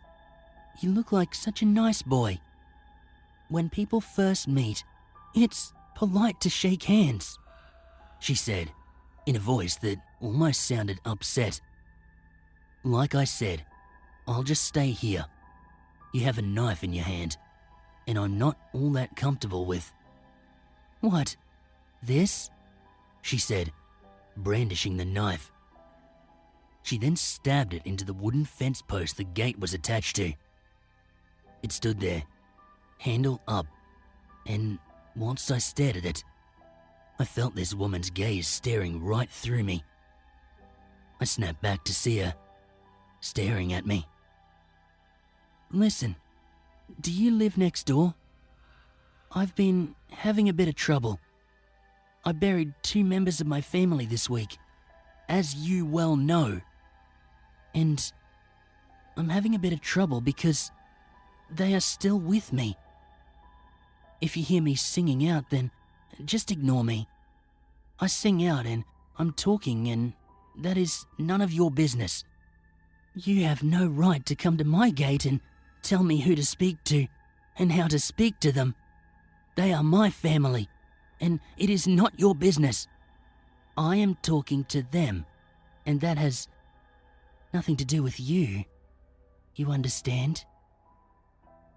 I stepped back again. "I understand.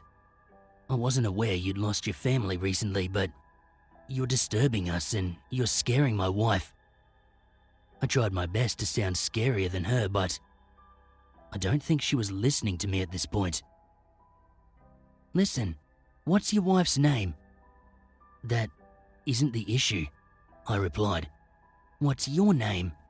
she asked. "What's your name?" I countered. "My name is Rose. Listen, I've been seeing people come around here, and they go in and out of your house when they go out, and they mean you harm. They mean me harm too. My uncle and brother, they are with me, and they already harmed them. Listen, you need to look after your wife, because If someone kills you, they'll kill her next, and they won't be as kind to her as they will be to you. You'll die quick, but she will really feel the power. It takes hours, and you will watch with me. Yeah, I'm going now. Stop shouting, because it's disturbing us. Stop scaring my wife. Good night. I wanted to get around to telling her to keep the noise down in a friendly way. First request is polite. Hopefully that would knock it on the head. I should have known that this was not a rational person. As I walked away, I kept an eye on her. She took the paring knife out of the post and she put it in her pocket. I called the police and I reported the whole thing. About an hour later they arrived. Because there had been a knife involved, they took it seriously.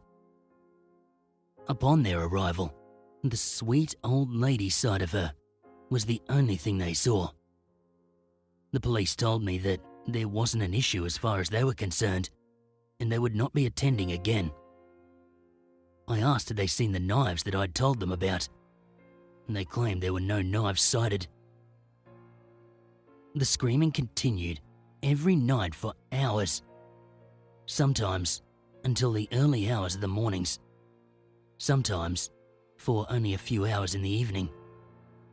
I requested for the police to come out every night, but they said they would come if they had a free moment in their patrols. I called all of the letting agents that covered the area, and I found out that someone had bought the house in Rosa's name, so she was the owner. I couldn't even make a noise complaint to the letting agent because she owned the place. I called the mental health department at the hospital and was told that because the office was only staffed by one person, they don't do house calls, and they only evaluate people brought in by police. I recorded her screaming on my phone, and I took it to the police the next morning, who said they couldn't do anything. I told them I literally feared for the lives of my wife and myself.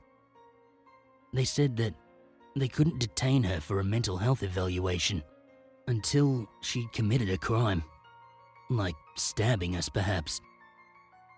I asked if anyone else had complained, and she said that mine weren't the only complaints, but that everyone else had been given the same answer. A pair of cops came around off their own backs and they witnessed firsthand the screaming and the knives stabbed in the ground around the property. They warned me to stay away from her, but said there was nothing they could do, as stabbing a knife into your own garden is not a crime. They did ask her to keep it down, and she turned into the sweet old lady again. A month of her screaming, my wife and I arranged to move to a different house. On our last day, she started to talk to me from her gate as I packed the truck. "You are in a lot of trouble, you know. You two are in a lot of danger now. You do not appreciate the trouble you are causing. You should not be leaving me. You should not leave me. You hear me? You will carry my burden. You will carry it with you. Because when they come for me, I will point them straight at you." Move over, Ivan Milat. There's a new psycho in town. Crazy old lady from the house next door. Let's never meet again.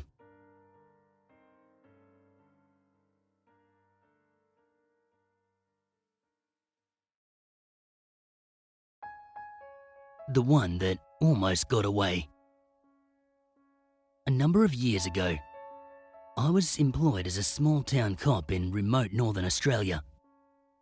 The town was a popular tourist spot, but crime was rampant. Breaking and entering and automobile theft was particularly popular. It was about 2 a.m. on a somewhat slow night shift. My partner and I, we were steadily patrolling the outskirts of town. The air was still and calm. It was your typical stuffy and humid tropical weather. The car's dispatch radio suddenly crackled to life, startling me. I hear the slightly distorted, matter-of-fact female voice of one of our regular dispatchers. There's something slightly off about the tone of her voice. Our dispatchers are amazing under pressure, but you can hear the slightly rushed and breathless delivery. Whatever it is, it has shaken our seasoned dispatcher. The broadcast is to all units. It comes in as Intruders On, which is a shortened version of Intruders on Premises. The job details are still just rolling in, but we don't even hesitate. Intruders On is a priority call. Dispatch fills us in as we race to the address. A young woman living alone had cranked up her air conditioner in her bedroom. She then snuggled under a thick doona for the night and texted her cousin for a bit before falling asleep. She woke up feeling that something was off. To see the figure of a man standing in her room, watching her. Amazingly, she did not scream or give off a reaction that she was awake. She shifted as if she was still sleeping and curled up further under the covers. She then blindly felt around for the mobile phone that she had discarded on her bed earlier. Under the covers of the thick doona, she sent a text to her cousin about the man standing in her room. Her cousin was the one on the phone conveying everything to our call takers. The victim was conveying that the man was simply standing there, right by her bed, during the minutes that we were taking to get there. She could occasionally hear his breathing and movement. We debated turning our red and blues on, but we declined for fear of the intruder panicking and trying to hurt her. We get there in a heartbeat after the other unit. In the darkness, I can make out the other two officers moving around the front of the house. As our car screeched to a stop, the headlights catch the man fleeing from the far side of the house.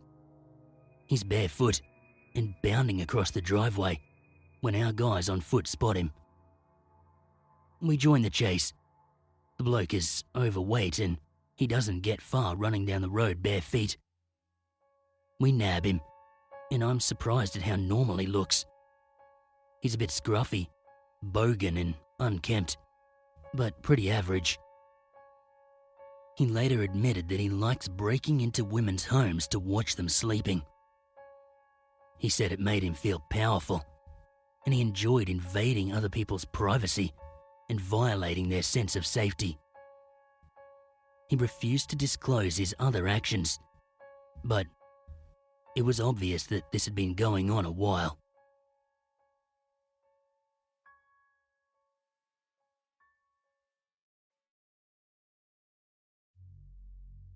Weird guys sitting in my backyard.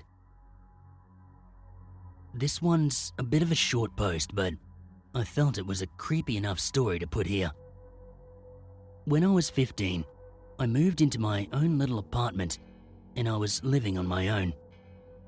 I live in Australia, and although it's difficult to rent an apartment at such a young age, it is possible. It was super late at night and I was in my bedroom doing something. I can't really remember what exactly, probably watching TV. Suddenly, I got this really weird feeling in the pit of my stomach.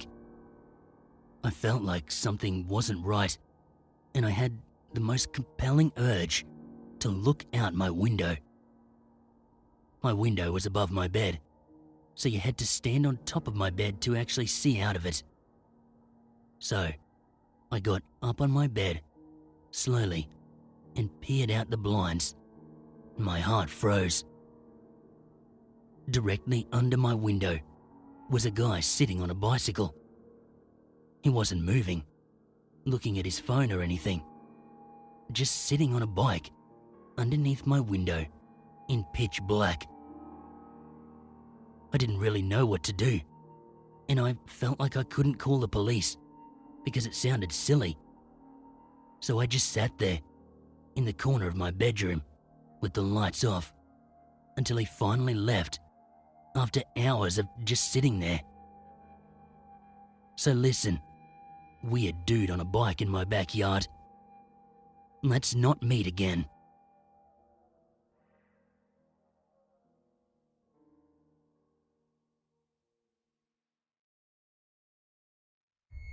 The man who kept creeping closer. This happened 9 years ago, when I was about 18 years old and living with my dad in a large town in Queensland, Australia. It was a bit before midnight on a weeknight, and I decided that I was going to go for a late night walk. Stupid, I know. Just up to the local park and light up a joint to clear my head. I walked to the park, which was about 15 minutes away, without any incident. But as I was walking up to a set of swings, I noticed a white ute was parked in the small car park. I couldn't see anyone inside, so I figured it was fine, and I continued up to the swings. This ended up being a big mistake. So, I'm sitting on the swing, smoking and listening to music, when I see a shadow moving about 15 meters in front of me. I think it's my imagination at first, so I just go back to listening to music. And sure enough, it happens again. But this time, the shadow is closer by about 5 meters. My heart starts racing as I realize that it's a person and not the fact that I'm high or my imagination playing tricks on me. I look down at my phone for a split second to turn my music off, and when I look up, I'm confronted by a middle-aged man, standing about 3 meters in front of me. Although it's dark, I can see him clearly from the little amount of streetlights lighting up the park. He looks about 40, and he was short and stocky. He didn't say anything, just stared at me for what felt like an eternity. "Is there something you need?" I asked, to which he shook his head no. "Well, my dad's meeting me here in like just a minute," I said, trying to sound stern. He just stared at me and then replied, "Oh, really?" He slowly walked back into the darkness of the park. I watched him get into the white ute, and he proceeded to drive around the entire park, doing laps, obviously looking for me. But I legged it, and I ran home faster than I ever have in my life. Obviously, it was really stupid going out that late by myself, and I haven't done it again since. I don't know what would have happened if I didn't say my dad was almost there, but it churns my stomach to think about it. I reported it to the police once I was home too. What kind of weirdo hangs around a park so late, just waiting for someone to come along? So, creepy old guy that lurks in the park. Let's not meet again.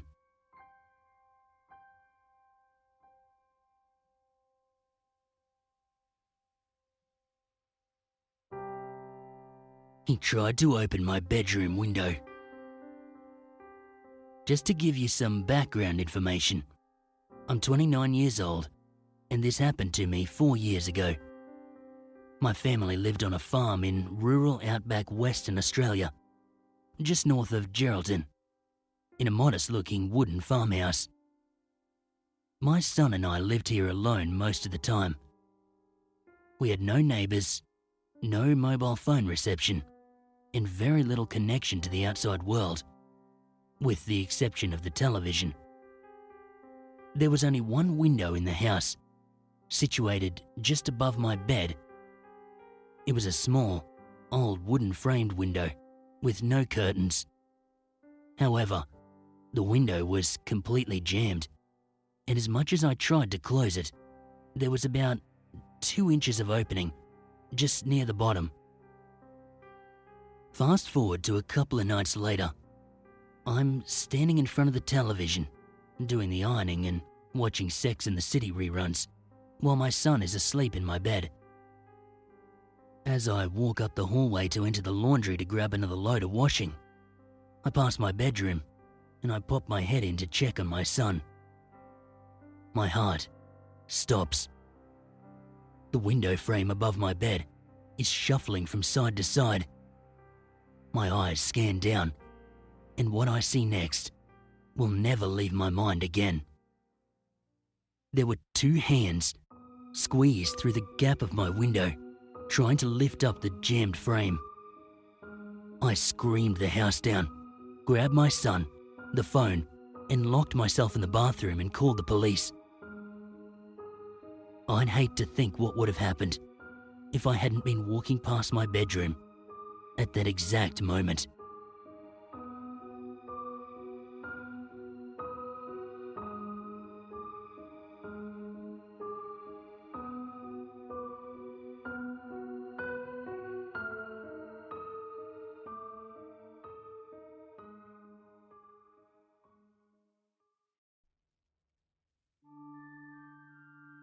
This story takes place in Scarborough, a part of Toronto, in the mid-1990s. We lived in a story-and-a-half house that backed onto a cemetery. I'm not suggesting that's relevant, it's just a fact.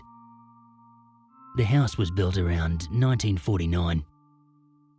This happened when we were doing renovations on the second floor and remodeling the kitchen. I had an office in the basement of the house, and my wife worked upstairs. On the main floor between us, we had a living room that contained some mission-style furniture, including a large, double-doored glass bookcase. One weekday, around 6:30 p.m. in late summer, I heard a loud crash above me, just where the bookcase was located. More than just an indistinct noise, I heard the impact that a heavy bookcase would make if it toppled over, and the resulting crash of the glass vases on top of it. I heard the glass breaking and heard the scratch of glass shards skittering out across the floor in the very direction one might expect through the ceiling above me. Thinking my wife might have been injured, I ran upstairs and asked if she was okay. At the same time, she ran downstairs and asked if I was okay. She described hearing the same noise, expecting it was the bookcase. But the bookcase stood exactly where it was supposed to be. A thorough search of the house, it revealed nothing had fallen. There was no room within the lath and plaster walls for anything to have fallen there either. I checked outside, checked the roof, checked the knee wall crawl spaces on the second floor. Nothing.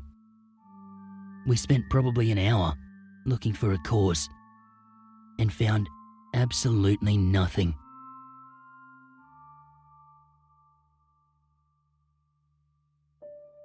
Lake Scugog, located within the small town of Port Perry, Ontario, is relatively famous among paranormal enthusiasts. A local restaurant called the Jester's Court attracts many tourism from across Canada due to its renowned haunting. The restaurant was even featured in an episode of a popular Canadian ghost show, Creepy Canada. In addition, a simple rural road has gained a fair amount of recognition due to one particular spectral resident, whose spiritual remains sadly linger in the area as a permanent reminder of a horrific traffic accident. During a ghost tour, I learned that according to legend, a young man from the area mounted his motorcycle and decided to go on a joyride back in 1957. He traveled heedlessly down the deserted road at many miles over the speed limit in order to determine just how fast his motorcycle could go. Eventually, he lost control of his motorcycle and swerved into an adjacent field. He then struck a barbed wire fence and was promptly decapitated. Sightings of the strange bright lights are common in the same area where the victim of the tragic accident met his gory demise. According to witnesses of the paranormal occurrences, the light appears to be passing through without any vehicles from which to cast it. It was an uneventful Friday night in October of 2010, and my mother drove my brother, my sister, and I to Lake Skalgog, as we had nothing else planned. Traveling to haunted destinations was undoubtedly a favorite pastime for us. After a late dinner at the Jester's Court, we decided to drive down the same rural road in the hopes of spotting the phantom motorcyclist, still journeying aimlessly down the decimal road where he spent his final wretched moments. We pulled over to the side of the road and waited patiently for any signs. After an hour or so had passed, I became restless and decided to step out of the car and casually place along the side of the road. Moments later, my brother did the same. We began discussing other famous hauntings when our attention was abruptly turned to the horizon, as we noticed a solitary bright light in our peripheral vision. Not wanting to jump to any conclusions, we continued to stare directly at the light, as it slowly expanded, appearing to draw even closer to our position. What became the most perplexing was the absence of any noise. The light appeared close enough that surely from such a distance we would have heard the sound of the motor running if it was an ordinary motorcycle. Apart from the chirping of some crickets nearby, all was quiet. Moments later, the light vanished and the area became dark once more.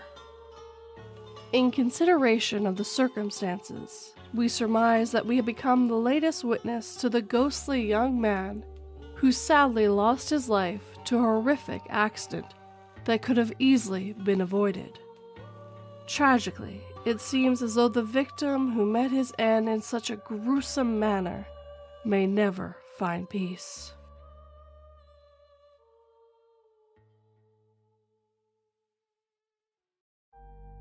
From June of 2000 to July of 2011, my family and I resided within a quiet, suburban neighborhood in the small town of Baltimore. As a child, I attended an elementary school there, and beside the school was an old church and a cemetery. The church, reportedly constructed in 1809, had always intrigued me, as it appeared to be haunted.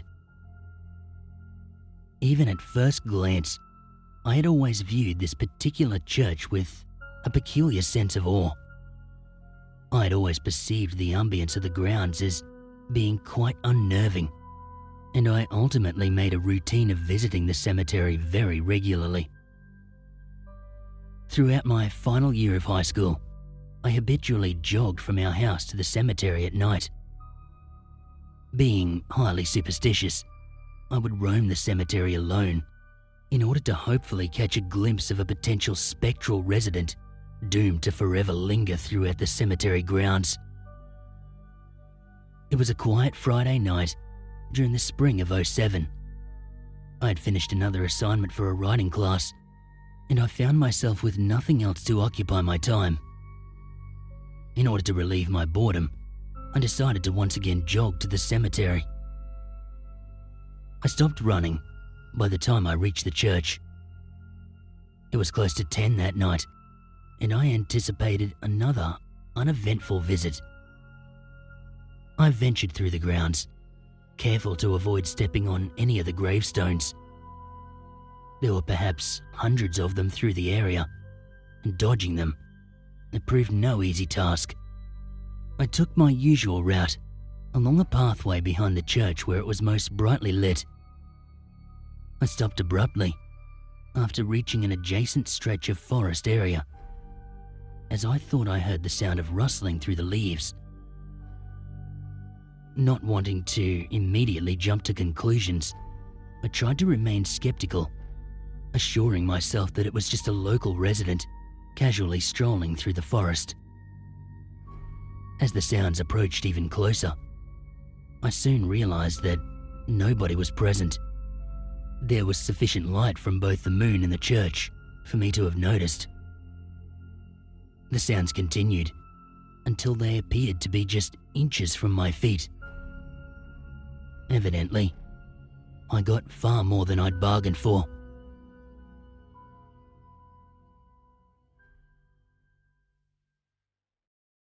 The first encounter I had was when I was 8.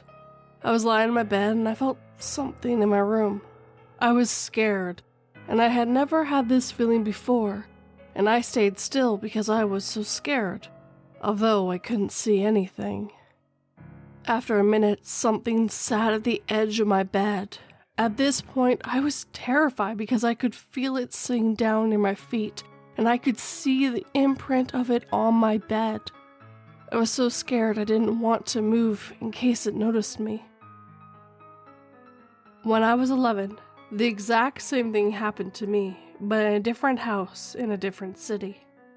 Now, almost 10 years later, I had the most horrifying experience in a completely different city in my apartment. I was sleeping in my room and I woke up to my phone ringing. I looked to see who was calling me, and it was my roommate whose room is right next to mine, which I thought was weird considering how late it was and that she could have just come to my room. As I was looking at my phone, I heard my door open, so I looked up to see the roommate who was calling me come into my room. I called her name a few times, wondering if she needed something. My phone was still ringing, and my roommate never said anything. She just stood in the doorway for a moment until she closed the door and left, and my phone finally stopped ringing. I didn't think anything of it and just went back to sleep. When I woke up in the morning, I checked my phone to see what time she had called me. There was no record of her calling me. I asked her about it and she had no idea what I was talking about. Then I came to the realization that what I had seen wasn't even my roommate. Thinking back to it, the person that I saw was the height of the totes I had sitting beside my door, so about 4 feet. My roommate is 5'3". This person had light-colored hair like my roommate, but it was much longer than hers. And I thought back to what I had seen a couple weeks earlier. A small footprint on the back of my couch. Maybe that's who I saw. Whatever left the footprint on my couch? Before this had even happened, my roommates had heard doorknobs moving, things falling in the shower, stuff like that. I believe there is something following me, and I'm very scared. What should I do?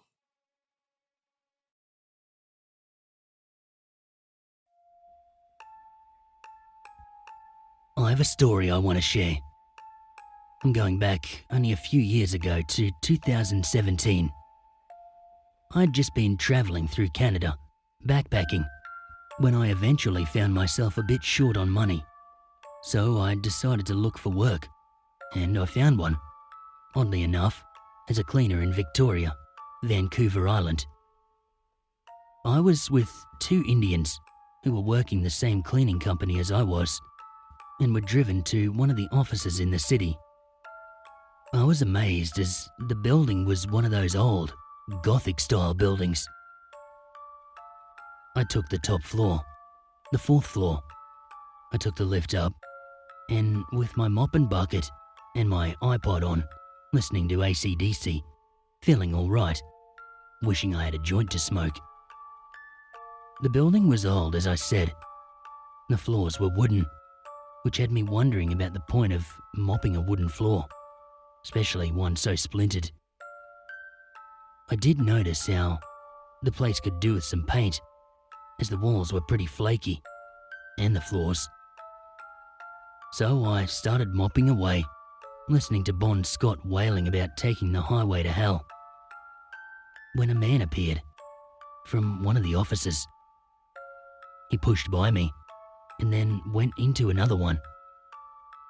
He was dressed funny, wool cardigan that was more suited during the 30s, goofy Harry Potter style glasses, an off-yellowed shirt, and dark pants. I blinked, and I thought that was odd, because I seriously thought this building was empty. That was what I was told by management. I decided to try the door to the room he came out of. and I found it was locked. Locked behind him. I didn't hear a click, but still. I met back with the lads a bit later, and they asked me about my first night. I thought about it and I told them. The two of them paled. "What is it?" I asked. "That is impossible," my friend Ravi said, wagging his head from side to side. How is that impossible?" They both looked at each other and said, "Very impossible, sir. The 4th floor is closed off. You cannot go up there. Not in a very, very long time." I never did find out who that man was and what happened to him. I left the cleaning company soon after, and I never did find out who the man was.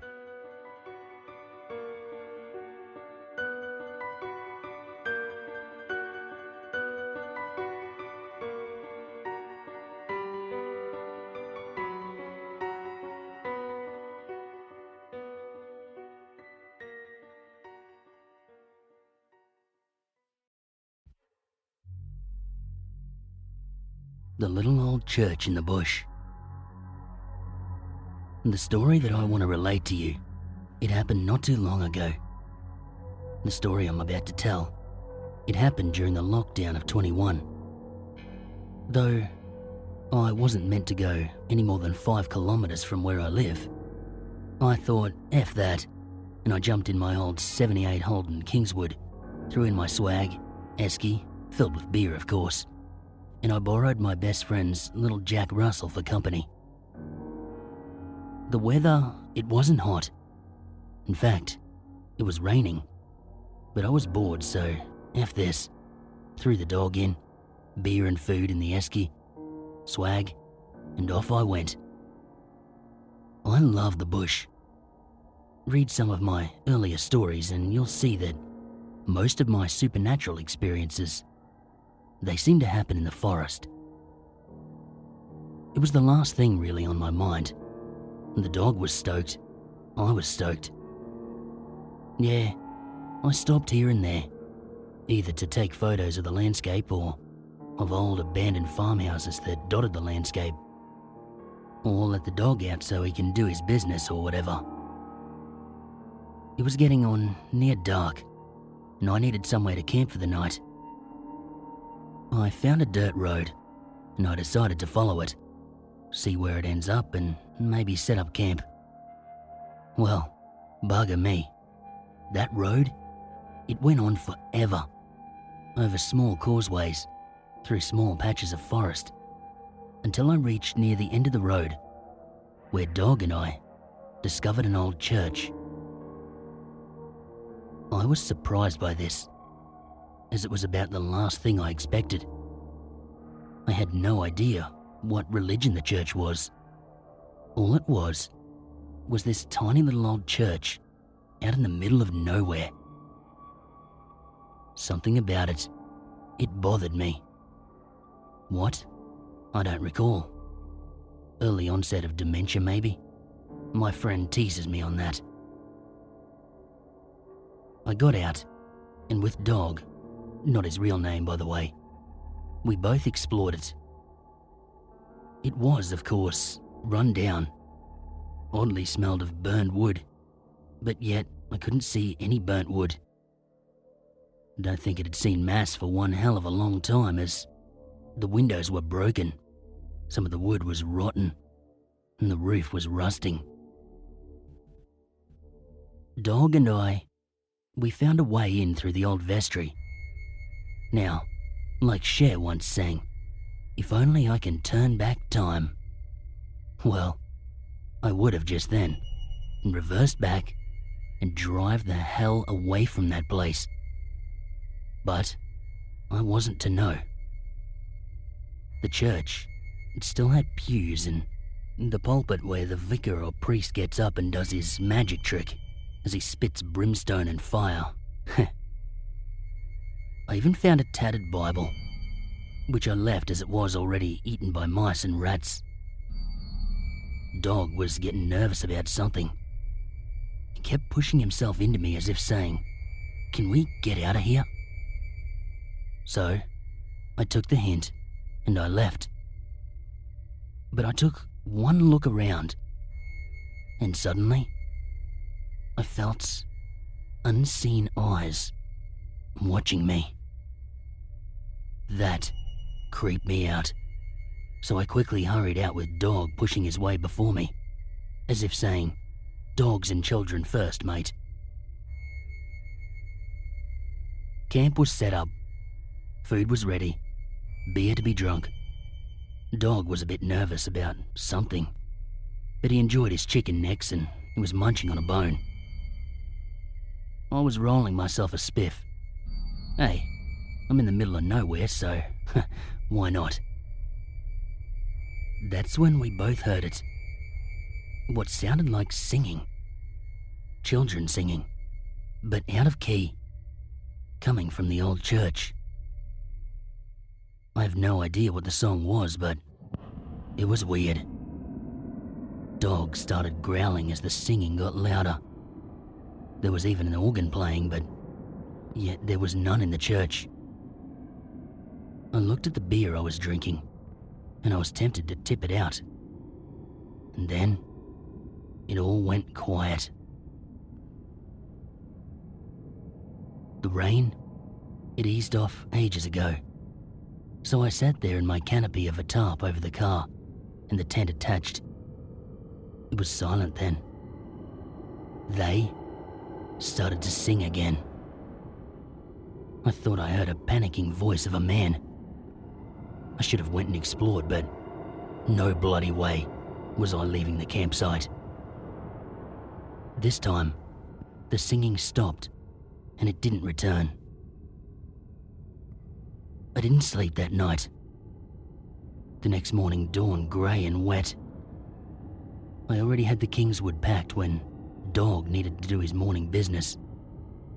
So, I followed him on a bit of a walk when we came across a graveyard with old headstones leaning over. Most headstones, they were dated back to the 1920s, and it hadn't seen a burial since then.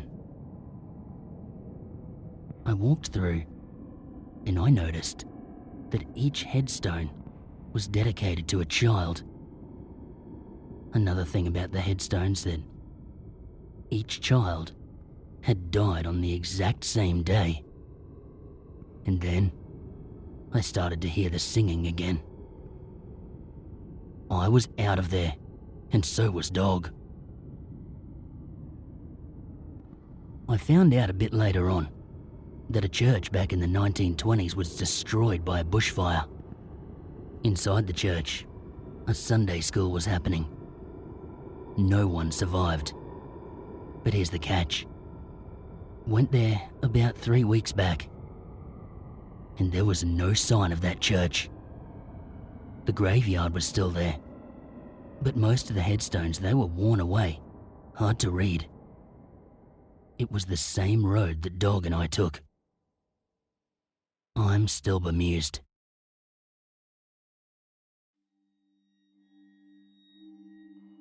For a bit of background info, back in 2011, I had a small 2-bedroom unit in Adelaide. I had a friend who was in need of a room and I had a spare room, so he moved in. He stayed for about 6 months. For the last 3 weeks, he didn't come home and was behind in his rent. So I messaged him, asking whether rent was going to be paid or if he was moving on. I came home to his room being cleared out and other random things of mine missing. He even took brand new bottles of shampoo and conditioner and a packet of earbuds from the bathroom cupboard. To be honest, I can't remember the other things that were missing, but I thought it was strange he took these things, so they've stuck in my mind. I noticed he had left behind his epilepsy medication and his repeat script on top of the TV cabinet in the lounge room. I was so angry he stole from me, and I stewed on it. It was all I could think about. 2 weeks later, I woke up and opened my Facebook.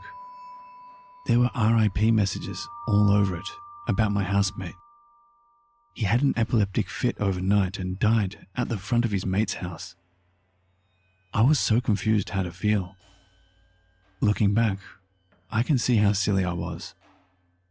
I was just so angry he stole from me. I couldn't grieve the friendship I had lost.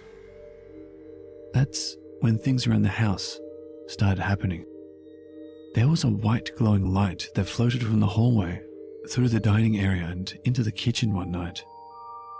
Also, doors started to open and close and swing randomly, and random noises, banging and creaking. I started sleeping in the lounge room. This one day, probably about 2 months after he died, I drifted off to sleep. It would have been about lunchtime from memory. I woke up to a knock on the door. It was my roommate. I was shocked. I said, "Come in, let's have a smoke together and I'll make you a cuppa." I kept saying things like, "This is real. Oh my God, you're really here. This isn't a dream," over and over. He didn't say much. Then I clicked and I said, "Hang on, you stole from me. You know what? I think you should leave." He said, "Is that what you want?" And I said, "Yes." He stood up from the couch and walked towards the front door and asked again, "Are you sure this is what you want?" And I said, "Yes, just go." And he walked out the door and slammed it. As the door slammed, I woke up, sitting straight up, staring at the door as the sound of it slamming echoed through the house and the glass pane next to the door rattled. I've never experienced anything like it before, and in the 9 years since, it wasn't a dream. He came to say goodbye and I kicked him out. I still regret the way I reacted, but it is what it is. After his visit, all the noises stopped and the doors stopped swinging. I think I've made peace with him in other ways since. I've grown up a lot in the past years since and learned to let things go a lot better than before. Life is too short to hold grudges.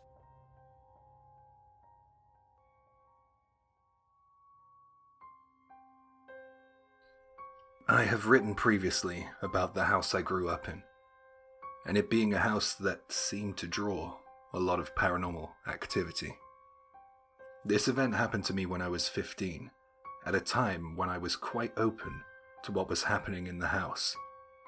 I have changed names, but used them to make the story easier to follow. I was up late in the living area of the home, it being school holidays.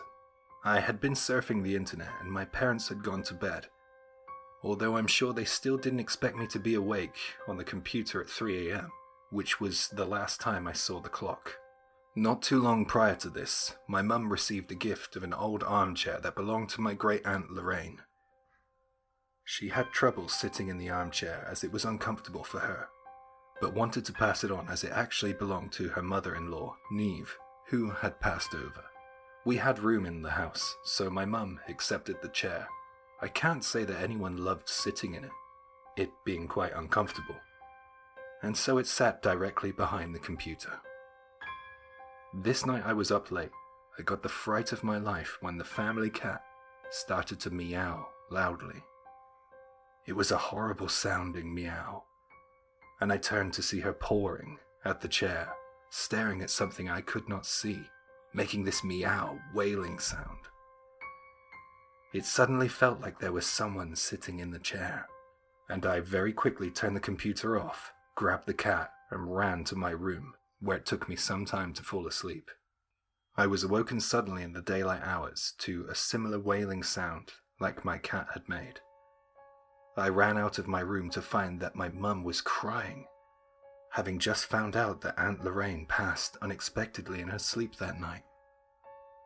I believe she paid me a visit that night, and although I didn't see her, I'm sure our cat could.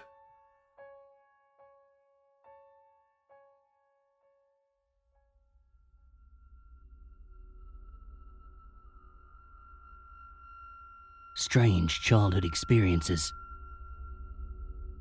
You know, I've been a little bit nervous with telling my own weird experiences, but I thought it was about time that I should. I've only had a couple of strange things happen in my life, but they've stuck with me because of just how freaky they were. My first experience, it occurred when I was around 3 years old. As with being that young, I don't remember much from that time, except for one vivid memory. My family, we'd not long ago moved into a rental property in the suburbs of Melbourne. It was a nice enough house, small but cozy, perfect for a young family. One day, during winter when darkness came early, I was sitting on the couch in the living room, watching some television, when suddenly, I felt the hairs on the back of my neck rise. I felt like I was being watched.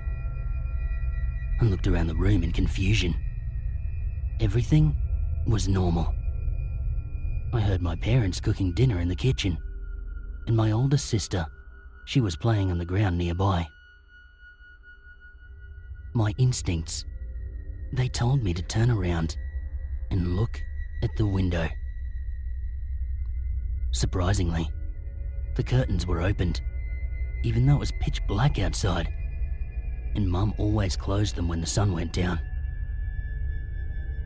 Through the glass, I could see the whole darkened front yard. A shiver ran down my spine as I searched the area, because somehow I knew there was something out there. I froze in fear when I spotted a tall, dark figure lurking under the large tree that stood in the middle of the lawn. This thing, it looked humanoid, but I couldn't see any detail. It was just jet black, like my eyes couldn't quite focus on it when I looked right at it. I couldn't see its face, but I somehow knew that it was looking right at me. I had the feeling that whatever this was, it didn't have good intentions. All I remember is thinking, bad, when I saw it. What was even stranger was that the pale glow from the streetlights left the yard in shadows, but the figure itself, it cast no shadow. It felt like forever, but was probably only a few minutes that I stood terrified, staring at this thing. My heart was thundering in my chest, but then suddenly, I was snapped from its trance by the sound of my mum's voice calling us to dinner. Blinking blearily, I glanced over my shoulder to where my mum was setting the plates on the table. What really scared me, though, is that when I looked back outside, and the figure was just gone, like it was never there. This other experience, it isn't quite scary. It's just weird. I was 5 years old when this happened. My family had recently moved into our new permanent home. At that time, my older sister, who was 6 at the time, and myself, we slept in bunk beds, which every now and then we would swap beds. So this night, I was in the top bunk while my sister was on the bottom bed. It was the middle of the night, and something woke me up. Half asleep, I peered over to the side of the bed. At first there was nothing, but then I heard some rustling coming from the closet across from me. The sound had also woken up my sister, and therefore we both witnessed what happened next. A small, black bird shot from the closet and darted under the beds. Freaked out, I asked my sister if she saw what I did, which she then confirmed that she had, with a nervous whisper. We then agreed to call out for Mum. After a short time, my mum came into our room, asking what was wrong. When we explained what had just occurred, she bent down and searched under the bunk beds. When she had finished searching all around, she told us that there was nothing there. The bird, it had just vanished. I thought it was a dream until I asked if my sister or mum remembered it. They both said they did. Freaky. Some extra weird stuff. Recently, I was looking through old pictures and I found one that shocked me. It's of my older sister, younger brother, and myself at my grandparents' holiday house on the coast of Victoria. It was taken on Easter Day in 2007, where we're trying out our chocolates that the Easter Bunny had delivered. My mum says that for some reason, all the pictures from that roll of film, they came out damaged.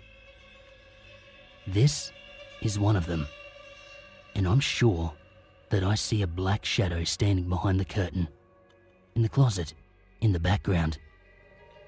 I thought it was a jacket at first, but the clothes hangers are much higher, as you can see the empty one to the left. This closet is always empty anyway, as it's never used. It's strange because we've never had anything happen in that house, not that I know of. It was built by my grandparents in the 80s, and it's been used by my whole family as a getaway. It's in a quiet area, near a beach and surrounded by wildlife.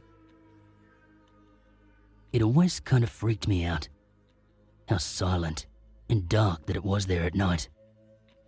But that's only due to the fact that I'm used to living on a busy road in the suburbs of Melbourne.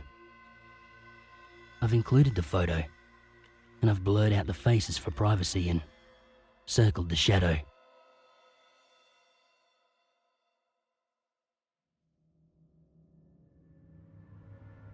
This is a paranormal experience of my mum's. It's told in her own words and from her perspective. I just started dating this great guy, and as we were getting to know each other, he mentioned in passing that his parents' house was haunted. He had pranked me recently about a ghost with a chainsaw in the woods, so I, of course, thought he was bullshitting and laughed it off. I didn't know at the time that he was actually telling the truth. A while into our relationship, we fell in love, and he convinced me to move into his parents' house while they were on an extended holiday. I refused at first due to the house being old and having a pan toilet, which I considered to be disgusting. He insisted that living there would be cheaper and we'd be able to save more money for a house in the future. After much contemplation, I agreed and we moved in a week later. Strange things happened from the start.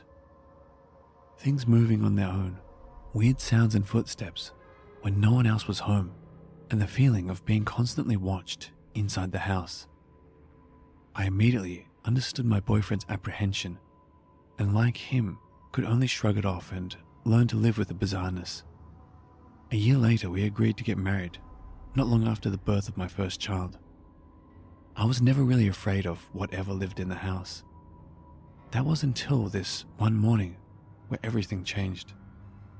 July 1992. It's around 5 a.m. and I'm in bed starting to doze off after sending my fiancé off to work and putting my daughter to sleep in the bassinet beside my bed. It's quiet this early in the morning. The faint glow from the street lamp outside peeking through my curtains only allows me to see outlines and shadows. I'm almost asleep when I hear a creak from inside the house. This is normal for an old house, so I ignore it and relax back into bed. A few seconds later, I hear a sudden loud crash that echoes throughout the room. With a gasp, I sit up, muscles tight. It sounded like someone had charged at the wall like a bull and slamming their whole body into it. I try to listen for any movement over the sound of my beating heart. Nothing happens for a long time. Eventually, I started to rationalize to myself. It was probably something falling over, or a car backfiring, or perhaps even the neighbors. After a bit more time, I laugh nervously and tell myself that it must have been my imagination. I lie back down, trying to go back to sleep. A few minutes later, as I'm beginning to relax, it happens again. Bang. With a shout, I leap out of bed, grab my baby, close my bedroom door and cower in my bed. I'm curled around my daughter, breaths coming in gasps as I try to calm my crying baby who clearly senses my terror. I stay there, listening to the loud bangs that occur around every 15 minutes, praying that whatever it is doesn't come in. This finally ends when the sun starts to rise. From then on, I begged my fiancé not to leave most mornings, but I knew that we needed the money so that we could move out of that nightmare house. This occurred not once but many times throughout my residency. I always hated it when the darkness crept in and the ghosts slithered out of the shadows.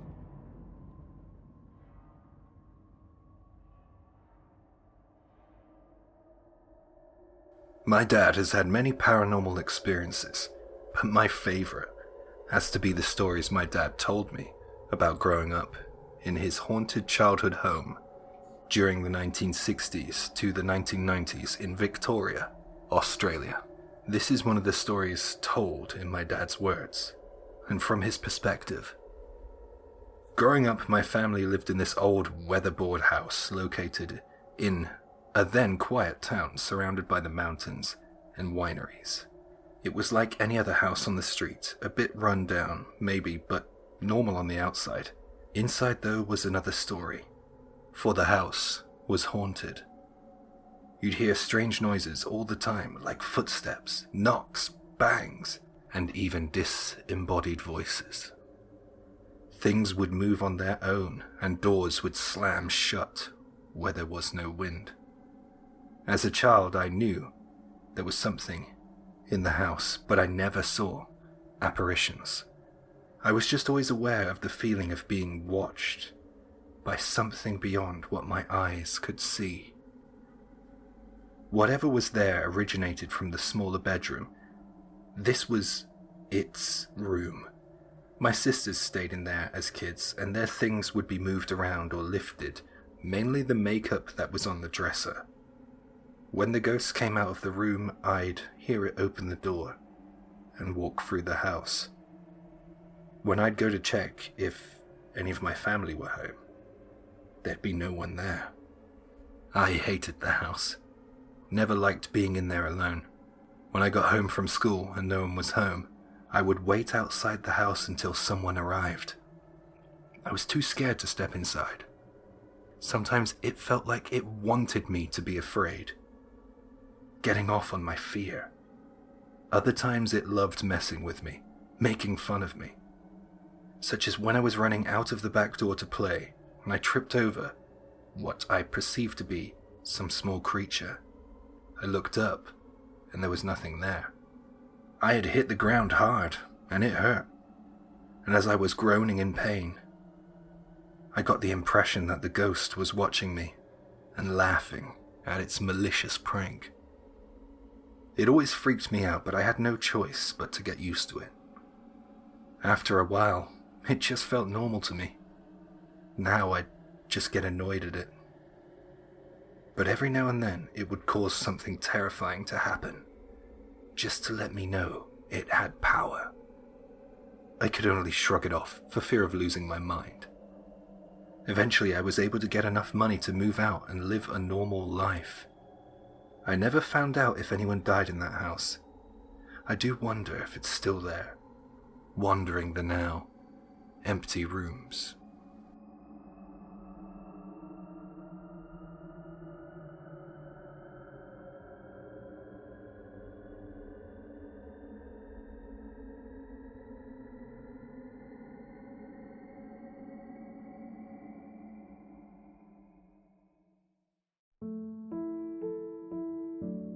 G'day guys, Creepy Oz here, and before we get into tonight's video, I'd just like to take this chance to give a huge shout out to Miss Creepytales for working with me on this one.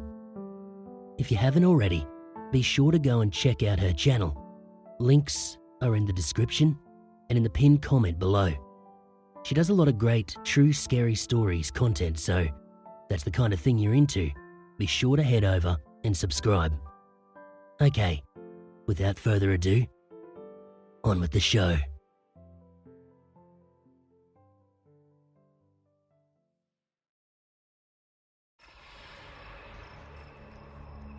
a ghost that was crawling backwards.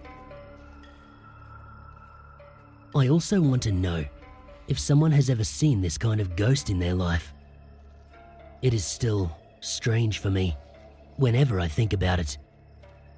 It is the most traumatizing experience in my life, and I still cannot forget it. This happened when I was in college. It was around 2013, I guess. My family was preparing to go out, but I decided not to go out and to just stay at home because I wanted to watch movies and do my homework. It was on a weekend. I was left alone in our house. Our house is in Manila. It's spacious. We have a bathroom on the 3rd floor near the stairs and a clear hallway on the 2nd floor with a huge window. I was staying in the living room. I suddenly felt the urge to go to the toilet, so I went to the bathroom on the 3rd floor. It was already dark. I usually don't open all the lights to save electricity. As I was about to go downstairs, I opened the lights and I was shocked to the view that I'd just seen on the hallway. It was all white, like a huge spider and a human figure at the same time. Both of her hands and legs on the floor, crawling backward swiftly. Her hair was also long, following on her figure. My heart was pumping so fast because this was my first encounter to see this kind of ghost. And the ghost's crawling position, it really bothered me. I kept on crying. I opened all the lights, messaged all of my friends to calm me down.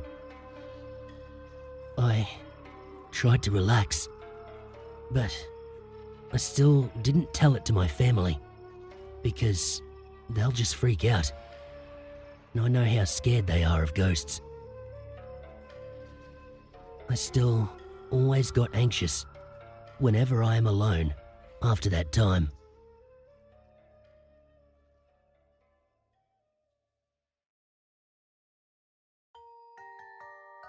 Aswang, a life-changing experience. This story is about my grandmother. This happened several years before I was born, and I heard about this story while my mom and her sisters were bonding together, reminiscing about their childhood, particularly about my grandma. When my grandma was young, she was not as religious as she used to be before she died in 2002. They lived in a house near the National Railroad. My grandparents were not rich, but my grandfather was a well-known artist or painter in our hometown, and people usually ask him for a lot of artwork. My grandfather, however, was too kind-hearted to charge people with his work, especially when it was commissioned by his friends. So when he died, he left little money for his family. However, it was my grandfather's kind-heartedness that saved his family. All of his friends shouldered his funeral expenses, and some of them pledged to pay for my auntie's education expenses. Now, my grandmother, on the other hand, was loved by my grandfather very much. They got married at the age of 14 and 16 to save my grandmother from being taken by the Japanese Imperial Army during the Japanese occupation in the Philippines. She was spoiled and treated too indulgently. So when he died, my grandma became depressed. She started playing mahjong. It's a Chinese tile-based game. She did this with her friends and will stay up until the wee hours in the morning. According to my mother, as the eldest among 7 children, she took the responsibility of looking after her siblings. She would stay up late waiting for grandma. And my grandmother's gambling habit went from bad to worse, until one scary evening when she had the most frightful experience. While she was on her way home at 3 a.m. from a friend's house, my grandmother saw a huge black dog a few feet away from her. The dog was so huge, it was like 5 feet tall, and it was just standing in the middle of the road staring at her. My grandma was startled, as it was just so unusual to see a dog that big. What scared her was how the dog was acting so strange. It was doing nothing and just staring at her, and she could also hear a growl, like as if the dog is going to pounce at her. She started to walk fast and her heart almost dropped when she had to walk past the dog, which was still staring at her. She kept on walking and was too scared to look back. And when she turned on the next corner, she continued walking until she saw something weird from a distance. There was this huge gray bird perched at the edge of a banana tree a few feet away. My grandmother stared intently at the large, powerful built bird as she continued to walk forward. Its eyes were bright red, and it was also staring back at her. The hair at the back of her neck started to raise as she realized that the bird was perched at the edge of a banana stalk, which was physically impossible. My grandmother realized that what she was looking at is not an ordinary bird, but an aswang, or a shapeshifter. The bird was too heavy for the banana stalk to sustain its weight, but it just stood there without the stalk breaking. Then, the bird made a sudden scary screeching sound that made my grandmother jump and run. And when she was a few feet away from the banana tree, she heard a sudden flapping of heavy wings from behind, and she knew right then that the bird was flying towards her. My grandmother in an instant stooped down to avoid the bird as it flew over her head, its talons grazing her hair. According to my mom, flying aswangs normally grab their victims on their legs. Then, they would lift them up in the air and throw them in the ground to incapacitate their victims. That is the time that they would devour their victims once they have been disabled. My grandmother started shouting for help as she ran as fast as she could. She knew that there was no way that she can outrun the aswang, so she went inside a huge cement pipe at the side of the street, as there was a government construction project being done in that area. My grandmother hid there, crying and praying for her life. She could still hear the flapping of wings outside circling the area. Fortunately for her, the neighbors heard her cry for help. Houses started to switch their lights on, and a few people went out to check what was going on outside. The aswang left, and my grandmother crawled out of the cement pipe. From that day on, my grandma stopped gambling and has never stayed up late outside again. She became a devout Christian until the day she left us.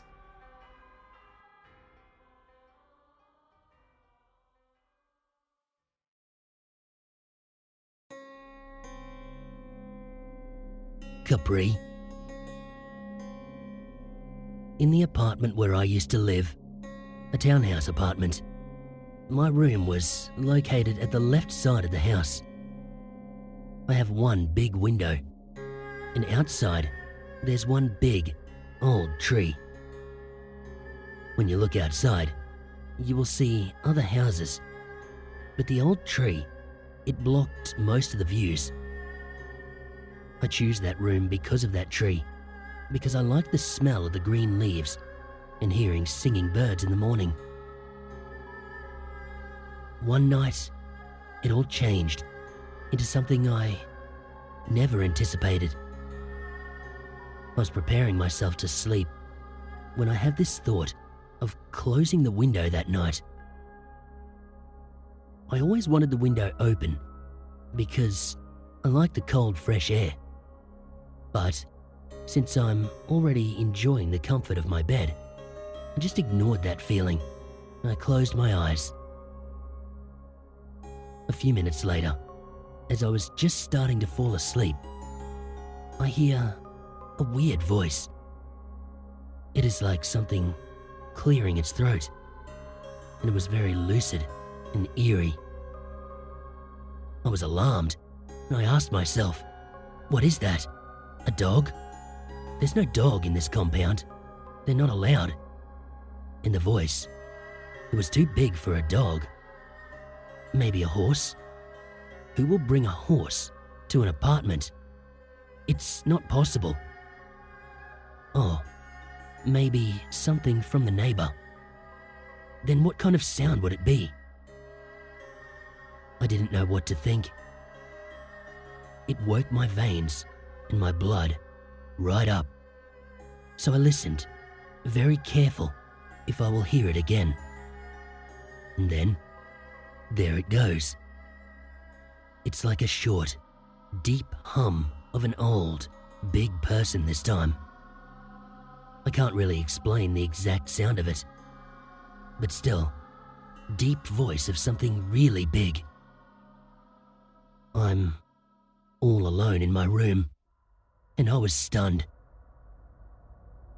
I still try to make a sense out of it, thinking, oh, maybe it is just something normal.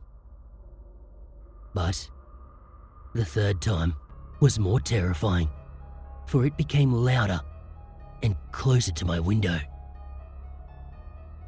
My bed, it was located at the middle of the window, where I can easily peep at that big tree and the moon whenever I like. That was a bad idea after all. Too terrified to glance at whatever it is, so I just cover myself with my blanket, frozen until I fall asleep. The next morning, I told my sister and friends, close neighbors, about what I saw, because I want to know if they also heard it. They also said it's the Capri who lives in that big tree. There was a time that Ryle, my friend, was at the laundry room when she smells a tobacco smoke coming from that tree. The laundry room, it was an open area at the back of every apartment where the tenant could place and dry their clothes from direct sunlight. It doesn't have elevated walls, so you could easily see the tree. She thought, who would light dead grasses in this time of night? She immediately left the room when she remembered that big tree. Since then, I keep my windows closed before it gets dark. A few months later, the big old tree was cut down. I don't know if I will believe about Capri, but that voice, whatever it might be, it really scared my whole being. For those who are not familiar with Capri, a Capri is a creature that could be categorized by a tree demon, but with more human characteristics. It is described as being tall, 7 to 9 feet, brown, hairy male with a beard. Capris are normally described as smoking a big tobacco pipe, whose strong smell would attract human attention.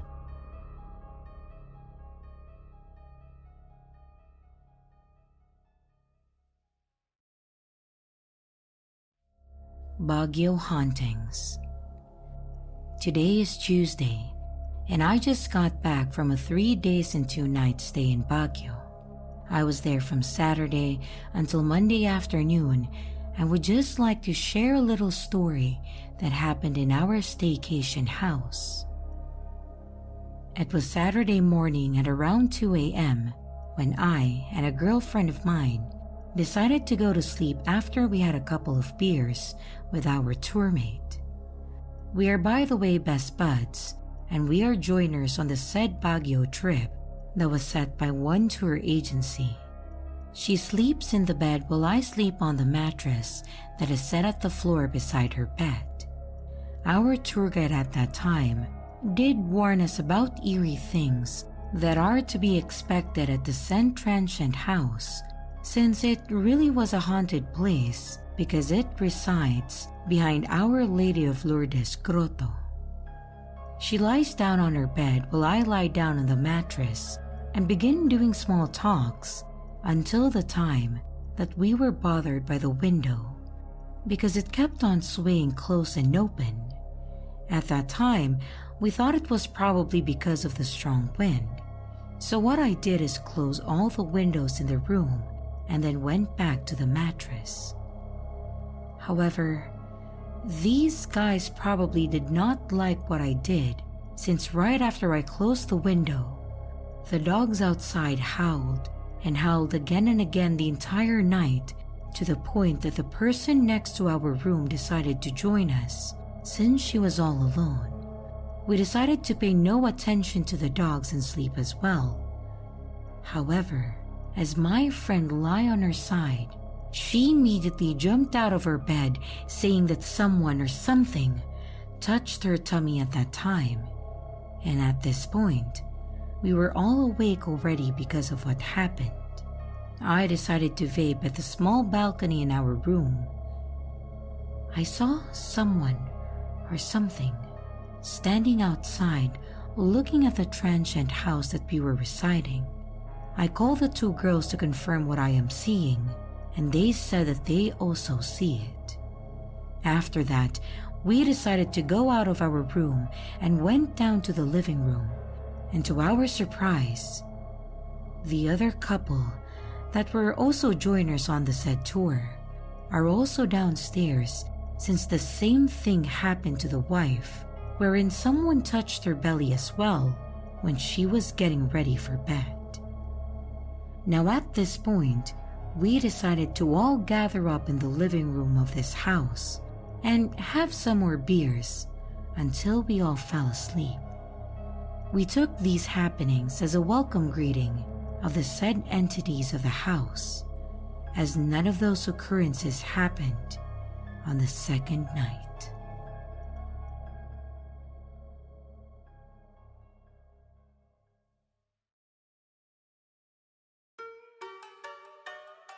The neighbor's white lady.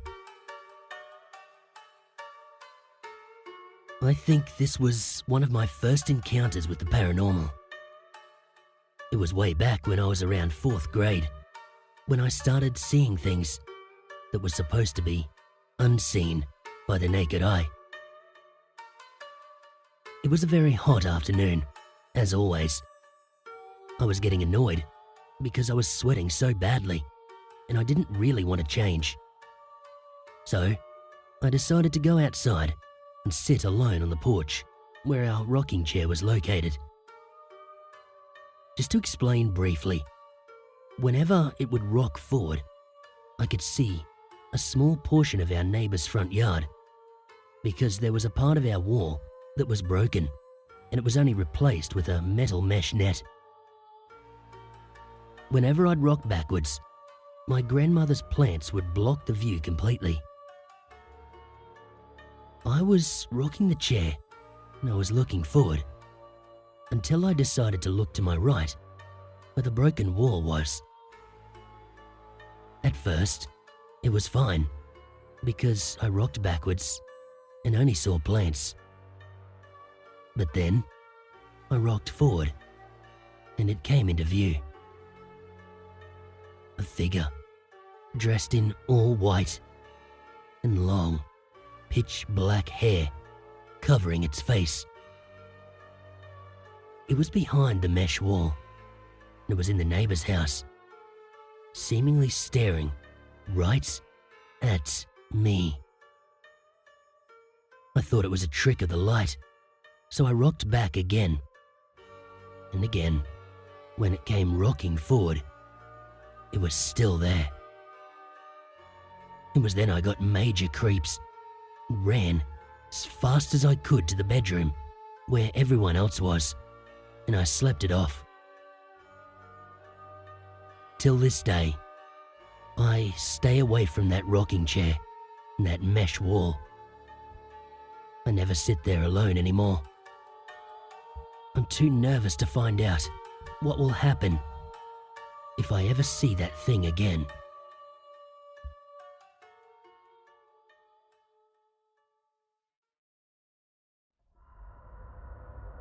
I'm not sure, but maybe it was an aswang.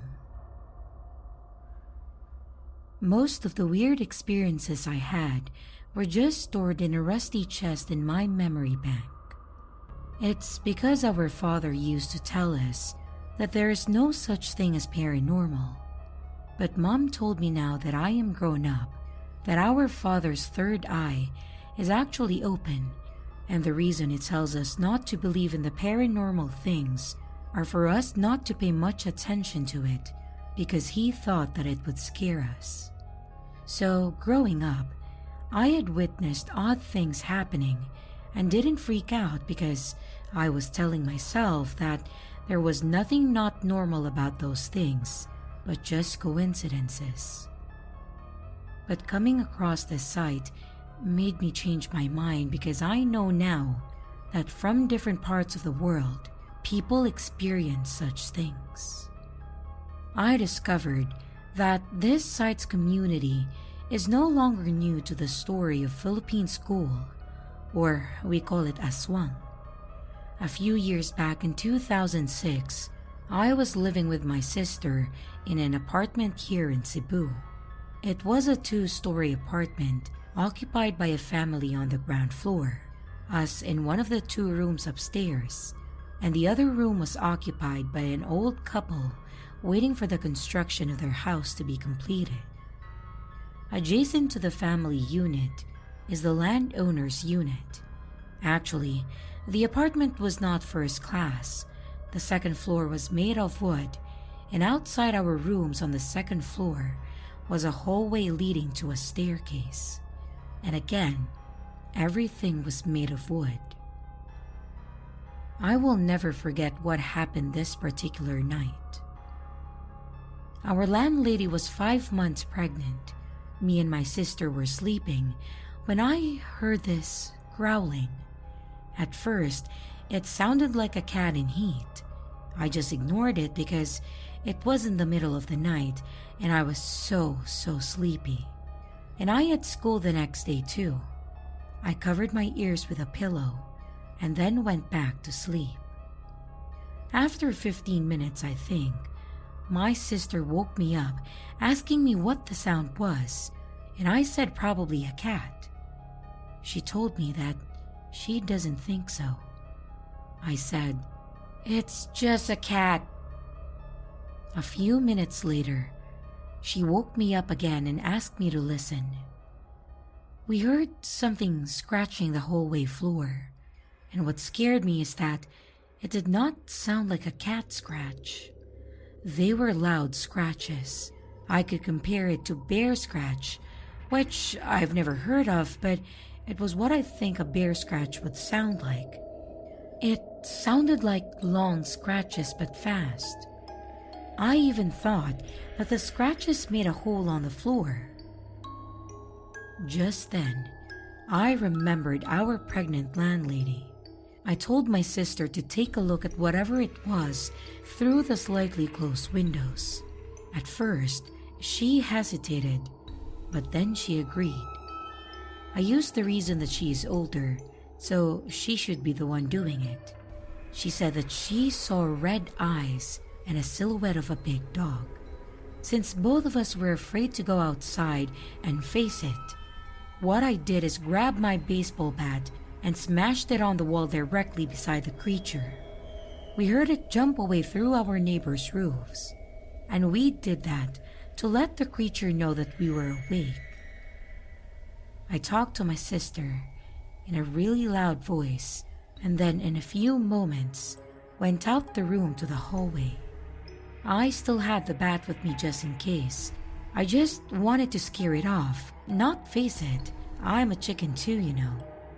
We checked the floor, but there were no signs of scratches, which was really weird. I would say it was not a dog, because we have a door, and at the end of the hallway, and we lock it before sleeping. But it was an open hallway, because it also served as our terrace. But it's not possible for one to be in the hallway if not through the door, which was locked. The following day, we told the landlord about it. and he said that they heard it.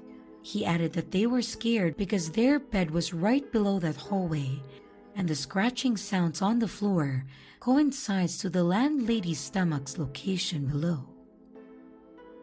I would like to hear your thoughts on this. Was it just a stray animal? Or is there an Aswang in the city?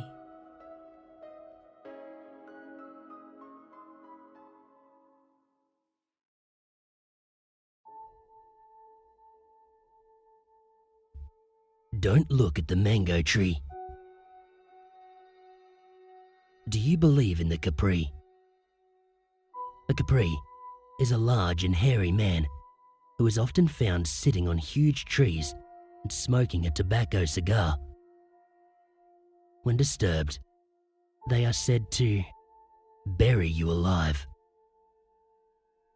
I'm not sure if that description is entirely accurate, but I do know they come in different sizes and they are sometimes red-eyed.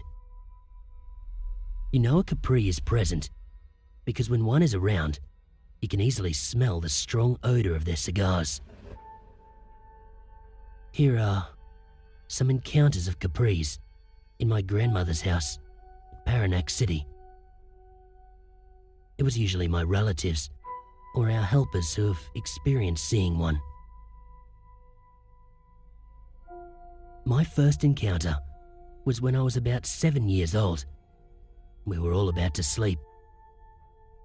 I know I wasn't dreaming, since me, my grandmother, and the nanny along with my little sister, we all sleep in the one room, and we all heard it. It was late at night when we all heard something heavy walking fast on our roof. We all thought that maybe the mangoes from our tall mango tree were just falling and hitting the roof. But the sound, it sounded like heavy footsteps. Heavy, like someone was jumping. We were all startled, so my grandmother, she decided to take a peek from the window. And she saw a big man jump to our mango tree. At night, my grandmother and everyone else in the house would not be roaming beyond 9 p.m. Our helpers know that very well. This is because when you go to our hallway, you'll notice it's a bit foggy and smelly due to the presence of a Capri sitting in our living room, smoking his cigars. We knew that he entered the house sometimes because of our maids who do their laundry. One night, our maids decided to bring the newly ironed laundry at around 10 p.m. Definitely not a good idea, because the laundry would be left near our living room, so we can just go outside and get it ourselves the next day. As soon as they entered our hallway, there was the darkness, fogginess, and the foul smell. While our maids were walking towards the rooms, they saw a large man sitting on one of our sofas. It was so huge that he fit the entire sofa. You can easily see his lit-up cigar. Our maids then were so scared that they just decided to run back downstairs to their quarters. After that incident, our maids learned the hard way to never bring up laundry at that time of the day. Another encounter was the one of my uncle's. His room was next to ours, and his window, it was right next to one of our mango trees, the favourite spot of the Capri. My uncle was sleeping when he woke up at around midnight because he felt like he was being watched. And he was. When he was going back to the bathroom, he checked his window and he saw the Capri sitting on the branch right outside his window, smoking and looking straight at him. he had the hardest time trying to sleep that night. The worst story about a Capri in our house was the one that came from our houseboy, one of my grandmother's relatives from the province. Being from the province, both were used to waking up early in the morning, every day around 3 to 4 a.m, when it was still dark, just to cut grass or tend to the plants in our big garden. During one of their walks in the garden, early in the morning, they spotted the Capri, again, sitting on that big mango tree of ours.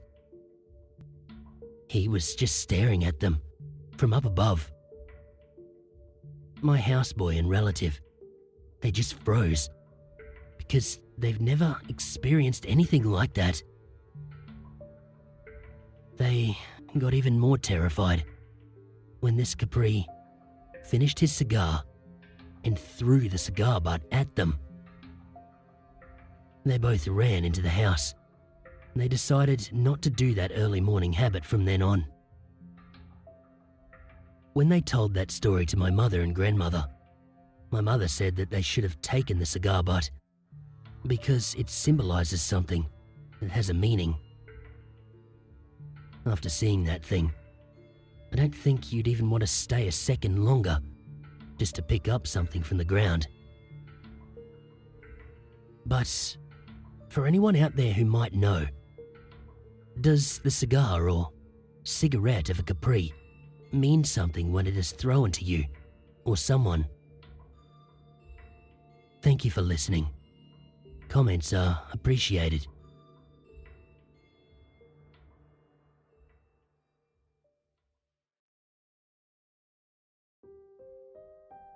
Was it a ghost or a capre?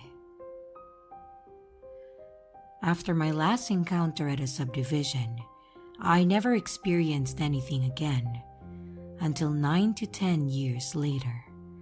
I think I was in my sophomore or junior year in college. I have trouble recalling the exact year whenever I experience anything when I reach my teenage years, but I always remember the incident clearly. This time, I no longer live with my aunt in Angeles City, and they no longer live in the subdivision that I always mention in my previous stories. I was now staying at our house in the province with my uncle, grandmother, and siblings. We live in an isolated part of the province in Pangasinan, where the nearest grocery store was around 30 minutes away, and the nearest mall is an hour away depending on the traffic.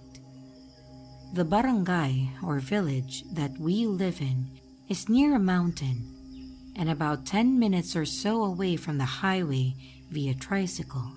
And before reaching the center part of the barangay, you'll mostly see rice fields rather than houses. Our house is in the middle part of the barangay. It faces the basketball court, while at the back you will have a view of the rice plants in the mountain. One night, while I was sleeping, I suddenly felt a huge hand touching my chest, shaking me like it was trying to wake me up in a hurried way. On the first few shakes, I wasn't able to open my eyes, like I was paralyzed or something. And when I was finally able to open my eyes, I abruptly sat up, and the feeling of someone touching and shaking me on the chest also disappeared at the same time that I opened my eyes. I looked around, wondering who would wake me up, but I saw that my sisters were all asleep. We all slept in the same room, and we have one foldable bed and a double-deck bed, and I slept on the upper deck. Judging by the size of the hand, I know that it was huge. Like it belonged to a 6 to 7 foot tall person or thing. At first, I thought that it was just a simple nightmare. But I still feel the hand on my chest after a few minutes of waking up until I fell asleep again. If it wasn't a ghost, maybe it was a capre, as I have heard stories of a capre haunting some members of my family. We have a few mango trees around the house and a huge bamboo tree just beside our house lot. And our elders said that unseen creatures are living in them. My cousin's half-sister, who we don't talk to anymore, has experienced seeing a capre in that house before. It was my grandmother who told us this story. She said that Ate Vicky, which is not her real name, suddenly screamed after looking out the window at night. She said that she saw a pair of pitch-black legs outside the window. In Philippine folklore, a capre is said to be around 7 to 9 feet tall. I believe in ghosts as I experienced their hauntings firsthand, but I still have my doubts when it comes to mythical creatures, as I haven't experienced seeing or feeling them. The shaking that I felt isn't enough to make me believe that it was done by a capre, as I didn't see or feel anything unusual from my surroundings after waking up. However, I don't reject the thought that a lot of people in the Philippines have seen or felt the presence of these creatures. What do you guys think about the shaking that I experienced? That was the first and last, maybe, that I felt something while I was in the province.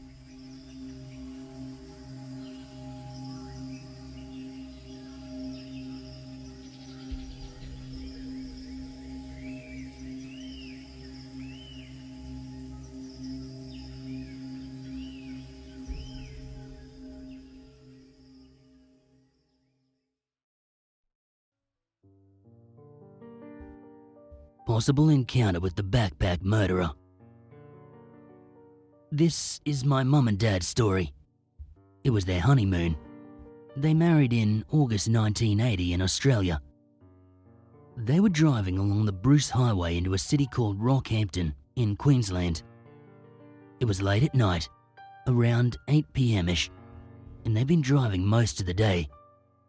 There is a very long stretch of road before you come into the city that is all just bush, kilometers of it.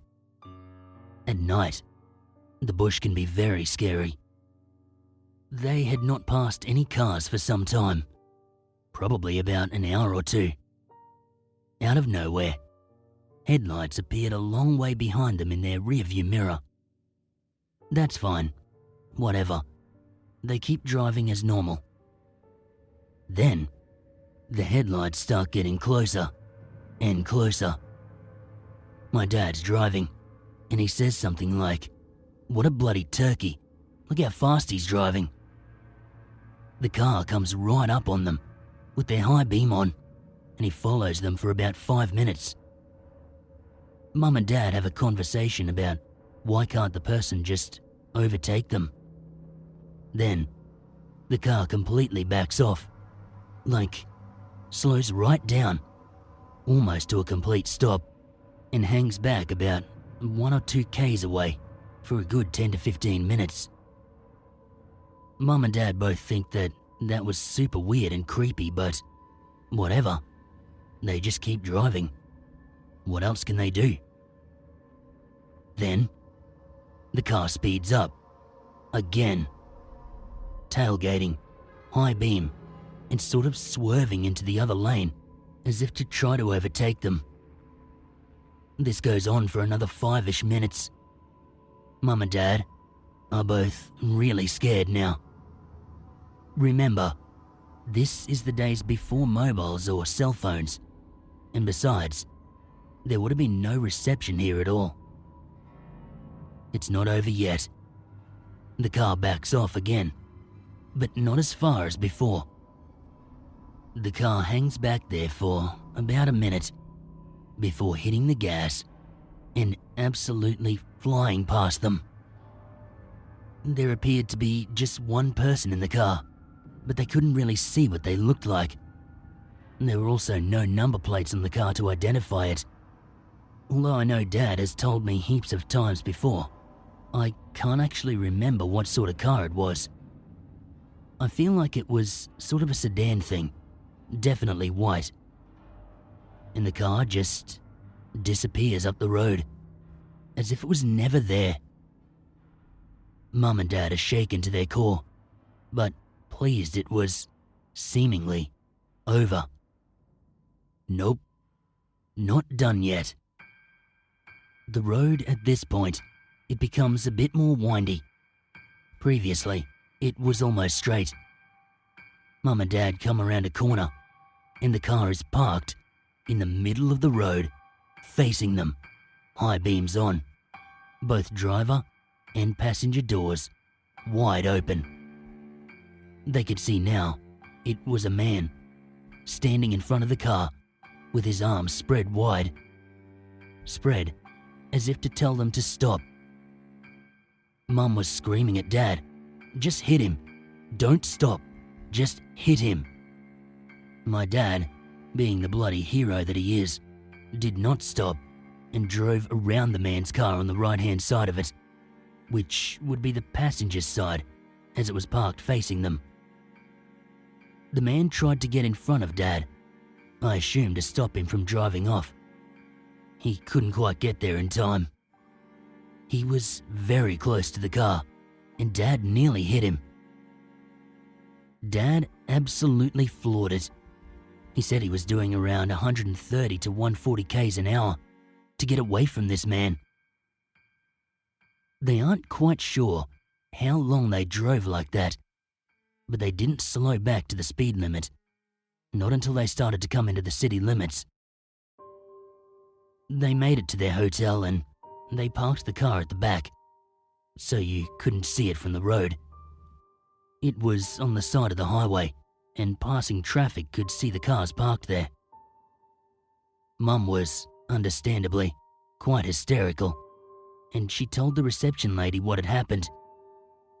They called the police and they reported it, but they never found the car or the driver. Nearly done. Fast forward many years later, Mum was watching the news, and Ivan Milat had just been arrested.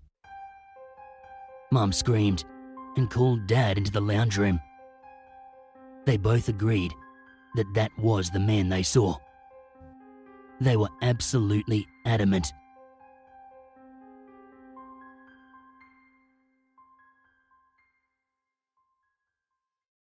This story was a very long time ago, and a lot of it I struggled to remember, so I had to get a lot of the details from my mom beforehand.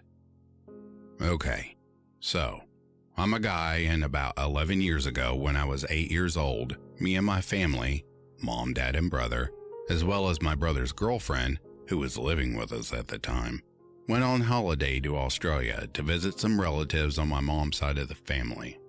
They lived in the royal parts of Victoria, and to give a basic summary of the area, they lived on a farm.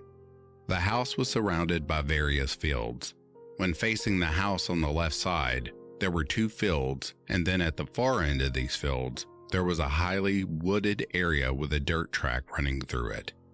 My grandparents, the relatives that lived there, would often go on nature rambles through the forest to spot the wildlife that lived within there.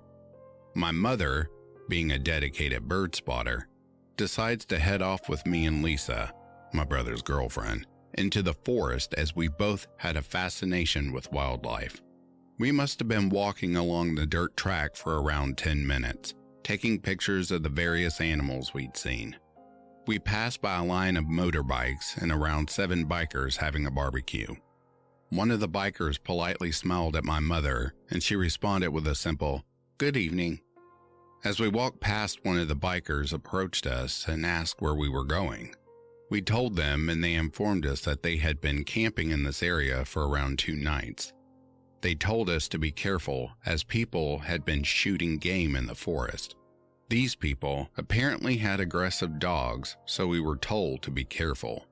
Around 15 minutes later, I'd spotted an old barn which I dashed off to explore, being the adventurous child I was, while my mother and Lisa observed a bird of some kind. I didn't tell them where I was going.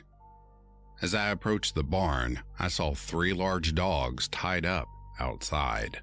They were Rottweilers, and they seemed incredibly aggressive. They were on chains and barking and snarling a lot. I didn't think anything of it at the time. I assumed they were for hunting, but looking back, Rottweilers aren't hunting dogs. There was also an old mattress on the floor outside, which appeared to be covered in brown stains and emanated a foul aroma.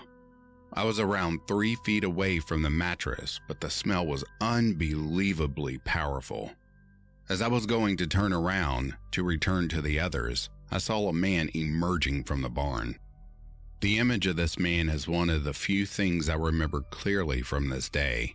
He was very tall, about 6'4", and was wearing a blue pinstriped suit. The strangest thing about him was that he was wearing a large top hat. His clothes seemed very worn, and his face, the parts of it that weren't covered by a large brown beard, were red, as if he had just been working out on a hot day. I remember the man smiled and approached me. I asked him if he was a magician, to which he said, "No, I look after doggies. Do you like doggies?" I told him I did. This is when things started to get weird. He began to approach me and ask if I wanted to come inside and have my picture taken with the dogs. I politely refused and said my mom would be looking for me. He grabbed my hand lightly and said it would only take a second. At that point, I heard my mom shouting to the man, demanding to know what he was doing. She had come looking for me. The man simply let me go and just stared at her. She asked him again, in which he continued to just blankly stare. He didn't say a word. My mom immediately grabbed my arm, and me, her, and Lisa walked as quickly as possible back to the entrance. We got about halfway there when I turned around and told my mother that the magician was following us. She turned around and, sure enough, he was power walking behind us. My mom screamed at him and asked what he wanted. He didn't reply again, simply continued power walking toward us. At that point, my mom began walking even faster to the point that she was dragging me along. The next part of the story is mostly a blur to me. I remember my mom gasping, picking me up and sprinting full pelt with me while screaming for help.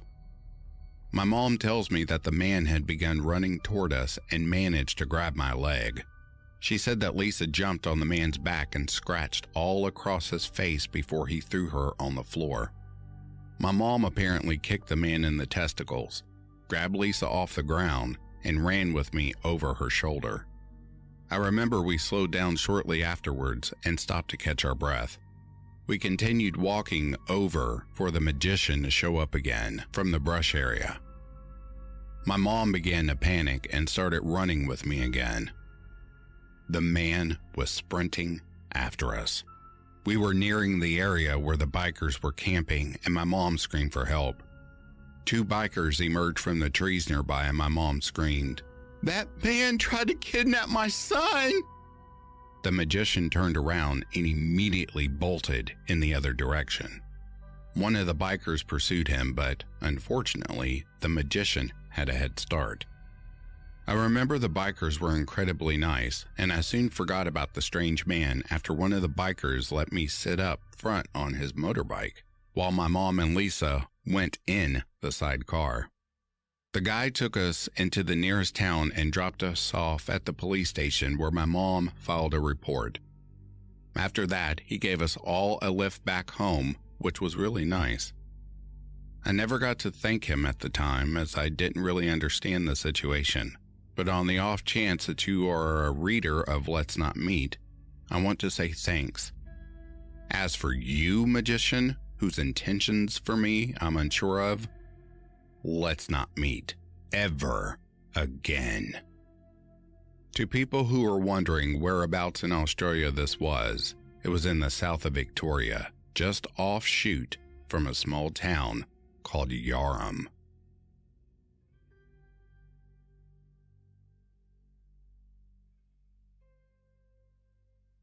The Australian House. Hello everyone, my name is Luke. I'm 26 years old and I currently live in Australia, in Brisbane, since May of 2019. I met my girlfriend Mina, who is Japanese origin, 1 month after my arrival in Australia, on a strawberry farm where we both work. We worked over there for several months until the health crisis hit the planet. So, no more work on the farm. We have to find something else. At that time, we had 2 choices. Go back home and we split up, or stick together and try to get through this on our own. Spoiler, we chose the second option. We then decided to leave our seasonal job in the countryside to go into town trying to find a new job. Bingo.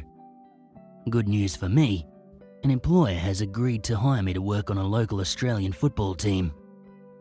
This employer will be named Kathy. Anonymity is required. Kathy explains to me that I can work for the football team, but that currently, because of the health crisis, a containment will be mandatory. Anyway, I'm hired, but I'm gonna have to wait until the lockdown passes and the football season resumes. So I explained that this is tempting, but it will be hard for Mina and me to remain unemployed during the confinement because we have rent to pay, food and all that fun stuff. You should know now that Kathy has a heart as big as Australia. Sensitive to our situation, she explains that she has a solution for us. She has a holiday home several kilometres from Brisbane that belonged to her father, who is now in a retirement home. We can stay there for free, she tells us, while confinement is in progress. At this time, I don't really believe it. I tell myself that something's fishy, but in front of the situation, I agree.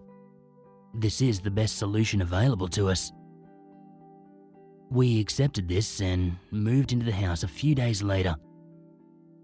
Animal Crossing, Splatoon, Mortal Kombat. We enjoyed playing video games during this lockdown. Everything is going well. We feel a bit lonely because this house is isolated in the countryside, but apart from that, we're well where we are. We have a garden, etc. All this for free.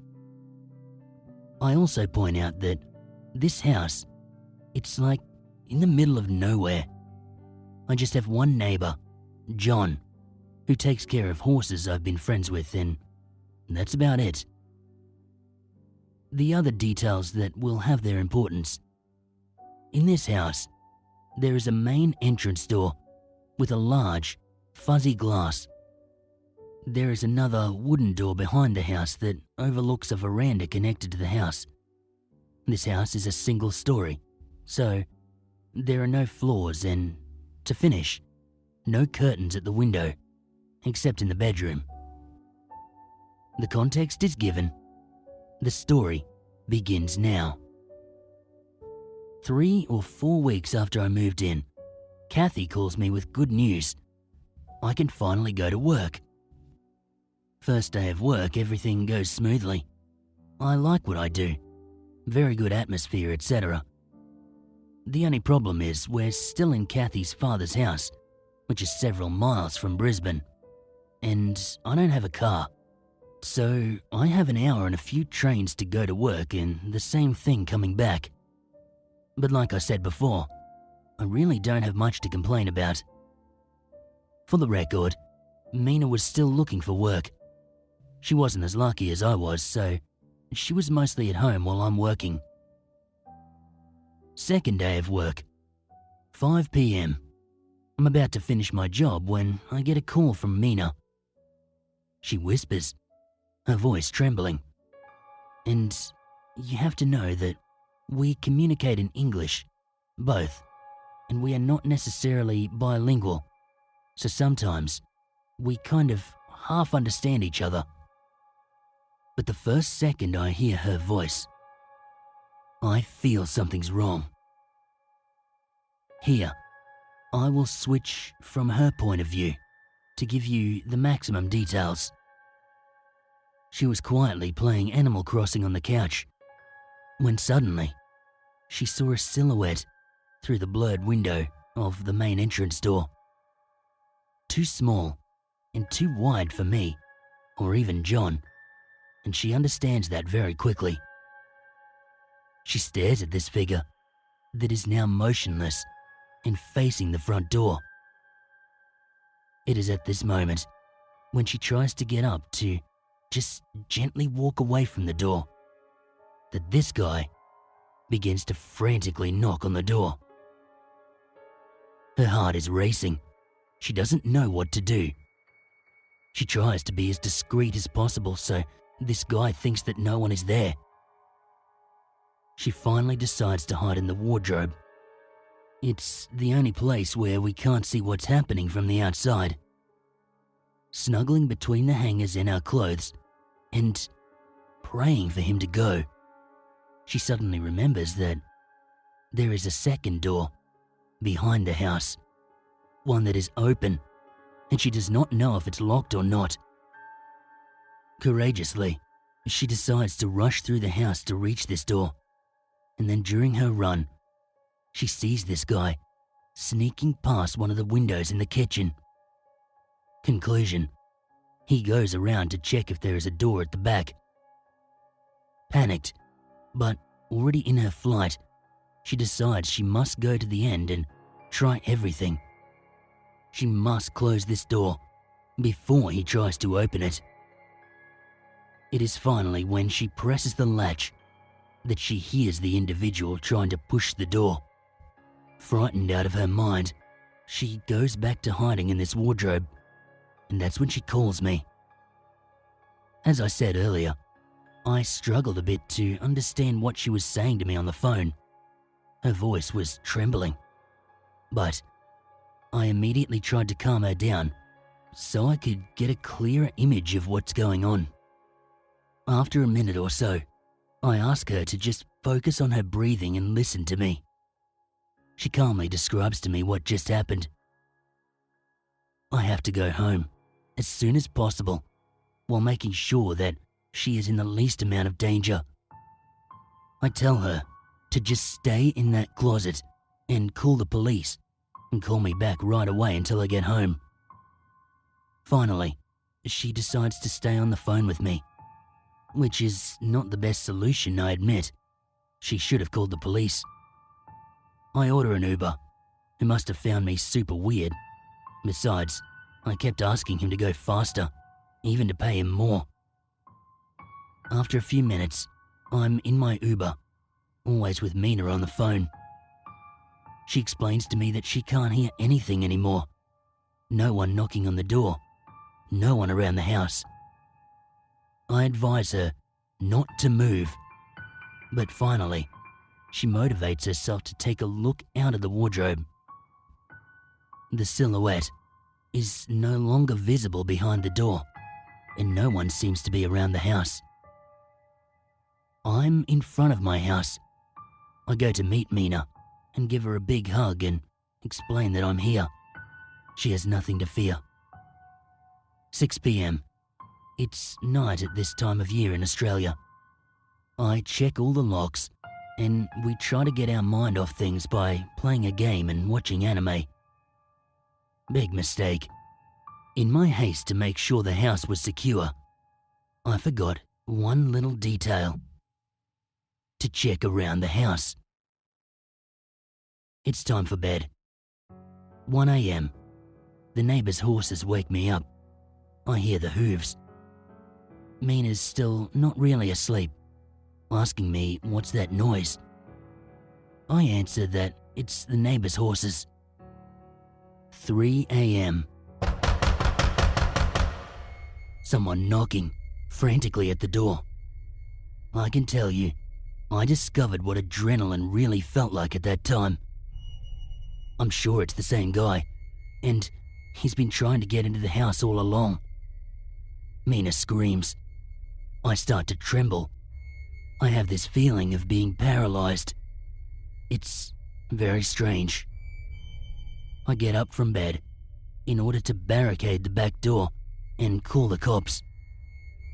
It is at this moment, when I leave the room, that I hear a deaf and metallic noise. He opened the damn back door. He's on the porch. So, there is only one last door with a poor wooden hole under the small space at the bottom that separates us, and he's still determined to come inside. For me, at this moment, it is sure he will enter. I'm not much of a fighter, but I don't have a choice. I grab the biggest kitchen knife I have. I place myself in an angle that I have the best chance of catching him by surprise, and I'm willing to use that knife to defend us, to defend Mina, who is paralyzed in bed. I'm so scared, but at the same time, so much confidence. It's a very strange feeling.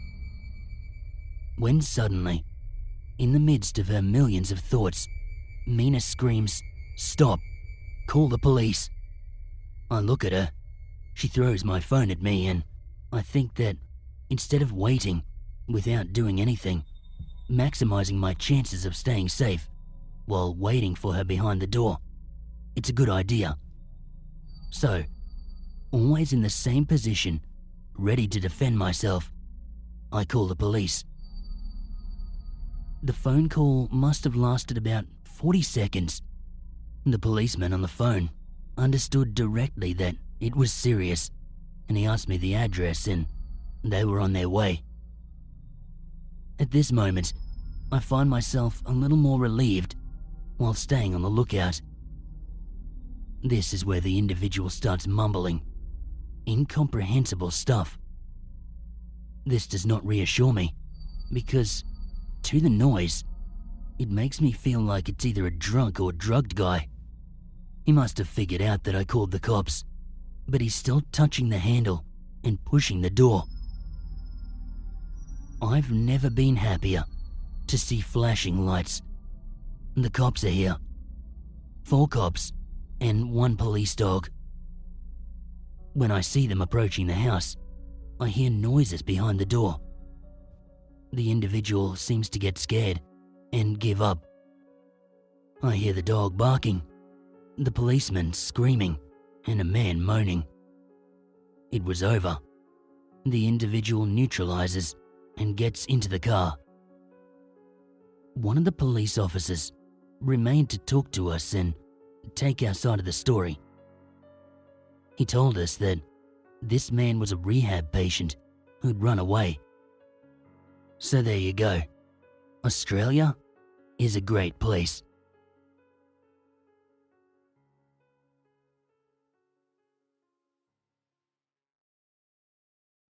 When I was 19, I lived abroad in Australia. As an American, with our absurdly high age for drinking legally, I was completely new to drinking culture, going out, and basically having independence. While I definitely a little, sometimes a lot, on the naive side, my mother had impressed a healthy sense of caution into my thick teenage skull. Thank God she did, because while there, I was met with a very creepy encounter. I was roaming, alone, on a weekend through Chapel St. in Melbourne, circa 2013. The area is full of bars and shops, and it was around 7-8ish.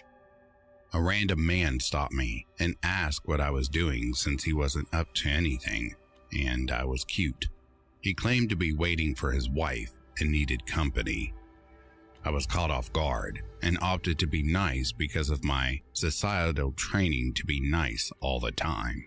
I remember immediately warning bells began quietly ringing. I kept trying to skirt out of the conversation, and he kept adding pressure to stay. I was inexperienced and not confident enough to feel sure of how to safely end this strange encounter I was in. He introduced himself as Michael. Michael roped me into stopping into a nearby bar. He wanted to buy me drinks, and he kept fishing past the very vague details I was giving, i.e., I work in the suburb and, oh, I live in the U.S. state. Again, feeling pressure, I bought my own drink when we got to the bar. There wasn't a snowball's chance in hell that I was not letting him hold a drink where I couldn't see it. Once seated, Michael wanted to see my driver's license since he didn't believe I was really 19. I wasn't foolish enough to give him my license. He pulled out his, which I'm sure was a manipulation tactic to get me to pull mine out. I redirected the convo to see when his wife that he was waiting for would be there. Then he let it slip that he didn't have a wife.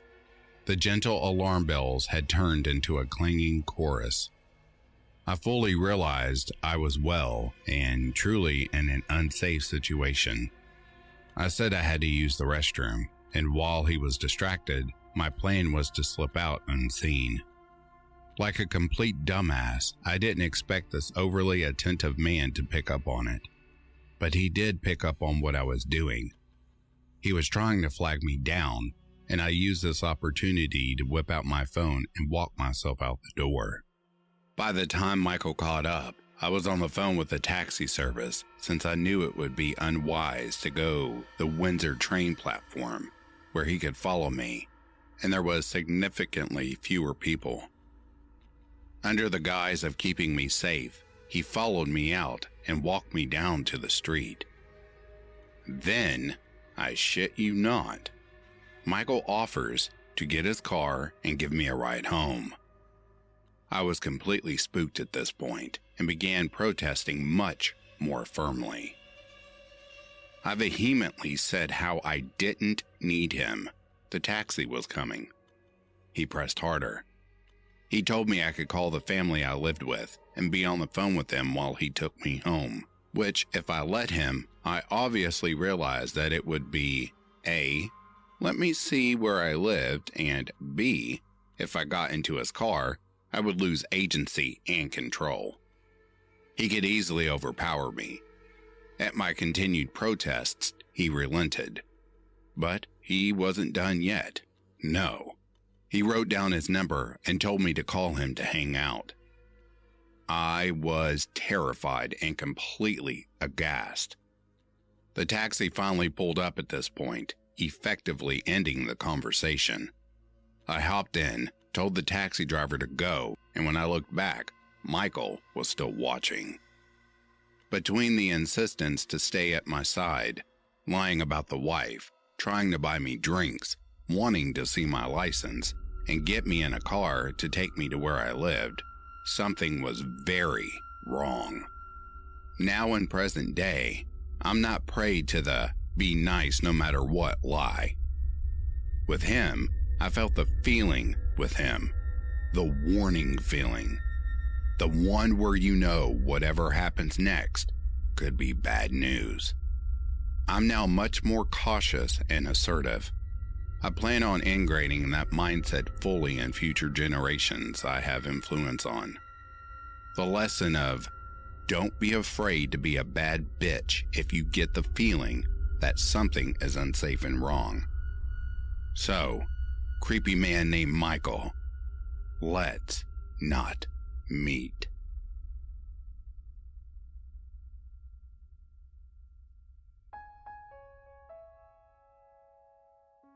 I was carjacked in broad daylight yesterday. I ran a bunch of errands. The final one entailed going to a specific company's office.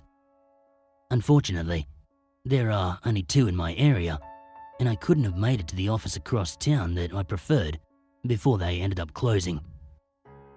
This left me with the one in the ghetto. It was still broad daylight, and I parked right up against the busy major road, so I assumed nobody would try anything here. Wrong. I get into my car, roll my window down, and as I'm texting my partner to confirm I ran the errand, a woman appears at my window. She was very obviously on drugs, and at first, she was giving me the typical beggar spiel. I'm homeless, I need money, etc. All I had on me was a card, but I had half a salad left from lunch, and I offered it to her. She seemed content, but continued to ramble on about how she was in labor. She was very clearly not even pregnant, by the way. She told me her husband can't come to the hospital because it's against his religion, that she needs a C-section, etc. Then, she suddenly leans in my window so that her face is right in mine, and she says, "I'm having this baby right now, and if you don't help me, I'm going to kill you here," while shaking a hand inside her hoodie pouch, insinuating to me that she had a weapon inside. At this point, I'm fairly well convinced that if I was to grab my keys and start to drive off without her, that she was going to stab me, or do something like jump into my car and get seriously injured falling off when I got onto the highway. So I played along. I promised her that I'd take her to the hospital, and I waited until she got in to start the car. I headed towards the hospital, intentionally squealing tires away from green lights, going 15 over the limit, basically driving as stupidly but safely as possible, in hopes of a cop pulling me over to save me from this hell. She remained perfectly still, with her hand in her hoodie pouch, rambling on about things like she's been pregnant since 2017, her husband will murder her for having this baby, I'm going to die if it doesn't survive, etc. Suddenly, she erupts into a god-awful screech, starts kicking my dash and demands to know why I'm going the way I am, because Taco Bell is the other way. I said to her, "I thought you were wanting to go to the hospital to have the baby." She tells me no, the baby needs food, and reminds me that if it starves, she's going to watch me bleed out. At this point, I'm not sure if she's bluffing or if she was actually serious about the death threats, since I couldn't physically see the weapon. But regardless, I wanted to get as far away from her as possible. So I pulled into a grocery store parking lot, and I told her that I was going to go inside to get her a soda and get food for the baby. Luckily, she agreed to this, so I locked her in the car, hid behind a pillar at the front of the store, and I called the police.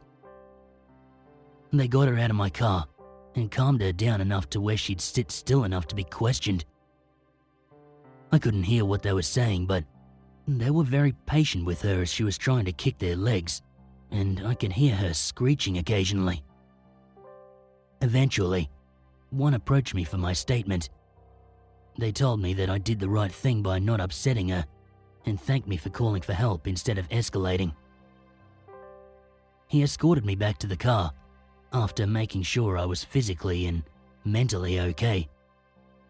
As I was heading down the highway towards my house, a bunch of ambulances were tearing down the road towards the grocery store I'd parked at.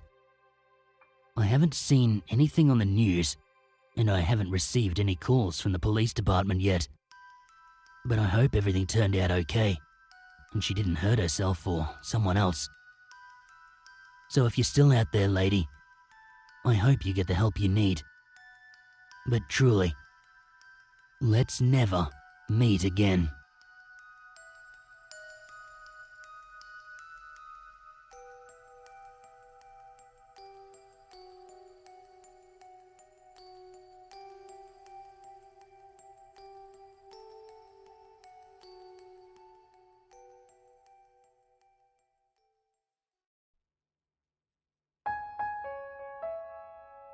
Number 1. The Cucaracha. The year was 1994. I was in 7th grade at the time, along with my cousins, Carlos, Chanel, and Shyla.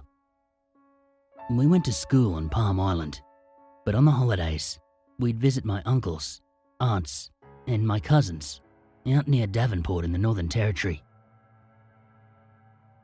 It was on one of these visits that my story takes place. It was a normal day like pretty much any other. Me and my cousins, we'd spend our days out in the bush, playing Baramba Gimby and Chubu Chubu. During one of our games, my cousin Carlos, he remarked about a set of prints in the dirt, just out by the tree line. We investigated, and they were a bit odd, but I thought they must just be an emu, or maybe an ostrich. We do get them out here occasionally, wandering out from the farms.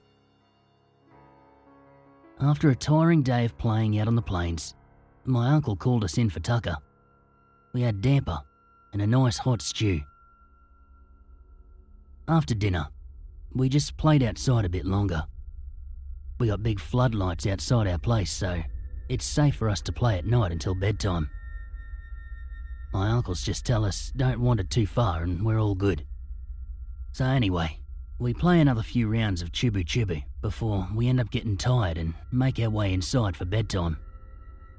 The way our house out there's set up, we got the living area and the kitchen on the ground floor, and also a bathroom and a toilet down there. Upstairs there's Auntie and Uncle's room off to the right and my other uncle's room on the left. Down the hall there's a really big bedroom with bunk beds for all us kids. Back then we had a telly set up in there with a Super Nintendo, so we never really got much sleep after we went to bed. We were up late that night, playing games, when we hear the dogs start barking, real loud, just out the front of the house, round where we were playing earlier, and something else, howling back at the dogs from out bush, maybe like a dingo or something. We did get dingoes out there, so I quickly run downstairs to grab the dogs and bring them inside. I went outside and grabbed them, and true God, I've never seen them so scared like they were that night. But anyway, I grabbed their leads and bring them upstairs with us kids. They was acting real strange, nuzzling in real close with us kids, sitting in front of us almost like they were shielding us from someone. That was when I heard my uncles talking from one of the rooms. They were real hush about it, but we could hear them from our room. Then, the door handle to us kids' room started turning, and the door slowly opened. It was my uncle and auntie. As soon as they saw me, they grabbed me by the arm and pulled me up and hugged me. They told me they saw me go outside, not to do that again at night without asking. They then gestured for us all to follow them into the bedroom up the hall. My auntie and uncle's bedroom, it's got a big window that faces out the front yard. My other uncle was standing there with them, and everyone was just staring out there, into the dark. I was real scared by this point, and I didn't know what was going on. So, I asked my other uncle, and he just whispered to me, "Uncle think Kadacha out there." I shivered when I heard him say that. A Kuracha. It's like a witch doctor, or kinda like a skinwalker. He's known as the executioner man in our native language. That's when I remember those tracks we seen earlier, ones that look kinda like emu. The old stories we were always told, they tell us about the Kuracha and how he wears big emu feathers on his feet, stuck on there with dried blood. We can't really see anything out there in the dark, so my uncle tells one of the kids to run downstairs and turn on the floodlights. My cousin run downstairs, and a minute later, the floodlights come on. Right there, in the middle of the front yard, was a huge-looking dingo. That's not what scared me that time, though. What scared me was the fact that this dingo was standing up on his back legs, the legs all straightened out and thick like a person. On his feet, big, thick feathers. He just stared right at that window. It took us a few seconds of shock, but my uncle quickly shuts the curtains and tells us to get down on the ground. The Karacha, he had a bone in his hand. My uncle, he said, no doubt, we stayed there a minute longer and he would have started pointing the bone at us. Point the bone's an ancient ritual in our culture. It is evil magic, and it's forbidden. It's carried out with a long, sharp bone. When it's pointed at your enemies, they die. Might take a week, might take a year, but they always die. What scares me most about what happened that night, it isn't seeing the thing standing there in the yard, and it wasn't the bone in his hand, although I am thankful for my uncle's quick thinking. Nah, what scares me most is thinking back to when we were playing in that yard and walking right over to that dark tree line looking at those fresh prints. He could have been right there the whole time. And later that night, when I run out to grab those dogs, he was right there near me, looking at me. I was totally exposed and vulnerable, and I didn't even know it. If you ever make your way to Australia, be careful in the outback. There's unseen things you don't understand out here, and never could understand. But they see you, clear as day. And some of them, they haven't learned to tell the difference between friend and foe.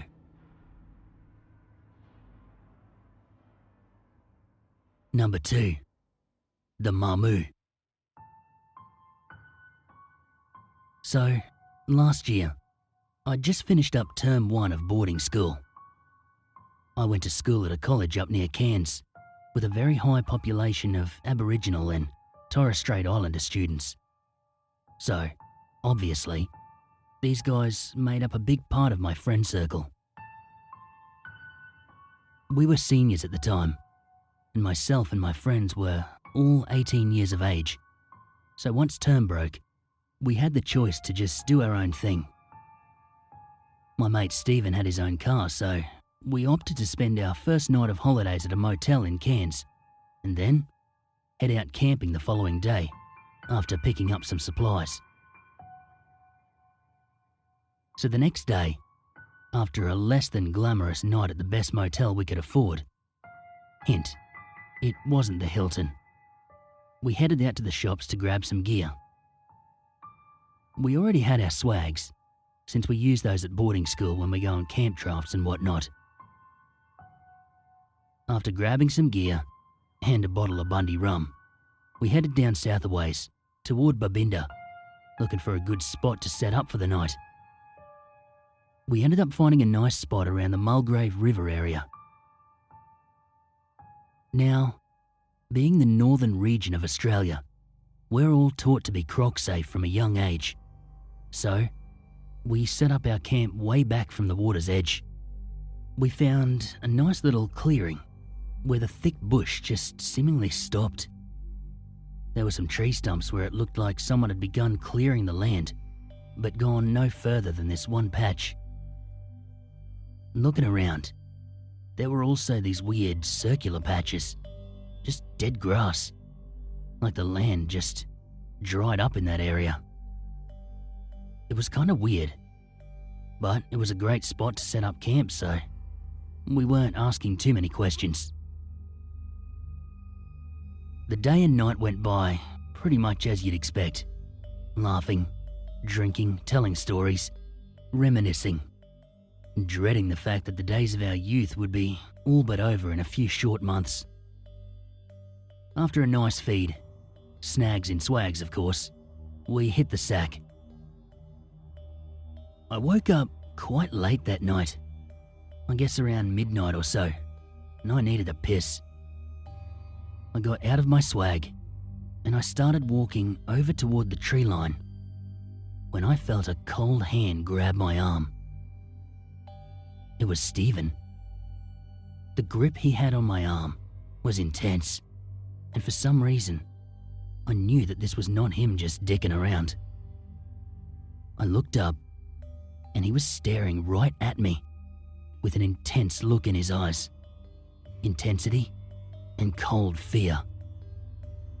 He just shook his head at me, as if to say, "Don't you dare make a sound." And so I didn't. But something did. Out in the thick bush, I saw something moving around. I thought at first that perhaps a croc had smelled our dinner and made its way up from the river. But no, what I saw there was far stranger. It was hunched over and walking with purpose, as though searching for something, looking around with stuttered head movements, taking odd-paced steps. It had kind of a fur down its back, caked in mud and dirt.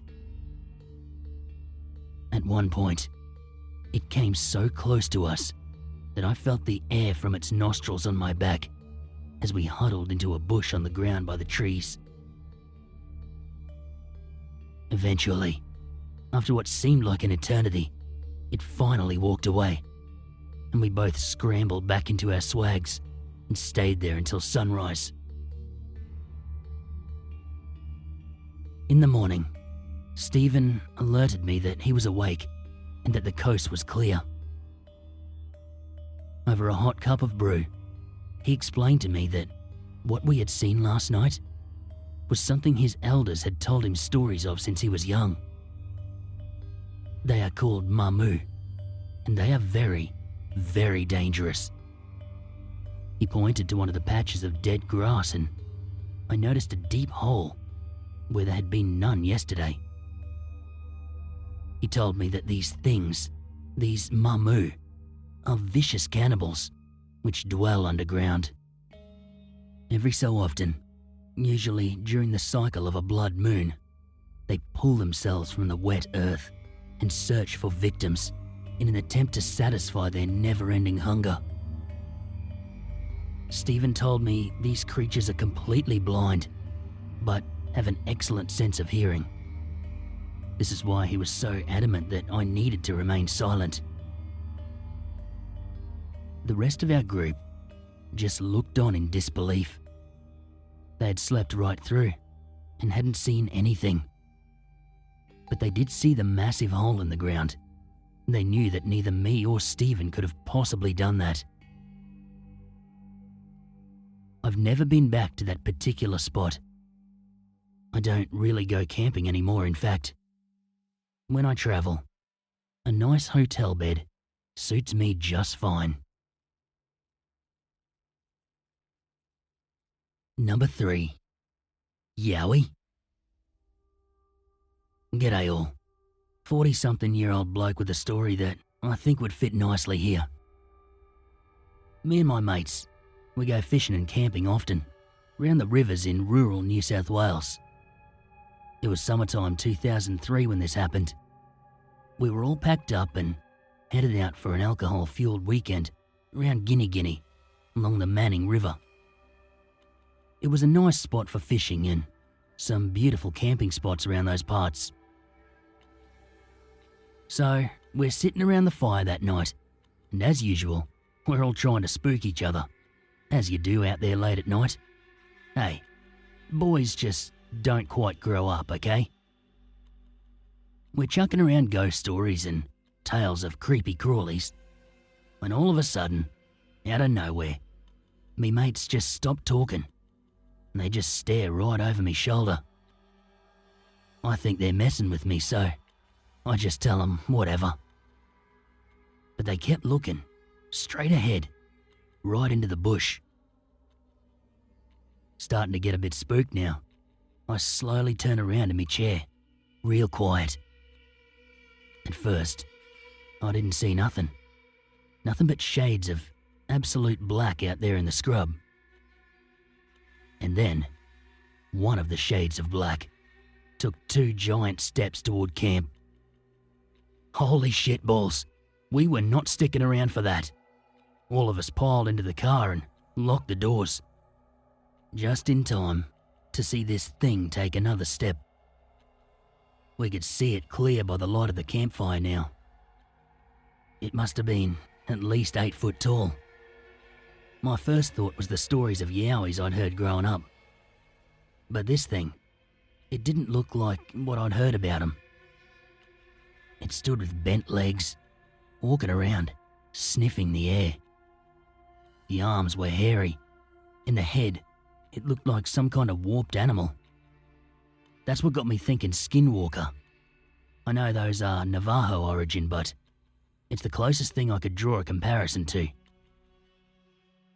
This giant bloody dog, bear, human thing turned and faced our car. And it just stood there, watching us, pacing back and forth. I don't know if it could see us. The car was parked back where it was a lot darker. So maybe, maybe not. But just in case, we squished ourselves down as far as we could go. until we couldn't really see it anymore, and hopefully it couldn't see us. All night we stayed huddled like that, listening to this thing walk around, sometimes circling the car. We were too scared to open our eyes. Maybe it was looking in, right at us. I'll never know. All I know is that finally it left after what felt like hours, and I was glad to never see it again. To this day, I have no idea what we saw. Yowie? Australian skinwalker? Something else entirely? I'll never know. And you know what? I never want to.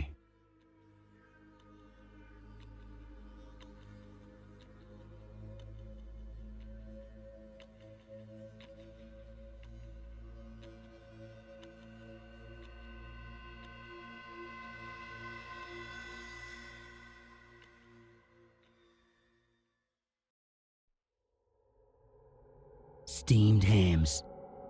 An unforgettable luncheon.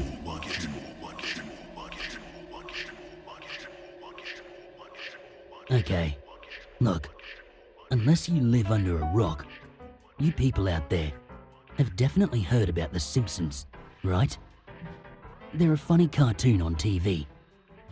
But they're also known for funny memes on the internets.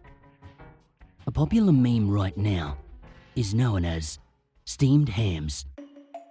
It's about Principal Skinner inviting Super Nintendo Chalmers for lunch. But, you see, his roast is on fire, so he goes to Krusty Burger to purchase fast food and disguise it as his own cooking. Or else, he would get fired, or something like that. Well, it was funny, once. Until that day. Until that day that I saw that one video on YouTube. It was called Steamed Hams, but backwards bracket IJ $ J9 bracket H8 9 H 2D XD. And I thought to myself, what the f is this supposed to be? What do these numbers mean? And most importantly, is this going to give me a seizure or some shit? And since I was so curious, I clicked on that video. It all began as normal, with Super Nintendo Chalmers ringing on Skinner's doorbell. But I realized that the video quality immediately sank. It was all like crispy, and it was pixelated and raw and completely unwatchable. As if someone recorded it with their toes. Skinner opened the door, but instead of Chalmers saying, "Well, Seymour, I made it, despite your directions," instead, he yelled, "Seymour!" But it was so loud and so distorted that I jumped up and almost threw away my mug with Rick from Rick and Morty on it. I paused the video, and I sat there in silence for like 10 days. I mean, of course I'm watching a YouTube video where almost everything is possible, but we all know that jump scares are the worst things existing. After calming myself down, the first thing I did before continuing watching this shit was turn down the volume. And then I took a look at the user who made this. There was nothing. No profile picture or username. Just a white background. And not even the view counter or the like, dislike bar were there. I scrolled down to see if there were any comments. Just one comment. It said, "I are the skin." What is this madness? I asked myself out loud. But, you know, it could just be a glitch, so there was nothing to worry about, right? Anyway, the video continued with Skinner saying his usual lines. Superintendent Chalmers, welcome. I hope you're prepared for an unforgettable luncheon. But after saying those last 2 words, it made the video and the audio become extremely glitchy. Suddenly, the entire site starts to break apart. A virus, I thought to myself. My monitor, it showed me nothing but pure blackness, except for the audio. That continued. I was still able to hear, like, some weird white noise in the background, while Skinner's mother yelled, "Help! Help!" Those cries went on and on for about 2 minutes. I was scared as hell. Then, Skinner's head, in black and white, appeared with an evil smile on his face while looking directly at me. His face, it was hyper-realistic, with big skin pores, wrinkles, bloodshot eyes, and yellowed, bloodied teeth. It looked like it was made with Photoshop. With a deep, monotone voice, he said to me, "Delightfully devilish, Seymour." It then cut to black. I wanted to go to the kitchen to grab a drink, but I was too startled to move. I was so startled. Why does this exist? Why does this exist? Unexpectedly, I heard heavy footsteps just outside my room, and then evil laughter. I had thoughts of Skinner being inside my house.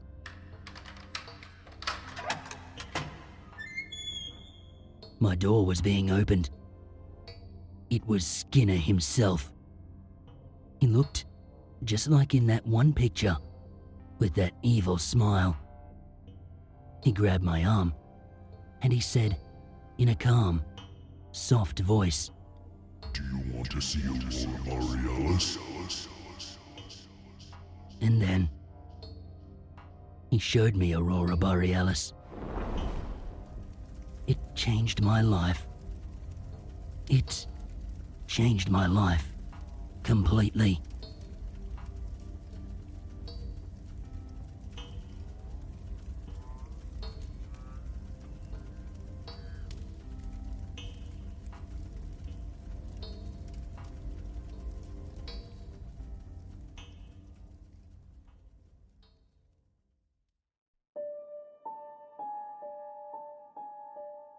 My name's Carl. I'm 28, and this is a little story from Trinity Avenue in the Rocks, Sydney. A story that I, without knowing, shared with my older brother. As a young kid from around the age of 3 onwards, I grew up in the Rocks, down in Sydney, New South Wales. And I remember, as a kid, seeing figures and, well, just really weird things there, such as dark hands coming out of my grandmother's laundry window, or waking up to what I thought was maybe my brother or someone sitting on the side of my bed. I can't forget the active noises sounding like someone was in the surrounding rooms, which almost all the houses around the Rocks that I've been inside of had ghostly presence inside of them. Like you could always feel that something was there, like you're being watched. The thing that seemed to stand out the most was when I was seeing the footprints that slowly disappeared as they walked up the hallway at night time. Back then, I never thought much of it, as I thought it was normal. When I got older, I started to think about it, now realizing what spooky things I was seeing. Then one day, many years after moving out of the Rocks, I was with my older brother who's a year older, and my mum, talking about the spooky things we saw and felt living there in the rocks. As we got into this discussion a little more, suddenly out of nowhere, my brother, he mentioned the footsteps up the hallway and described the exact thing I remember seeing. This freaked me out because it was the first time he or I ever said anything about it. Now covered in goosebumps, we just sort of stared at each other, not knowing what to think of it.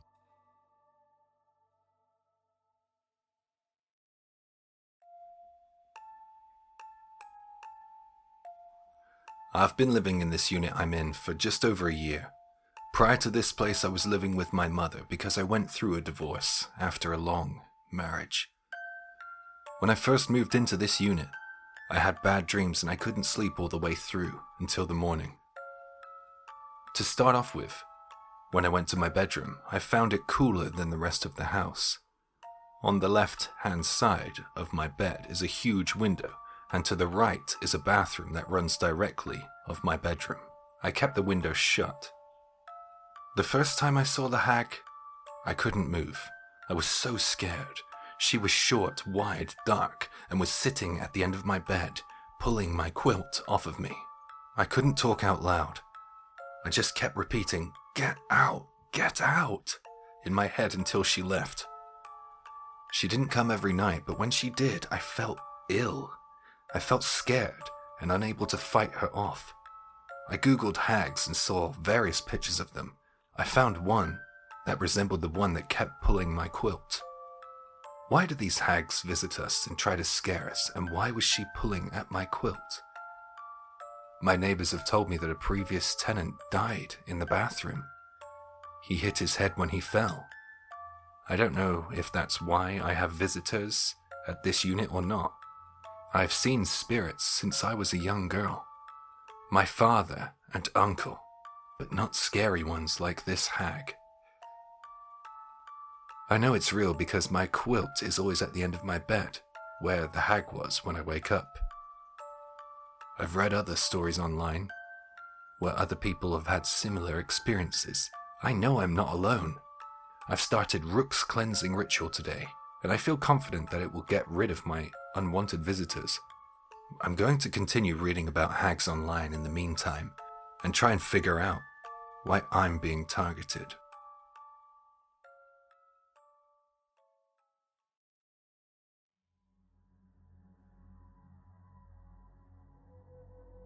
Recently, a friend and I began talking about hauntings. I hadn't known him for very long, but as we were getting to know each other, we talked about whether we believed in ghosts. Since I work in a haunted location, but that's another story. I told him that I did, and he told me about the house that he lives in. And of course, I had to have a look for myself, particularly as an amateur paranormal investigator. To start with, he told me that an elderly relative of his, who owned the house and passed away from natural causes, remains in the house. She doesn't like it when people leave lights or appliances on, and will often turn them off if they are left unattended. She is generally quite well-natured, but if someone unfamiliar to her doesn't follow her house rules, she can be known to show her displeasure. For example, she absolutely hated people smoking in the house, especially as she was not a smoker herself. Should anyone smoke within the walls of that house, she tends to do things like hide their lighters or cigarette packets from them. They would then be found in really strange locations, like in the bathroom sink or in front of the back door, almost as though she was trying to hint towards shooing someone out the door. She would occasionally call out, usually during the night. It was normally just a greeting, like a hello, but it was still unsettling. as long as someone she is familiar with is in the house, she's generally known to be a happy presence. When it is only people who are strangers to her, she appears to try and ward them off, but aggressively, turning lights on and off, rattling doors and windows, that kind of thing. She was such a strong woman when she was alive that it would appear as though her strength kept the original spirits in the house at bay. She would talk to them in her native tongue, which was French. When necessary, she would occasionally raise her voice and almost sound like she was warning them off. As my friend doesn't actually speak French himself, he couldn't really tell what she was saying, except sometimes when she would swear at them. As her health began to deteriorate, it would appear as though the spirits in the house would then gain some strength, and she was not able to control them quite so much. My friend, he told me that once she had passed away, the spirit activity, it increased significantly. He's not sure if it was initially her spirit or those of the original inhabitants of the house. It isn't known exactly who the other spirits in the house are, only that they don't appear to appreciate people being in their space. One night, my friend awoke and he found 4 human figures standing around his bed. Frightened, he closed his eyes and reopened them, but the spirits were still there. They did not move. They didn't speak, but he got the feeling that they were very aware of him and they were trying to intimidate him. The original idea behind their existence in the house was because when his relative bought the house, a certain area underneath the floorboards, it had been dug up and re-cemented. His relative would often joke that maybe someone buried a body down there. Despite extensive searches, no origin story for these spirits has ever been conclusively proven. Their main target lately, it seems to be his new housemate.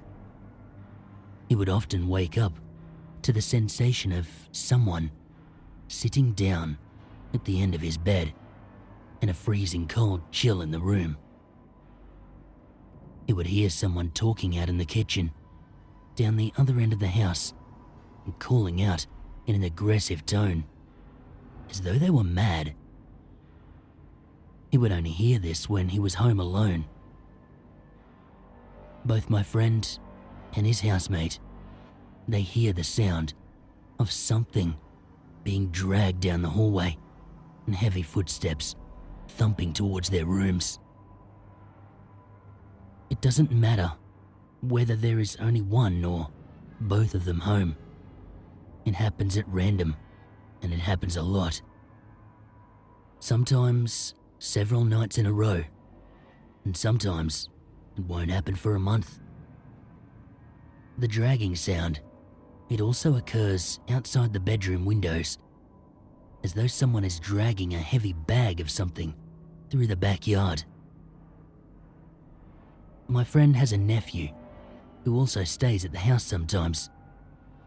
His nephew has reported to him that sometimes objects will be moved in front of him, like the remote for the TV and his glasses. He says that sometimes they try to talk to him, although he has never said exactly what they have whispered to him, only that it scares him and he doesn't want to talk to them.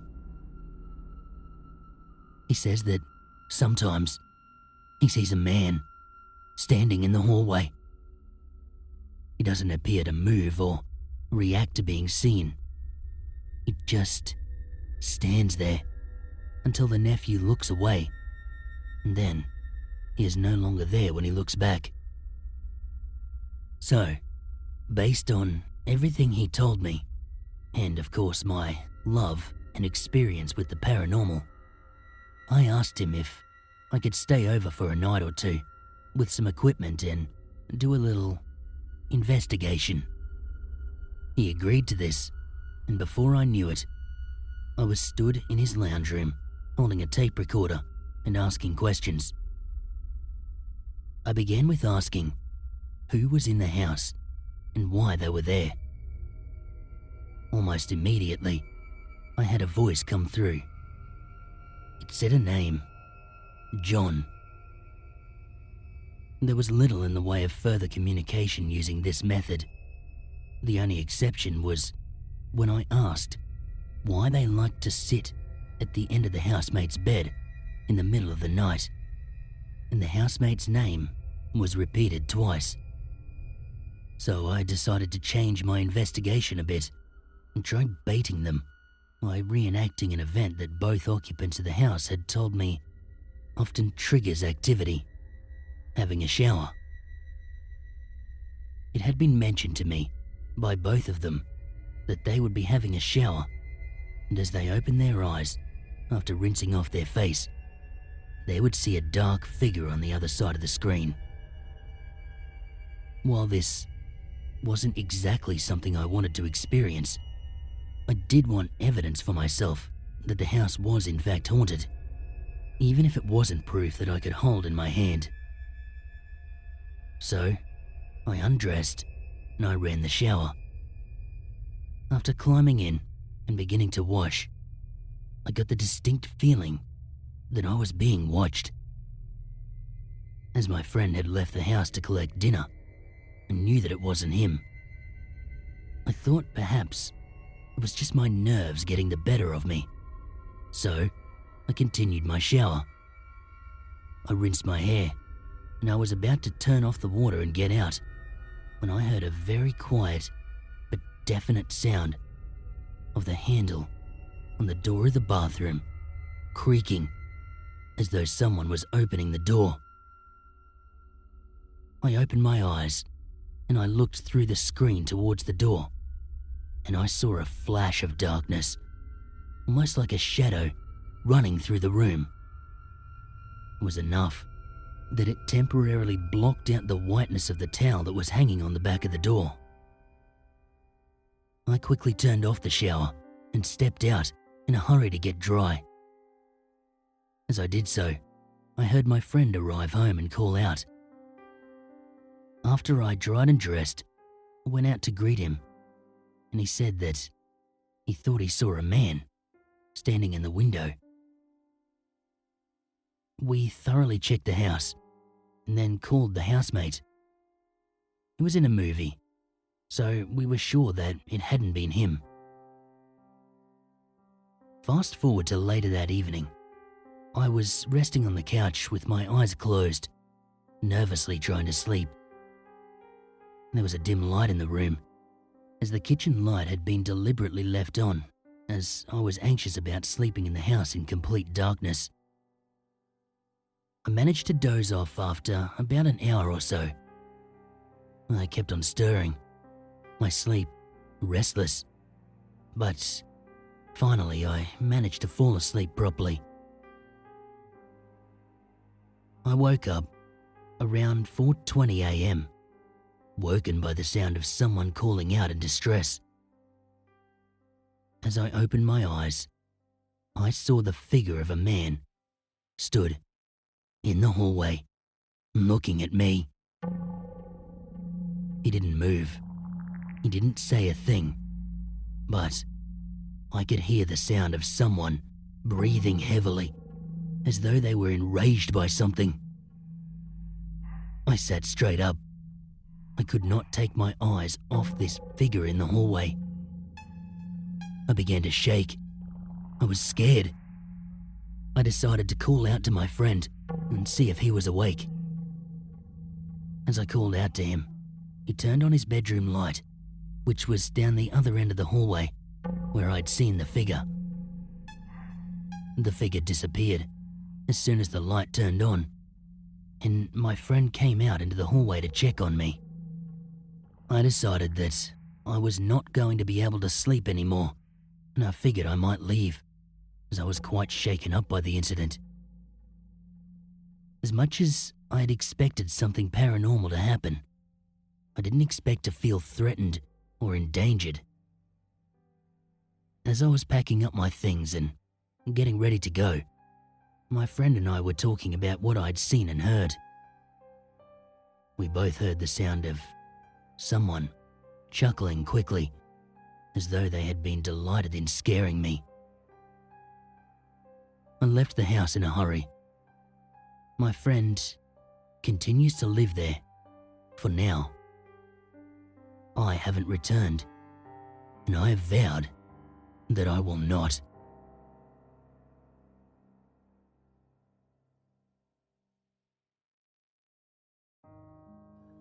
For as long as I can remember, I've always been able to sense and see things that no one else can, and that is very scary for a young teenager. I was about 12 or 13 at the time when I had my first encounter with something paranormal. My nana was looking after me and my younger brothers. They were sitting at the kitchen table, and I decided to take a shower. Don't judge me, please. I had a very scary experience with an evil spirit as a child, and it's the reason to why I do what I do next. I was afraid of our bathroom, and always kept the bathroom door open, and I will always have the lights on no matter what when I'm in there. I had just finished washing my hair, and I was about to get out of the shower, when I suddenly felt the need to look out of the door. As I turned to look, a tall white figure walked through the toilet door and stood outside the bathroom door. I was in shock, not sure what to do. I stood there completely still, watching this white figure. It turned around and looked right at me before disappearing. I wasn't sure if I should be scared or not, but I sure as hell got out of there fast. I told my nana what happened, and she told me not to worry. It shouldn't harm me. After the first time of seeing this white figure, I saw it 2 more times, but I have since moved house, and I haven't been able to see it. I'm 20 now, and still pretty afraid of paranormal events, and still experience stuff, but not as crazy as when I was a child. I have a fair few more stories to share with people. I'm still not sure if I'm ready to share my scariest one yet. I'll just have to wait and see what happens, I guess.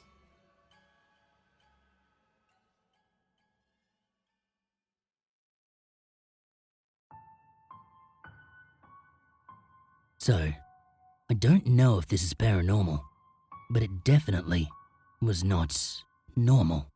That's for sure. I've been sleep talking practically since my birth. My mum says that I even used to giggle and babble when I was a baby, before I could speak. I've also been caught on several occasions, sitting up in bed talking.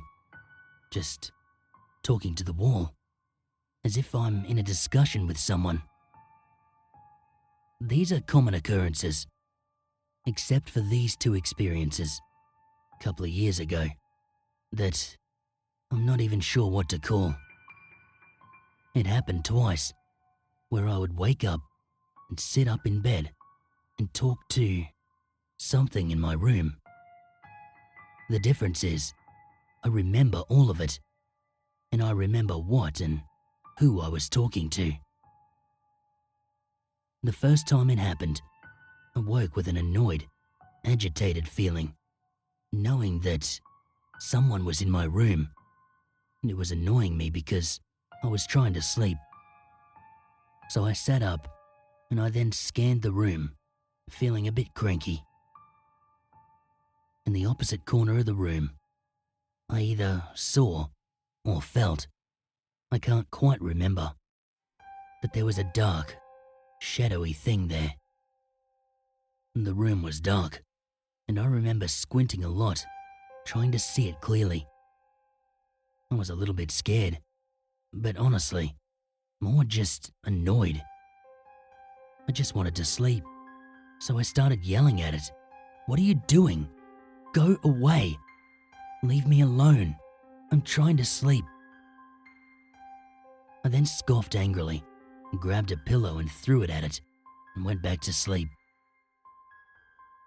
Maybe 2 weeks later, it happened again, only this time, it reacted to me. I woke again, in very much the same way.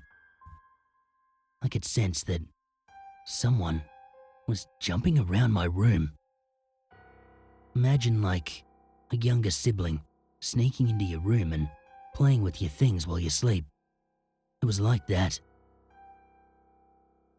The room is completely dark, except for some light coming in from the streetlight outside. The light had silhouetted the curtains in all its folds. In front of the curtains was the clear silhouette of a young boy, somewhere between 7 and 10. He was jumping around, waving his arms about.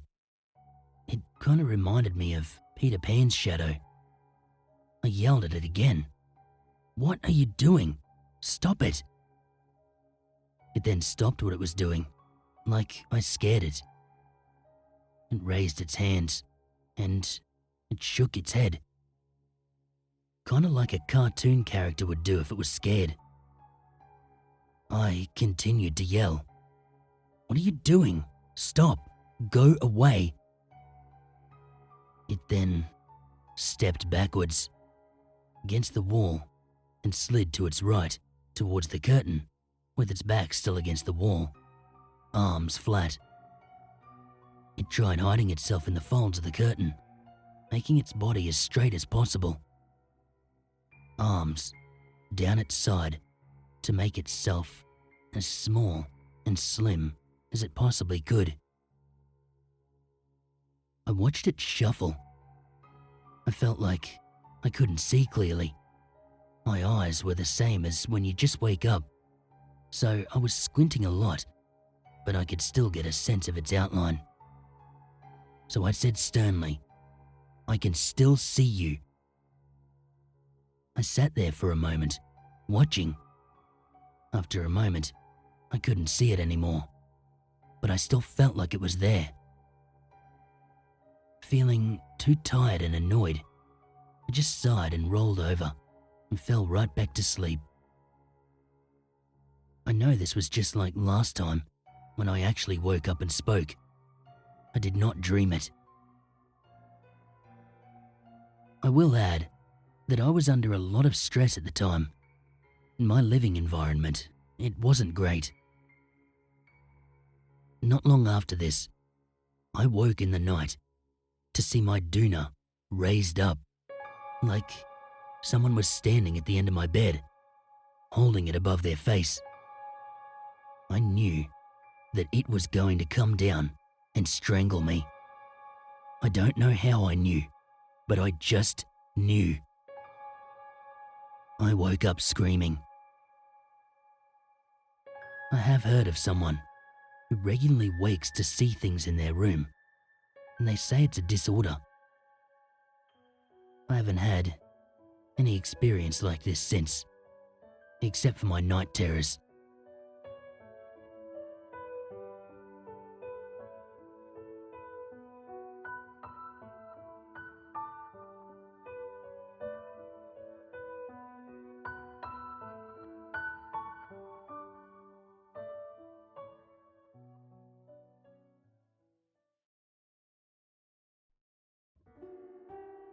This happened around Christmas time. My two older sisters, my parents and I, we were all outside hanging up Christmas lights and having a pretty fun time. It was nighttime and so, obviously it was relatively dark. My dad and I were chatting. I don't remember what exactly about. But mid-sentence, he stops and he says to me, "Look up there." And he points towards the upstairs window, the one that faces down to where we were.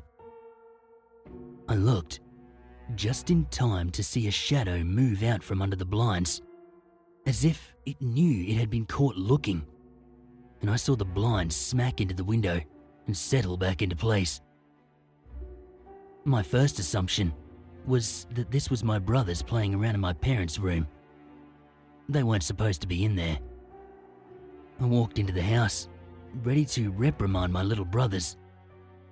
But when I looked into the living room, all three of them were fast asleep with a movie playing. My animals were down there as well, and when I went upstairs to see if anyone had been in there, the door was closed. So, it's not as if the animals could have gotten in there. This all seemed very odd to me. My parents immediately said it was a ghost, and that's what they believed. I was not so convinced, but looking back, I don't see many other reasonable explanations.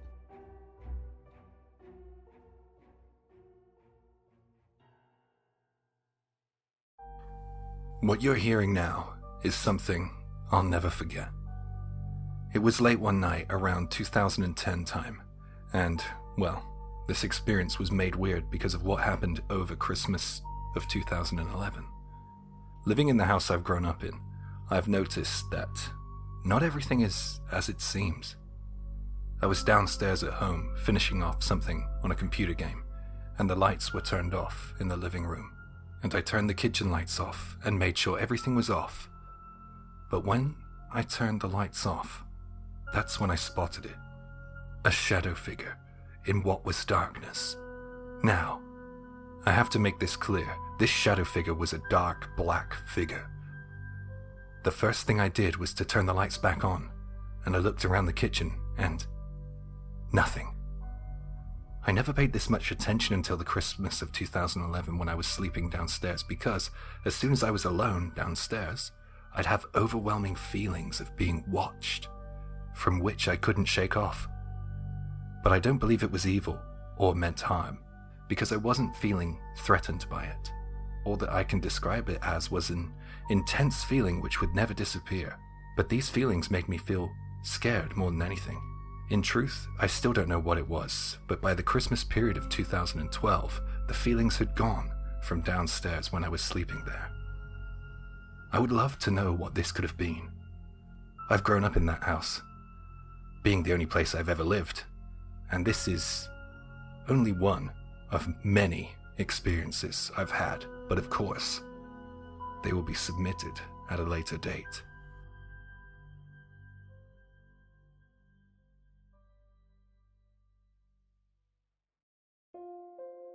On the day before my 25th birthday, my maternal grandmother passed away. She had been incredibly sick for several years, and on December 20th of 2017, she finally lost her fight, leaving our whole family devastated. For several days after my grandmother's death, I stayed with my aunt at her apartment. I returned to my grandfather's house on Christmas Eve, which is where my story begins. First, I'd like to explain that my grandmother was a very vocal person, never hiding what she felt. This experience, in my opinion, proves that she is still that way now. On Christmas Day, my family decided to gather at my grandfather's house for Christmas, all of us believing that we should stick together. We spent the day preparing food, wrapping gifts, and making sure everything was ready. Everything was going well, despite the sadness everyone felt, until I decided to shower before the party. I had decided to listen to the song Do I Wanna Know by the Arctic Monkeys, and I turned it on repeat for the duration of my shower. Or, that was my intention, until the song suddenly changed to Supermarket Flowers by Ed Sheeran. For anyone who doesn't know this song, it was written by Ed Sheeran from his mother's perspective after the death of his grandmother. I was confused and sad until I remembered having a conversation about that song with my mother the night before. I felt like my grandmother was telling me I needed to be there for my mother, and it had me in tears until I turned the music off. If this was a one-time occurrence, I would have more than likely forgotten about it. But this has happened several times since I came home, leading me to no longer play music during my showers. It always changes to that exact same song, no matter what playlist I have on. In a strange way, though, it is comforting to know that my grandmother still watches over us.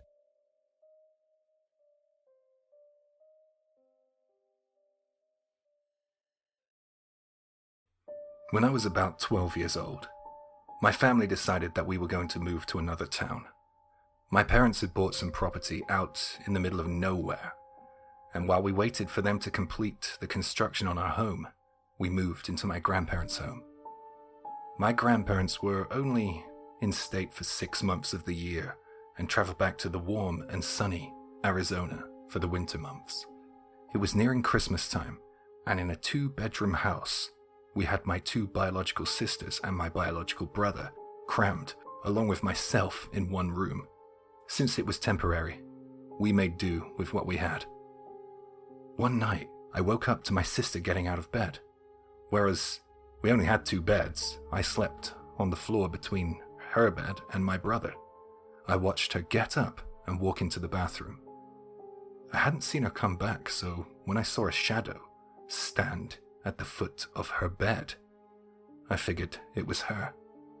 The odd thing about it was, she didn't just get back into bed like she would have any other time. I watched as she turned her back to the bed and just fell. I didn't hear a thud or anything. So when I saw her hit the mattress, I became curious and reached over to touch her and to make sure she was okay, only to discover that there was no one there.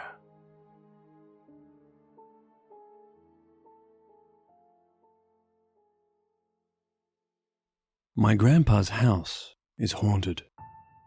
Someone who killed himself used to live there. One time, we were there for my grandpa's 50th birthday and everyone was downstairs, and we heard a door slam upstairs. We all went up there and all 3 doors were lying on the floor. This happens repeatedly. The dog will stand at the bottom of the stairs during the day and will just stare at the top.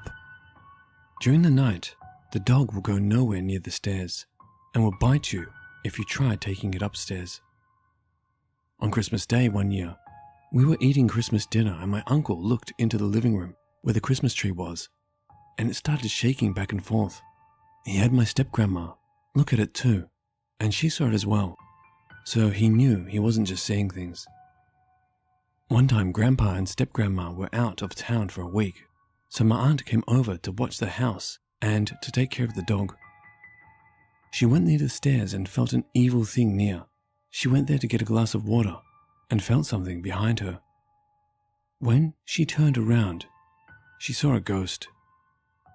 She ran, grabbed the dog and left. She refuses to go to the house. Our family does not like the house whatsoever. Grandpa and step-grandma do not mind living there. They have said after all these years living in the house, they have gotten used to it.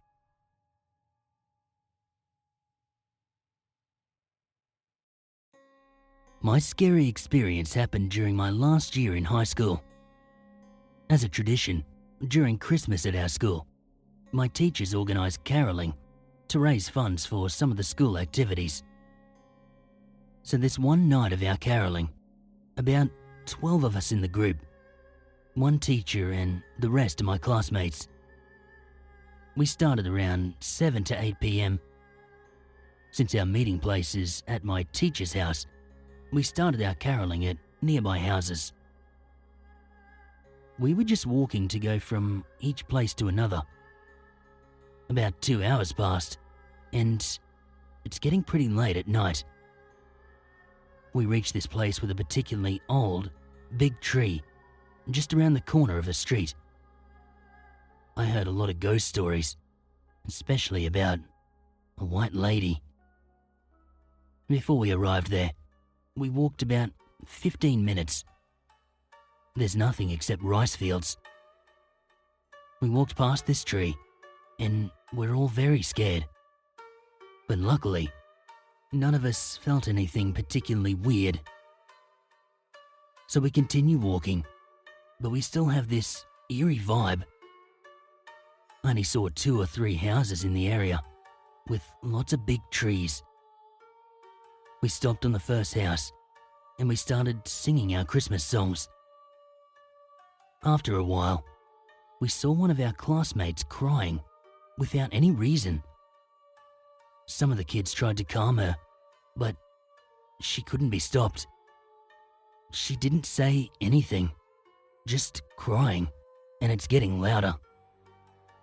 Moments later, she looked at me and told me to look at the tree, pointing up there with fear in her eyes. She said she saw a capre with red eyes, smiling and looking at me. Capre is like a big man with hair all around its body, like a monkey.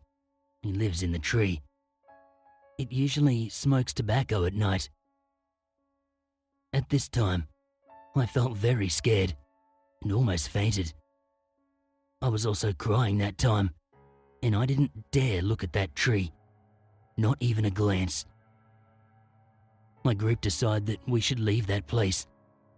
So, we walked back, and we spent the rest of the night at our school.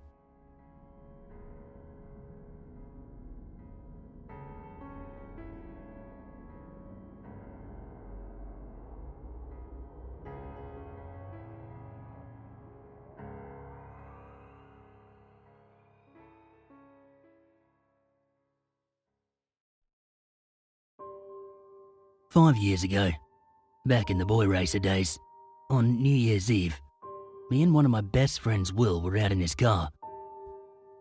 Everybody that we both knew were either out doing their own thing for the night or just being boring and staying in. After driving around for about an hour and a half or so, the time was drawing close to midnight. I'd bought a couple of cans of lager out with us to bring in the new year, so we decided to park up in a small pull-in to let the new year in. We tuned the car's stereo into radio, as we both had a laugh, talking about what New Year's resolutions that we'd not stick to. To cut a long story short, the chimes of Big Ben rung through the speakers of the car. We both cracked open our cans and toasted the new year.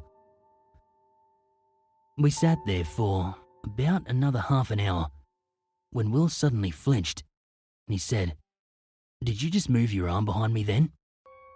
Bearing in mind that one of my hands was holding a can and the other hand was holding my phone. Will then suddenly turned the key in the ignition barrel, rammed the car into first and floored the car wheel spinning down the road. We were parked up about 300 meters from the Baptist College.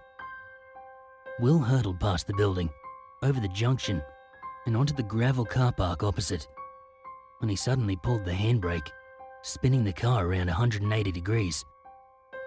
He then immediately threw open the driver's side door and started being violently sick. I said to him, confused, shaken up and angry, "What the bloody hell are you doing?" But as I looked at him, with the interior light shining on him, I could see genuine fear in his eyes, and his face was completely white. He just looked at me for a few minutes and said, "I saw like a black shadow move from behind you and across the back of me." He then said, "Let's just get out of here," and he floored it out of the parking lot. Things weren't over then though. The car all of a sudden lost most of its power. Even as Will changed down from third into first, the car still had no power, even at the red line. I could see Will putting his right foot firmly down on the pedal. It was like something was intentionally holding the car back. We slowly got to the next junction and turned left into it, still moving slowly. Suddenly, and out of nowhere, the car got its power back. I know for a fact Will was not trying to play a prank or scare me, because of the way he looked and how he was shaking when we parked up. Whatever or whoever it was scared us half to death.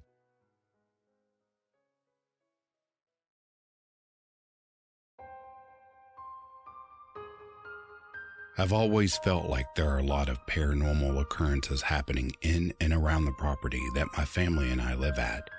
Even so, it terrifies me every time whenever something unusual happens. Both my sister and I were chatting together in the kitchen one afternoon several days ago, on New Year's Eve. I was washing up the dishes from lunch earlier when she froze and pointed at the window saying, "Oh my God, what's that?" I turned and saw a pale, yellowish hand with a very long, almost alien-like fingers at the corner of the kitchen window. Its fingers were moving slowly and fluidly as if beckoning us to come outside. It was not attached to an arm. Both of us were terrified, and I immediately went to the back door to check if someone was trying to play a trick on us. I didn't see anything, but one of my cats bolted inside, clearly frightened of something. I closed the back door firmly and went back into the kitchen. Not long afterwards, the back door opened on its own again with a creaky noise, and my sister and I freaked out. I rushed to close it again. In hindsight, it was probably not a good idea to move to the back door straight away in case something dangerous did happen, but I wasn't really thinking at the time. Whatever was there, however, had found an escape route beyond my comprehension, as it is impossible to move away to the left as there is a locked gate there. As for moving to the right, if somebody was playing tricks, we would have heard them run off along the concrete outside our back door, where they would have to have been standing in order to position the hand where it was seen. I'm sorry if this is a bit confusing to follow, but cutting to the point, both of us had seen it, so I know I wasn't hallucinating. It looked solid, yet, at the same time, otherworldly. I can't explain it any better than I can explain the mysterious shadow creature. When we both told Mom about the hand later that night, when she came home from work, she was surprised. She said she felt something watching her in the backyard the other night when she went looking for the cat. And the same night we had told her, she went to prepare rice cakes for New Year's a couple of hours before midnight and stopped all of a sudden. She told me that she felt like we were all being watched through the kitchen window from outside. Unfortunately, the light bulb outside doesn't work anymore, so we can't see outside from indoors during the night from that window. I'm wondering what it is trying to tell us. I know what I saw, and the fact my sister saw it too strengthens my belief that something is trying to grab our attention, for sure.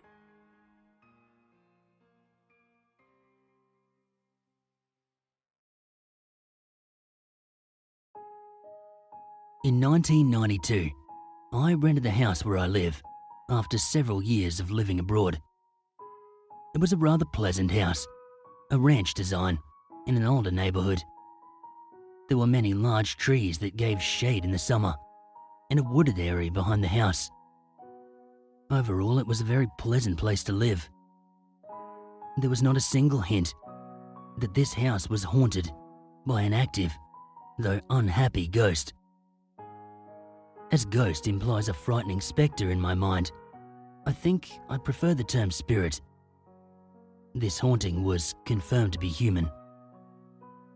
The haunting did not begin immediately. Months passed, perhaps a year. It began unannounced. There was no warning of any kind, nor even a hint of warning from the landlord. On what I recall as a very late summer day, and around 3 o'clock in the afternoon, our front entry door opened with a bang and a loud clatter of swinging Venetian blinds. My wife and son were with me in our family room, watching television. My daughter was serving in the military and was far off. Our heads snapped sharply as we quickly looked into each other's faces for a hint of understanding. There was none. 2 probabilities came to mind. The first being that my daughter came home on unexpected leave. The second was criminal home invasion. After a moment spent gathering my wits, I moved from the family room to the living room. I found our front door wide open and the blinds which covered its windowsill, swaying side to side. After that first experience, things changed. The front door continued to open, although not frequently. The back door would also be found open from time to time. Bedroom doors opened much more frequently, and on one bedroom in particular. As we were never in fear, and there was no show of hostility, we just accepted our new reality. This came to an end for us in 1998, when it was time to return to my work abroad. Movers came to take away our belongings. While this went on, the lady living next door spoke to me over the fence and asked if anything unusual happened during our stay. I of course affirmed that it had. Then, she told me the following. A woman and her daughter lived in that house in the past. The girl, a high school student, about 16 or 17 years of age. On a New Year's Eve, the girl wanted to attend a party. The mother declined because of a severe ice storm. The girl went anyway. The mother waited until the early morning hours for her daughter's return before crying herself to sleep. The mother was awakened by crying and discovered her daughter sitting in the chair next to her bed. The girl sobbed, "I'm so sorry. I'm so sorry." The girl repeated her statement, then vanished. After 3 days of searching, the girl's car was located, upside down, in a canal. The girl's body was in the car, which had slid off the icy road into the frozen canal.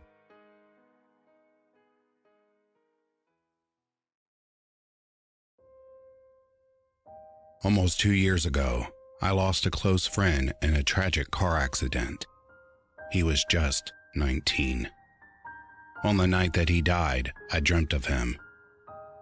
The next morning, I was feeding my 3-month-old baby girl when I heard a knock on the door. When I was told that he was gone, I went into shock. I had never experienced death, and no one I had known had ever died. I can remember every emotion and feeling that went over me. Shock, sadness, grief, regret, disbelief, and so much pain. I went to his funeral, cried at his grave, and still, I couldn't believe that he was gone. I just thought that I would see him again, and this was all a lie, a horrible lie. Then, the day came when my brain let the whole concept of death come over me. Its finality was just so sobering. I felt like I had lost my friend forever. Just as I started to believe that he was gone forever, things started to happen. There were no lights turning on or things flying around the room in the dead of night, but just subtle things. I could feel his presence. When he was alive, he would blow air onto my neck, and sometimes I felt that same sensation when no one was around, and I would know that he was there. When he was around, I could feel a cold sensation and the hairs on my body would stand up. I would speak to him, ask him how he was, cry to him when he was having a bad day, and talk to him about gossip and general things. I asked him if he could look out for my daughter, be a kind of guardian angel to her. At times I could hear talking to someone when she was in her cot. And when we went to his grave, I asked her to go say hello to him, and she walked straight up to his plot and waved to his photo. That was the first time that I had taken her to visit him when she was 1. The New Year's Eve after he died, I was taking photos with my phone. I was in the lounge room with my sister when I picked up my phone. There was a blurry photo on the screen. It was a picture of a man, and it looked very much like my friend that had died. I've had the photo looked at by a medium that has confirmed that it is him. As time goes past, I don't feel his presence as much anymore. I think that in some way he has a little piece, and I don't need him as much anymore. I still think of him every day, and I am still so hurt by it all. Just knowing that death is not the end has made me feel better, knowing that he is still there. Well, no words can describe how that feels.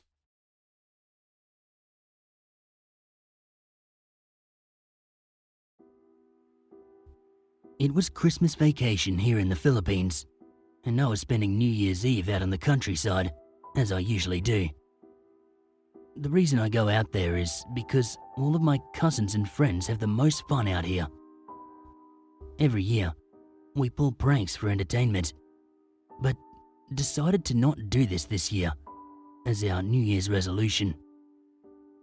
So, me and 3 of my cousins, we were walking around the neighborhood and we were looking up at the skies for any fireworks. It was a lot noisier than previous years, since more people decided to go back to their countryside homes. We felt so bored, since there was really nothing much for us to do. So for suspense, we headed to the huge, thick woods, bringing only one cell phone and a flashlight. It was about 10:40 at night, and there was still nothing to do, even though that we already headed to the freakiest parts of the countryside. A few minutes later, one of my cousins said he sensed something near one of the trees. She said that she saw something which seemed like a floating entity, something that had a bat-like wings and only had a body. Anything below was either concealed or invisible. She said that the unknown thing suddenly flew away before she could identify what it was. There was a huge silence between the 4 of us, which was immediately broken when another one of my cousins started walking without telling us why or what the reason why he left us for. He came to a stop when I took a rock and threw it at him. He turned around and told us to follow him to wherever it was he was headed. As soon as he turned around, I felt this cold chill and sweat started to run through my body. With the hair at the back of my neck straightened, I followed my cousin, with the girls behind me who started to freak out and kept pestering me to take them home. As the eldest of the group, I told them that I wasn't ready to leave behind one of our cousins, especially that he's walking blindly to somewhere he has never been before, which was a stupid decision if you ask me. Meanwhile, back in my friend's house, everybody drank until they passed out. One of them, who sat on a chair, was half asleep and half awake, hearing scratching noises on the window. The room was dim, and light from the fireworks showed a shadowy figure just behind the window, revealing the same floating entity that we'd seen earlier in the woods. Nervous, he slowly crept to the guys next to him, waking them up one by one. Each of them freaked out about this floating, shadowy thing behind the window. They managed to build up the courage to check it out, bringing knives and things to throw at the unknown visitor. Freaked out, they all went together, leaving no one inside but a huge mess from the party. Suddenly, the phone rang, which happened to be one of the girls that were with me when we'd gone into the woods. She'd told him that we were lost and afraid inside the woods. She was begging them to come and find us.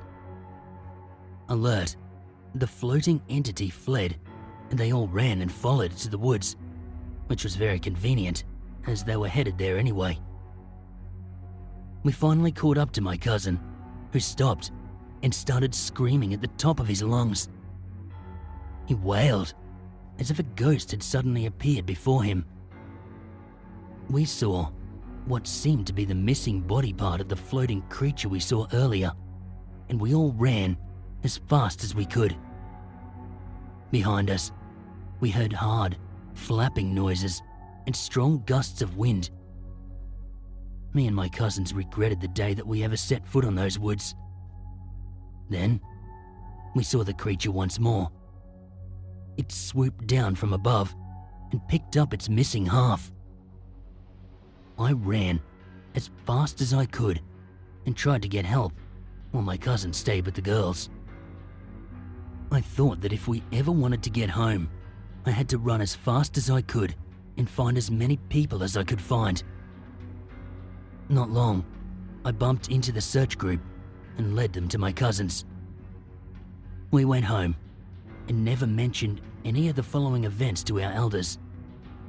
We figured that they wouldn't believe us if we'd told them. And more importantly, we'd get in a hell of a lot of trouble. Still, everything we saw that night was real. I was not drunk, nor were my cousins who came with me to the woods. We believe that the thing we saw that night was called a manananggal. It is described in Filipino folklore as an inhuman creature, one that takes the form of a human by day and grows wings at night. Splitting the body in half, it leaves the lower part hidden somewhere, and it flies off to feed on fresh meat, poultry, and sometimes human flesh.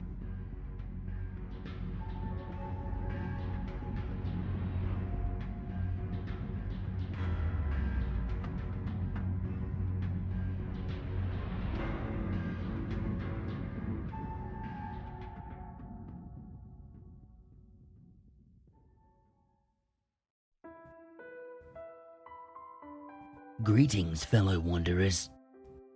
Tonight's video contains 2 subscriber-submitted true scary stories. The first, a mysterious Outback Australian experience. The second, a hair-raising haunted house story. Before we get into these, I just want to take a second to ask a quick favour. You see that thumbs up button? Give that little guy some love, yeah? The comment box below, take a minute to come say hi. And if you're new here, I hope you'll consider subscribing to my channel. I drop regular content here at least 3 times weekly, oftentimes daily. So be sure to turn the bell and get notified immediately when I upload. And of course, if you would like to submit your own story for narration on this channel, please feel free to send those through any time. You can get those to me at my email address in the description below, or submit them to my official subreddit.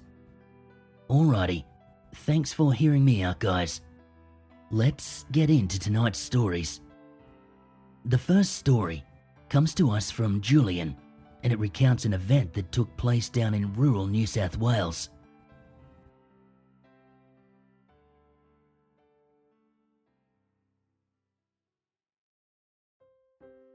This story takes place 12 years ago on a mate's property in the Yango Valley.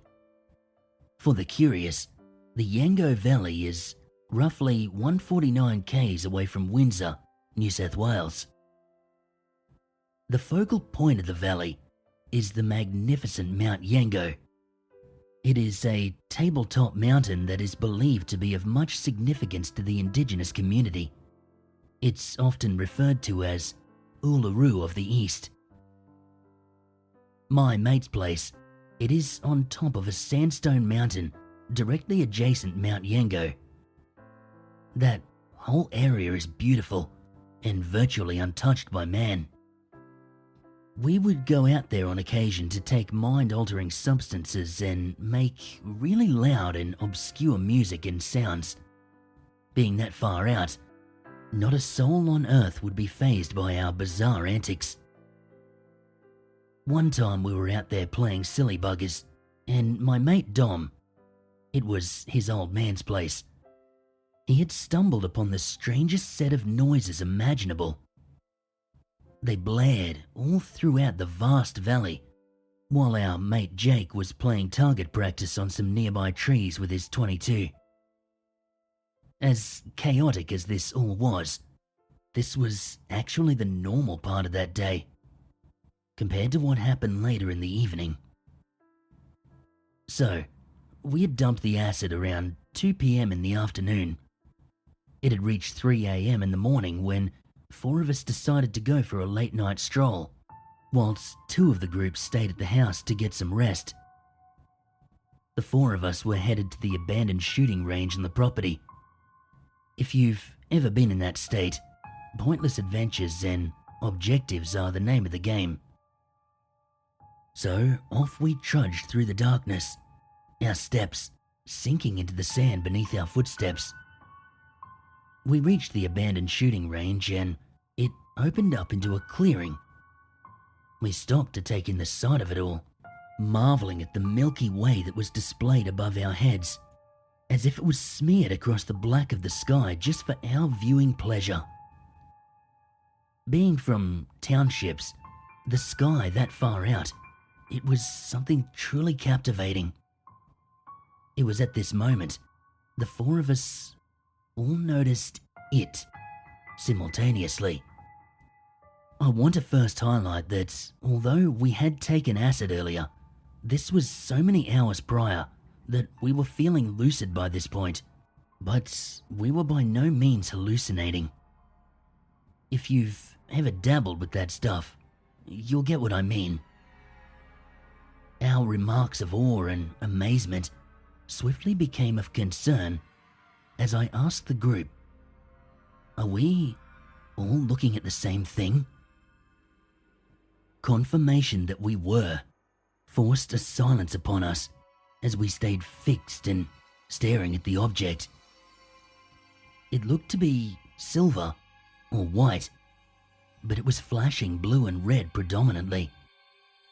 But as I stared at it, I could swear that I could see glimpses of the whole color spectrum.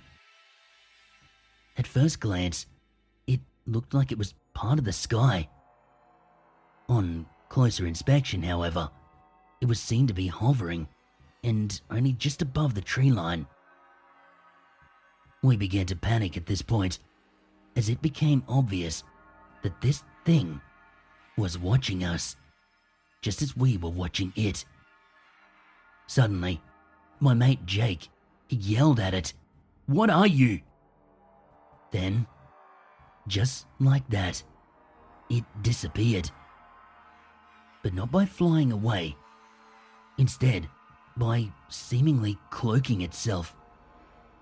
It vanished, and as a direct response to Jake's seemingly hostile tone.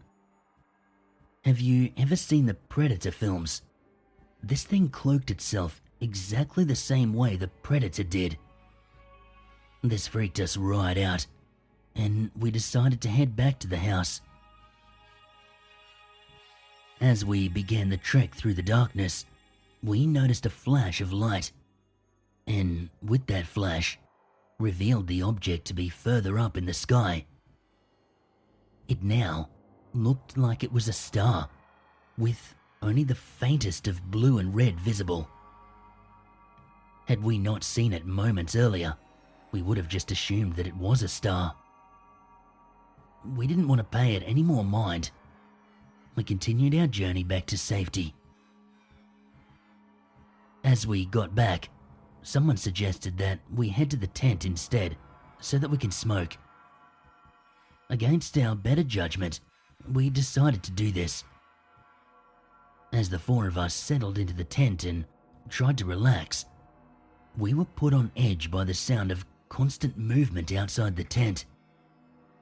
It sounded fast, and as if it was thrashing around the trees. It got to the point where we were now talking in whispers, if at all. But the absolute tipping point was the moment when this thing creating the ruckus around us entered into the front section of the tent.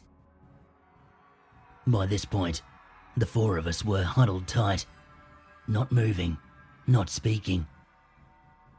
I distinctly remember feeling the tent material beneath us tightening as the weight was being placed on the other side of the tent's zipped-up door. Thoughts rushed as logic was null and void. Was this anything to do with the thing from the sky? Or was this some kind of animal? Something that had wandered up to our tent with a morbid curiosity? We dared not confirm, as the four of us tried our hardest not to exist in these terrifying moments. Whatever it was, it soon left us be, but we stayed silent and anxious while the sun began to rise around us. We did tell the other two friends that hadn't joined us all about the experience, and of course they laughed it off. After that night, I could easily identify one of those things lingering in the sky, sometimes multiple of them. But if I tried to tell anyone who wasn't there that night, they'd just laugh it off, or laugh at me. I proceeded to see many of them in the coming years. Never as close, but sometimes many of them appearing in formations above. My mate Jake, he set himself mad trying to figure out what we came into contact with that night. He researched satellites and weather balloon flight patterns. Nothing he read matched the description of what we saw though. There are no records of craft that hover in one spot and can turn invisible in the face of confrontation. Seeing that thing, it was a lesson in constraint. I learned the hard way that people don't want to accept the uncanny, and unless they were actually there, it's just the bizarre rambling of a person under the influence.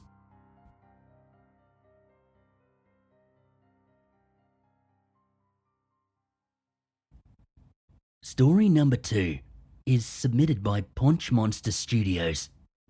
Ponchy happens to be a fellow Aussie narrator, so I'll leave a link down below so you can check out the channel.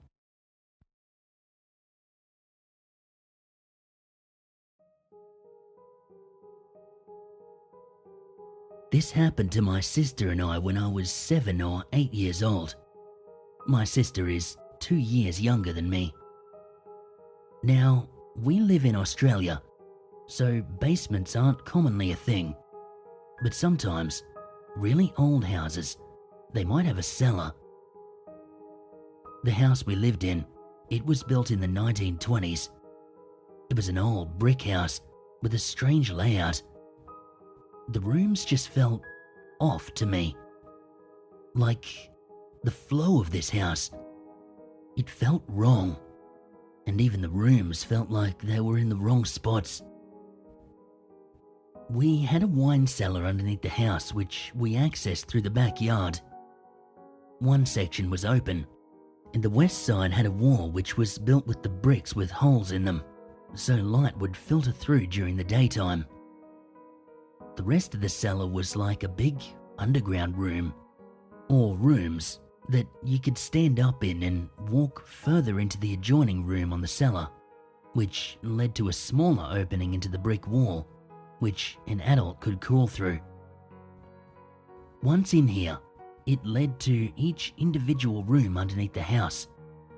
This was so any electrical problems could be fixed. We also had the inside flooring heated, which was great in the winter. Yes. It does actually get cold in Australia. This house, it was always cold, and it made me feel uncomfortable and scared as soon as the sun would go down. My sister and I, we have experienced a few things in this house, as well as my dad.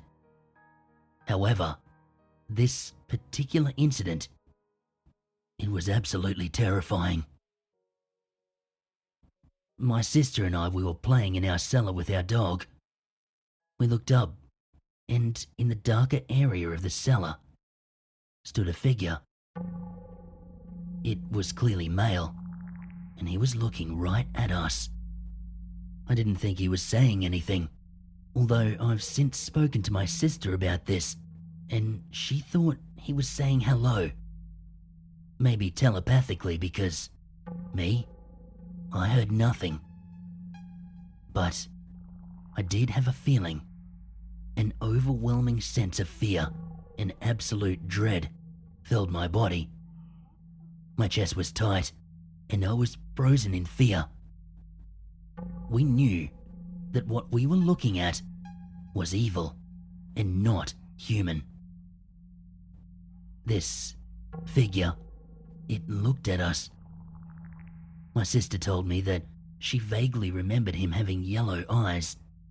However, I never looked at his eyes because something else about him was so terrifying that I couldn't look away from that. He then started to walk further into the darkness in the cellar, then turned back to look at us again. He moved his head as if he was trying to beckon us to follow him. He gave us a terrifying grin as he looked at us. It looked like he wanted to hurt us. I was so afraid. We knew that it was evil. We could feel the heaviness of its presence in the cellar. I'm not sure exactly how long we stood there for. I just wanted it to be over. Then, my little sister grabbed me and we ran out of there, up the footpath, back into our house screaming, crying to Mum and Dad, telling them what had happened. I remember Dad running out of there to look around, but he didn't find anything. I still have nightmares about that house. I feel like I'm trapped. It was one of the most terrifying things that I've ever experienced. I never went back into that cellar again. Since talking with my dad, he has told me about the house. He said that it made him feel uncomfortable, and we moved because of the activity and the horrible feeling that we all had in that house.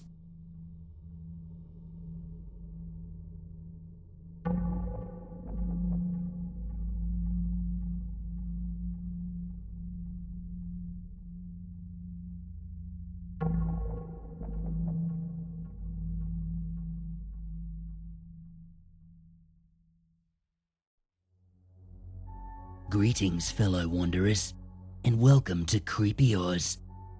Here, we deep dive into Australian folklore and Indigenous dreamings to bring you, the viewer, a side of Australia you rarely hear about in the movies. Yeah, that's right. There's more than just the wildlife to watch out for here. Tonight, I bring you a collection of very real encounters with cryptids and monsters of legend deep in the Australian outback, rainforests, and even too close to home for comfort. So, kick back, get settled in, and let's get into tonight's stories.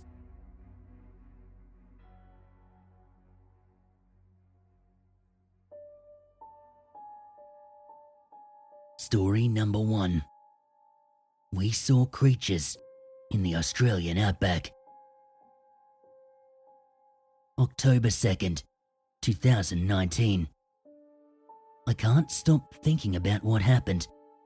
Does anyone here have any experience with these things? My older brother Jake has always been fascinated by cryptids.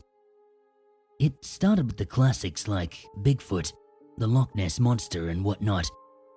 But soon, his passing interest turned into a full-time hobby. If there was a story about a mythological creature anywhere in the world, Jake knew about it. I can't blame him. Our parents passed away a few years back, leaving us with a bunch of money and not much to do with it. Whenever he talked to me, excited about a new creature sighting, I always just let him go on. Earlier last week, he showed me a news article. A woman had been attacked near an abandoned town in the Aussie Outback. Whatever had attacked her, it left long straight cuts across her back as she escaped. Jake was pretty sure he knew what had caused it. He opened up one of his books and he slid it over to me, pointing to a passage. It read as follows: Malingi.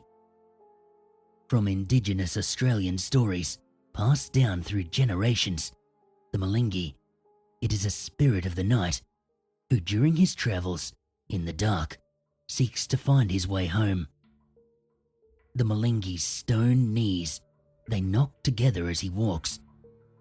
Both people and beasts fear him, for he will kill with his stone blade at the slightest provocation. Other animals, such as the eagle hawk, they may be killed with the stone knives attached to his elbows. His face, it is said to be an awful sight, with burning eyes that make him appear to be the devil.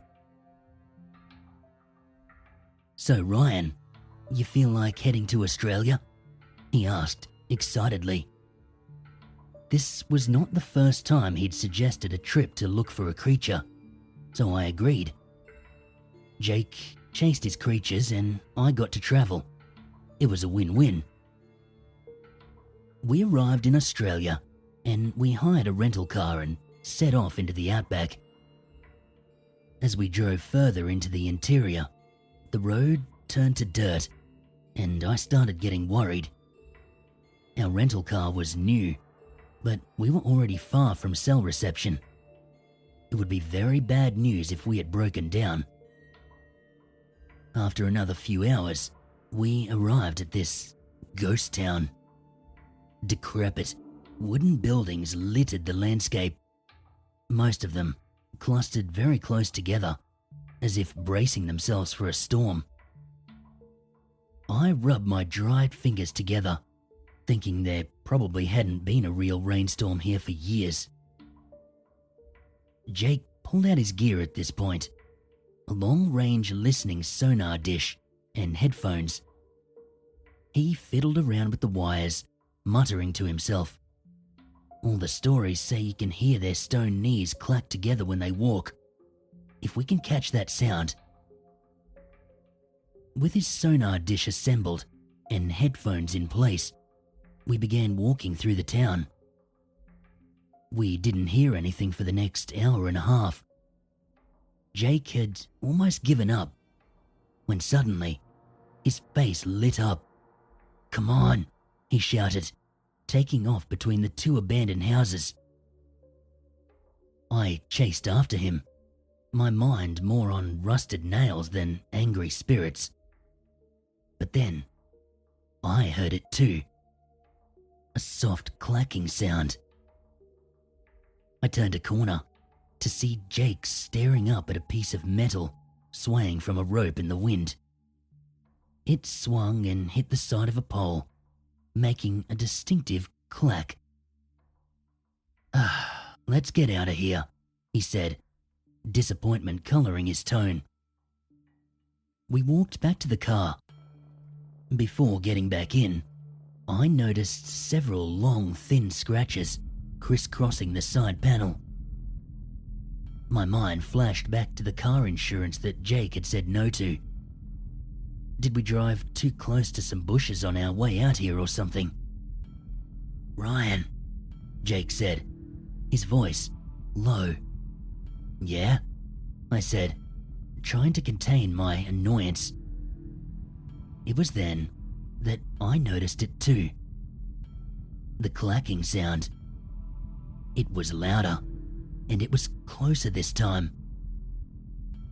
I stood up, turning back towards the town, and I saw no less than 24 pairs of flaming eyes staring out at us from between the houses. Clack, clack, clack, clack, clack, clack, clack, clack. The clacking resumed, coming from each pair of eyes. They were getting closer. We jumped in the car, and Jake turned the engine over. I shot a look out the windshield. I saw 12 glowing eyes, just a few feet away. Jake slammed the car into reverse, backing down the road, turning around and driving away fast. I can't think of any other explanation for what we saw. I don't think these things wanted us near that town.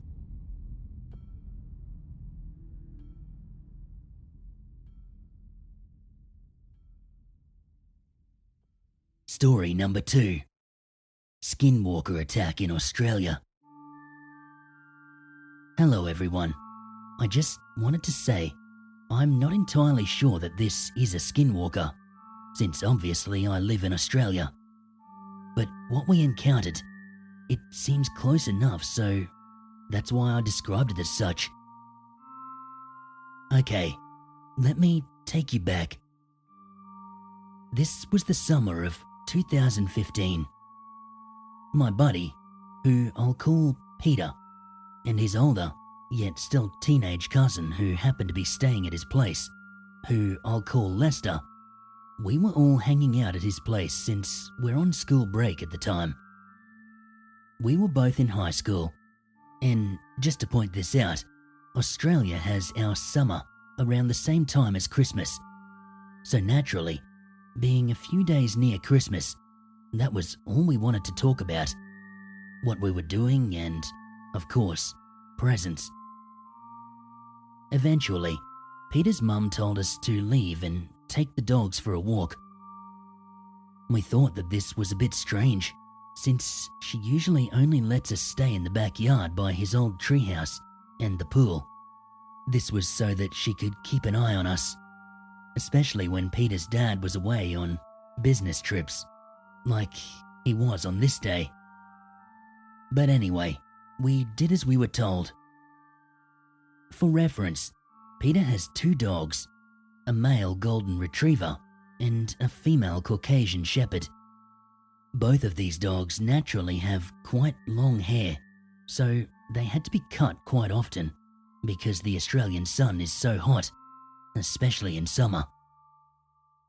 This information is somewhat important for later in the story. Anyway, we begin to walk them, and after a while, since it was so hot, Lester said that we should take a trail in the nearby bush so we can get some shade. We all agreed, and so we went into the bush. For reference, the bush is basically what Australians call the woods. It's a little bit different geographically, obviously, but you get the idea. Usually, in the summer, you don't go in the bush due to snakes, but we were young and we wanted to get out of the sun, so we just did it. About 10 minutes of walking in the thick bush, and both dogs, they just stop. The golden retriever starts to whimper and tries to run away, and the Caucasian shepherd, she just stands her ground, simultaneously sniffing the air and then growling. Lester thought that the golden retriever might have got bitten by a snake. Now, like I said before, both dog breeds usually have long enough hair to somewhat protect them from snake bites. But since this was summer and their hair was short, this is a problem. If there was a snake bite, they would need to be taken to a vet immediately. Lester did quickly check her over, but he couldn't see anything. As I looked around for snakes, wishing that we didn't come here, I saw it. At first, I thought this was either a kangaroo or a very large dingo. It was acting strange, as it had its back against a tree, arms crossed, like a human, and just watching us. Kangaroos, they usually just lay down if they're tired, but this thing, it was upright, laying on a tree. This is very strange. I yelled out to the others, "What's that roo doing?" Peter and Lester looked over at this point, and they saw it. They both said something along the lines of, "That ain't no kangaroo, mate." They were right, because it saw that we had seen it, and after looking at it, I'd describe it as a tall man-kangaroo hybrid. Arms like a man, but with small claws on its fingers, but legs like a kangaroo. It had an extremely light brown coat. Its face, it was similar to that of a kangaroo, but also it was a bit square-shaped, kind of like a bull mastiff dog. It both simultaneously ran and hopped as it came towards us. We really didn't have time to run, only making it 2 steps backing up before it was right in front of us. It lunged at me, but just as it was knocking me to the ground, the Caucasian shepherd jumped up, biting its arm. Peter fell forward and let go of the lead to let the dog do what it had to do. Since a Caucasian shepherd dog can have a bite force up to 700 psi, you know that this creature was truly in pain when it let out a yelling sound. The creature then began to claw at the dog with its free hand. Usually, this wouldn't be a problem for a Caucasian shepherd, as their long fur would act as a shield. But, as I said, her fur was cut. I was basically pinned in the ground as the two were fighting above me. The shepherd did manage to move from the arm to the creature's neck, but this somehow didn't do anything to the creature. It yelled out in pain again, but since the shepherd was too weak from its injuries to really continue the bite, it managed to push the shepherd off its neck. It looked as though the fight was about to turn in favor of the creature, but Lester grabbed a large stick nearby and he swung it at the back of the creature's head. This barely did anything, as the creature then turned towards him. It grabbed for the stick as Lester went in for the second swing. This brief pause, it allowed the shepherd to jump into the creature's back and sink another bite into the creature's shoulder. Clearly too injured to continue, this thing, it got the Caucasian shepherd off itself before it ran/hopped away deep into the bush. We all ran as fast as we could out of the bush, and we got back to Peter's house. Peter and Lester were crying as I was limping, barely able to keep up. Peter ran upstairs to his mother's room as Lester was checking my cuts and the shepherd's wounds. After some much-needed first aid and a sneaky shot of Bundy rum each to calm us down, we all crawled into bed to sleep off the shock and trauma. I still have no idea what we saw in the bush. Skinwalker is as close as I can get. But I do have my doubts, as, like I said, I live in Australia, not the USA. So honestly, I don't know what it was. I do know one thing for sure. I wouldn't be here today, telling this story, if it were not for my old trusty Caucasian shepherd. Rest easy, girl. I'll pour one out for you tonight.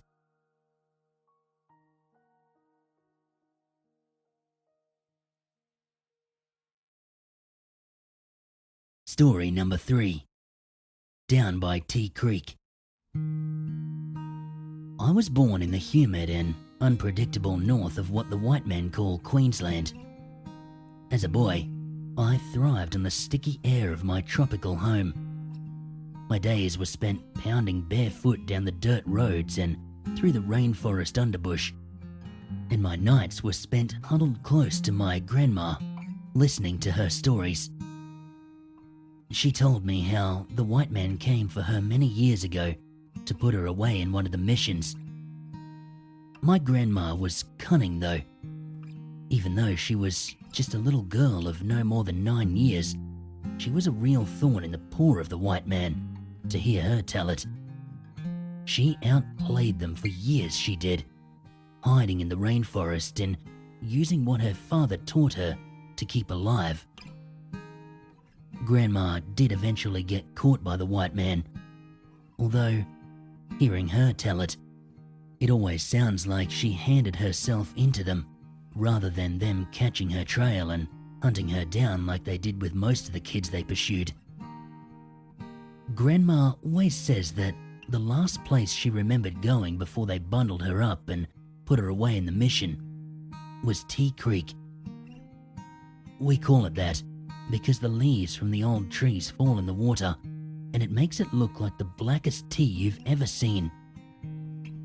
Anyway, Grandma told us that this was not her first time coming up on the Tea Creek. She had been through there before, when she was following a ruse trail that she planned on killing for meat. Grandma was always careful when it came to the water in those parts. Even such a little creek, it could be home to crocodiles. These would quite happily snap up a lonely little girl in an instant. She picked herself a big stick off the bank and she waded her way into the dark waters. It was no higher than waist deep, and she was making good progress with no sign of crocs to be seen.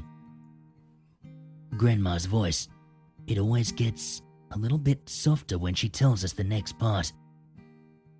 She says that she was focusing on getting across fast and keeping a firm grip on her stick, that she didn't even notice what was on the other side of the river.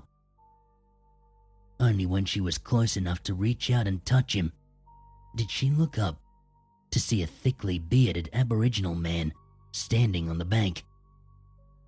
Grandma reckons she froze stiff as a stick in her hand when she saw this bloke. Says he was wearing what looked like a white man's police uniform, but one that didn't fit him well. The other odd thing was that he was the whitest looking Aboriginal that Grandma had ever laid eyes on. His features, they were distinctly Aboriginal, but judging by his skin, it looked as though he'd just got off the last boat from England.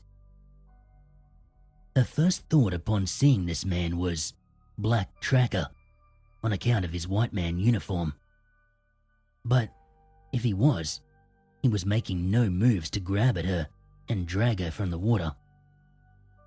They just stood there for the longest time, staring at each other, with Grandma moving back as slowly as she could, without being too obvious. When she got to about 5 meters back from him, she reckons that he jumped forward into the water and began coming after her. Grandma spun around and waded as fast as she could back toward the opposite bank, no longer caring what noise she made or if it would attract crocs or not. Just as she was coming out on the other side, Grandma said the hairs on her neck stood up, like she was about to be struck by lightning or something. She didn't even waste time looking to see if she was still being followed or not. She just swung her stick around and caught this bloke fair upside the head with the stick. It stopped him dead in his tracks, but not for long. Less than a breath later, he was coming back towards her.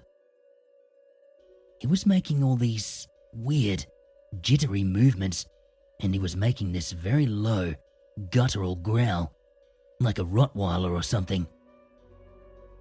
Grandma was already on the bank and slipping through the pitcher plants by the time he had started his jittery walk.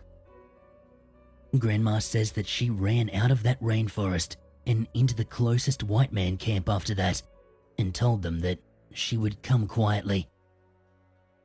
Those white men, they probably couldn't believe their luck.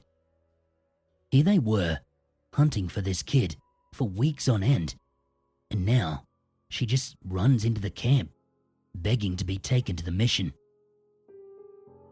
Grandma says they flogged her black and blue when they finally got her to the mission, but she said it was better than the alternative. Grandma thinks that what she saw out there that day was a bunyip, and that she was only centimeters away from being its next victim. Of course, as a kid, I always thought that Grandma was just a good storyteller, but that's it. None of it was any truer than the stories old Father Rudolph told us in RE classes. It was just meant to keep me away from Tea Creek while Mum and Dad weren't with me. But we were kids, weren't we? Nothing was going to stop us from sneaking down and playing in that creek. Not crocs, not snakes, and certainly not old made-up horror stories. We kept on going to Tea Creek, and splashing about and diving into the dark brown water. It was quite refreshing and cool. We would quite often lose hours at a time in those waters.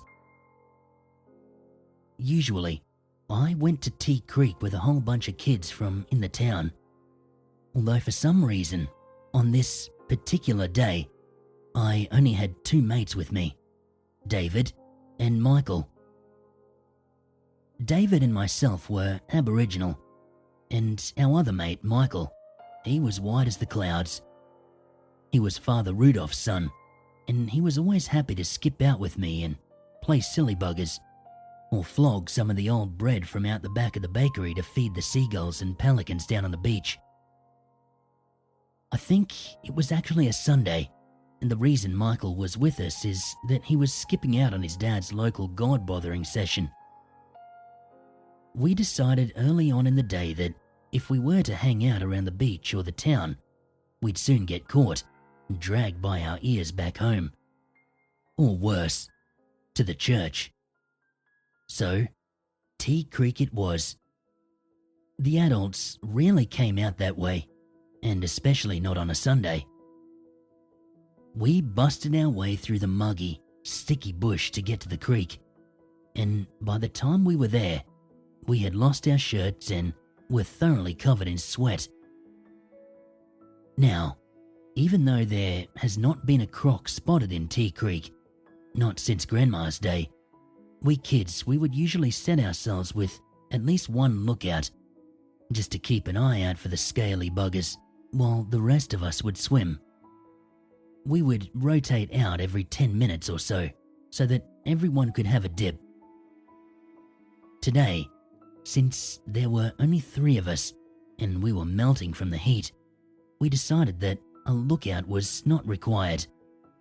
None of us were even alive the last time a croc had been seen here anyway.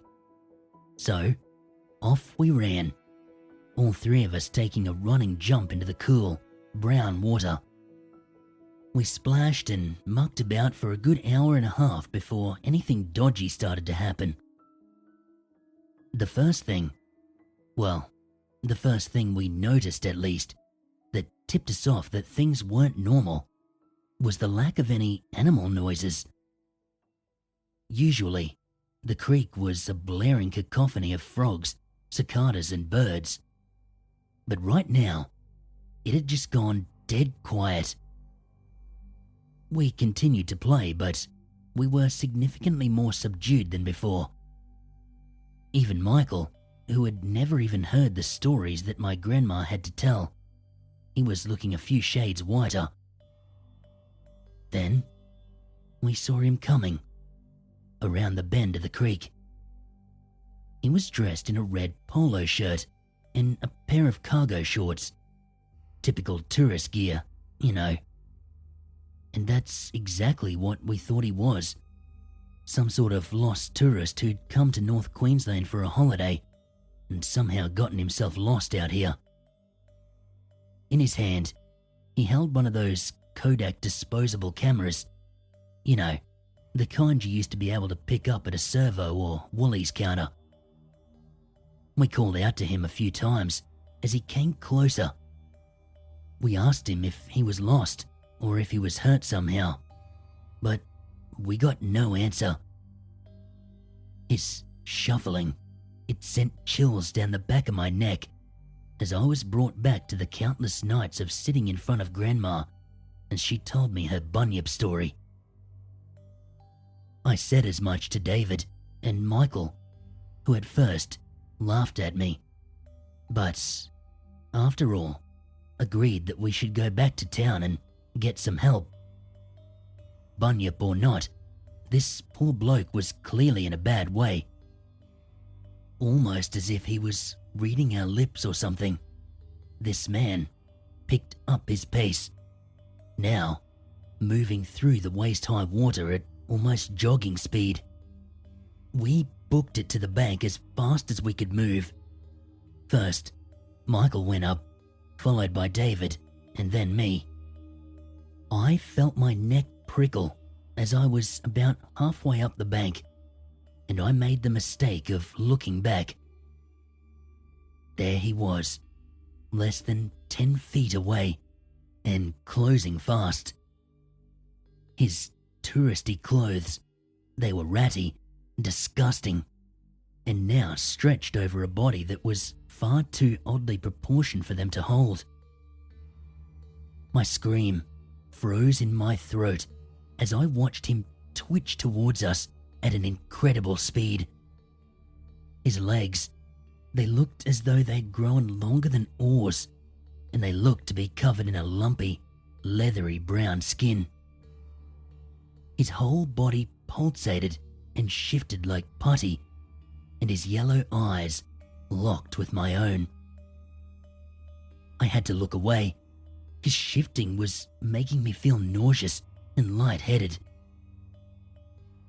When I reached the top of the bank, I was hauled over by the combined efforts of Michael and David, the latter of which let out a shocked gasp as he almost certainly saw the twitching, shifting thing straight out of Grandma's stories, right down below. We didn't waste any time once I was over the bank. We all booked it back toward town, running as fast as we could. In our haste, we even left our shirts laying in the underbush, where we had thrown them when we had arrived. The prickling on the back of my neck and the guttural growling we all heard not far behind us let us know that to stop to rest was as good as signing our death warrants. We blasted into town with fire coming out of our heels. We split up at the church as Michael went inside and bolted the big door. David and we could hear Father Rudolph yelling at his son all the way up the block. We didn't stop running until we made it through my front door, which was being held open by a sweating and feverish-looking grandma. Once we were inside, our lungs still burning, Grandma started hissing at us, speaking in her native language. Neither me nor David could understand anything but the most basic words, but we could clearly hear her saying bunyip. It was then that old Grandma picked up a small gum tree branch, one that had served as a bit of a decoration for my mum's little windowsill garden, and she strode into the front yard. Me and David heard her chanting out there for hours, and we even smelled the distinctive gum tree smoke that told us the stick was burning. When she came back inside hours later, she was coated with sweat and supported on one side by my mum and the other by my dad. She spoke briefly to me and David, and it was decided that he would stay the night, and he was to take with him in the morning a pocket full of charred gum nuts. It's been years now. David's gone off to the big smoke for university, and Michael and his father have long since left the state of Queensland. I'm the only one left here in town. I've not gone back since, and these days, I am never without a pocket full of those charred gum nuts that my grandma gave me. Even still, I do sometimes see in my dreams a shifting and formless creature wearing typical tourist clothes, drawing ever closer to me. That is the curse of seeing such a thing, I suppose. I know that until my dying day, I will never forget what I saw. And should I ever have children of my own, they will be staying far, far away from Tea Creek.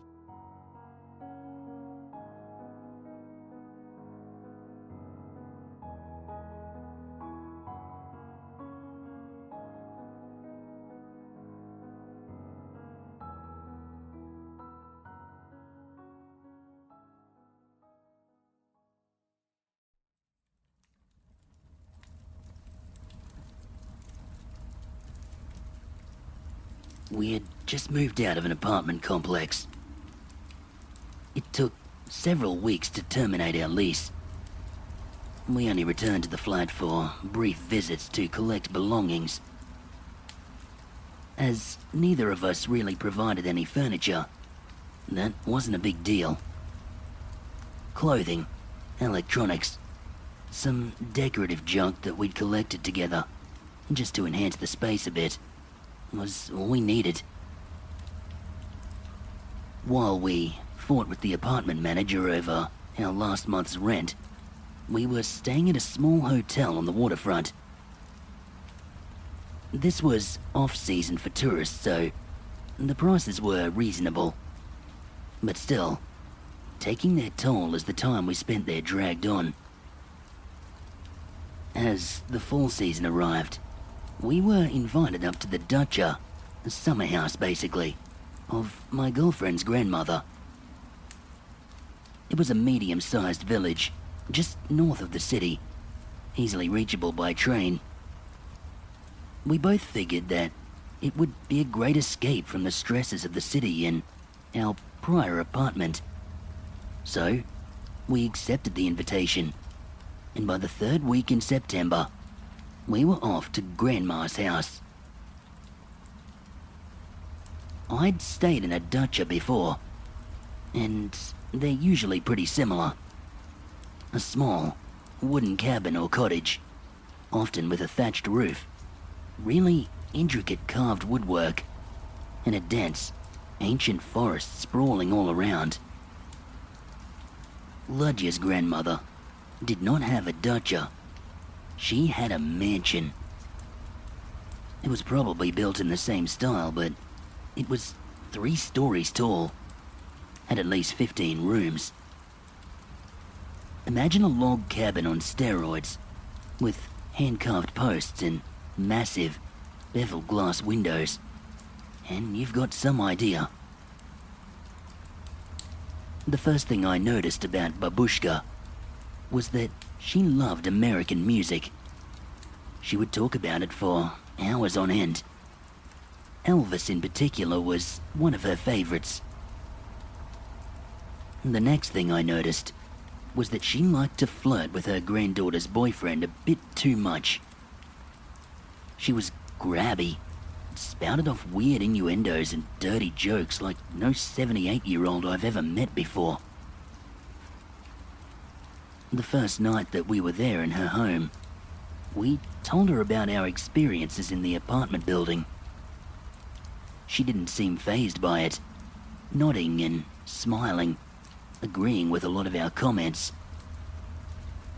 Once we had relayed most of the story, she stopped us, pausing to look deeply into the fireplace, as though she was examining the flames for some deeper meaning. "You know, this house is haunted," she said to us. I'm not really sure what Ludja was thinking, but I was thinking, what? Why would she say that to us, after we'd just told her what we'd been through in our previous place? A story for another time, by the way. Babushka began to tell us a story about the weeks just before her husband died. She had a small, collapsible tray overloaded in medications necessary to keep her husband alive. The tray was set up near the head of the bed on her side so she could quickly access them if need be. Often, before she would go to sleep, a figure would come into the room from the door just past the foot of her bed and stop, just staring at her. She said the figures were always children and they wore traditional Cossack costumes. Probably dating from the late 1800s, she thought. 1, 2, sometimes 3 of them would come in standing side by side, cautiously approach the foot of the bed. Sometimes stopping and placing their hands at the top of the footboard whilst they stared intently at her and her husband. She would call out to them, asking what they wanted, how she could help them, but they would never respond. She said the encounter always ended the same way. with her trying to wake her ailing husband. And when she turned back to the foot of the bed, they were gone.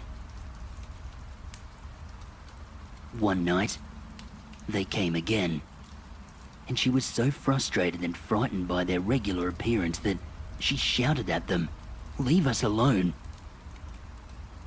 The tray, overloaded with medications, then slid across the floor 1/2 meter and came crashing to the ground, pills and bottles flying everywhere. That was the last time she saw the children, and her husband died less than a week later.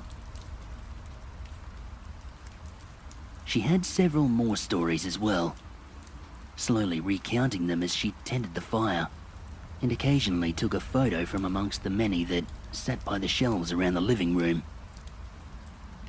She would point to one and explain how this relative or that relative had returned to speak to her, or how they themselves had witnessed something strange in the dark Siberian forest. She told us about her own brother, Ludja's great uncle, who had been working for the civil militia, guarding train depots during the 1960s. He would come home almost nightly with strange tales of various things that he would see while alone in the dark station houses. Phantoms of long dead passengers queuing up in line to take their tickets, or moving across the platform to their train.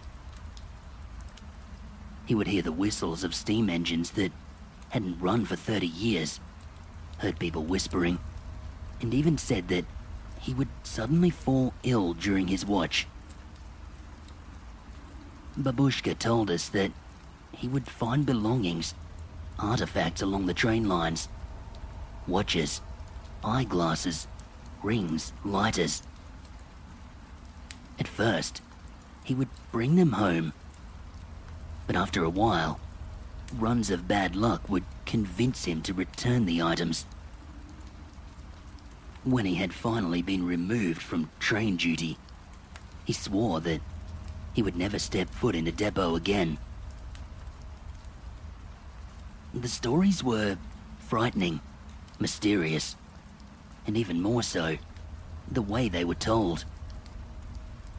I looked around the large living room of her dacha, all the objects on the walls and in the cupboards, dancing in the firelight with large, oversized shadows, and I readily admit, I was terrified. Throughout the 1800s, Siberia was a favored place for the Russian government to send its undesirables, such as minorities, illegitimate children, even some with royal blood, and vagrants. She said once the Trans-Siberian Railroad was completed, the trains ran day and night, carrying poor souls exiled to this region. Ludja interrupted her grandmother, scolding her for making up stories and trying to scare us. Her grandmother just smiled back at her, fluffing up her blanket and rolling her eyes.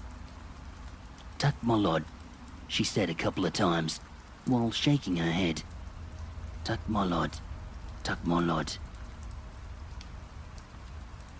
It was my first real introduction to the dark, gothic, and superstitious way of thinking that most Russians in this part of the world held.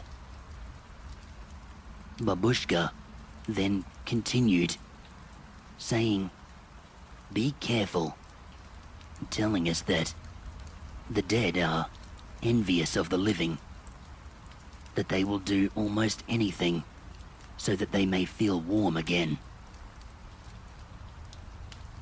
The scene was pretty surreal, but so very, very Russian. If I'd grown up in this region, I probably would have been taught from an early age about how to ward against evil spirits and phantoms. I would have been told that they were all around me, and that every ancient forest throughout the country was a place where they gathered. Suffice to say, I did not sleep well that night.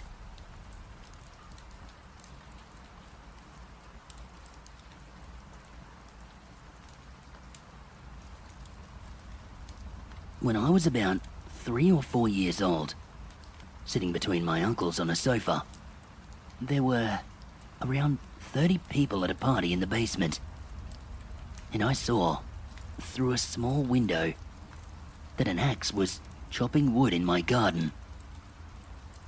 There was just an axe, no nothing, just that one big axe chopping wood by itself. How can the axe lift itself?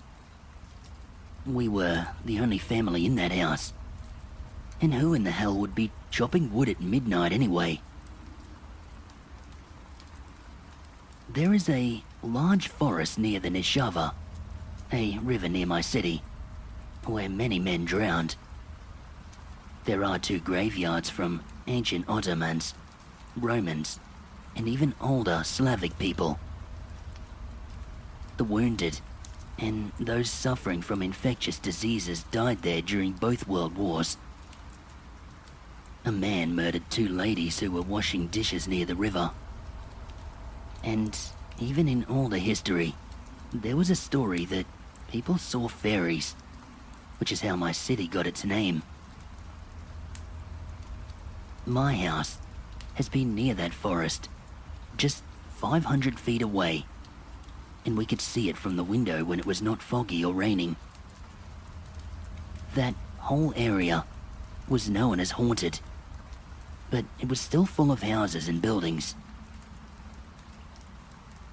Many years later, in 2018, when I was around 16 years old, my friend and we decided to walk through that forest, thinking that we were safe because there was a quay and a promenade along the river.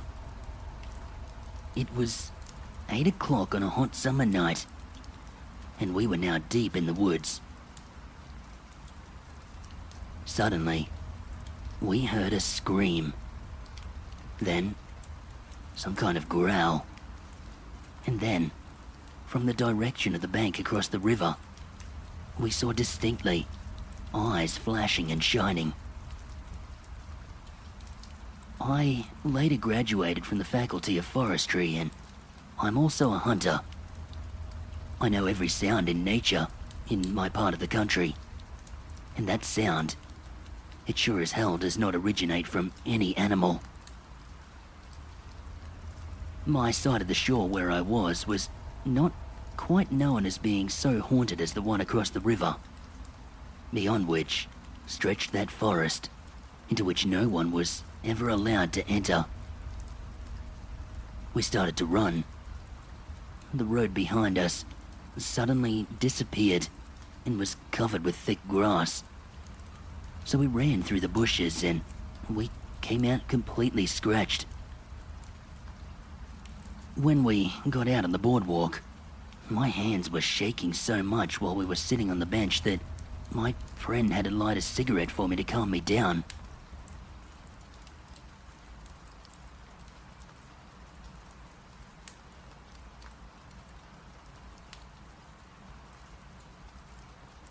Back in 1993, I was living in Camden, Maine. I moved there 3 months before from Pennsylvania. It was wonderful. Miles and miles of coastline and forest. Mount Batty was a park in Camden. Drive the mountain or hike. Look east, you see the bay, and ships would be the sight. Look north, and you could watch the skiers on the slope a half a mile away. Down the road, I was told about trails that you can hike for miles. One winter, being an avid hiker, I loaded up my dog and got a map, and I went for a January hike. Snow was in the air, but I could not wait. After about 2 hours of following the trail through the mountains, it started snowing real hard, almost a whiteout. My dog loved it, and so did I. There was a feeling of magic in the air. Soon, I came across an open field, maybe about 300 feet of open space. My dog became scared. He ran in circles, barking. I thought to myself, maybe there's a bear nearby. I looked around, and I could see all around me. No trees, just open field. My dog started going crazy. Now, I'm getting worried. I start calling for my dog, nowhere in sight. I could hear him barking, running away. This was 1 or 2 minutes of me looking around in an open field. Nothing there. I turn to my left, and this man is standing, not 3 feet away from me. I almost fell over in shock. Where did this guy come from? I backed off about 5 feet, and I looked at him. At the time, I was too shocked to think clearly. So I just said, "Where did you come from?" Looking at him, he's easily over 6 feet tall, pure white, like a plastic doll. He didn't answer me, so I turned around because I heard my dog again, far away. He couldn't have been around 3 seconds, but by the time I turned back, dude was gone. It was snowing like hell all of a sudden, and I started looking this way and that. No one. All there was my footprints in the snow. I started thinking to myself, I gotta get the hell out of here. About 20 feet down the trail, I saw a footprint alongside my half snow-covered print. As I walked, there was another one, 10 feet away, new and fresh. Every 10 feet, another footprint, all going the opposite way. I tried running and jumping to match the stride of the prints, but no way could I do it. I'm 6 foot myself, and I could not match this stride. It was going the way I came in, so I followed it, still hearing my dog. All of a sudden, with fresh snow, my old prints pretty much got covered. They disappeared. I followed my prints to get back out of the way I came. When I got back to my truck, my dog was underneath it, and not willing to come out from under there. I'm part American Indian, and I've heard stories about wood sprites. They can take the shape of people, but they look fake if you look close. I think that this is what I ran into that day. A week or so later, I went back the same way as before. I never found that open field again. Only mountain trails.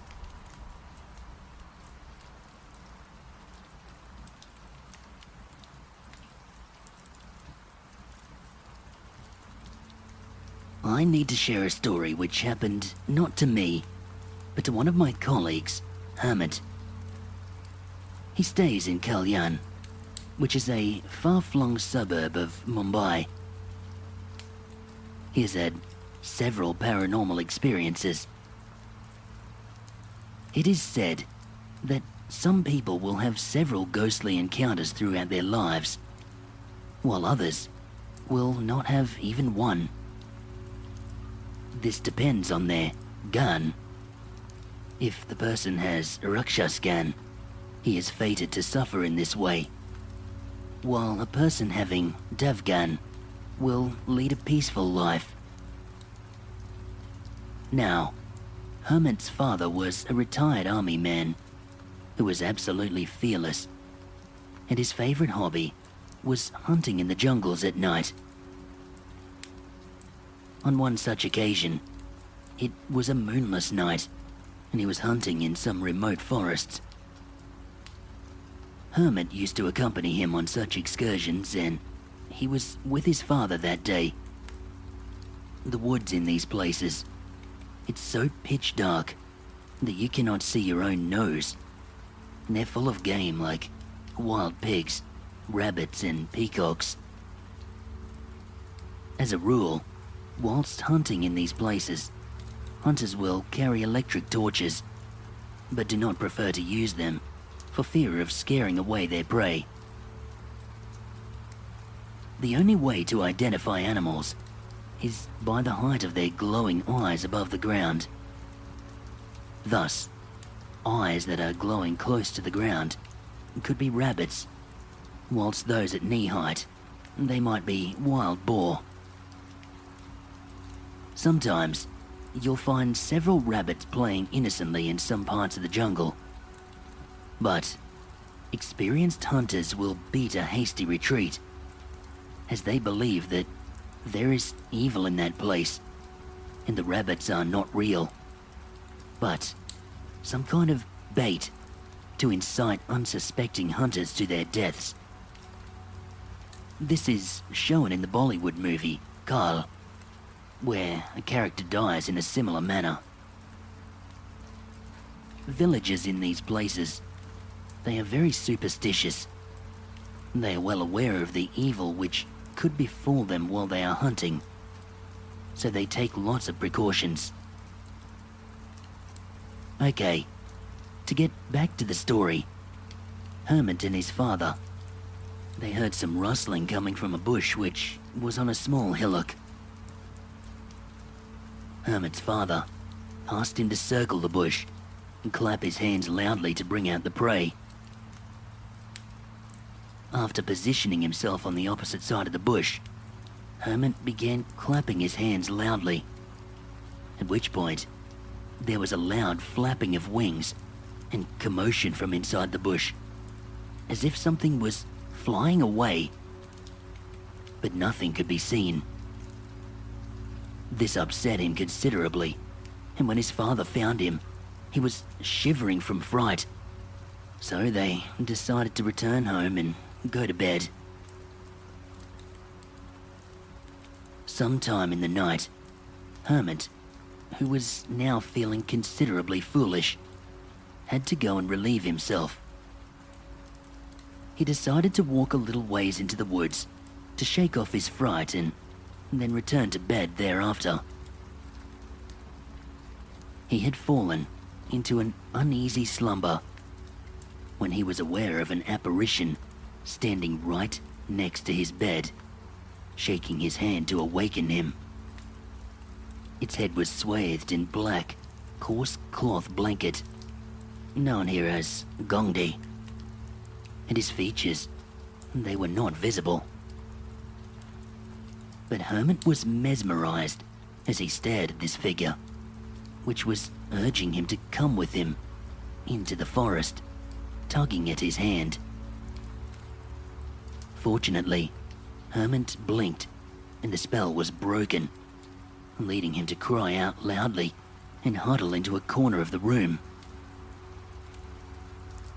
His other family members, some of whom were sleeping in the same room, rushed to him and switched on the lights.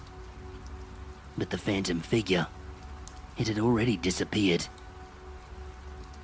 The mark of its fingers, though, they could be seen on Hermit's arm, and they were turning blue, thus indicating that this was no dream. It seems that Hermit had disturbed something supernatural in the forest, which then followed them home. But due to his father's religious and fearless nature, it was not able to enter their house.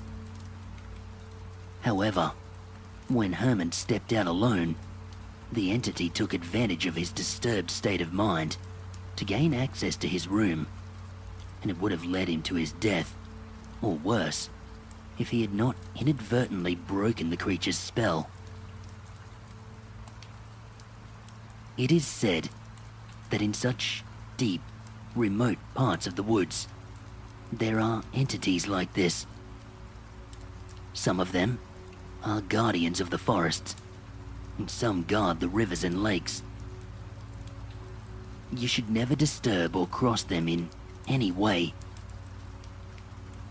Even today, after several years, Herman feels a strange, eerie, and disturbing sensation any time there is a moonless night.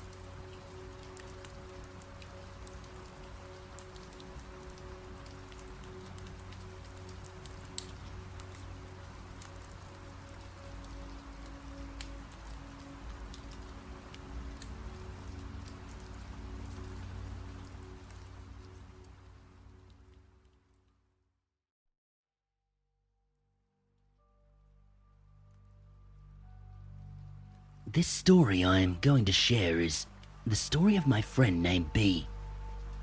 She and her 2 brothers, they were on their way home. It would take about 3 hours to get there. Mark was seated on the driver's seat, followed by his sister B and their older brother, Chai. He was driving fast because they had to be home before their mum's birthday. Halfway through the journey, Mark saw a woman crossing the road, wearing black and carrying something. He didn't say a word, but B asked her brothers if they saw it. All of them did. Whilst they were talking about what they saw, Mark looked at the driver's side mirror and he saw the woman running after the car. They were very frightened, and Mark drove the car as fast as he could. But the woman in black also ran as fast as she could until she reached the side of the driver's window and looked in at them. After this, she just disappeared. They were very frightened, but they did reach home safely. Nobody dared to sleep in their own bedrooms that night. Instead, the 3 slept in their parents' room. The same woman appeared in Mark's dream. He said that the woman in black stood next to him and apologized to him.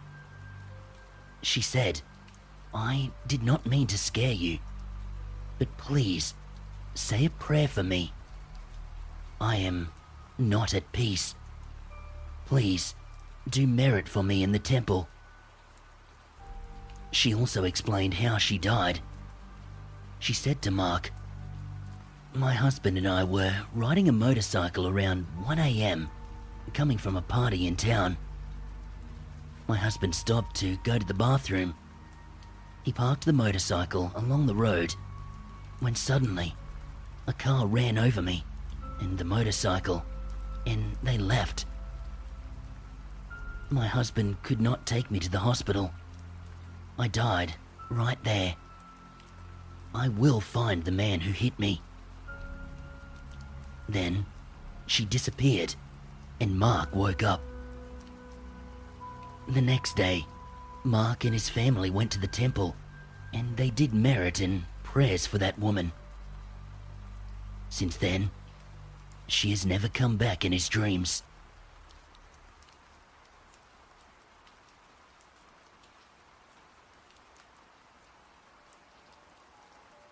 A few years back, my wife and I went for a 3-days, 2-night shopping trip to Bangkok. We stayed at Bangkok Palace, which was located under a highway. We arrived in the afternoon and checked into our room on level 3. It's a long corridor with well-lit wall lamps, and our room is in the middle of the corridor. We unpacked all our stuff and went shopping. Nothing unusual to this point. We returned to the hotel after supper, which is around midnight. This time the corridor looks very dark, as most of the wall lamps were not working. While walking towards our room, my wife grabs my arm, walking closely beside me. As she's very easily scared, I don't think too much about this and moved on to open the door. After opening the door, I turned around and saw my wife staring at the end of the dark corridor with a pale face. I asked her, "What are you looking at?" and looked in the same direction she was looking, but I saw nothing, and she said it's nothing. I know something weird is going on, but since she's not telling me, I just keep quiet. That night I stay awake and make sure I sleep after my wife. Nothing strange happened. The next morning we were ready to go shopping again. When I was closing the door, my wife suddenly walked to the end of the corridor all by herself. I quickly closed the door and followed behind her. This time the whole corridor's wall lamps are all working fine. After she reached the end of the corridor, she looked at the right, which is a stretch of solid wall around 8 to 10 meters. No door or exit. Her face turned pale again. I asked, "Are you alright?" She said, "I'm fine, let's go shopping." After shopping and supper, we went back to the hotel at about the same time, midnight. When we reached the corridor, it's dark again, with many wall lamps not working. While walking to our room, my wife grabbed my arm again. This time, she grabbed it very tight and was walking right behind me with her head hiding behind my shoulder. I know she definitely saw something at the end of the corridor. I stared hard at the end of the corridor, but there's nothing there. After opening the door, my wife went straight to bed, covering her whole body with a blanket. I'm worried and asked her, "Do you want to change room or something?" She replied, "It's late. Just let me sleep and don't ask me anything until we're back home." After my shower, I lie down beside her and she's already sleeping soundly. I kissed her forehead and found that she had a fever. I put a cold towel on her forehead and stayed awake by her side till she woke up in the morning. She looked very weak and still had a slight fever. Anyway, we pack our stuff and head for the airport. Note, the corridor lights are working fine again. On the way to the airport, amazingly, she starts to look well again and her fever has gone. When we are home and unpacking our stuff, this is when she told me everything. The first night she stared at the end of the corridor because she saw an old lady wearing all white, pushing the cleaner trolley towards the end of the corridor. Upon reaching the end, the old lady turned right and moved on. Nothing unusual to my wife, but she feels a little eerie, that's all. Next morning, she went to the end of the corridor to check and found that it was a stretch of wall. The old lady actually turned right into the wall.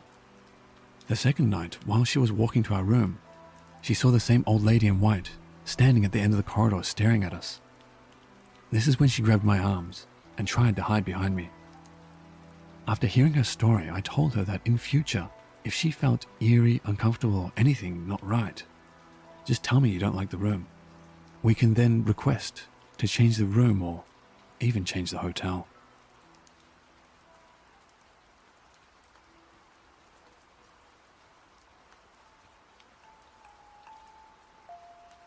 I am a Farang, a white boy.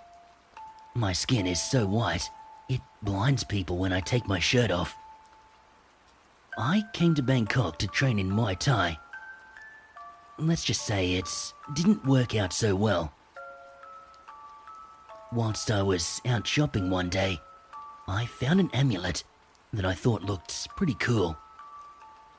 It was about 3 inches and it appeared to be the image of a baby. I didn't speak Thai at the time, so I couldn't understand what the seller was trying to tell me. If I could have understood him, then I would have never taken that amulet home. My girlfriend, Nok, she is from Isan. Her skin is as dark as mine is white. She was horrified when she saw what I'd purchased from the market. She explained to me that the amulet I'd bought was a kumanthong. It is the spirit of a dead baby that has been transferred to the amulet. It requires great care and attention, as would a normal living child. She told me I would have to feed it several times a day and buy toys for it. Food and toys for an amulet. To make her happy, I did it for a few days, she berated me the whole time for taking on such a responsibility. Nock left a few days later to visit her mum, and she instructed me to care for the amulet while she was gone. Unfortunately, I did not follow her instructions. I went out drinking with friends for a few days on an island, and I left the Kumanthong amulet at home. If I'd had more room to write this story, I could fully describe the horrors that happened to me.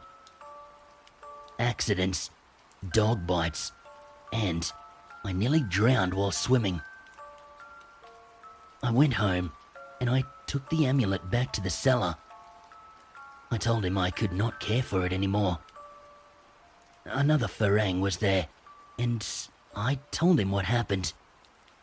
His eyes lit up, and he seemed excited to own something that was haunted. I saw him pay for it, and I watched as he walked away. Then, I turned back to the cellar. I saw the amulet still lying on the table. I asked where the other Farang was, and that he forgot his amulet. The seller asked me to describe him, and when I did, all of the people nearby let out a gasp. They said that I had just perfectly described the amulet's previous owner, the man who had fell out of his high-rise balcony to his death. That man's girlfriend, she had returned the Kumanthong back to the cellar, where it sat, waiting for me to buy it. Now, it sits again, waiting for another to give it a home.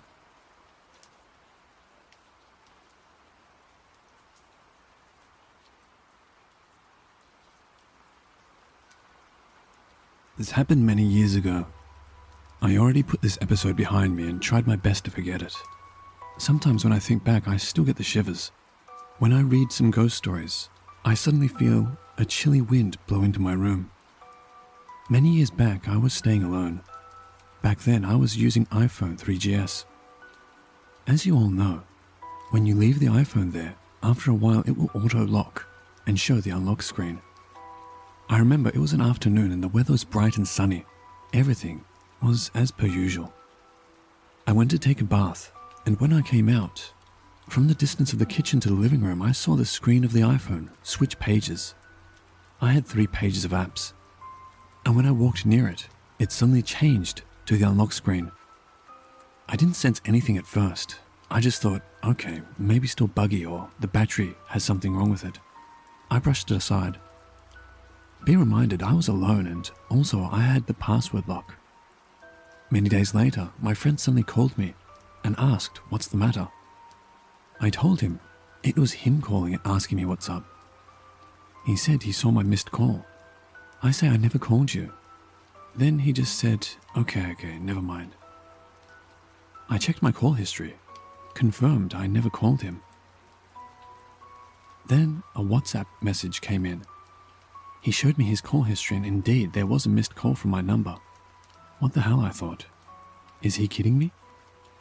I replied saying maybe there was a problem with my phone. Days went by and finally I went to Singtel to ask about it. And they gave me the what the hell look and thought I was trolling them. The problems started to get worse. Fast forward to a few weeks later. I was messing with some stuff at home because I was on leave. And when I faced a problem with my campus login, I looked for my phone to call the school. I tried to find my phone for 5 minutes. Totally couldn't find it. I was in a fairly small apartment and in the end I called myself to see where the ringing tone came from.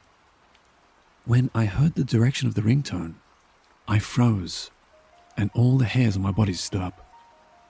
The ringtone came from the storeroom.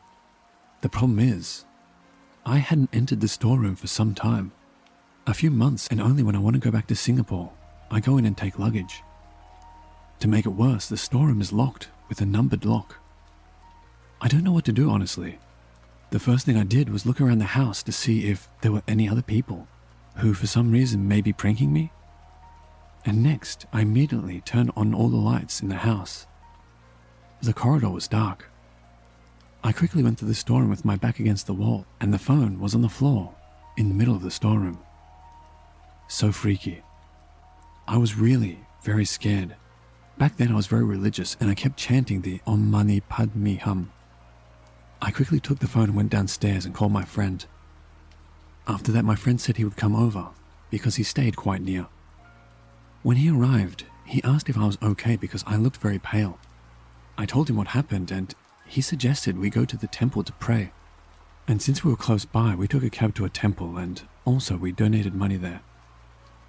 The monk asked the temple counter if any Laungfo was in today, as we were here to ask for help, and I was very glad my friend was there, as my Thai wasn't that great. When we met the Laungfo, we paid him respect, and my friend told him what happened. The monk took a deep look at me and said I was being followed by a female spirit, and the spirit is now outside at the temple gate and didn't come in. The spirit didn't know me, but was the previous occupant of the apartment I was in, and died a wrongful death, and wanted me to help her. I don't know if this was true, but the apartment was let to me by a senior in the university who graduated and left to rent an apartment in Sathorn Road, as he found a job there, and it was easier to commute. So, if what he said is true, the spirit might have died a very long time ago. After hearing that, I didn't know if I wanted to cry or laugh. I thought this kind of thing only happened in ghost movies or in Hong Kong. As I didn't speak much Thai, I kept silent, and as my Thai wasn't so good, I asked my friend to ask the Laungfo for help. The story is not spectacular, as there isn't 10 monks sitting in a row trying to purge any centipede or nails or fish hooks out of my body like a movie. He took the phabat, as Thais call it, the bowl with water and a phra kring inside to bless holy water. He lit a candle and told me to recite after him as he chanted slowly, as I couldn't speak Thai fast. The thing went on for like 10 minutes or so. Then, he asked me to pour some sort of water from a small container into a chalice. He then asked me to use the water from the chalice to water any tree in the compound. After that, he told my friend the girl wants stuff to be done, but my friend didn't ask what. Maybe to burn things? I don't want to know. I just told the Luang Fo, what can I do, as I am here to take a break from work and experience Thai culture? I'm not ready for all these. The Luang Fo seemed very calm and laughed and told me not to worry, and told me she is harmless, and asked me if I had been harmed by her so far, to which I replied no, but would not continue staying there. I asked the Luang Fo if there is any way I could get the spirit out, and he said no.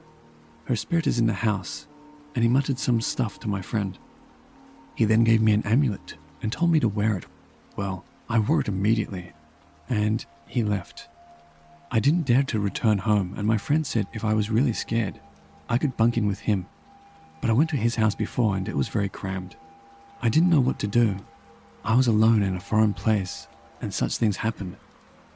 I asked him to come with me back to help me pack my things, just in case I wanted to make a run to the nearest hotel to stay, should anything happen again. During the taxi ride back, I asked my friend, what did the Luang Fo tell him? He told me I need to be prepared if I want to know, and of course I just told him to say everything, as I was confused and also helpless.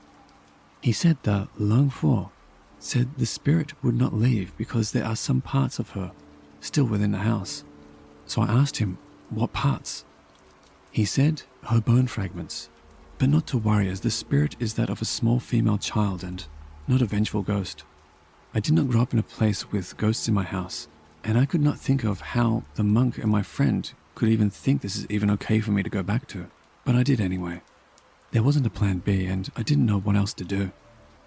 I went back home, and my friend left after a while when I was more settled in. After my friend left, I spoke in Thai to tell the spirit that I'm only here for a while. Don't know if she understood or not. Things didn't happen for another couple of weeks, and I thought I made peace with the spirit. Why didn't I ask him to send the spirit away? Well, the first reason is because I'm there for a few months only. I don't want the monk to put up a fight and chase the spirit away. And also, when I go to other places, the spirit may follow me quietly and wait till the monk cannot help me, and then come out again. The second reason was I didn't want to piss the spirit off, because after all, she didn't harm me. The third reason? I didn't want any trouble, and I just hope she doesn't disturb me or make her presence known. In fact, after that, my friend went and told our teacher, and the teacher told me to think of the incident as a story, and I'm supposed to tell the story in class to the rest of the students in Thai. That was some struggle at that point of time, but I did it anyway, with a lot of laughter from the class. Less than 20 students, mostly Asian, quite a group of Taiwanese and Honky in that intake. A few weeks later, I bought cashew nuts home to eat, and as I reached home around evening, I was very tired. I just threw the plastic bag with cashew nuts in it, and I went to take a bath. By then, I had somehow put the incident behind me. The cashew nuts were in one of those big packets, and inside it, there were many small individually wrapped packets, if that makes any sense. When I came back to the room, I got a shock again. The big packet had been torn open, and the individually small wrapped packets were thrown all around the room. My first reaction was, oh shit, it happened again. I told the spirit off and said I don't want any trouble, and can't help her. I didn't sleep well that night. I left the lights on in my room, and I sat against the wall, surfing Facebook in case I fell asleep. Gradually, I became more and more sensitive to those things, like my hair would suddenly stand on end and stuff like that. I went to my Thai friend again, and once again, he brought me to another temple, this time further away. We consulted the monk, and again he gave me an amulet and did a blessing over me. This time, I somehow didn't have as much faith when I left the temple. Faith in the sense that there was no guarantee of my not being disturbed. After all, I wasn't harmed, and because of all these small cheap thrills the spirits pulled on me, the monk thinks it might be a mischievous and playful ghost and meant no harm. My thinking is, if you have a kid and a ghost wants to play stunts on your kid, is it okay? Obviously not, right? But, well, the monk thinks it's alright. I need to get myself out of this, but I don't know how. Further trips to more temples. I went to some Chinese temples. I even went up north to the Quora region, and no help. But somehow, doing all these in months, I somehow began to like Thai culture, the Thai way of life, and also their beliefs. It was when I related my experiences to them, and somehow exchanged their knowledge on how they viewed such things, that I began to accept more what I originally thought was their weird way of thinking. As time passed, I began to pity the spirit. This child might have been here for 50 or 60 years. I don't know. If the occupant was less sensitive to their realm and stayed there for 50 years, she didn't have anyone to talk to or play with for that time. Anyway, one day we were out as a group to sightsee. When I was walking home, there was this pushcart selling chicken sticks, and I thought, why not? I'll just buy one stick for the girl. And another stall beside that was selling mango sticky rice, so I bought that as well. I went home and didn't do any prayers or anything. I just left it there and told her the stuff was for her. That night was peaceful, and ever since then, whenever I was in a good mood or there was a festival, I bought stuff for her also. I generally didn't communicate with her or say anything as long as she didn't disturb me. Looking back at that, I finished my course and went on for one more short course. One day my friend suggested we go back to the temple and ask the Luang Pho if the girl was still following me. When the Luang Pho saw me, he said, "Good man." I asked why. He said the girl looked happier now, and I asked if she was still following me to the gate. To which he replied, "No, she's with us now, behind you." My hair stood up again, and my friend sat up very straight. So I asked the Luang Pho, "What does the girl want?" And he just smiled and said she doesn't need anything, she's just playful. I didn't ask further why she was there or what happened. I wasn't in the mood to play. I explained to him what I did, and he smiled. During the course of these few months, whenever something happened to my phone or other weird stuff, of course I would be scared, but somehow after a brief moment, like watching TV or doing an assignment, I would forget about it. And soon after, I was able to turn the lights off and sleep. Here are a few more examples of what happened around my apartment. Sometimes when I woke up, the toothbrush was already on the sink with toothpaste on it. Another thing that was more common was sometimes when I fell asleep, I would hear kids' footsteps running around the house. But only one kid, I'm sure, because I can tell if it's a bunch of kids or not. Another one, which is quite freaky, is, sometimes when people stand close to you, you can feel that they are there when you close your eyes, like behind you or in front of you. There are so many times when I almost fell asleep, but not asleep yet, and I feel there's a face directly in front of my face looking at me. But never once dared to open my eyes. I just pretended to sleep. There were more occurrences during that time, and I am unable to type them all out. But it was like having an invisible housemate who would appear when you are not in that area of the house or at that time. Ultimately, when I left the place to go to Chiang Mai for some other purpose, I hired a few monks to come and do prayers on the apartment on my last day, before I moved out.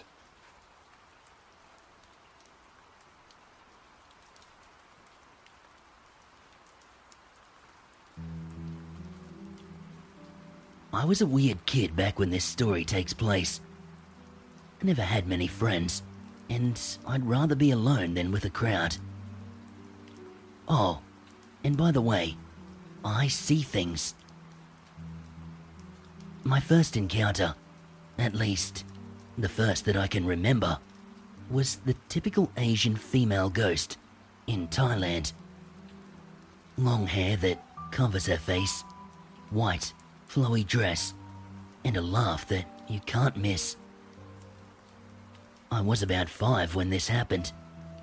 I was playing outside my house. We lived in a nice neighborhood, nothing like the poor, rural Asian country thing.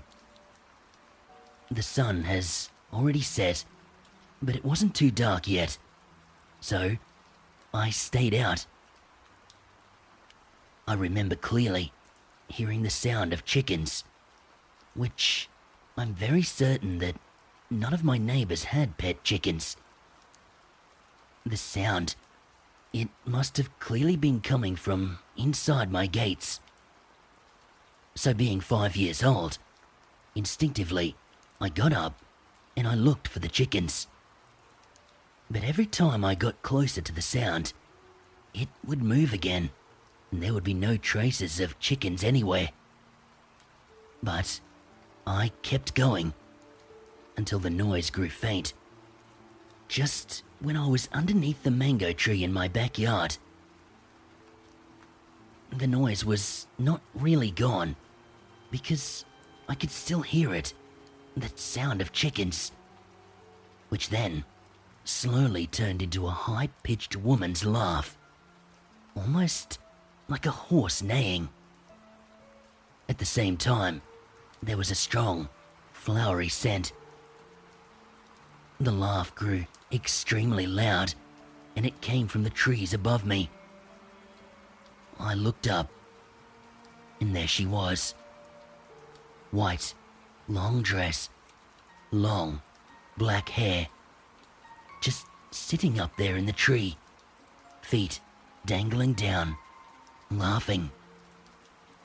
I didn't really understand back then, but I did feel scared. So I ran, ready to tell my mum that there was a weird lady up in the tree, laughing at me. I ran as fast as I could, trying to get back to my front door. That laughter was still going on, so I glanced back, just when she took off to the sky, her hair messy. Except now, I could see half of her lips, which was completely red, like blood, not lipstick. And her mouth was smiling from ear to ear.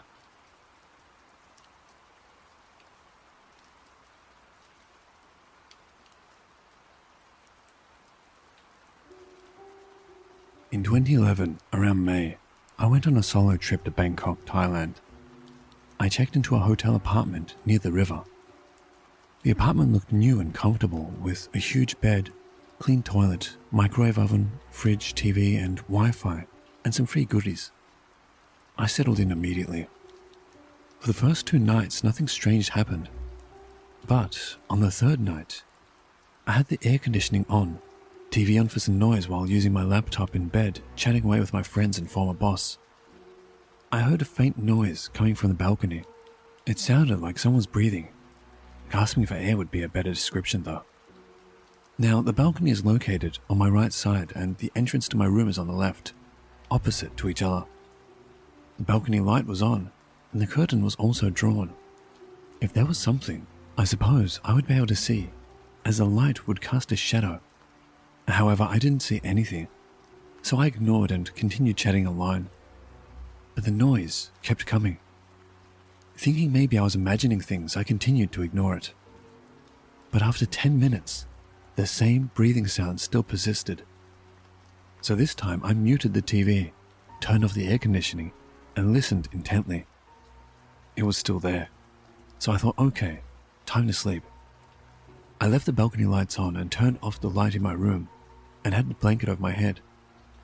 I was a bit freaked out, and because I'm a Christian, I prayed loudly for God's protection and for it to leave me alone. After 10 minutes, the same noise I heard disappeared. Okay, I took a deep breath and thought maybe it was nothing and tried to sleep. As I was falling asleep, the same breathing sound I heard outside the balcony a while back reappeared again, this time outside the entrance to my apartment.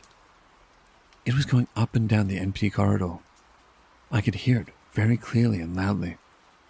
Now, as I explained before, the balcony and entrance are located opposite from each other.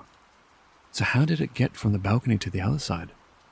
This time, it was much louder, and I could hear very clearly someone gasping for air, and the sound traveled up and down the corridor the whole night and echoed.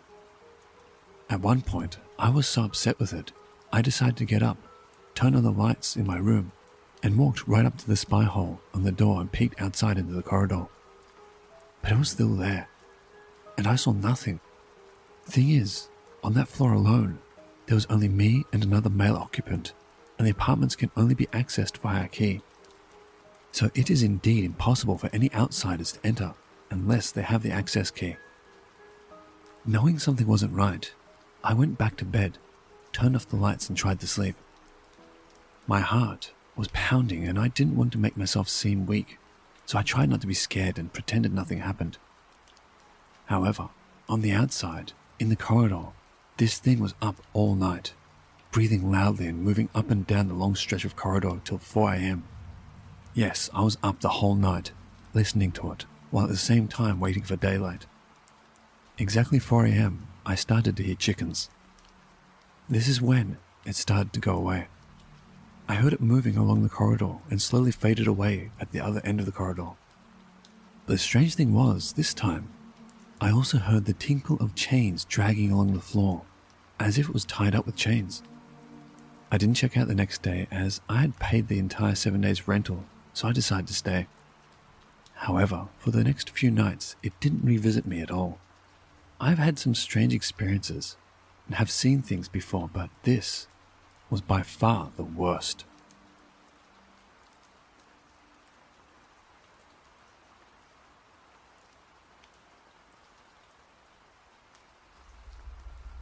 A couple of years ago, I was staying at my friend's village.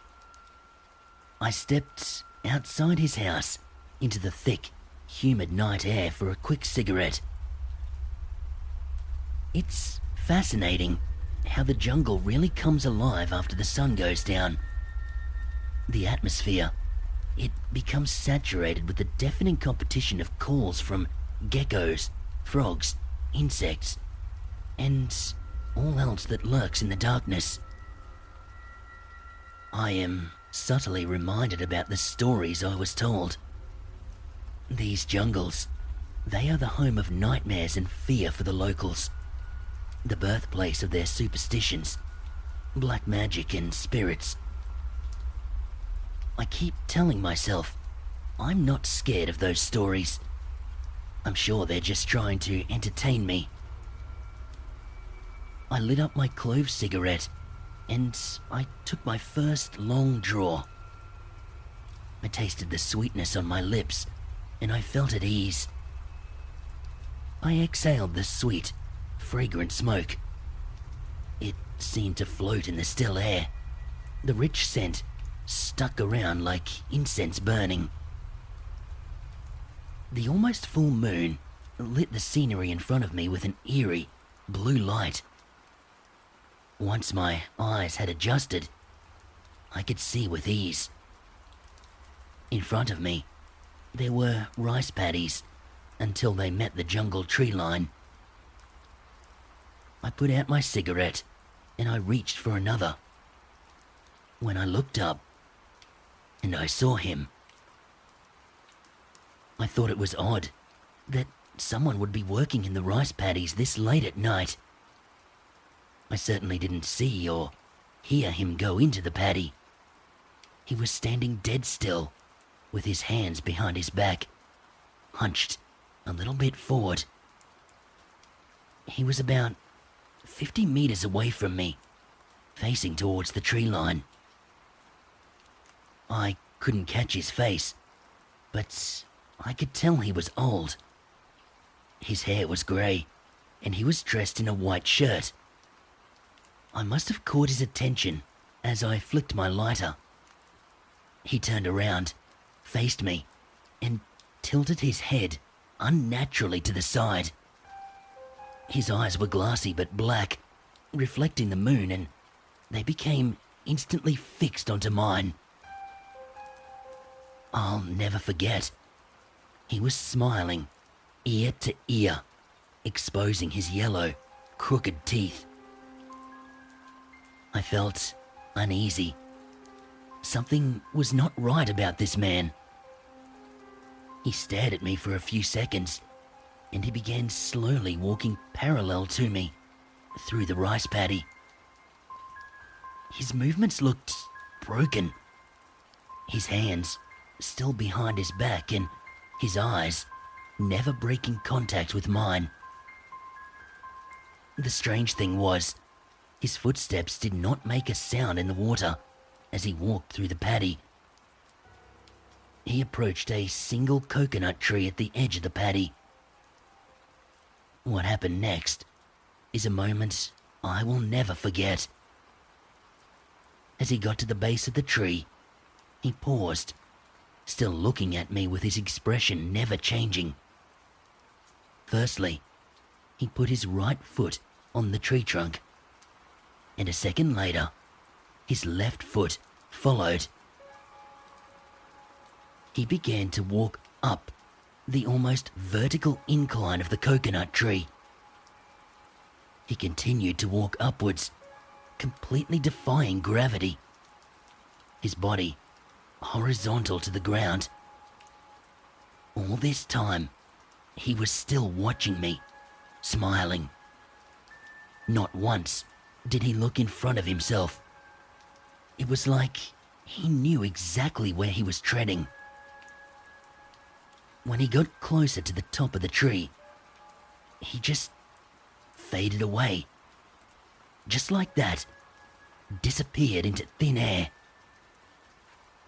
He left absolutely no evidence of his existence, as if it had never happened. From that day forward, I never questioned the stories about dark magic and spirits.